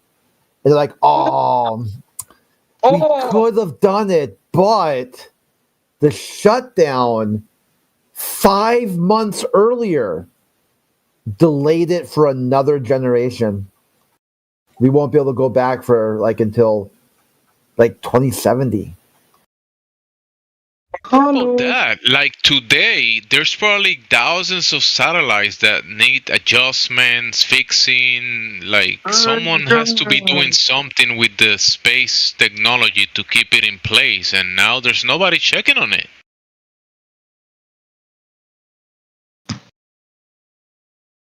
Yeah, the whole world wonders, like, if NASA is shut down, who is the captain at the helm for everything in space? Jesus, Space Jesus. Space Jesus is. They love Space Jesus, but they also know that a human being is also the captain of the helm. They don't know who that is. I mean, if NASA is shut down and everything is just fine, why do we need them in the first place? Maybe nothing is fine. Maybe everything is going to hell in a handbasket, and you just can't tell unless you turn on the TV. So, if the government shut down, who's running the coffee machine on the ISS? Whoa. Yeah, jeez. Who did Don Pettit name as a successor? I don't know.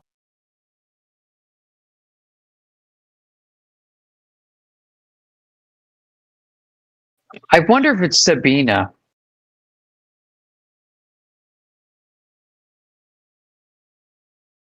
Sabina Hassenfeld. Oh, I was wondering if that's where you're going with. Yeah. Yeah, like I don't think he'd name Michelle Thaler, but probably Sabina.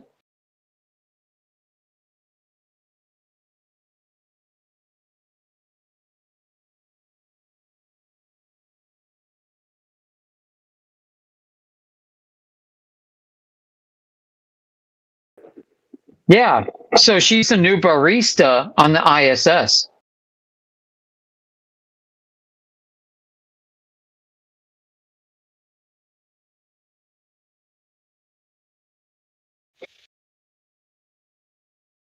So when they say chaga chaga, they really mean it, because the baristas do a lot of that. Totally. What, you don't believe in baristas? I believe in baristas, dude. I do. Like, if you've ever been to the Pentagon and you go to you go down to the food court of the Pentagon, they got baristas, man. They got Starbucks, McDonald's, Burger King, and inside the Pentagon. They got baristas. They know that they need baristas to make the world run. Without baristas, the Pentagon shuts down. Damn.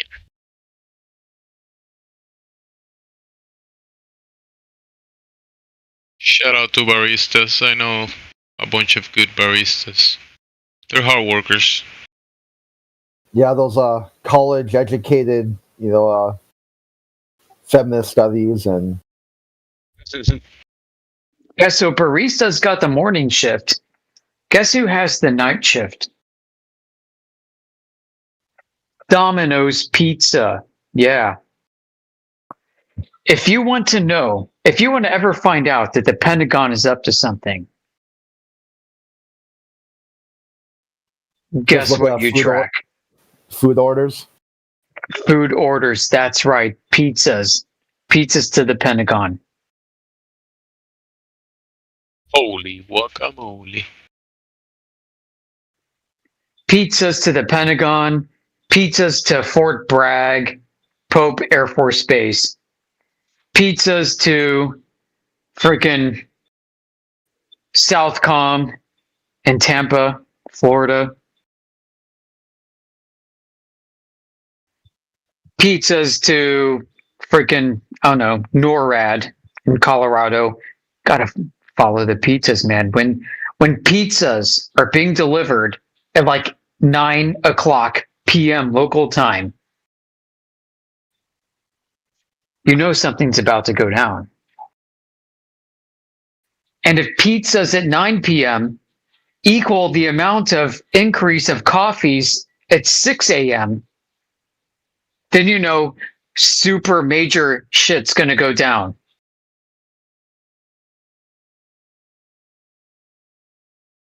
Just place your bets.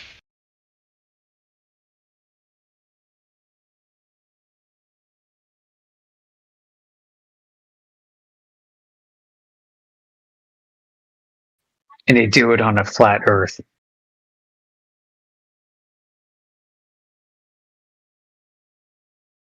What happened with the generals meeting? Like all the generals across the world came back to the mainland?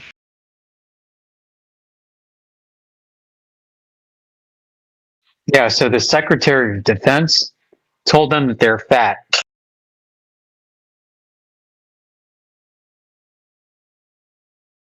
That's about it, man. He said, "You guys are fat, so you're gonna have to start working out." That Yeah, was he's the like- whole point. He's like, "Hey, PT is part of the duty day," and they're like, "What?"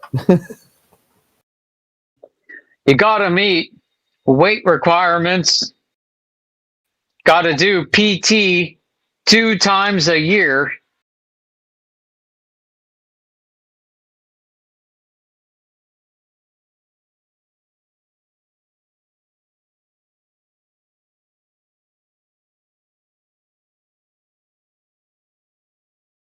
It's like they're telling, like, we're gonna phase women out of combat arms. And fat people. No more beardos. All right. It's like they're at some point, like you see it too. It's like, you know, like TikTok and whatnot. There'd be like some dude like wearing, Sergeant First Class rank, and he's got like a full beard, and he's singing some K-pop song. You're like, what the fuck happened to the army? You're like, Yeah, dude. I know what you mean. it's like some fat dude wearing his hat Hello. backwards, singing the K-pop song with Sergeant First Class rank, and he's got some sort of like Right. razor tab and shit. You're like, how? I know what you mean. Double, triple tab, dude. You guys from the States. Special Forces, Airborne, Ranger, triple tab, boom, boom, boom. Crazy, right? Is there someone asking a question? Did I? Yeah, not What was everyone that, here is from the United States. No, there's people all around the earth, from all corners of the flat Earth. Where you from, Crit? Where you from? I'm from Djibouti. Djibouti. Is that Djibouti. what country is that? America. That's Djibouti. That's a country, dude. It's in the territory of Uranus. That's right. Somewhere around the Middle East is Uranus. Okay, so you guys are high, right? And low. High, like getting high on CGI. That'll High be and big low. We are the flat Earth Pentagon. Because you could be higher than sea level and lower than sea level. See, watch, I'll prove I'm from Djibouti. Je parle français un mieux que toi. Holy shit. Holy French, he said. I think it's scheiße. All in part of the world. Your accent's brutal. To the ears. It was painful to listen to. Your mama's yapping painful to listen to. Whoa, that was. What about you? Where are you from, my friend? Me?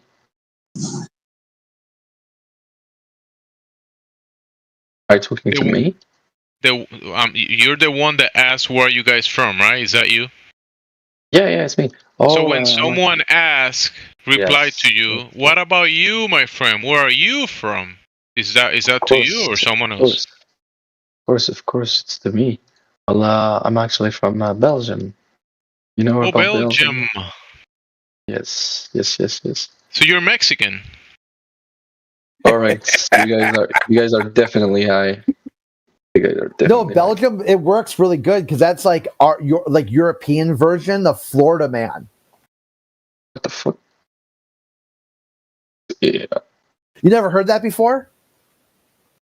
Do you guys drink a flat drink? You know what Florida Man Flat is? drink? You ever heard of Florida Man? No, actually. Okay, so in America, if you you'll hear some crazy story, like man robs liquor store with alligator. I mean, the alligator kind of gives it away, but you something along those lines, like just some batshit crazy story, and you're like, I guarantee you that's Florida, and it always is. For some reason, you're like, wow, what a surprise! It's Florida again. And what's happening there is that Florida is very flat. Like it's mathematically damn flat. Like it's so flat. Like it the whole state. It's like exactly sea level. So you're from America. What you've got going on there is that people in Florida are reacting weird because they're being told the surface of the earth curves when they see it. They see it, they measure it, they observe it, they practically use the earth as flat. Florida.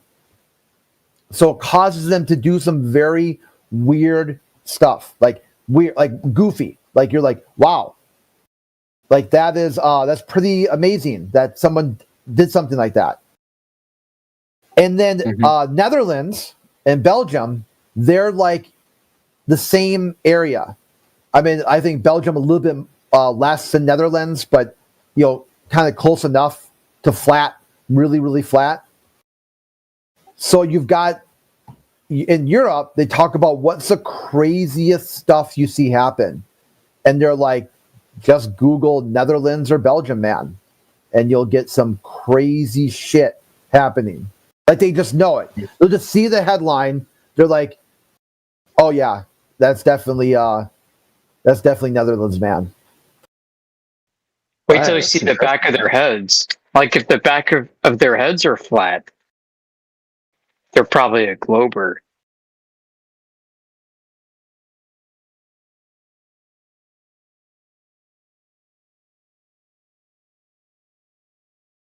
See, like the Belgium, you might have an escape route because if you're like from like the southern part, you're like 10 feet above sea level or something like that. But like the front part, the top part, it's like super flat. Like it's so flat they've had to like build walls to keep the water out, and they've got the world telling them that that's curved, that water level. That they're building these superstructures that keep the water out, that's because your earth is curved. There's a bulge of water that's like going up over and around the landmass. Crazy about that.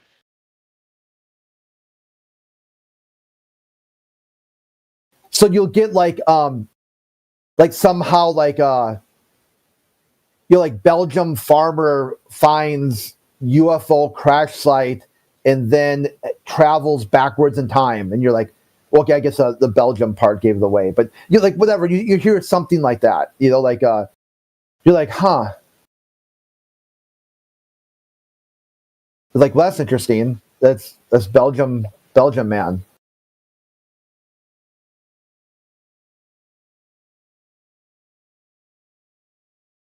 Or like here, I just Googled one. Here's a good one. Belgium man drove 500 miles to meet model he's never met that he believed was his future wife.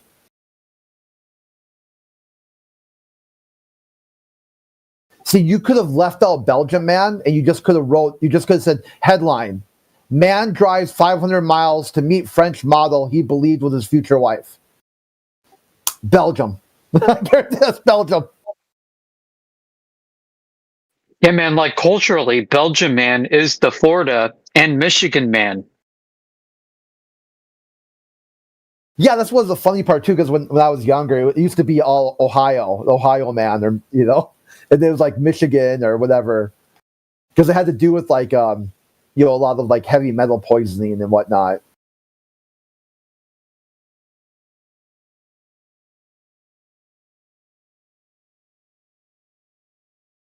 Like here's a good one here. Blank man's body secretes alcohol in rare condition, causing him to be acquitted for drunk driving. Whoa. He's his own Belgium. brewery. That's a Belgian man. That actually happens to people who eat too much carbohydrates. Their blood converts it into alcohol. Stone. So, are we talking about like superheroes here? Super drunks, maybe. You mean I could be Australia, man?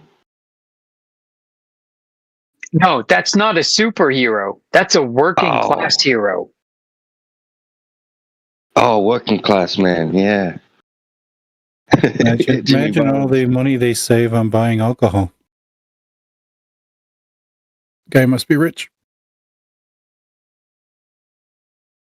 So So I'm just here, an average hero. you check this one out. Blank man fakes his own death and arrives at funeral in helicopter.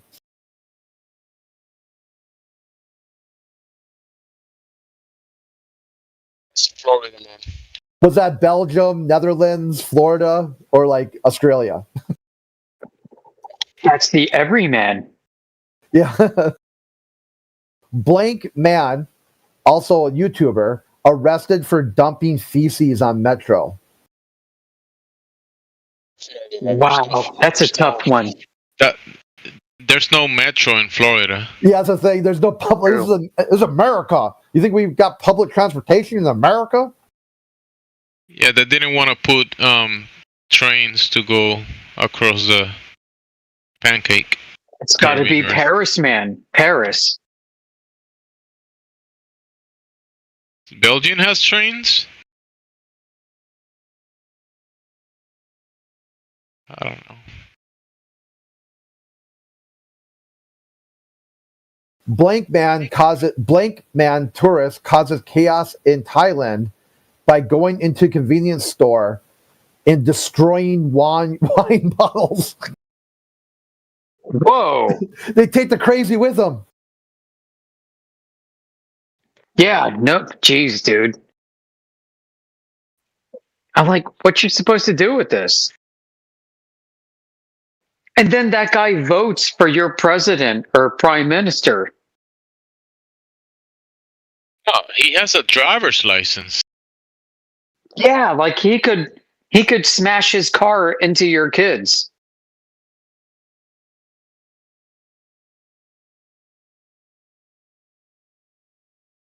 Scary AF.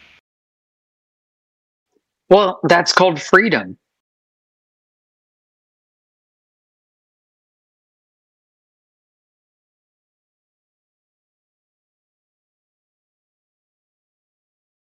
What would ours be, G-Dub?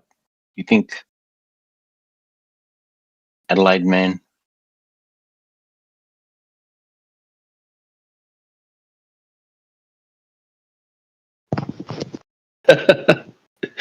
Melbourne man. Frank's, I am definitely Melbourne Frank's, man. Taylor's Lakes man. Probably Frankston man, I'd say. No, we wouldn't. Yeah, have so man on is the there end. a Melbourne man in Australia? We'd have bloke or something else on the back of it. Be like Burke. Oh, even I think Altona man. I would say that these other areas are probably even more crazier than Florida man. But the problem is that Florida man has laws where every time someone's arrested, it's a public record. It's very easy to access. Like what crazy shit people are doing in Florida.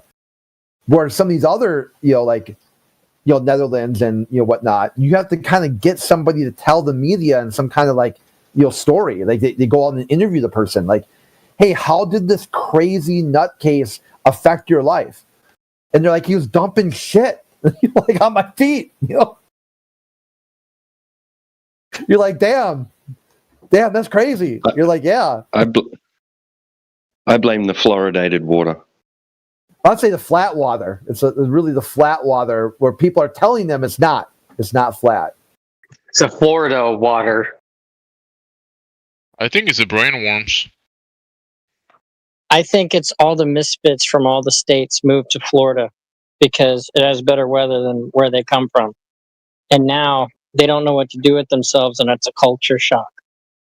Yeah, that's another explanation for why it changed from Ohio man to Florida man. Like the Ohio man got old and retired and went down to Florida.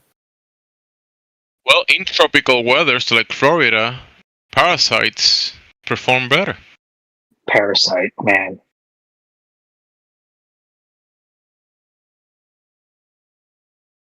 It's funny, Craig, because this morning you were saying something about the news, and you were saying something pretty wild, and I was like, oh, that had to be in Florida. And then like a minute later, you're like, oh, this was in Tallahassee, Florida, or some shit like that. It had to be. It's always Florida.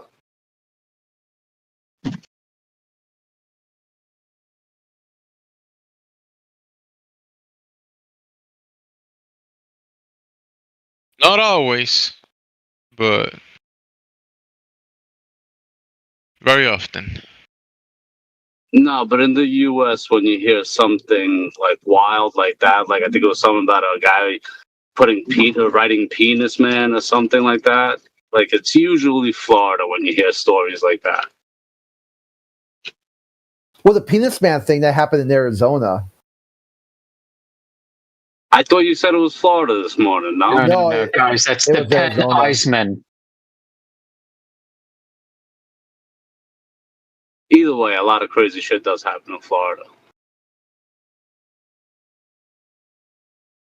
If you haven't heard Shane Smith tell the Alligator Boys story, you're gonna go watch it. It's so funny. He's funny as it is, but just listen to that story he tells. It's so funny the way he tells it. It's like with an alligator or with an alligator. He's like, was he his accomplice? It's so funny, man. If you ever looked into ballpoint pens or fountain pens, you can go to penisland.com.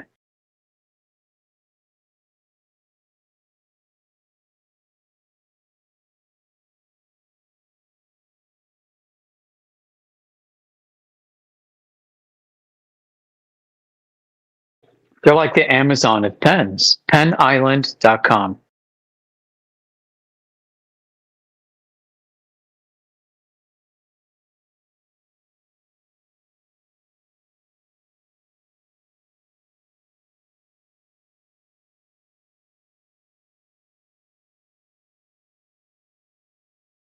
That's a really yeah.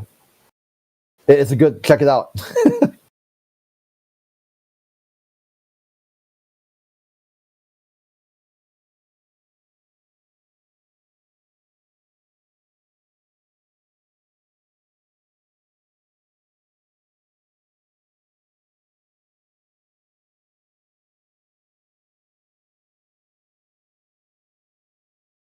Yeah, like that site's been up like, I don't know, 30 years maybe.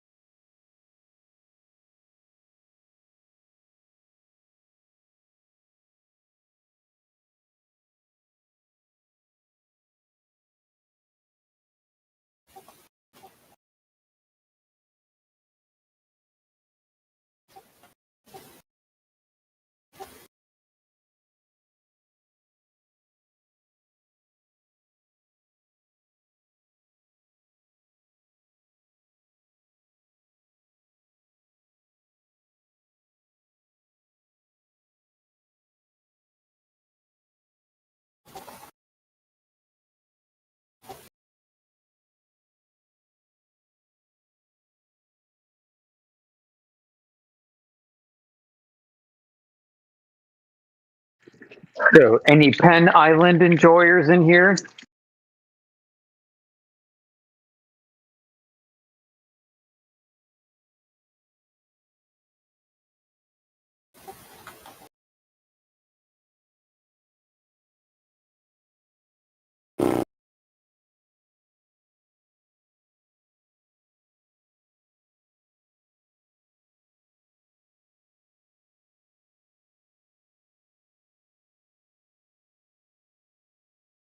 You know, it's funny. It took me a second, but I just got what she meant.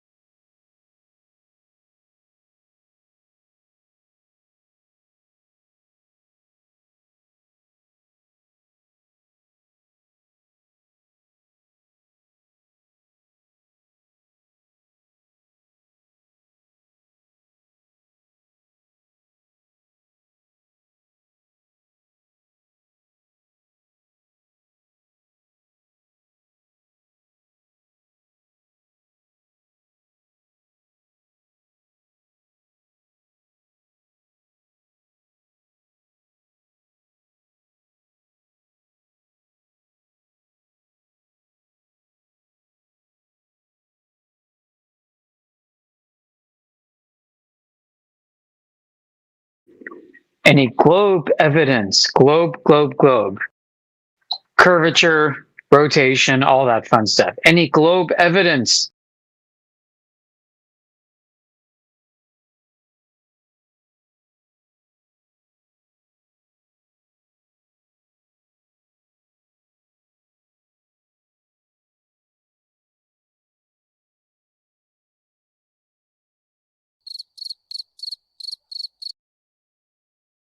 Crickets. Why is it always crickets?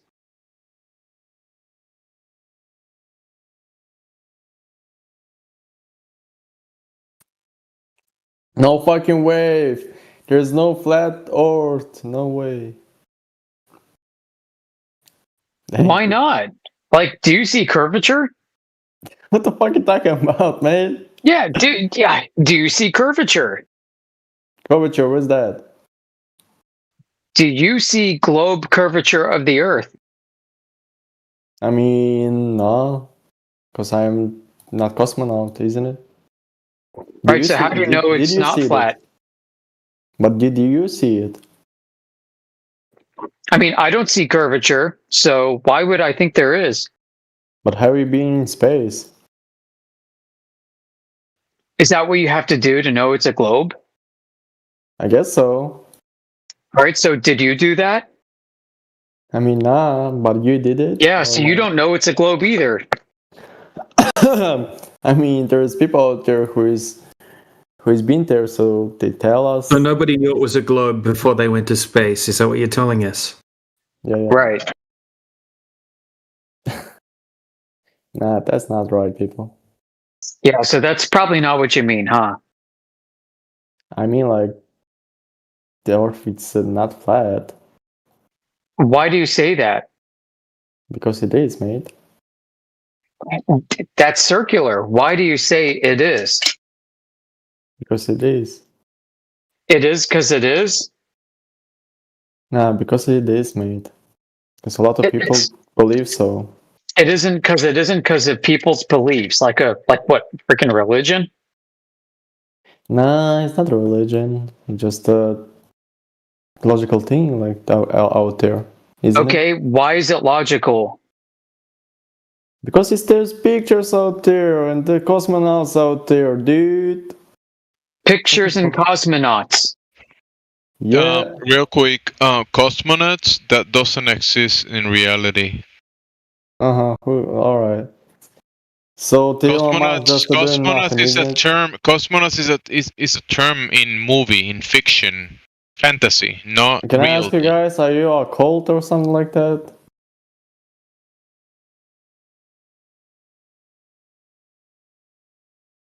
No, the Have you answer ever is met a no. cosmonaut? Yeah. Yeah? Who did you meet? Yuri Gagarin. You met Yuri Gagarin. Isn't he dead? I was thinking you didn't know him, actually. Dude, so why would people lie about the globe? Why is this guy lying about the globe right now? If Who is Earth lying? is a globe, why do people like this lie about it? Mate, Yeah, Why if you- Earth is a why- globe, why why are you you believe lying he- about the globe? why you believe he's lying? No, why are What's the you problem? lying about the globe if Earth is a globe? Mate, I'm not lying. Yeah, you're lying about meeting Yuri Gagarin. Why would you lie about that if Earth is a globe? First and foremost, I was thinking you're stupid enough to not even know him, so... So yeah, why would you lie about Because the it globe is. if Earth is a globe? Because it is. So you're lying. You're lying about the globe because it's a globe. Mate. Why are you lying, dude? Why would they lie about the globe? Yeah, for sure. Why are they lying? Why? I don't know why you're lying about the globe. Tell me why then. Because if Earth is obviously a globe, why do you have to lie about it, dude? Mate, I'm talking about... Yeah, I mean, like why did about you the lie? dude who's... Why did you lie? Me? Or him? You, dude, you said you met Yuri Gagarin, and that's how you know it's a globe. Why would you lie? Because we know you didn't meet him. So what? You're saying... Yeah, if Earth is that- obviously a globe, why do you have to lie about stupid stuff like this? Why can't you just show us it's a globe? Dude, chill out. You're... I am chilling out. Why are you lying, dude? Because I wanted to.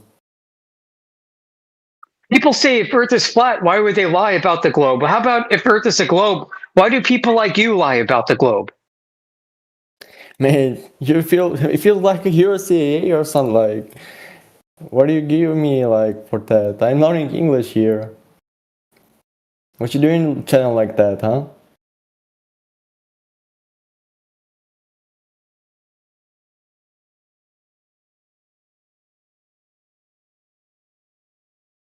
Do people like the flat earth theory or something like that?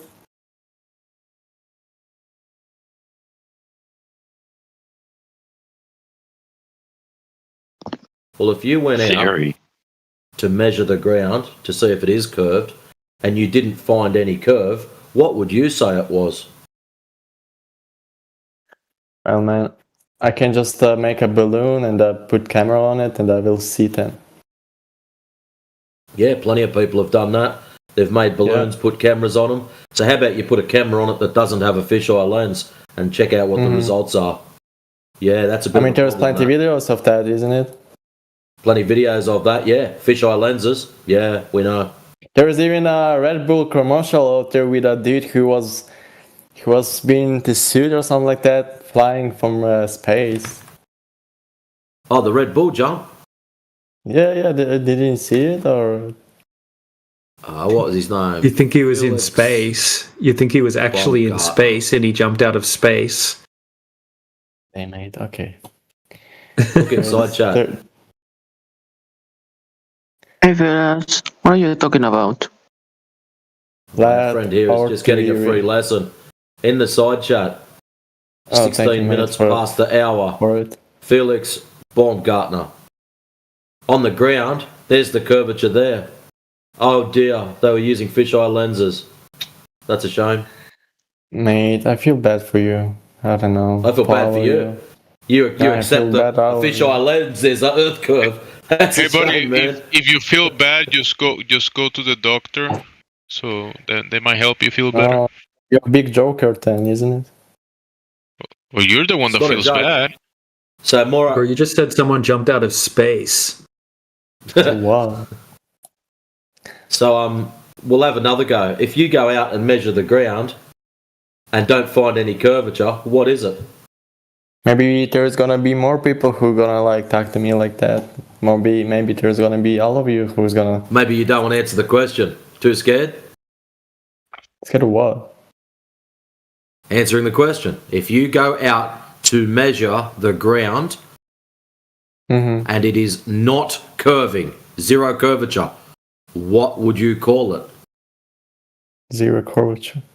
What I will call it, mate. It's such a delusional thing you're saying right now. No, Are you it's not. smoking or something? No, you're getting smoked. And you don't Yeah, even yeah, realise it yet. So you go out to measure the ground, to measure the surface of the earth, and it is not curving. What is it? Mate, I have no idea about. Because I'm not. He doesn't want to answer. I know. He's like, oh my gosh, if I answer it, I'm going to be wrong.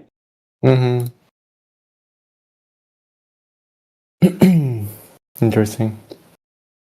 Well, that's what we're thinking. Why is it you don't want to answer such a simple question? Because I don't want to answer that simple question. Do you know if the God exists or not? Yeah, we know you don't want to. Why not? Why do you don't want to answer the question? What is scaring you from answering that question? What are you so fearful of? No, mate. I don't know even what are you talking about. I'm learning English. You didn't get it or what? So you do understand the question. No, I If didn't. you go outside to measure the ground, so you're measuring for the curvature to see what the curvature rate is, what is and you do curvature, not first and foremost? find any. What is curvature? Or What are you is saying? curvature? The is the requirement of your ball. Requirement my ball. Requirement. Necessity. And what are you telling me just right now? I suppose like measure that? How? Ah. How about, do you know basic geometry? If I was to say a tangent So it's to a curve. the order flat, what the let's say. No, let's go balls, back. Not Basic geometry. Do you know what a tangent to a curve is, or a tangent to a circle is? I don't fucking know what you're saying, dude. I just have A no straight idea. line next to a circle. So what does it mean then? Oh, gosh. You are not qualified to be in this room. Yeah, we have to throw him back in the pond. Guys, it's the English how it channel, is. remember, and he these Yeah, words, it I is. guess. It is English channel. So listen, they've been posting stuff for you in the text chat, so you can probably, just follow a little better. Because it sounds like them speaking to you, some of the words you're not getting. But in the text channel, you might learn some more English. Probably make sense out of the nonsense. When a straight line touches the surface of a circle, you have a tangent. You might have a tangent. All right, that's so interesting. So, do you have a life actually, people? Like, I just I wonder ask you something like that. Cope time. The answer is yes. So, what you doing as a native speakers here? Like, just a question. What are you doing as a native speakers here? And Speaking to you, that's what we're doing. Speaking to you. Isn't it obvious? It's obvious, but just weird. We're trying to work out how to approach the topic with you, right? Like now we realize that you don't know much about math, right? So we're gonna have to use a different approach. Maybe do you think I the don't know surface about that. I didn't. Yeah, that's okay. That's proper okay. English. We're trying to help you out, man. That's all. Yeah, so you know a soccer ball or a football? Soccer ball and a football. Yeah. I guess. If you put a stick on it, like a ruler, That is a tangent. Okay, so what is gonna be then? Intent? Well, you think that you live on the surface of the football, but you can only see the tangent. You can only see the ruler. Mate, but why not the ball's not falling like from in space or whatever?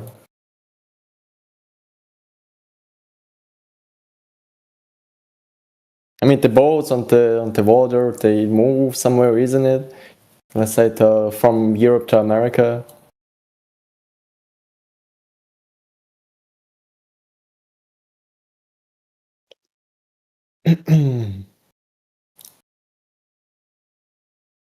If there is a flat earth, it's a, I don't know.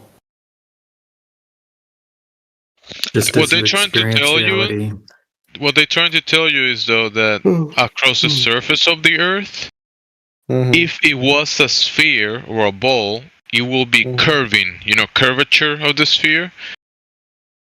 But when we check the surface of the Earth, it's not curving, so it cannot be a ball because it's not curving. It's pretty simple. Alright. I wish you good luck out there and everything like that. Right.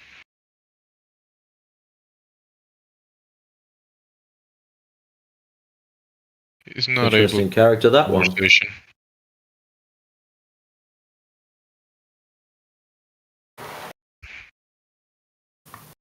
What I am starting to enjoy about this sub is the selective abilities to speak English.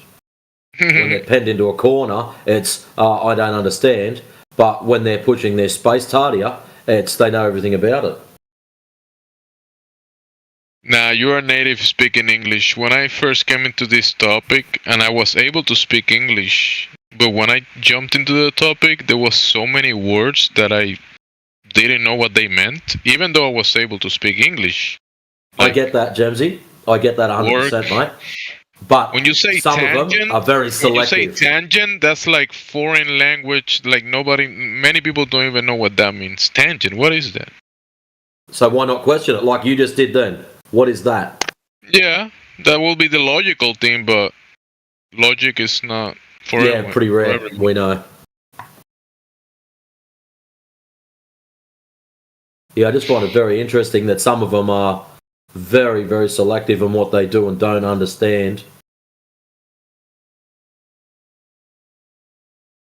The craziest part is that this is it will be the place to ask that question that you said. Ask what is it? Because this is the English channel. If you're here to learn English and someone says a word in English that you don't comprehend, maybe ask, or maybe like can you text that word in the text chat so I can find the definition and I can learn what it means? Something like that.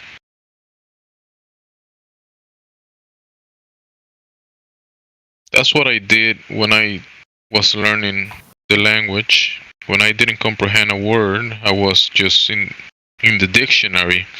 And back then it was the physical dictionary. I will have to go alphabetically, page by page, finding the word. And then I was like, aha, this is what it means.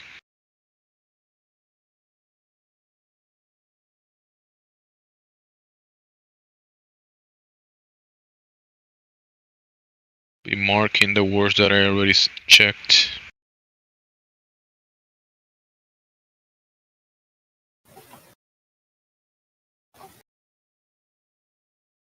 These days it's way easier to learn the language, in my opinion, or the meaning of words.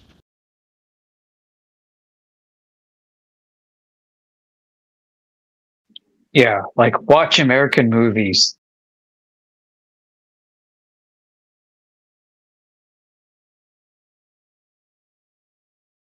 It's just that back then the dictionaries will be like a translation from Spanish to English, and it will give you like a short definition of the word. And It was okay, but it was so limited compared to today.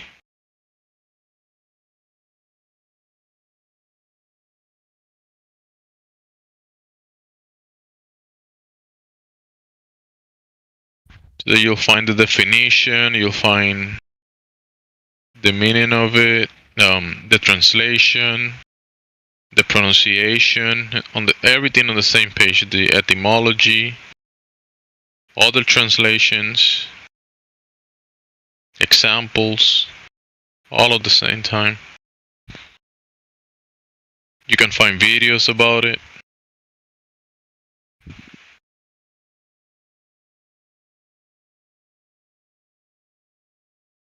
Like this guy told you when you said tangent, he was like, "Whoa, no, don't, I don't know what you're talking about." Yeah, and so people with different levels of English ability might not have the commensurate level of math or science or any kind of technical ability. And I get that. That's what I'm saying. Yeah. And unfortunately, though, like the tangent is such a basic thing, and that word carries across multiple languages, just with different pronunciations.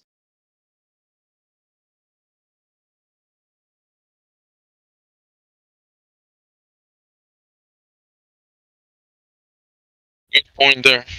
That's the case for many words. Oh, tangent.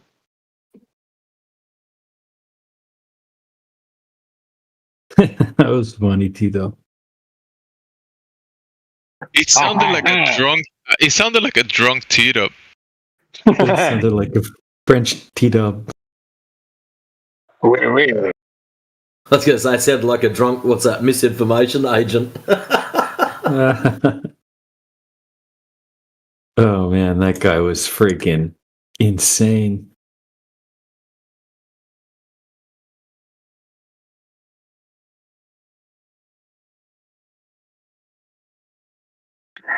T-Dub sounds Australian, but he's really Cambodian. He's been active all of this time. He's been like just using the Australian language.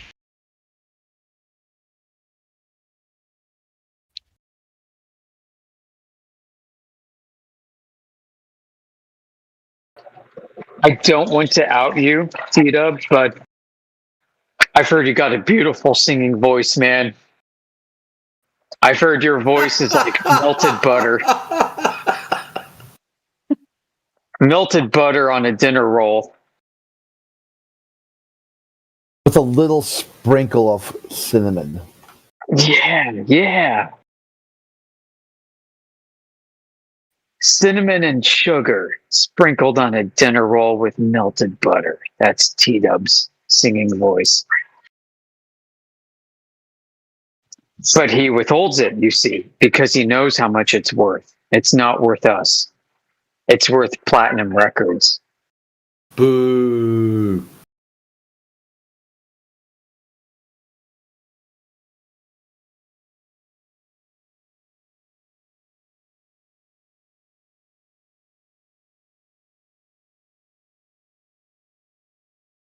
Is he even here?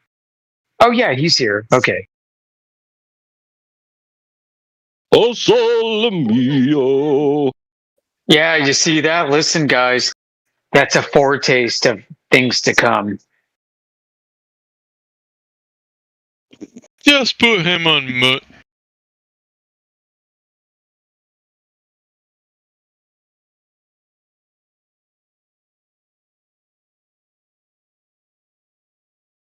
All right, I'm going to have to get going now. So from here on, I'll be around, tech skanking, and on listening mode. So be good, everybody.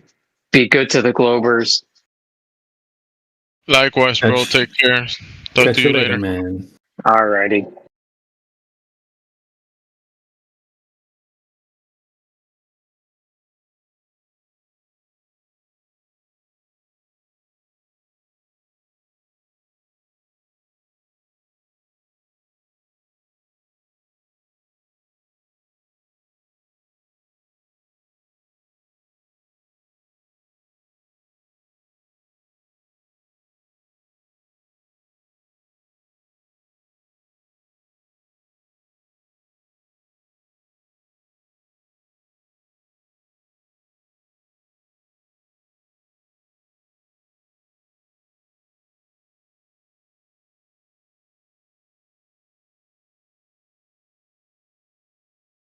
Welcome to 24/7 Flat Earth Discord. Gravity is not a force.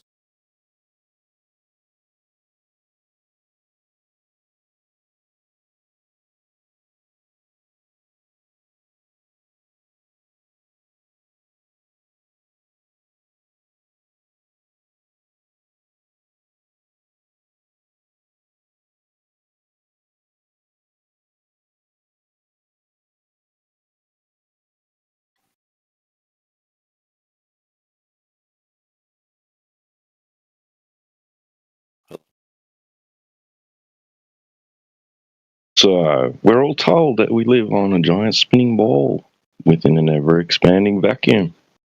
Anybody here want to try and support that claim with any type of evidence? I got me a photo from space from NASA.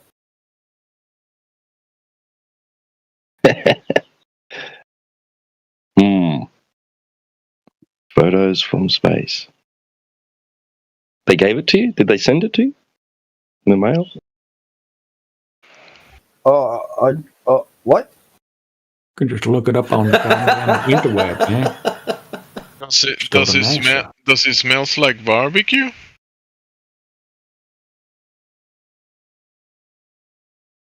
I put my name on the Artemis spacecraft that went around the moon. So now I'm part of the we that went to the moon.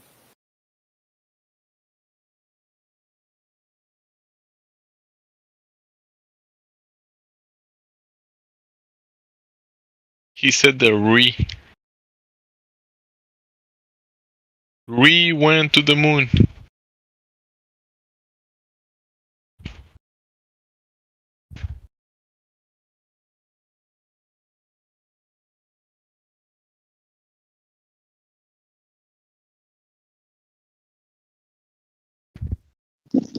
Yeah, that's their claim. I want them to come in here and defend that claim.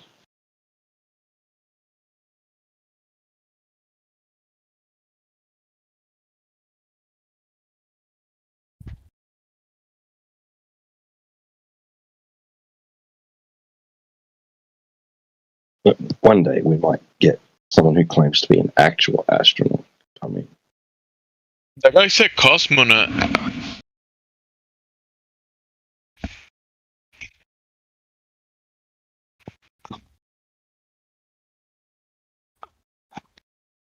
I've only heard cosmonaut like in movies. Isn't it? It's just like it's like a Russian version of an astronaut, isn't it? It's called a cosmonaut. Is it? Yeah, like Soviet astronauts are called cosmonauts. Holy guacamole! I learned something. Or the people on the ISS on the Russian side, they're called cosmonauts, not astronauts.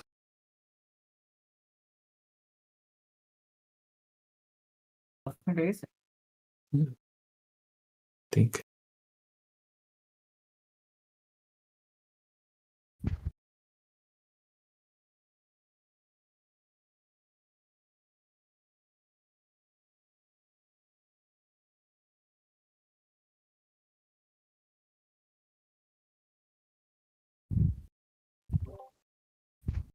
I don't know about that. I don't know if that's true.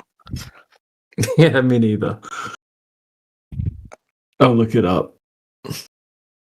If they're called cosmonauts, they're called cosmonauts on Earth, not in space, because space doesn't exist. It's not real. Yeah. Oh man, there's space between you and I. And if Earth... Well, then our masses should attract. Listen, if Earth is in space and I'm on Earth, that means I'm a cosmonaut, because Earth is in space. And I'm on Earth. Nice. You're also an astronaut if you are on Earth, because Earth is in space. Yep, that's what I used to think in middle school too. Yeah, you're traveling through space right now. aboard a big spaceship made of dirt.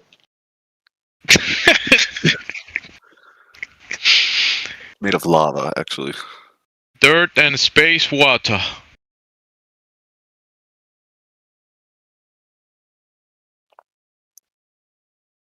Well, lava is dirt. It's just melted, though.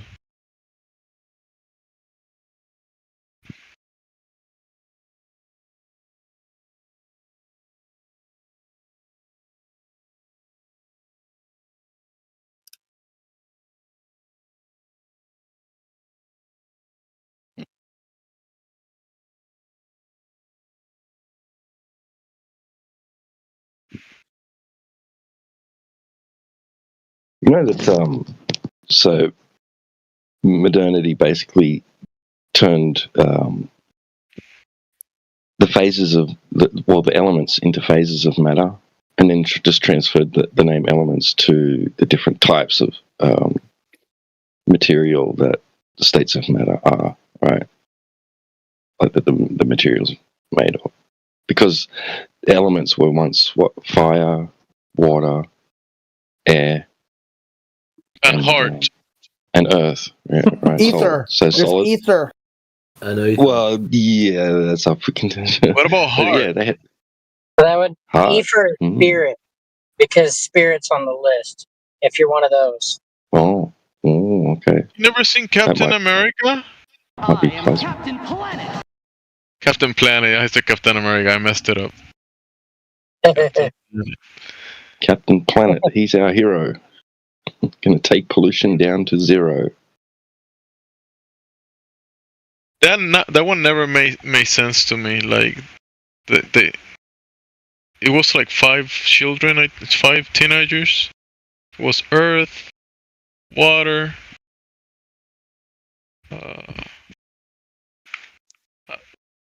the 5th one I think it was, or the 4th one. It was heart. Earth, fire, wind, water, heart.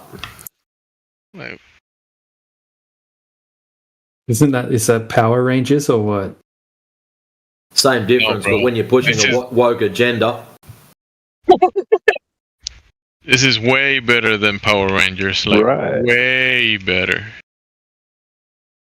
Captain Planet.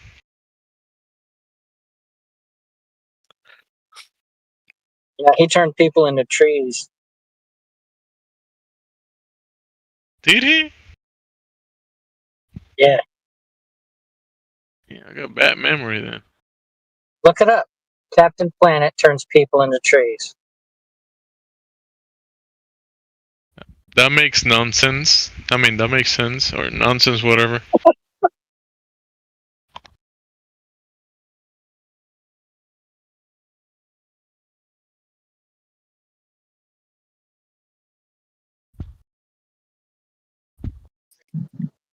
Yeah, that was back when you didn't have many options of what you could watch on a screen without spending a lot of bread. Good old Saturday morning cartoons and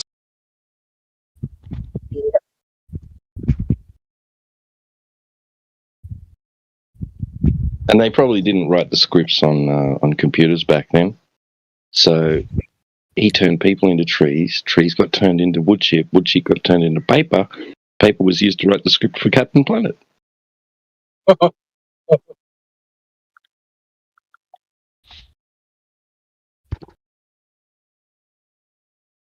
Wasn't the enemy like a pig? One of the enemies?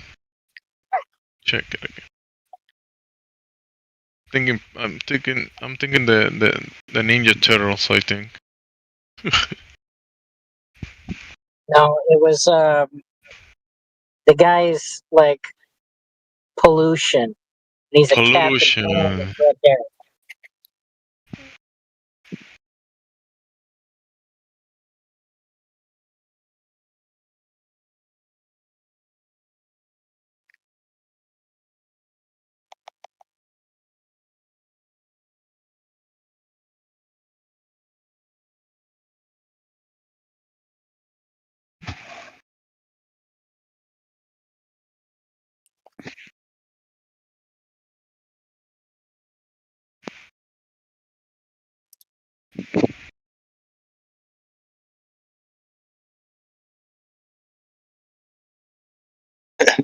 So all the hippie parents back then were like, no, you're not watching Transformers. Here, I'll put on Captain Planet. They're like, oh, Mom.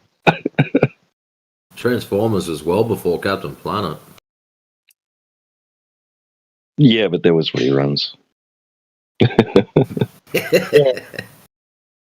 Reruns for days. Then you'd have to wait weeks in order to get a new episode. And then if you missed it, you had to wait even more weeks. There was way less shooting in Captain Planet than Transformers. Less violence.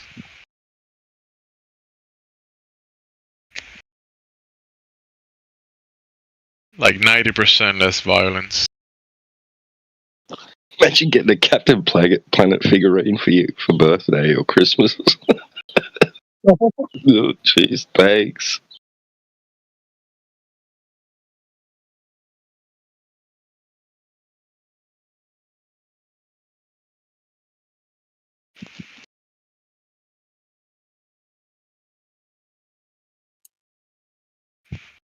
I mean, you had G.I. Joes, I think. I was a big Robotech fan.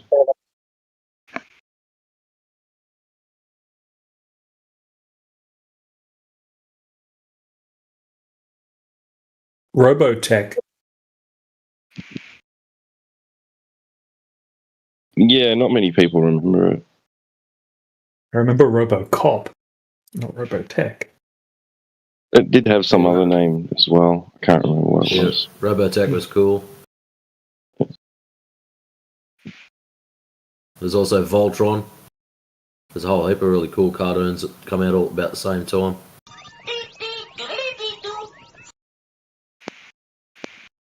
One weird ones that I liked when I was young, I remember watching them and trying to watch them all the time. It was the Gargoyles. I don't know why, but I like that one. Yeah, it's pretty. I mean, it's funny because the Captain Picard, or no, Riker, the first officer, and then Deanna Troy, they were both voice actors in that show.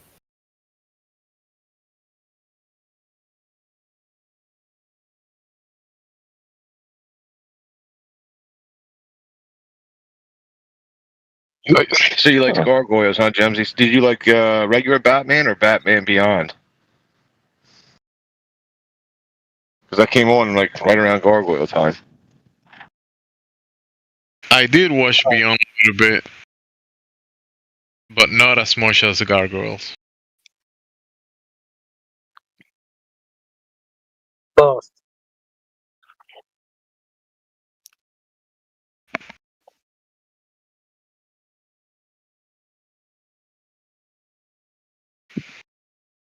On the Australian Broadcasting Corporation, we got Astro Boy.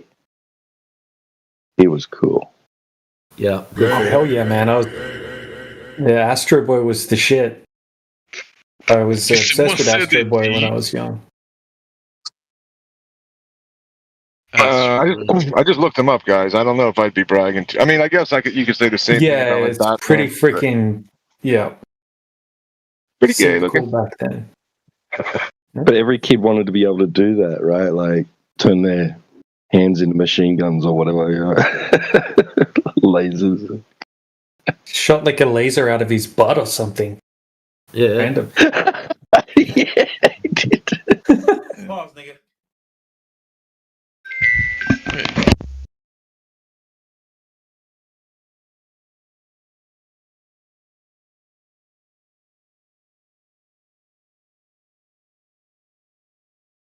An Inspector Gadget.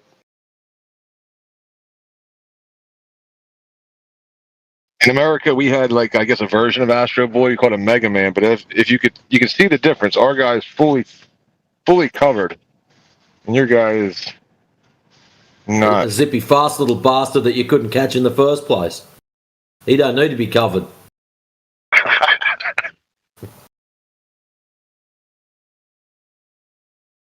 It's funnier because you said that as if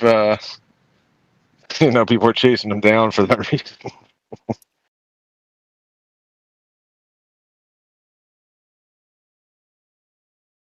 Well, that could have, that whole show could have been considered as predictive programming. The idea of being able to put a human consciousness into, something, a mechanical body, a robot, AI, all that. Yeah. Everybody. I mean, that's just cool. It's just cool. It's not predictive programming. It's badass. Like if we felt like we could trust this system, we'd all want that. We'd all be like, yeah, damn right. Give me rocket legs.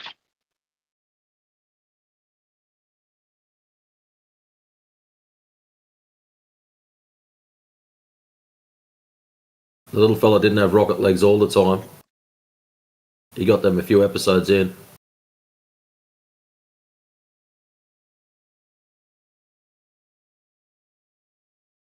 I recently rewatched the original Mad Max. I think I got about halfway through. I was like, I can't watch this shit. Blasphemy. Bro, have you rewatched it? Yes. Yeah, that's blasphemy. Gotta What are you talking about? That's Mad Max. Original. Listen Mad to the Max. soundtrack. The actual audio of the V8 when they first kick it in. She sucks nitro, and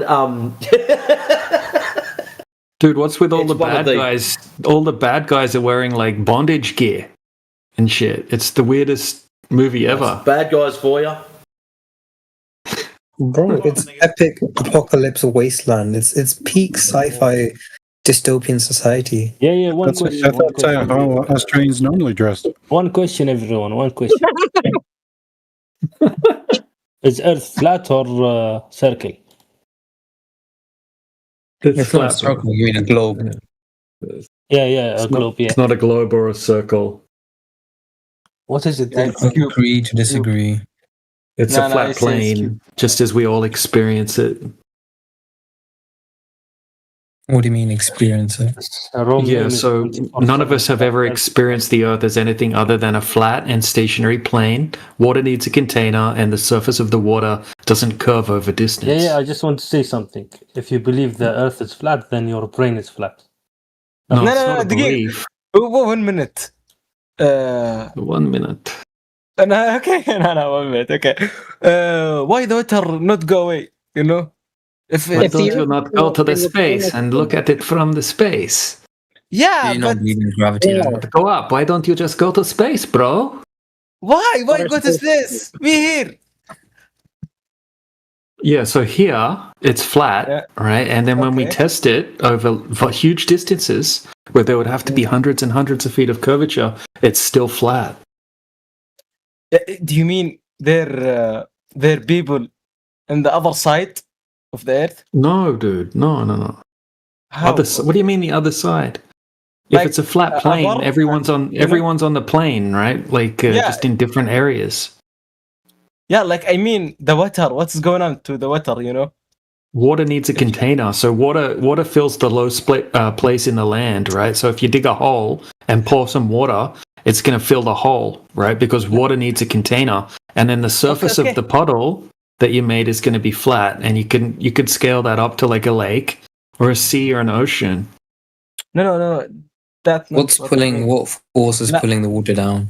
The water itself is more dense than the air, right? So it's going to find the low spot in the land because it's more dense than the surrounding air. Things that are more dense than the air are going to sink through the air. Right. How you guys need to try to explain how you can have oceans sticking to the outside of a globe that's spinning millions of miles an hour through space. That's the crazy claim. Do you understand? Don't you know about gravity? No, I understand, man. Why is my coffee not shaking? We're spinning. Yeah, so water is flat on the surface. Crazy claim, I know. I'd love to see evidence backing this up. Your water's not shaking because you're not spinning, bro. I mean, it's just like a. Oh, I'm spinning, bro. All right, let's see some evidence. Yeah. Okay, 21-mile observation, 0 curvature over the Great Salt Lake in Utah. Okay, in the side chat, 21 miles, right? So there's 300 foot of missing curvature here. 300 foot, that's like 100 meters. It's like a skyscraper building. Oh. But this is a video, wait. Yeah, it's a video. Yeah. It's a clip out of a video. Where's all that What is the curvature? video? It's in the side chat. No, as in you said it's a clip out of the video. What's the original video? Oh, yeah, okay. I'll post it if you want. Well, obviously, right? Yeah. Some people want video. Some people want a short version. This is a short version. Okay. The question, I have a question. If the Earth is flat, where is the end point? You know what I mean? Where is we the don't claim point? to know this. Huh? Yeah, we don't claim. We're not claiming. Hold on. Let me clarify what we're claiming here. Right, flat's not a shape. Okay, we're not claiming the Earth is a flat disk floating around in the globe Earth version of outer space. Okay, right? You think of a globe floating around in space, and then you hear flat Earth, and all of a sudden you think of a flat disk. That's not what any flat earthers are claiming. Completely different way of thinking about this entire system that we live in. Flat is not a shape. Flat's the description of a surface. We're told that the Earth's a globe, and that means that you would have to have a certain amount of curvature over large bodies of water. And when we go and test it, there's zero curvature every single time. I'm surprised by. Okay. So, in other words, if Earth is flat, we're not talking about the edge of the universe. We're not talking about if the sky is doing a thing, then how is that working? If we're talking about Earth is flat, we're talking about a measurement of the ground. If you want to talk about is Earth moving, then we'll talk about things that would try and prove whether or not the Earth is moving or not. If you want to try and talk about is Earth in the vacuum of outer space, then we'll talk about that. Yeah, look at what T-Dub posted, right? So this is not flat Earth, right? That's what that means. Do you have a showing model you. of what you believe in then? No. We can't model. We're not even claiming to know the shape of the Earth. Okay, when people think of model, they think of a miniature version of an object. Okay, we're not claiming to know the shape of the Earth or anything like that. We're told that the So Earth you're is a just globe. denying. You don't actually understand what it is. You're just denying what's been. Well, we're saying that No. when we go out and test the Earth, there's zero curvature, right? So it's not a globe, right? And no one has any evidence other than it being a flat plane, which everybody experiences in their day-to-day lives. We don't have a model, and the globe doesn't have a model that matches reality. Okay, so we don't live on a model. Okay. Do you believe about other planets? Yeah, well, we can't test that, can we? Yeah. So, what's another planet? I mean, the planets used to be called wandering star. Planet means wandering star. Okay, so It's irrelevant word. That's a dumb take. It's irrelevant what they used to mean. Like at current day, we see them as other bodies, right? So like you could see on. You're told there are other bodies. Yeah, you imagine them as being that. So when we see like on Tesco, when we see other planets, what are you seeing then? Why You the see a little necessity tiny. to look up? Well, you see a little blurry light in the sky, right? No, you could zoom in. right? Silver? It depends on the telescope. Silver, your ability to look up at another body or a star or planetas or wandering star or whatever you want to call it, how is that going to prove the shape of the ground? It doesn't. No, it's not about that, right? That question was like. Yes, it is. I'm allowed. No, it isn't because I'm allowed to just ask Yes, questions it about is. your take, right?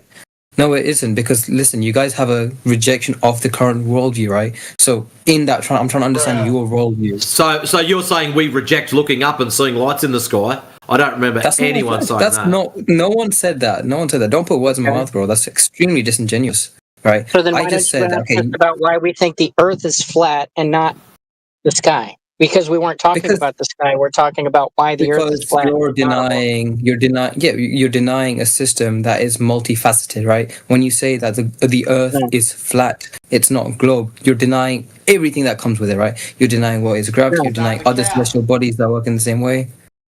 Hold on a minute. You're just asserting that. You're inserting your own cosmology now, your own idea of us. Thank you for putting words in our mouth. We're call that a denying straw that we man. have to believe that knowledge. How is asking you? Are you really slow? I'm asking you. Hey, Silver, all we're claiming is the ground is not a sphere. That's it.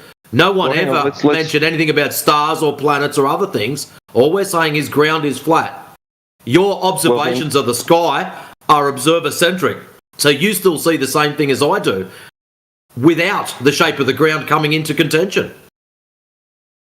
Right. So the whole cosmological view, right, modern day cosmological view, it has a foundation of the Earth being a sphere with a radius of 3,959 miles.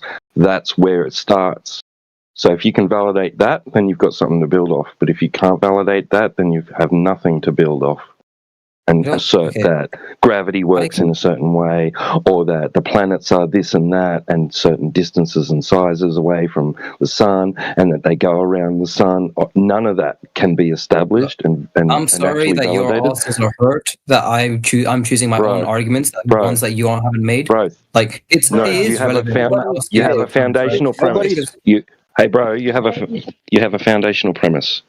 A sphere Earth with a radius of 3,959 miles. Let's start there. Sure. So on a Not to sphere mention that's all the other stuff rotating, that you how do mentioned, you was it? explain? No, Brother, all I the mean, can other I stuff. speak like Hold on, real quick. three flat Real earthers quick, have real just gone in quick. a row. No, I understand, but I just wanted to make one short point too. If any of the stuff that you're claiming has been proven using the scientific method, that's what we reject.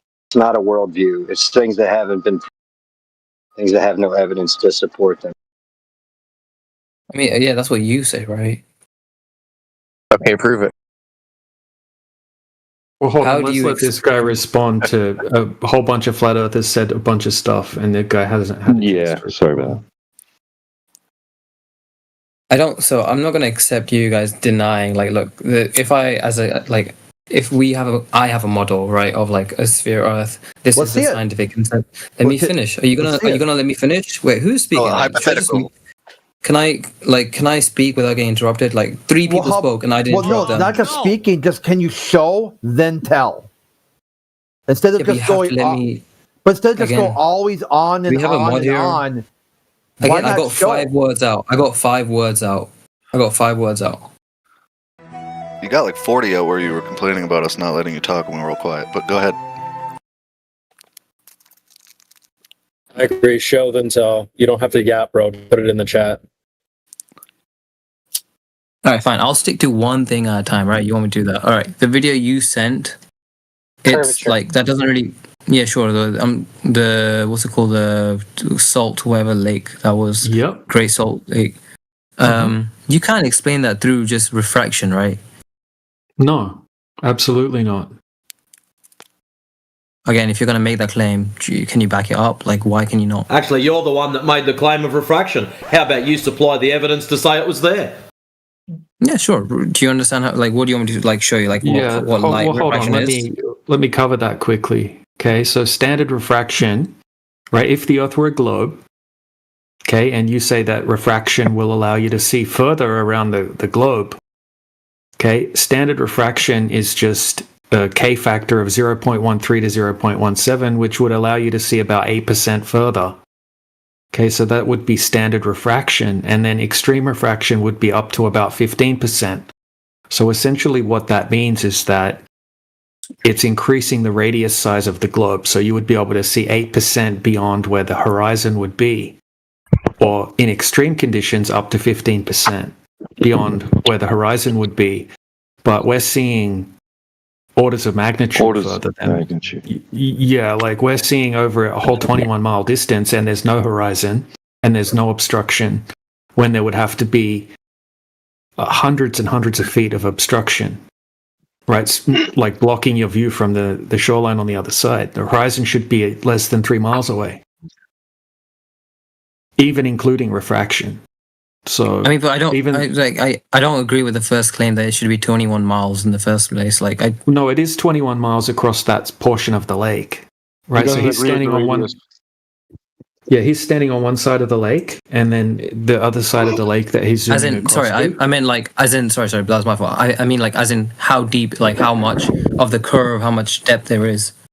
Oh, Like, how over much are 21 you miles. saying? There's over 21 miles based off the radius value is 293 feet of curvature over that distance, and you can check Okay, that fine. yourself. Yeah, I just didn't hear that, but yeah, go on. Yeah, so that means, like, look, think about it like this, right? The Titanic, right? The boat, the Titanic, that's 175 foot tall.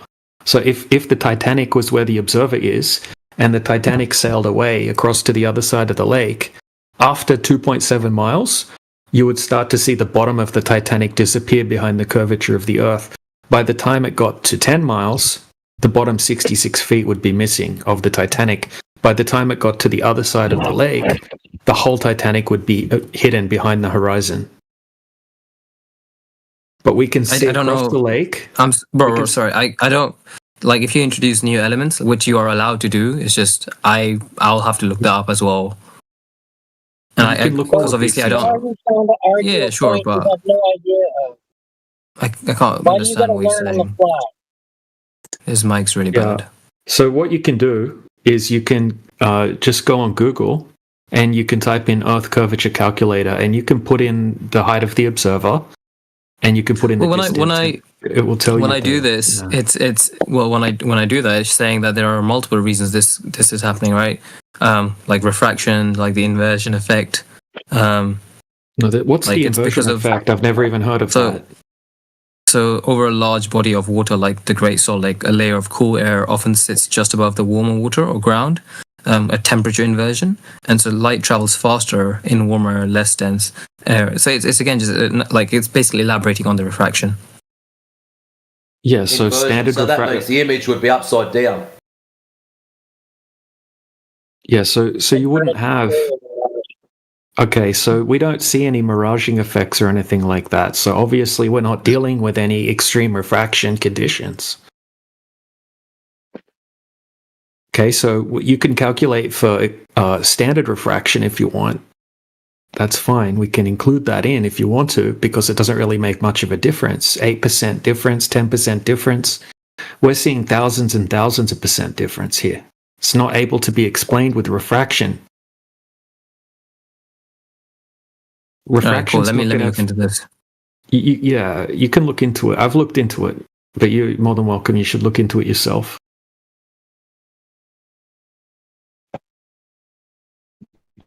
First learn. Just look into it's simple with the curve calculator. Don't worry about it. The refraction. Just get what it should be in a vacuum.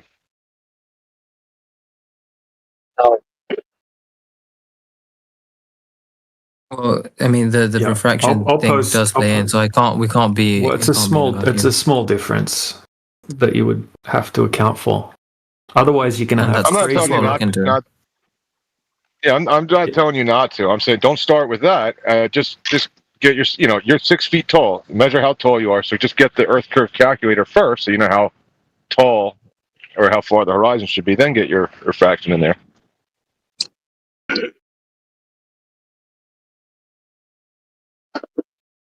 I mean, okay, well, sorry. This is like obviously like there's a lot of stuff I'd have to look into this, but like let's say I would even grant you this, right? Let's say I would grant that this thing happened. The scientific method is all about reproducibility, right? Mm-hmm. So he did it during the day, and then he did it again during the night. No. You would be able to do this anywhere. Yeah. So we've done it in. So anywhere this is done, this is what happens. Bless you. As in, have you? So like anywhere done it in that this other is done, locations. Yeah, like it's been done thousands of times. It's been done.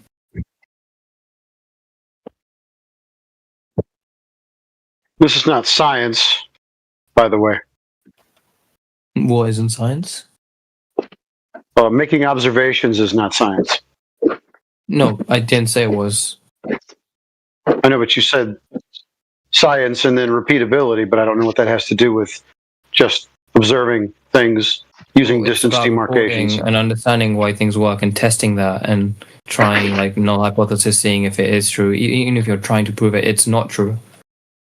Yeah, but what we're doing here is not science. Now, empirical, yeah, but this isn't science. I don't think we're understanding each other. No, we are. You just, I doubt you really actually know what science is. Science is the study of the natural world. And the first thing you would have to do is observe a natural occurring phenomena and then try to find out what the cause of that phenomena would be. This is not a phenomena. This is just measuring the surface of the Earth.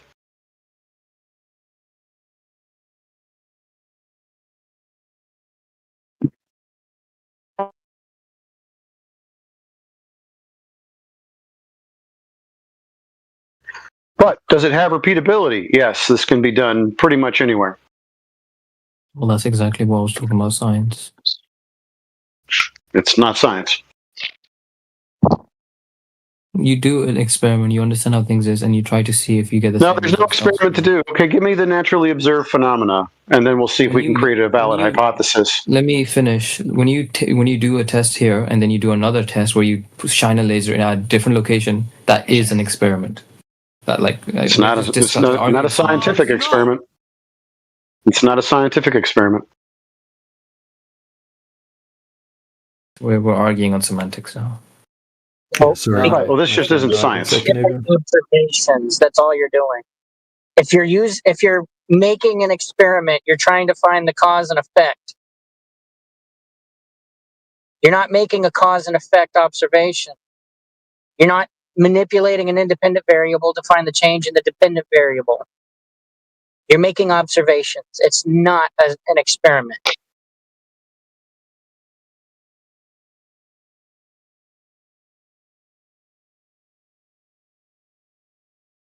Yeah, it's basically you're told something's got certain dimensions and then you're just going out to check if that's correct or not. Yeah, but that's exactly what science is. The goal of a scientific experiment is to establish cause and effect, right? Exactly. Like this isn't a cause and effect relationship. No, it's like you. Well, it doesn't really matter. We don't have to argue about semantics like that. I Okay, agree. so we're told that the Earth's a certain size and that there would be a certain amount of curvature over water, and then we're going to test for that, and we can't find any when there should be hundreds of feet.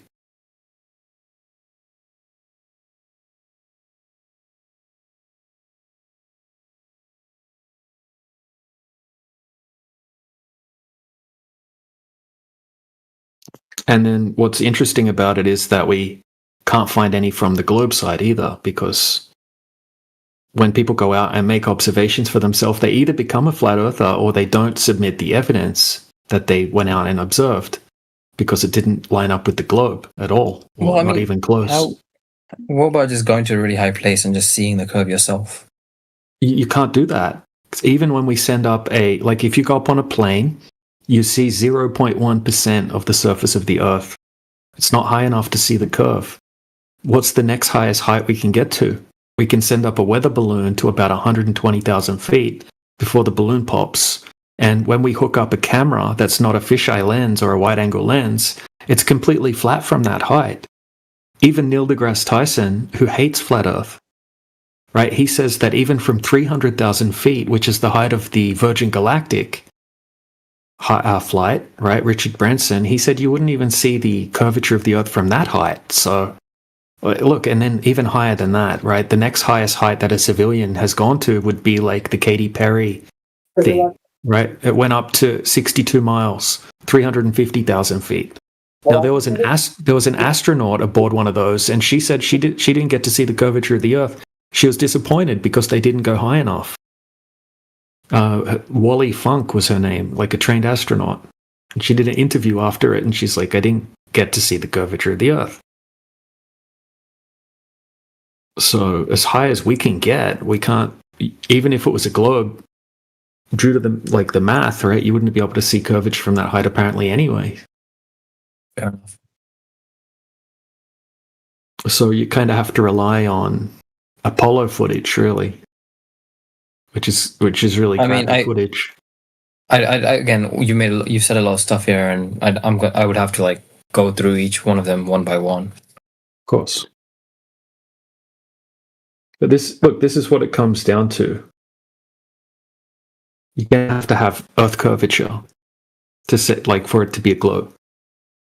Now, the horizon is usually what we go out and test for, because the horizon should be a certain distance away from the observer, depending on the height of the observer. I remember I was always taught at school that if you're 6 foot tall and you're looking out into the ocean or out into a lake, the horizon has to be 3 miles away because of the size of the Earth. Anything that goes beyond 3 miles will start to become hidden behind the curvature of the Earth. And you won't be able to see any water beyond 3 miles either, because that's where the horizon is. So when we go out and test for that, right, like we go and set up a camera over the Great Salt Lake or over the ocean, we can see things that are 20, 30 miles away. And we can see the bottom of those things touching the water. That's just not possible on a globe. Even with refraction, That's what I've come across is that it is possible with refraction, and like it's a lot of maths. Yeah, it's not like even people from the mainstream admit, the way refraction works is it's something that's a real thing that you have to take into consideration, but it's something that's small, right? But a small factor. And once you get it is right. I'll show you evidence. Like I've researched this as well. So once you start getting extreme refraction, you're going to start getting really noticeable miraging effects, right? You're going to start getting inferior mirages, superior mirages, fata morganas, and things like that, which it's chaotic, right? It's very chaotic when you're looking into the distance, and you can see these crazy refractive effects, miraging effects is what they're called. When you don't have any of those, right? You don't have this extreme condition. You said that this isn't mainstream. Yeah, I'll show you a guy now, right? I took so there was a physics guy, right? And a high-level engineer. He's a physics teacher. He was having a debate against flat earthers, and I took a few clips on what he said, because he was a very good faith guy in the debate, right? I liked listening to him, even though he was on the globe side. But just give me a second, because I took 2 clips, right? These are super short clips. And you can watch the whole debate sometime if you want as well. But I did take these few clips out of the debate. And he's talking about refraction, right? Just what we were talking about then. Right, so here's 2 clips. Well, so, and I mean, to I'll be put them in the completely side fair, chat. like to be completely honest, like all of this kind of stuff, like because I'm not an expert, and I don't neither do I think you are as well. Like as a layperson, I rely on the best thing we do have, which is scientific consensus based on independent research from all. Incorrect. That's not a right. It's why I do. It's not like a question of correctness or not. Yeah, it's not scientific, so it's not. There is no scientific consensus regarding this. There may be a consensus. It's not scientific, and relying on consensus of any type is called a bandwagon fallacy or appeal to majority. Yeah, so that's like okay. Yeah, I that's know not where you find. That's not where you find Let me truth. finish, please. Let me speak. All right. I know what the bandwagon fallacy is, right? Ad populus, yes. It's not the same as appealing to an expert authority, right? Those are It most definitely is. It's the same. No, it's not. When we say bandwagon fallacy, Yes, it is. Okay, you just said that you're not an expert. Are you not going to let me explain? Are you not going to let me explain? No, bro, because Right, you just I'm said not you're not an interested in having a expert, so conversation with you people wouldn't who are gonna have keep interrupting me, the right? capability. Have a good day. I hope you guys have learned to have basic respect and not interrupt. He's going to melt down. He's broken. Right. Like you're trying to like Silver. You Silver. wouldn't have the Question. capability to Are you evaluate. appealing? He left. Sorry, Silver, real quick before you leave, you were having a really good conversation with DJ. Don't let a conversation with one person scare you off. Just no, I would. Are you appealing to It seems like you're invested scientifically? Yeah, exactly. But like, look, I can't even have a conversation Silver. here. Are you appealing to consensus or appealing to one scientific study? Slightly different. Because on one hand you said you're appealing to consensus, and then when you got called out on it, all of a sudden you're appealing to one science. So which one is it? Can I choose to speak to one person at a time? Is that allowed? Because I keep getting interrupted. Anyone else talking? I just wanted to point out that you admitted. Let me put in 10 words. I just wanted to point out one thing, bro, and then you can go back to talking to DJ. You admitted you're not an expert, so that means you don't have the capabilities to evaluate the legitimacy of any studies that they've claimed to have done, which has formed the consensus. You can't rely on that. Can I speak to DJ now? I mean, I'll address the thing you said, but I don't want to speak to multiple people. I want to speak to one person at a time. Like, that's basic respect. Well, look, we can even appeal to consensus when it comes to this particular thing, right? Because you'll find that, you know, they'll tell you that standard refraction is going to allow you to see 8% beyond the curvature of the Earth, right? If the Earth were a globe, standard refraction would be 7 to 8%. Right. So okay. I mean, so here's an expert. Mm-hmm. Here's an expert in the side chat here. I don't. Yeah. So sorry. I don't mean to interrupt you, but like your point you're trying to make, it's not going to work for me because I don't appeal to just one expert, right?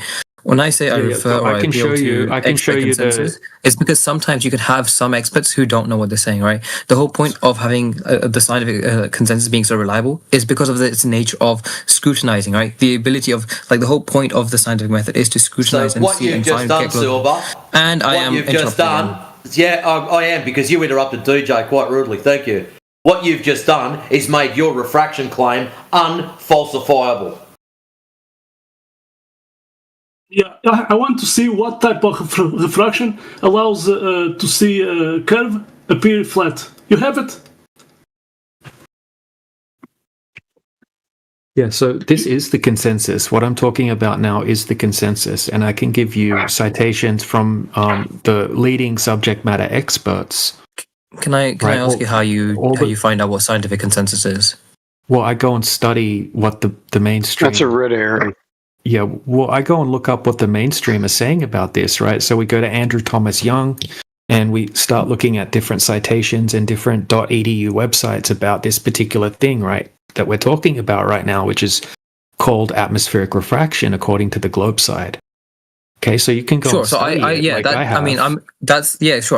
be interested into seeing what scientific. So when the way I find scientific consensus is looking at major scientific bodies who is in the relevant fields and their statements on this, right?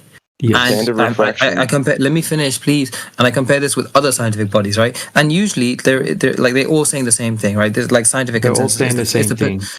It's the pursuit of truth, right? So it. Yes. No, consensus. So if you think that again, bro, look, I'm speaking to DJ. Truth. Yes, but you might believe that, but DJ does appeal to consensus as well, right? So I'm listen, to him, bro.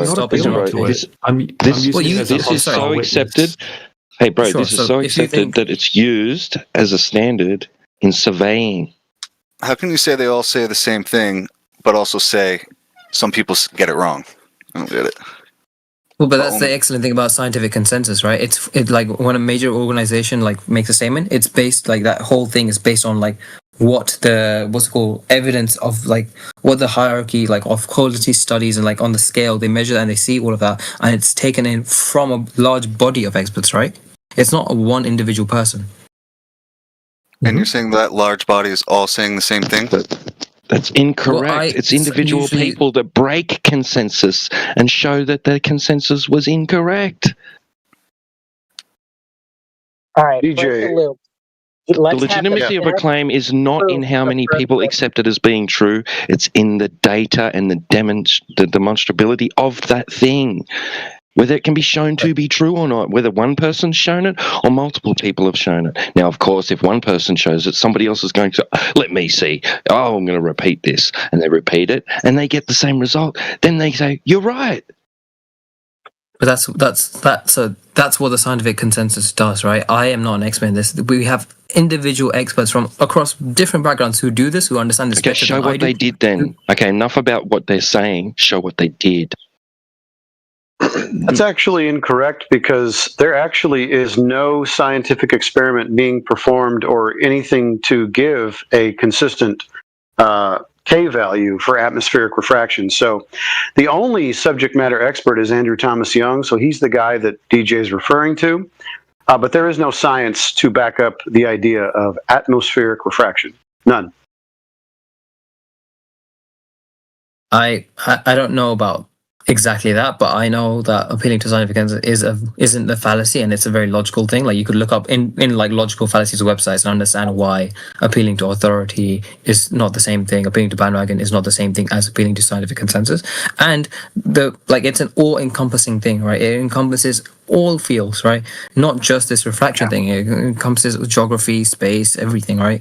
And they have all come into this unanimous conclusion. Yeah, but kid, what's your point? You're saying you're never going to consider what they're saying until the scientific community says it. Is that what you're putting your foot down? Well, I mean, yeah, like that's the best we have to the truth, right? It's the best we know. Man, hold on. Correct. Look, this is all I'm saying. Okay.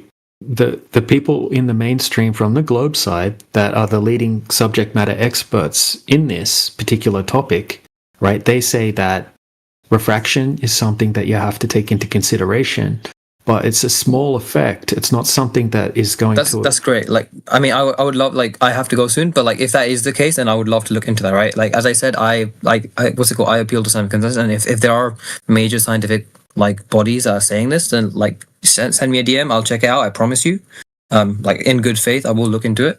But I do think like it's important to like look at evidence from like not just evidence, but like what the experts are saying, what the general people who are experts in it, who are researching these kind of things, who are more knowledgeable than I am into this field, what they're saying. So if you want to refer me to people, that's what I'll check out. Show you. So I posted 2 clips in the side chat. They're very short clips. It would be great if you could just watch them quickly. Because the flat earth is showing... But yeah, that's fine. These are only very short clips, okay? So what happened in the debate is the flat earthers showed a long-distance observation. And is it possible for you to just send me a DM or just resend them in the side chat? I have to go, I'm sorry. Yeah, I'll resend them in the side chat. Just let me explain what he said, okay? You don't even have to watch it. You can just double-check it later. Okay, so they showed a long-distance observation where we can see thousands of % beyond the curvature of the Earth. Then the scientist, right, he said that we need to account for atmospheric refraction. He said it's something that just let me finish. I don't want to. Let me finish. He said that this is what he said. Right, I'll watch it myself. That's why. Like I'll go into myself. Like okay, go check it out, man. He said this is what he said. He said atmospheric refraction will allow you to see 8% beyond the curvature of the Earth, and in extreme conditions, it could be up to 10%, 12%, something like that. He said, if you can show me an observation that exceeds those numbers, it would be impossible for it to be explained using atmospheric refraction. All I'm doing is using the expert as a hostile witness here. That's all. Sure. Cool. I'll check out. Thank you. Have a good day. You too, man. He doesn't know, but he knows that you're wrong. Yeah. I thought it was going to end like Dunning-Kruger. Usually it's I don't care at the end.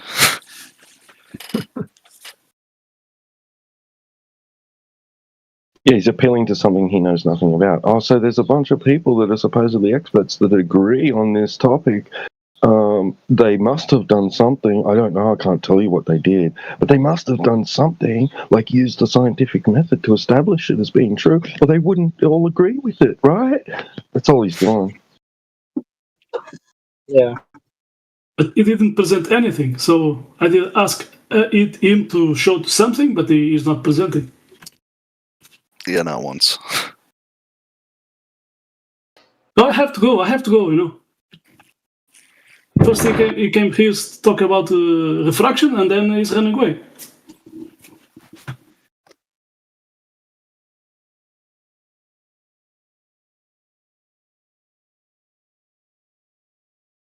Well, you know how it is. He didn't even know where the horizon should be, but he knew that whatever that was is where the horizon should be. And if that wasn't it, then it was just refraction explains it. He didn't even know where the horizon should be, the distance. Wait, do you believe that the Earth is flat? What do you mean? Wait, you don't? What's the Wait, difference because they don't between teach believing they don't and teach that in science. So I wanted to know, like, is the Earth flat or not? Yeah, you know what they teach in science, hydrostatics. You know, water always secret. Like, forget the science that they teach. Yeah, it's real physics. science. Physics. Yeah, physics. Like the reality that we live in is the Earth actually flat? I just want to. Hold on, wait. What's your actual question? Do we think it's flat or is it flat? Yeah, for the third time, is the Earth actually flat? Okay, because you started with, do you guys really think it's flat? It's planar. So for the fourth time, is the Earth actually liar? Flat? Listen carefully. It is planar. So that is a yes.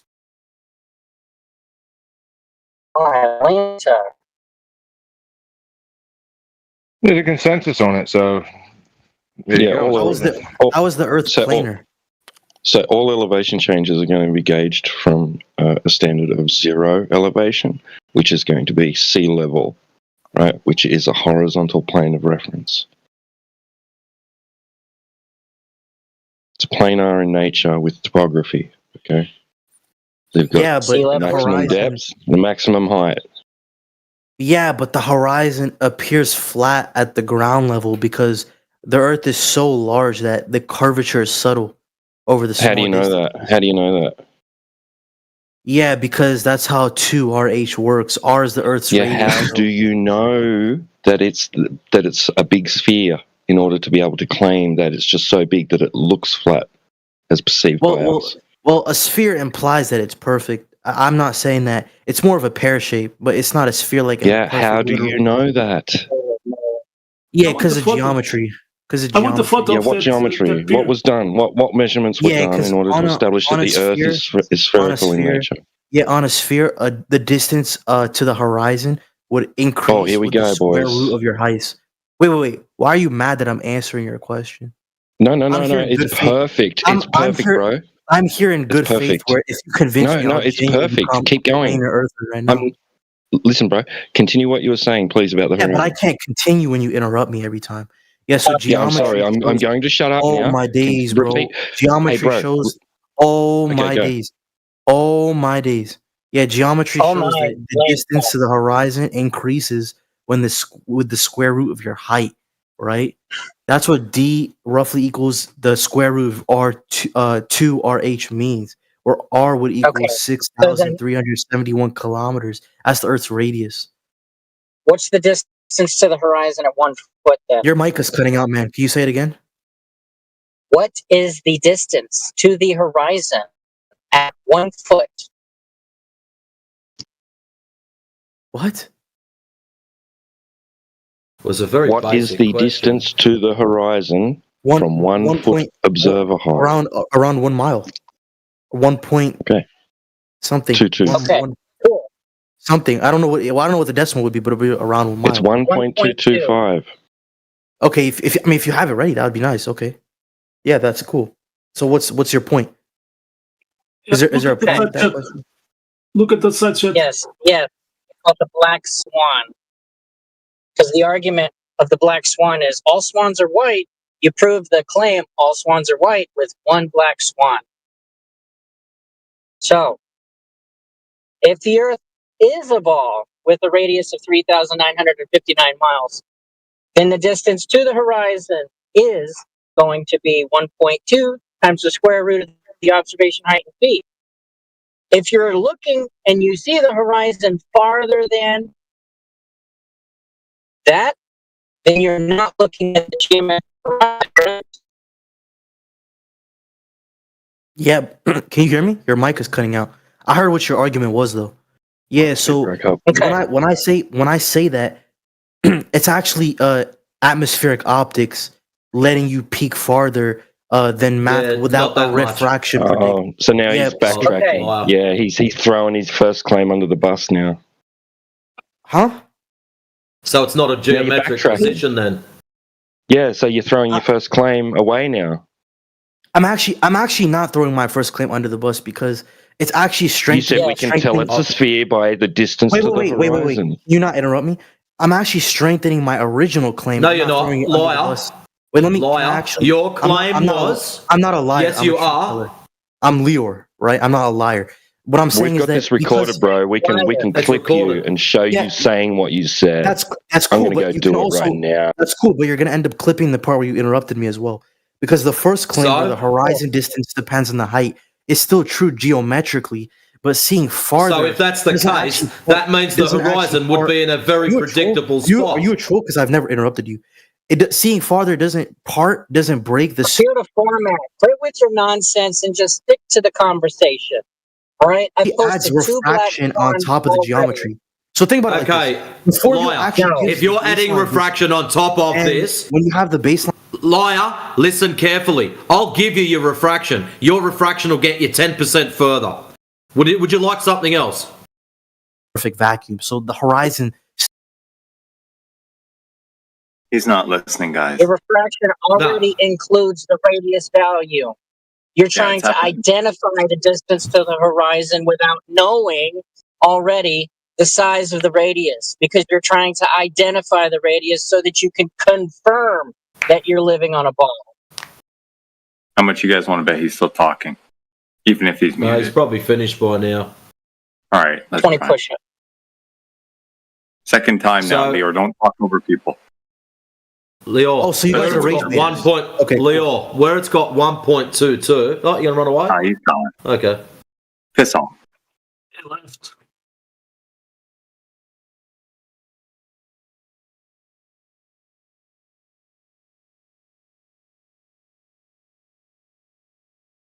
Oh, T-Dub's headphone.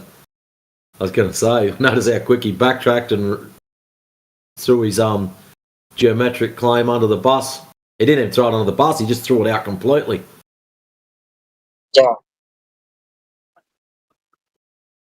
Well, yes, technically you would see the Earth at the horizon at 1.2 because the equation says so. Oh, but wait, you're about to slap me senseless with this. Let me change what I mean. Yeah, the issue is he wasn't able to articulate the basis from which that claim comes from. Because if he's going to say, "Oh, well, we see it at 1.2," and because that and that matches our model of the radius, but it doesn't, then he's kind of like backpedaling and shit like that. But if there's a way to measure the radius, then do that calculation, then add all that other stuff on top, he might have had an argument, but he didn't even do that.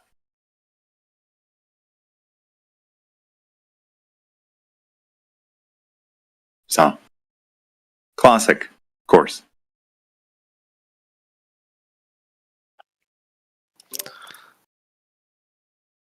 Well, I learned something, so that's good. He bailed out. Run away. Yep. Dang, because I was going to play the clip. Can we play clips like that? Do it.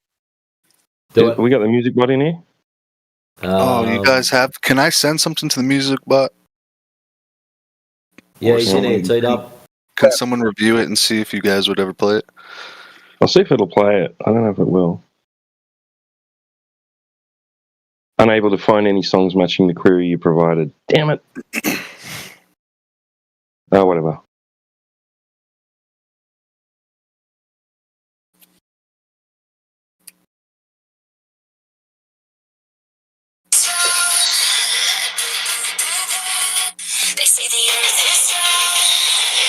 No.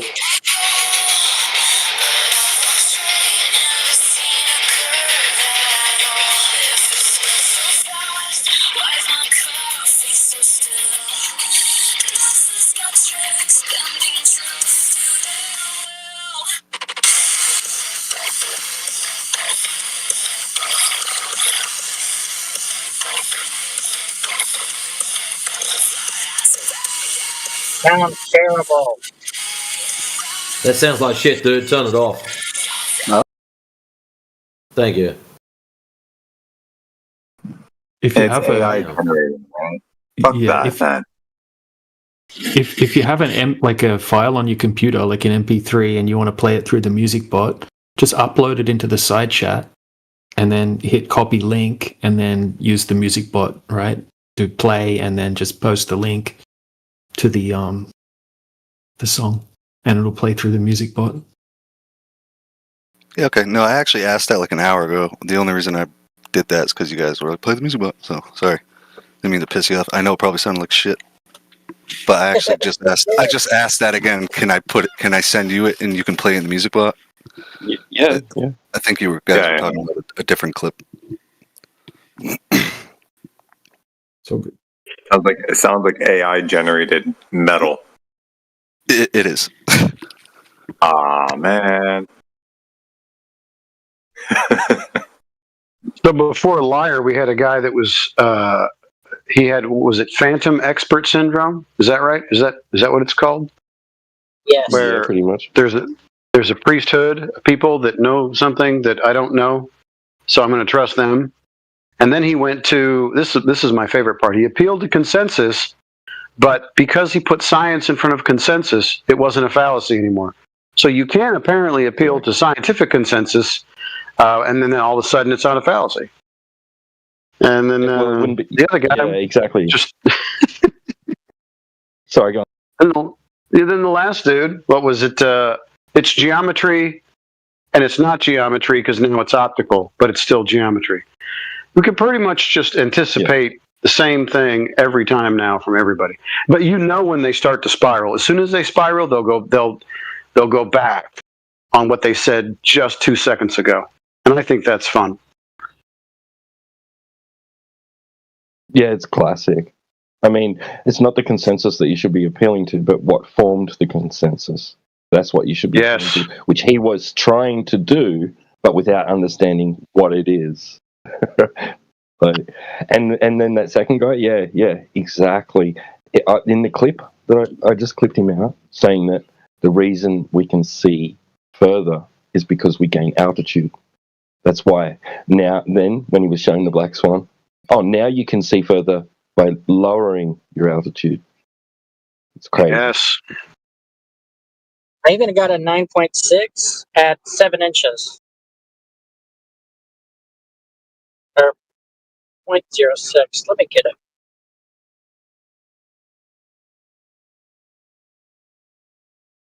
Whoever said if I had an MP3 file, I do. I tried that earlier. There's no file button to do it inside chat.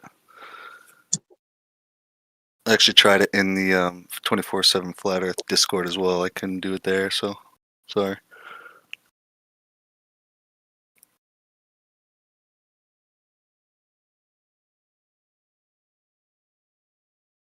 You just hit the plus sign. Yeah, I did. Then, it's not there. Can I just send it to you? And then you can review it before? Sure. Yeah. Who's that? Sorry, can you T-Dub. I gotta scroll. It's not big enough. T-Dub, okay. Yeah, T-Dub. Thank you.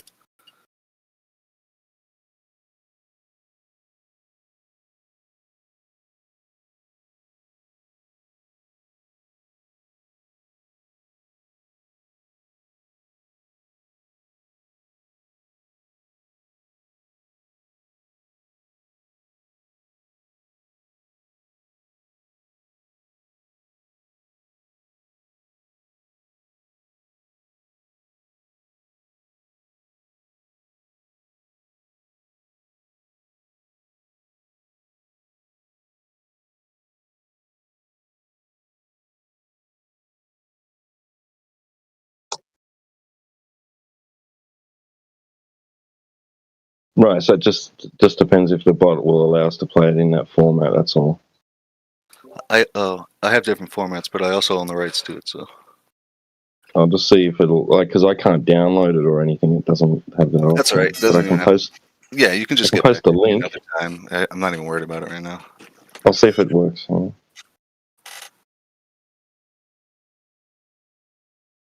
I don't think it's going to work. Hang on, let me see. But yeah, I actually learned something in that last one, so I'm not too mad that kid was actually a troll. That's what I call a debate, bro.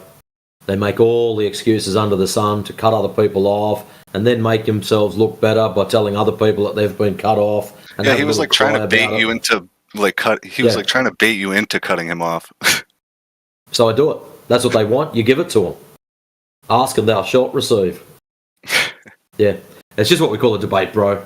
They're in it just for the debate. They don't really care about the subject matter.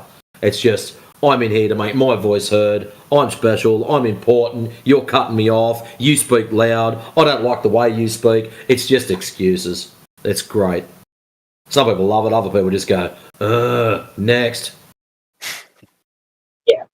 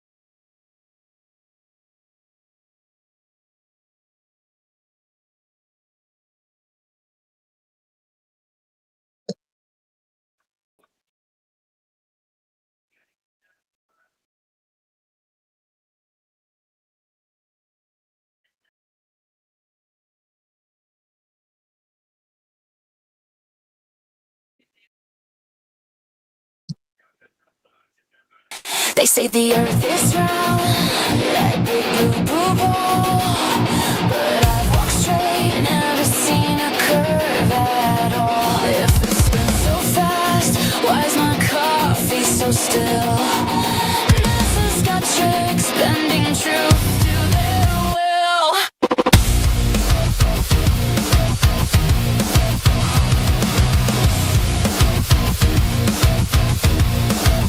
Flat as a pancake, flat as a plate.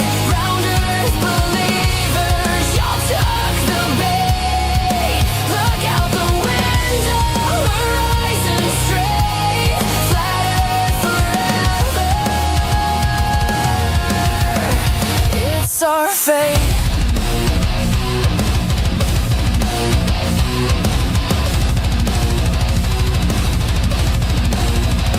They say gravity's magic, pulling us down. But I'm not floating, my feet on the ground. Ships don't vanish, they just get small. Telescopes prove it, I've seen it all. Why would they lie? What's the key? Maybe they just like messing with your brain. Flat as a pancake, flat as a plate. Round earth believers, y'all took the bait. Look out the window, horizon straight. Flat earth forever. It's our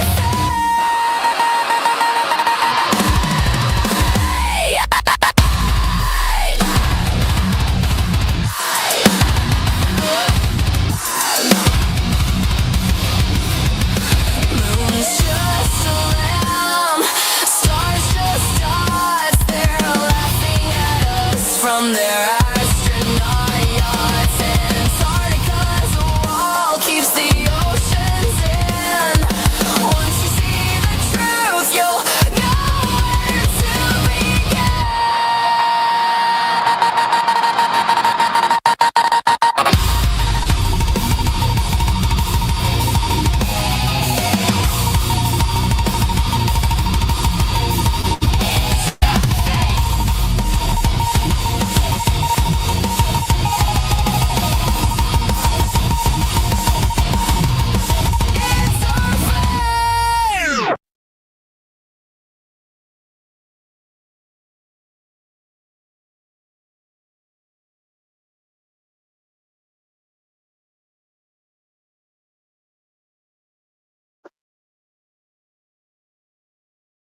It's not bad.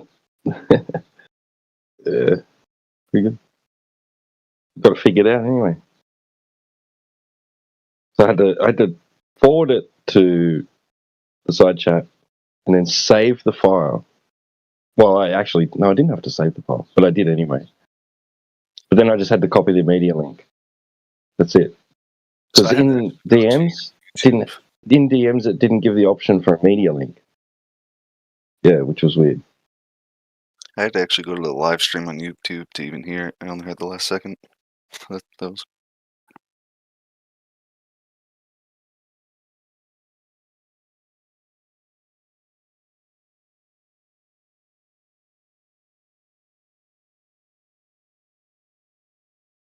Kind of had the Breaking Benjamin sort of feel to it, but with the woman singing instead. Yeah.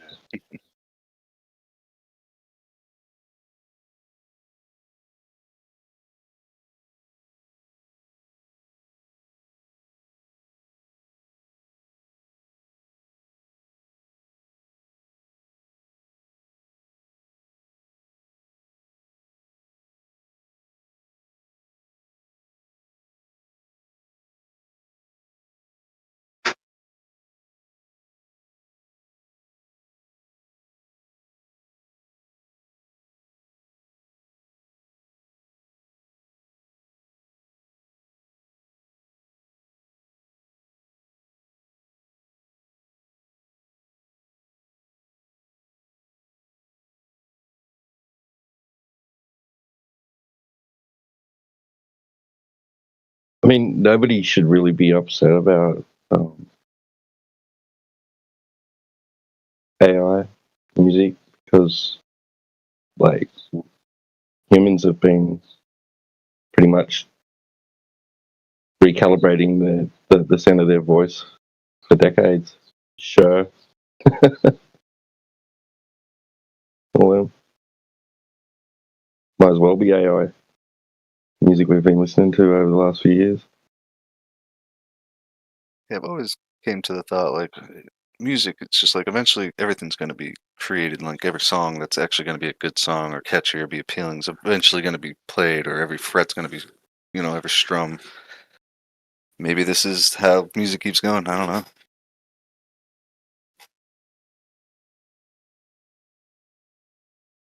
But I just did that for fun.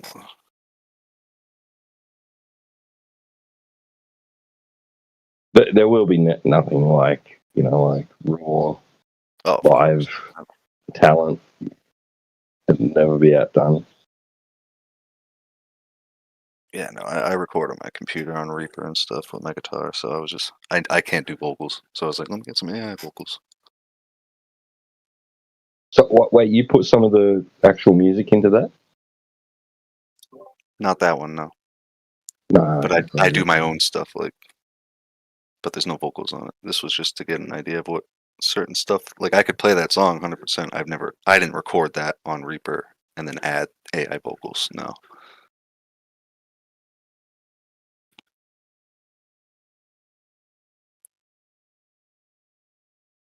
That's off a app called, I don't know if I can say it, but Suno.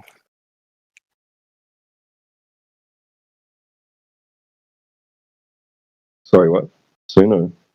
Yeah.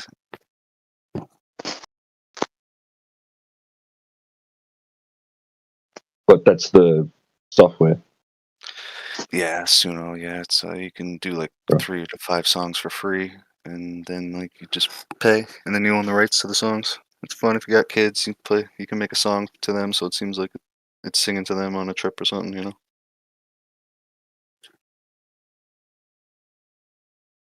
That's cool.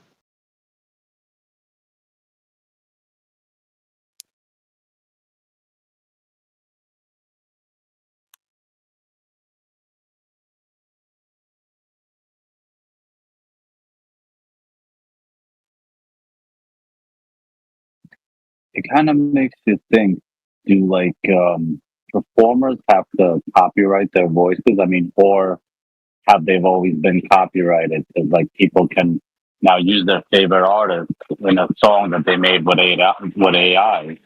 I wonder how like that works legally now.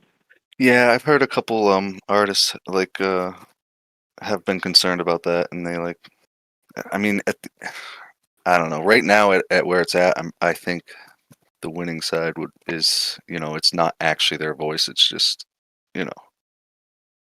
So Well, bro, like every second female artist on like America's Got Talent sounds the same. Like Kermit the Frog, sort of nasally ballad type shit, you know, like Yeah.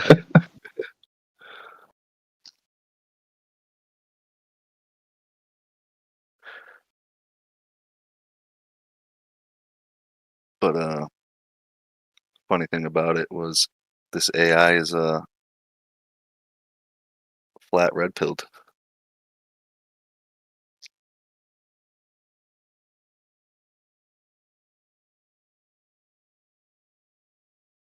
if they had their voices copyrighted, like you would not be allowed to attempt to sound like somebody else. But they all aspire to have, you know, they all aspire to sound like someone that they. Yeah, I noticed the trend with the woman and male vocals on this it's kind of always like the same, even if it's like screaming or singing. So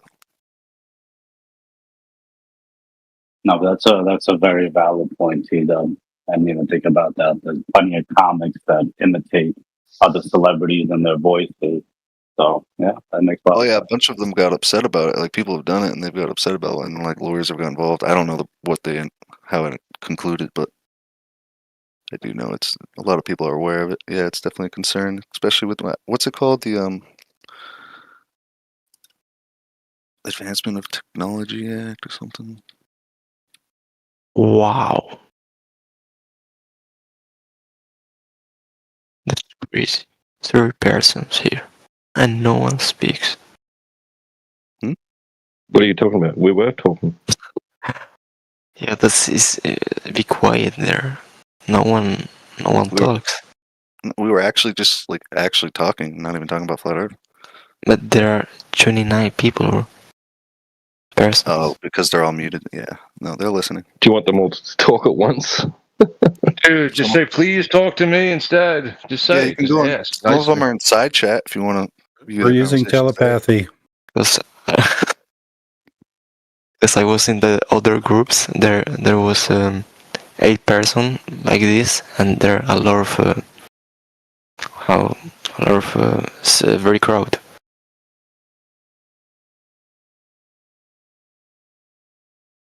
All trying to talk over the top of each other. It's like that in here sometimes. That's crazy.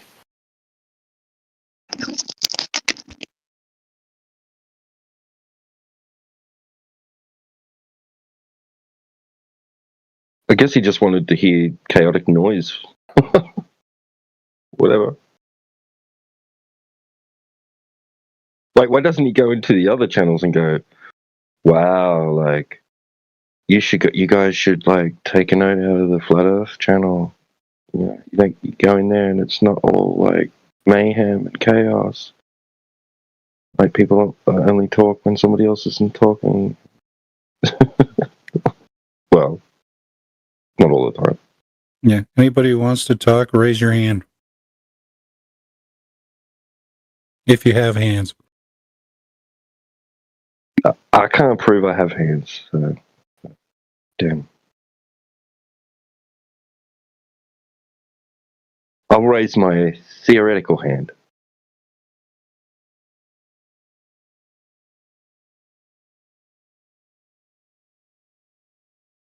Hypothetically. Yeah, hypothetically.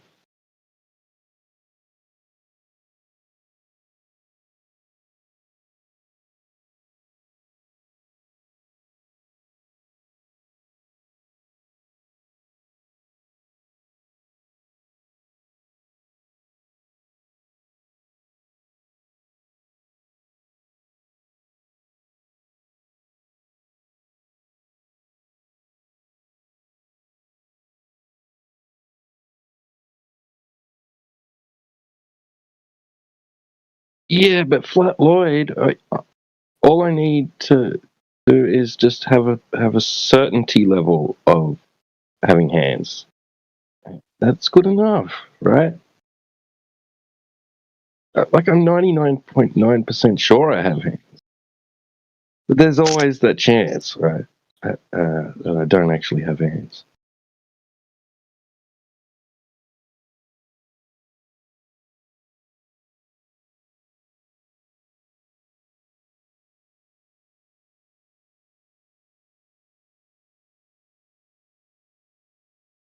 I mean, there's evidence I have hands, but I can't prove it.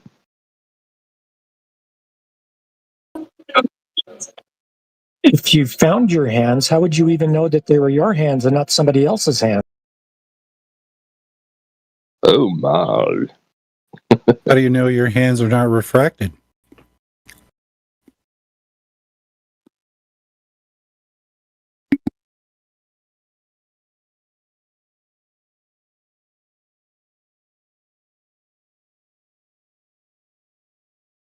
In that movie, The Butterfly Effect, he lost his hands and then he went back again and he didn't know if he would get his hands back.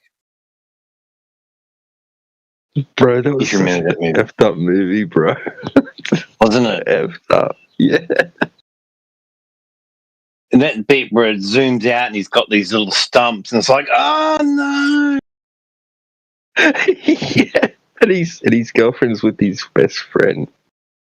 Yeah, that was messed up.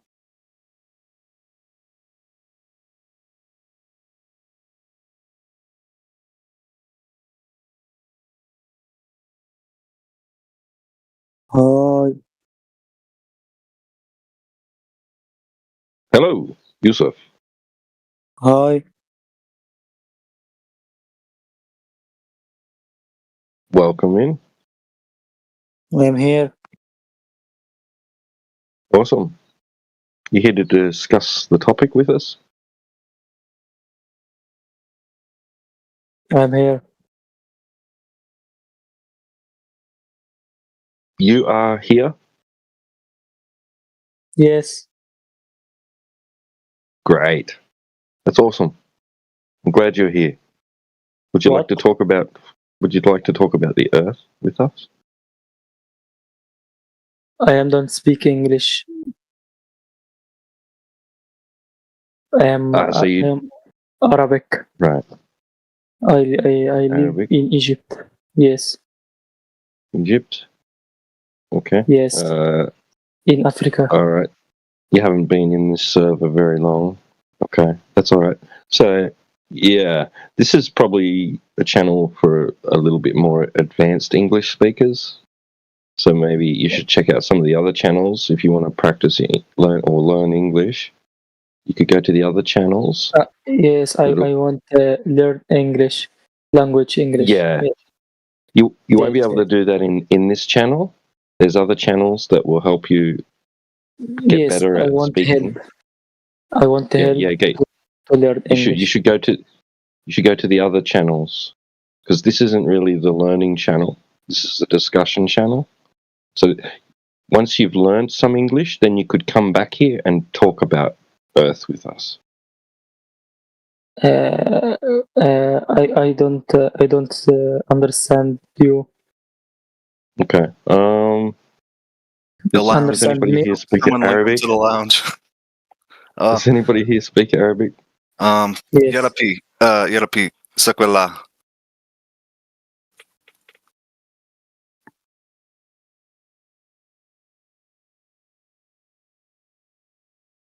Hello? Hello. Walu. Yeah, I'm here. I don't think he does. Hello. Hi, man. How are you? Good. Okay. You said to give in to the trolls, right? Give them what they want. I'm gonna. I am living in Egypt. Okay. Can you speak Arabic? Yes, I am Arabic. The other guy was speaking to you. I am Arabic. I want to learn English language. Okay. Anyone Understand? if you at him to practice English down below? I just tagged you. I just tagged you in one of the other beginner channels. So you should go to there and join that channel. Okay. Join channel.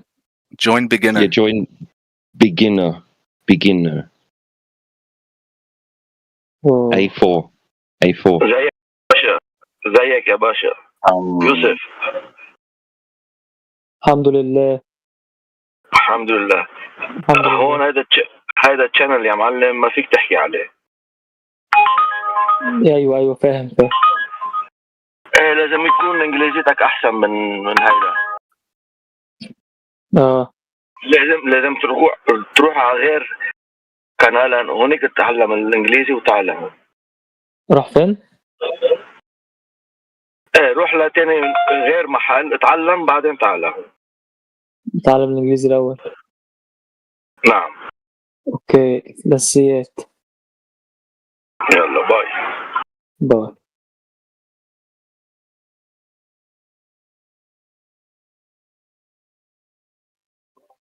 Thank you, Migu. هل تحب العذارى؟ Hopefully he understood that I told him go to another place, learn English and come back.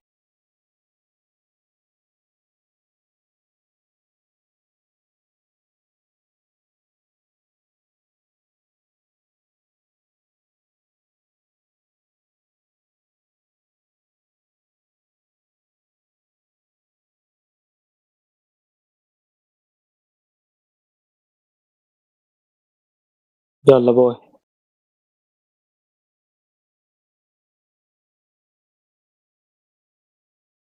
باي.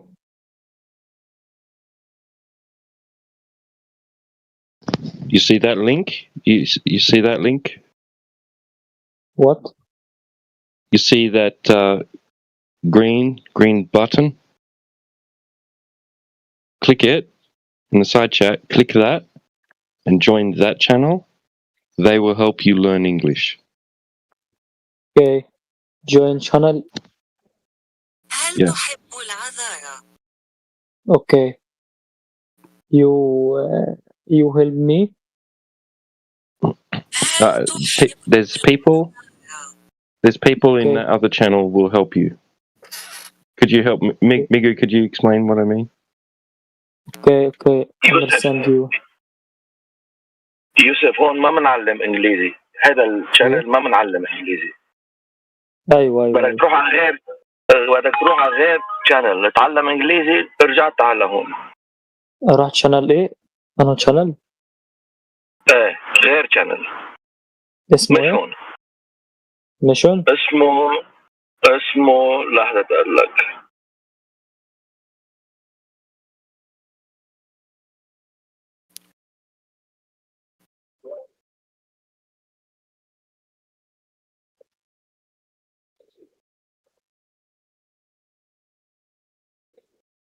روح على الهيستوري.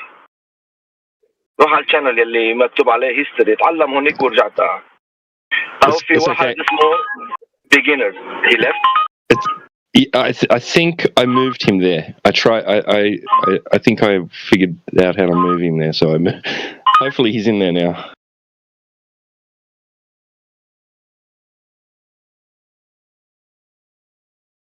Yes, it worked. I moved him there. So yeah, he'll be right now. Yeah. Hopefully they can help him. But I'll just pop down there quickly and see.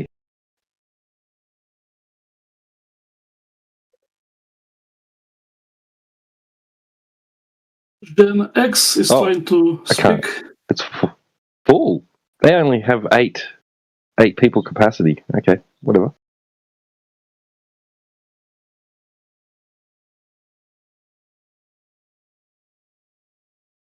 Gen X, you are trying to speak. Welcome.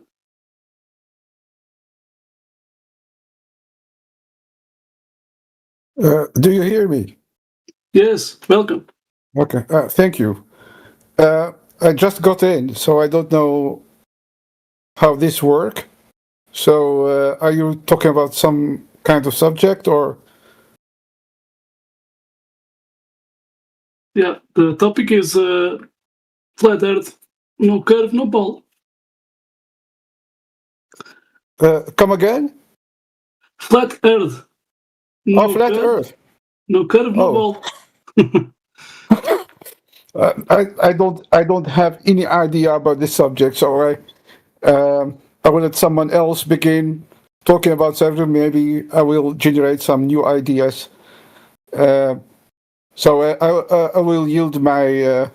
I will yield to someone else to talk about the subject.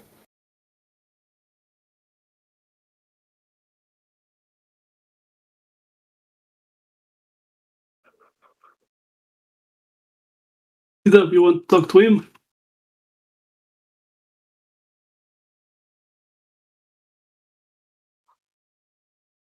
Talk about what? But because I don't have any idea about this subject, so I don't know about what I have to talk. Well, let's see. How do you know the Earth is a ball? Who did tell to you? It is actually an obvious thing for me. First of all, from a physics point of view, it has to be a ball. And there is also a lot of research about this subject, and you have astronauts, people who traveled to the moon and saw the Earth as a ball. So I don't think it is a contentious subject that someone has to talk about. Travel to the moon. That's very interesting, because this astronaut is saying that we are going to the moon for the first time. Look at it. I did post in the side chat. So he's saying that we are going to the moon for the first time. Bro, he said physics. What physics shows you that the Earth is a spinning globe? No physics shows you that. Yeah. And the water, the physicality of water is to seek its own level. No, not only that, Buzz Aldrin said we didn't go to the moon. Okay, but it is a fact that if a boat travels a certain distance, you will not see it because the Earth is ball. So after traveling a certain distance, it disappears. Okay. It is a yes. Let's see that. I'm going to post this. Okay, let's see if that boat disappears, you know.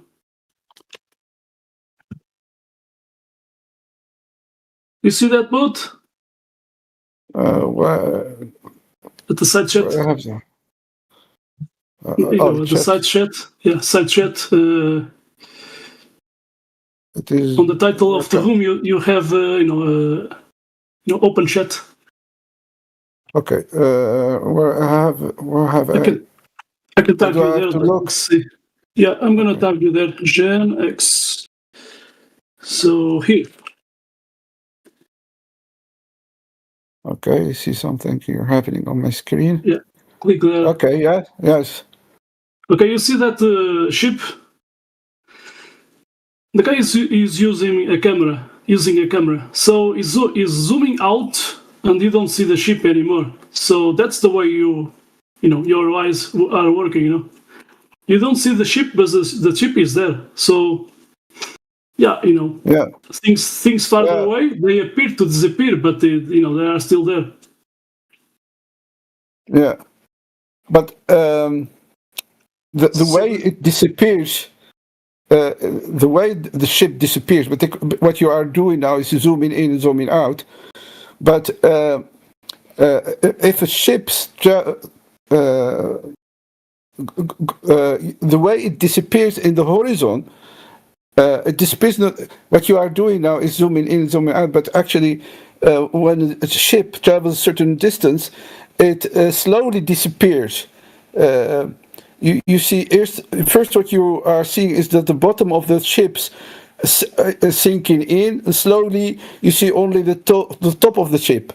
That's a physical proof that the Earth is ball. And there is another actual proof, that's the shadow. The shadow is also... First you claim you cannot see the ship because of geometric curvature, right? Yes. But when you can use a telescope or a camera, and you zoom in, and you can see the ship there. And I can post another ship, and you can see the guy zooming in. Yeah, and you can okay. see But that beyond that ship, there's more water. So I don't know okay. what's your point, you know. Okay, but if that ship travels, let's say, a distance of 1,000 kilometers, or 200 kilometers, for example, it will disappear totally from the horizon. But if you zoom in and zoom out, you will always see it. Not always, because it depends of the weather conditions, you know. If you have a good camera, can zoom from long zoom in long distance, you will see it. But if Depends of the weather conditions, it depends, you know. And what if something doesn't? What if something doesn't disappear? Yes, if it doesn't disappear, it means that the Earth is flat. Right. So because the horizon should be at a distance, correct? Indeed. Right. So if we can show that the horizon isn't at the distance required if the Earth is a sphere with a radius of 3,959 miles, that means that it's not a sphere, right? That's right. Well, we can do that. We can show you that. Miguel probably got it on standby. Yeah, I got a good one. Ready to go. Let me see that. Yeah, here we go. And if you check out my video, you can see objects disappearing bottom first at only 500 meters away. All right, let's have a look at this one. Okay, here we have some oil platforms. Okay, oil platforms are good because we know the distance to the oil platforms. They're fixed oil platforms. Yes. They don't move. That's right. Okay, so he's set up his camera at 8-foot observer height, and the oil platform that you can see the furthest one out there, called Platform Habitat, it's 10 miles away. Okay, so if the Earth were a globe, the horizon should be at 3.46 miles away. Yeah. But we see the horizon far, far beyond 10 miles. Is he standing on the beach or some high point? Yeah, he's standing on the beach. I'll show you a better video. Just give me 1 second. So this video will show you exactly where he's standing.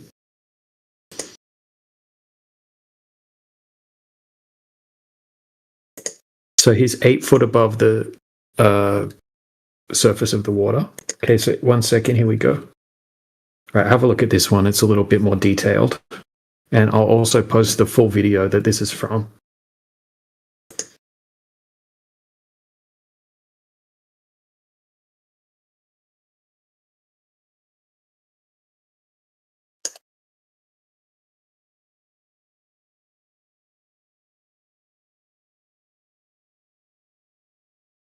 Mm-hmm.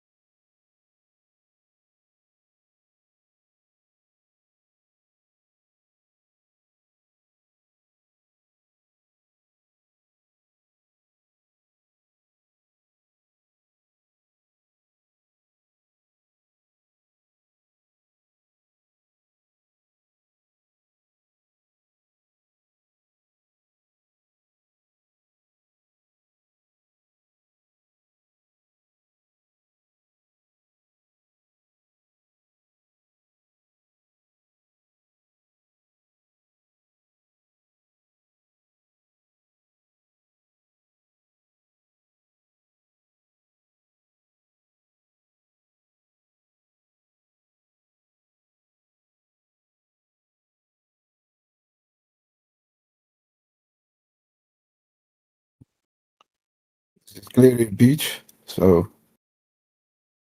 yeah. Did you understand?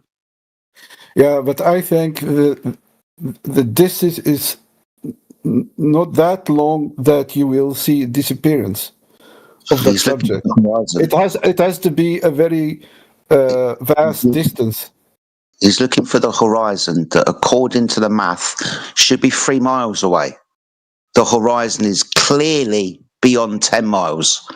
That's what we're looking for, a geometric horizon that should be Earth curvature, that should be 3 miles away. It's not. Okay. It's beyond 10 miles. Yeah. Yeah. I don't have another argument actually, but how do you explain, for example, the difference in shadow at the same time? That's also proof that That's angle Earth to the is light source. You can demonstrate this in any room with any light. As you move around, your shadow will increase or decrease depending on the angle to the light source.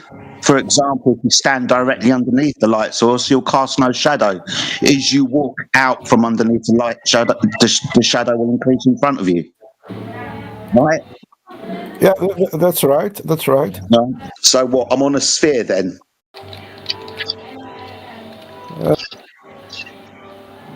I am not fully convinced actually. Not looking to convince you. It's still to. I still have to figure it out for myself. This. Yeah, absolutely. Yeah. As long as you understand what's been presented to you, that's the most important thing, that you understand. Yeah, You I have to. That's the problem, because I have to understand for myself first before casting any kind of opinion about this subject. Absolutely.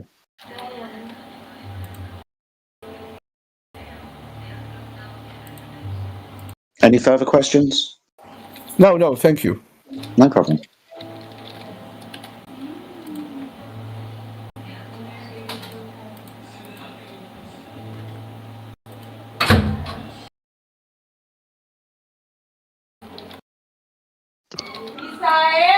Hey. Voy.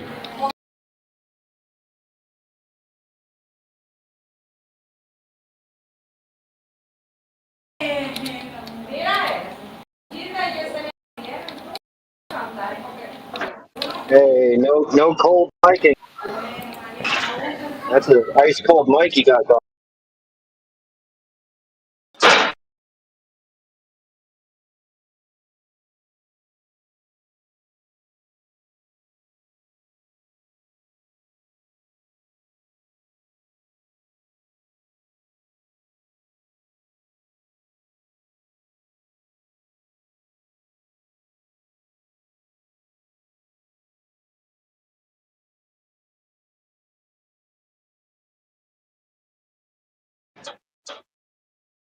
Hey Jedi, were you trying to convince that guy of anything? No. He said he wasn't convinced. I don't think you were trying to convince him either. No, I just wanted him to understand how shadows worked.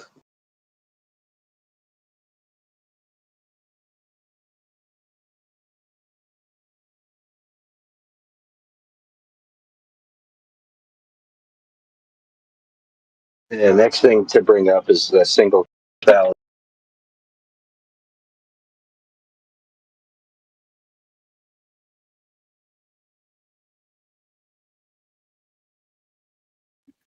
$129 of physics, and people are still bringing up ships going over the horizon. What a sad state of our schooling system is in.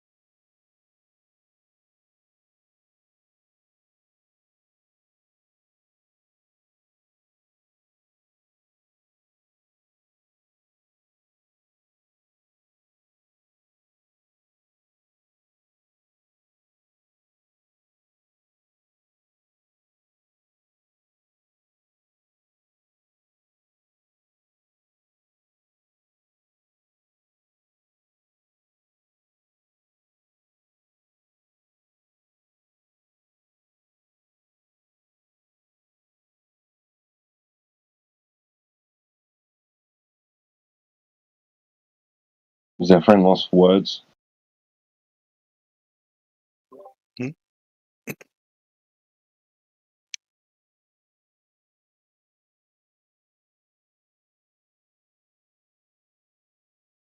Is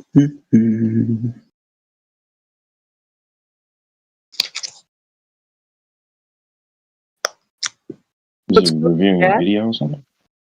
What's going on?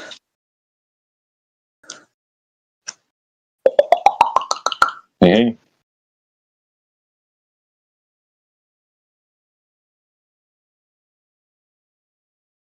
Whoever made those bubble noises, that's pretty cool. I can do it.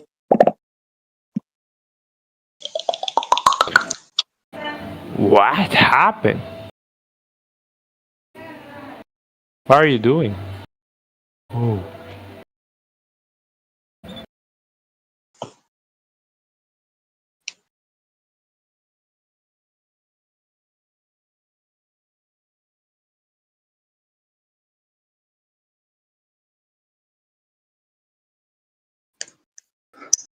You guys see how that NASA guy came out and said, for the first time ever, we're gonna send people to the moon and low Earth orbit, and there's still super gullible people out there that are like, oh, he just misspoke, or you didn't hear what he said. I'm like, I heard exactly what he said. He said that for the first time ever, man will be able to reach low Earth orbit and the moon. That's crazy. Yeah, it's pretty crazy. Because we didn't go there, and that's the way it happened. And Everybody knows it. They just don't talk about it, right? That's like that's kind of like the other thing that makes me giggle. It's like Elon Musk founded SpaceX in 2020 and still hasn't gone to space. Yeah. Yep. It's like the mole on Aunt Edna's face. You know, you're not supposed to talk about it. Everybody Maybe he wanted to go prove if the Earth's flat, and they were like, "We'll kill you. You're not allowed to go to space, but you can own SpaceX."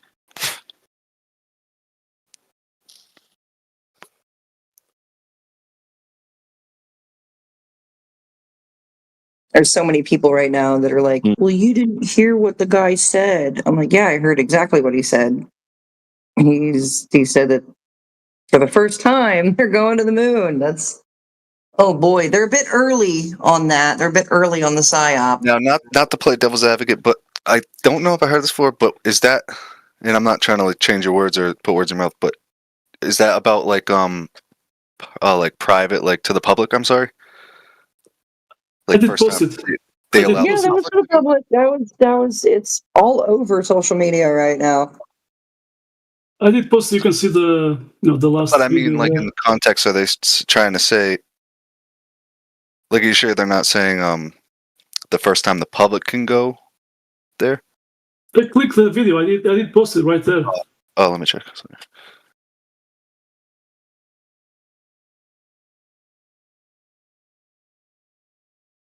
So yeah, there is no misconstruing what he said, right? Because if he'd have just said, "This is the first time, we're going to have landed on the moon," he could have been referring to just him, his group, his crew, right? Or even like snuck in there. Yeah, he just forgot to left out in so long or whatever, right? Like, but he specifically says this is the first time humans will ever step foot on the moon. Or that we've sent humans. He said the word humans.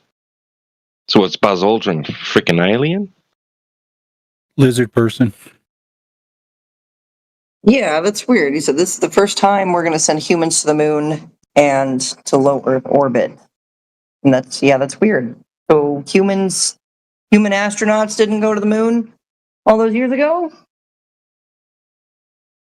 Maybe they were robots.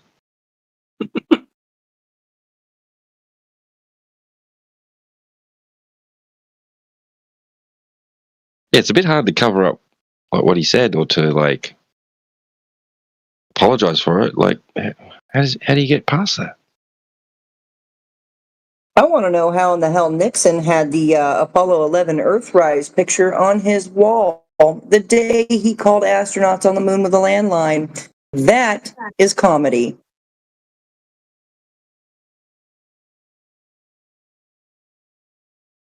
And I think that astronauts misspeaking, because by the time they get back to the moon, the ISS would have crashed already into the Pacific Ocean. I think they're experts at trolling the public because they can say something like that, right? And you can get two groups of people arguing about it. You know? So one group will say, oh, they're saying that this is the first time that humans have done either of these things. The other group can say, no, he was specifically talking about both of those things at the same time. You're being silly and paranoid. They're experts at trolling the public. Because I never heard the word simultaneous once in his sentence. Right. Yeah, it seemed ambiguity is a great art. Because I can say 2 + 2 = 4, and I can be lying to you because you don't know how I'm spelling 2, or 4. So it's very easy to confuse people with words.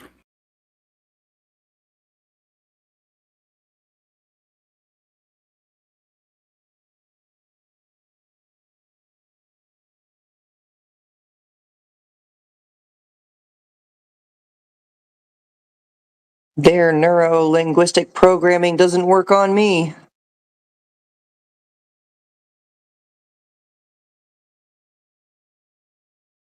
You just need to listen slower and more carefully to the programming.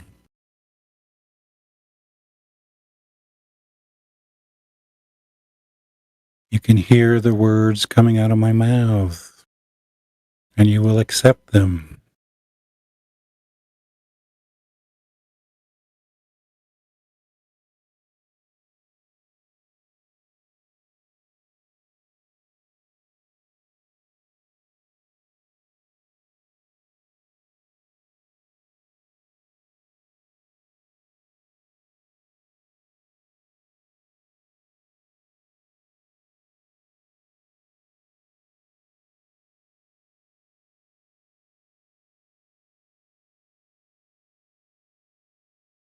How awesome is it that they're wearing flight suits? I mean, what makes them more believable than being in a flight suit? You need the flight suit to look the part, right? You think 100%. Tom Cruise could have been in Top Gun if he didn't wear a flight suit? Well, the Photoshop too. Photoshop doesn't hurt.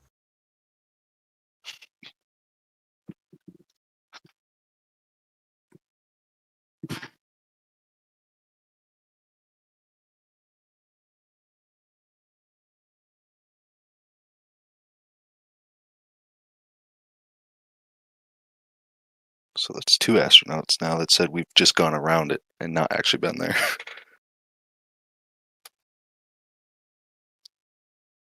You also got that engineer who said we're still trying to figure out how to shield the capsule.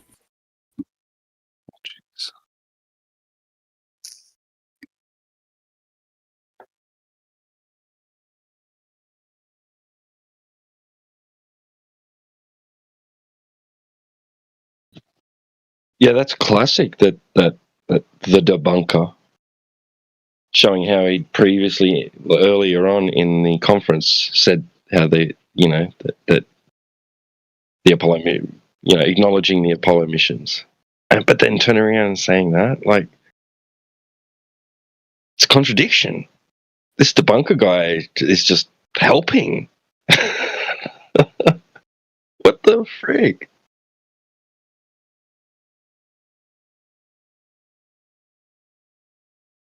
That astronaut needs to make up his mind. We either been there or we ain't. Well, I think that's what they want you to think. They want you to think that it's a contradiction, but in actuality, the first thing they said isn't even real either. They never left Earth, so they didn't go around the moon. Yeah, well, we know that, right? Of course. It's just... So, like you said, the experts trolling, or whoever said that. Well, let's make them believe that at least we've left Earth by contradicting that with this. Maybe the guy on the teleprompter was just like to his mate, "Watch this," and typed it in. No, because Bud Aldrin said the same thing in 2 separate interviews. Exactly. I was just going to bring that up. So the scenario with the little girl that says, "How come we haven't been back to the moon in such a long time?" Yeah, right. So the question is loaded, and it's set up for Buzz to go, because we didn't go there, and that's the way it happened. Now, the entire public is going to go, the one group is going to go, he just said we never went. The other group is going to go, no, contextually, we haven't been there in a very long time. They are geniuses at ambiguity and doublespeak. They're very good at this. Who is? NASA, the asshole, the people who are running this stupid show.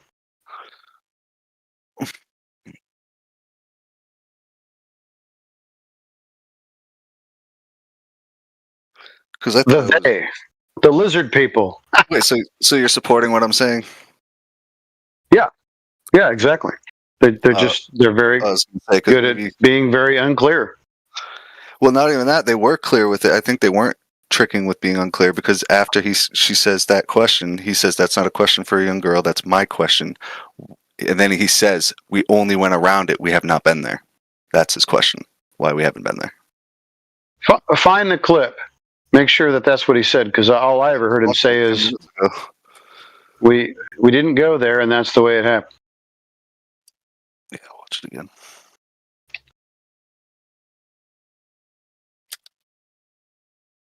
Actually, I have the full text interview.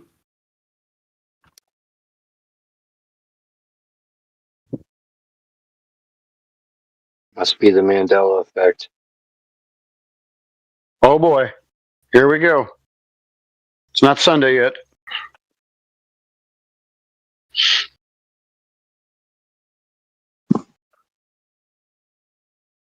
So here's the full text.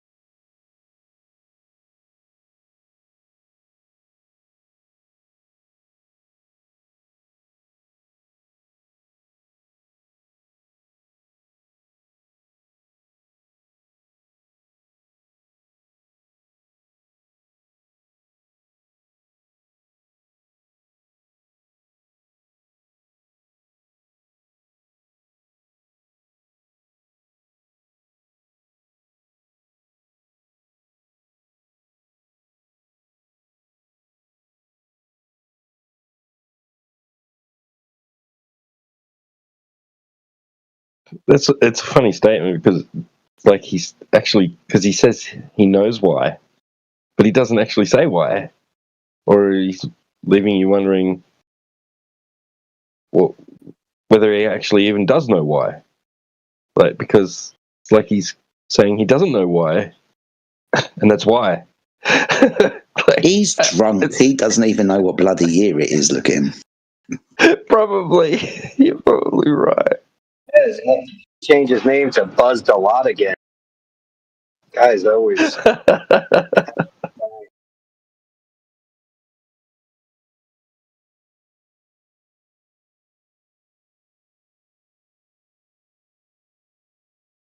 Which one of those 3 astronauts became the used car salesman? Is that Neil Armstrong or the other one? Michael Collins, I think, wasn't it? Okay, I'll have to ask Craig. He's not here at the moment. I'll ask him later. I think that's always the one brilliant. the one with the least memorable name. Yeah.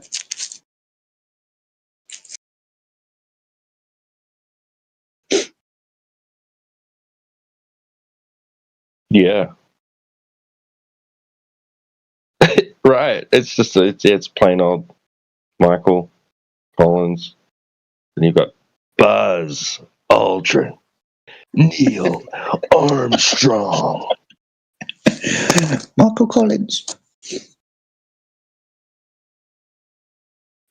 Did you hear what Neil Armstrong's family did upon his death? What was that? Well, he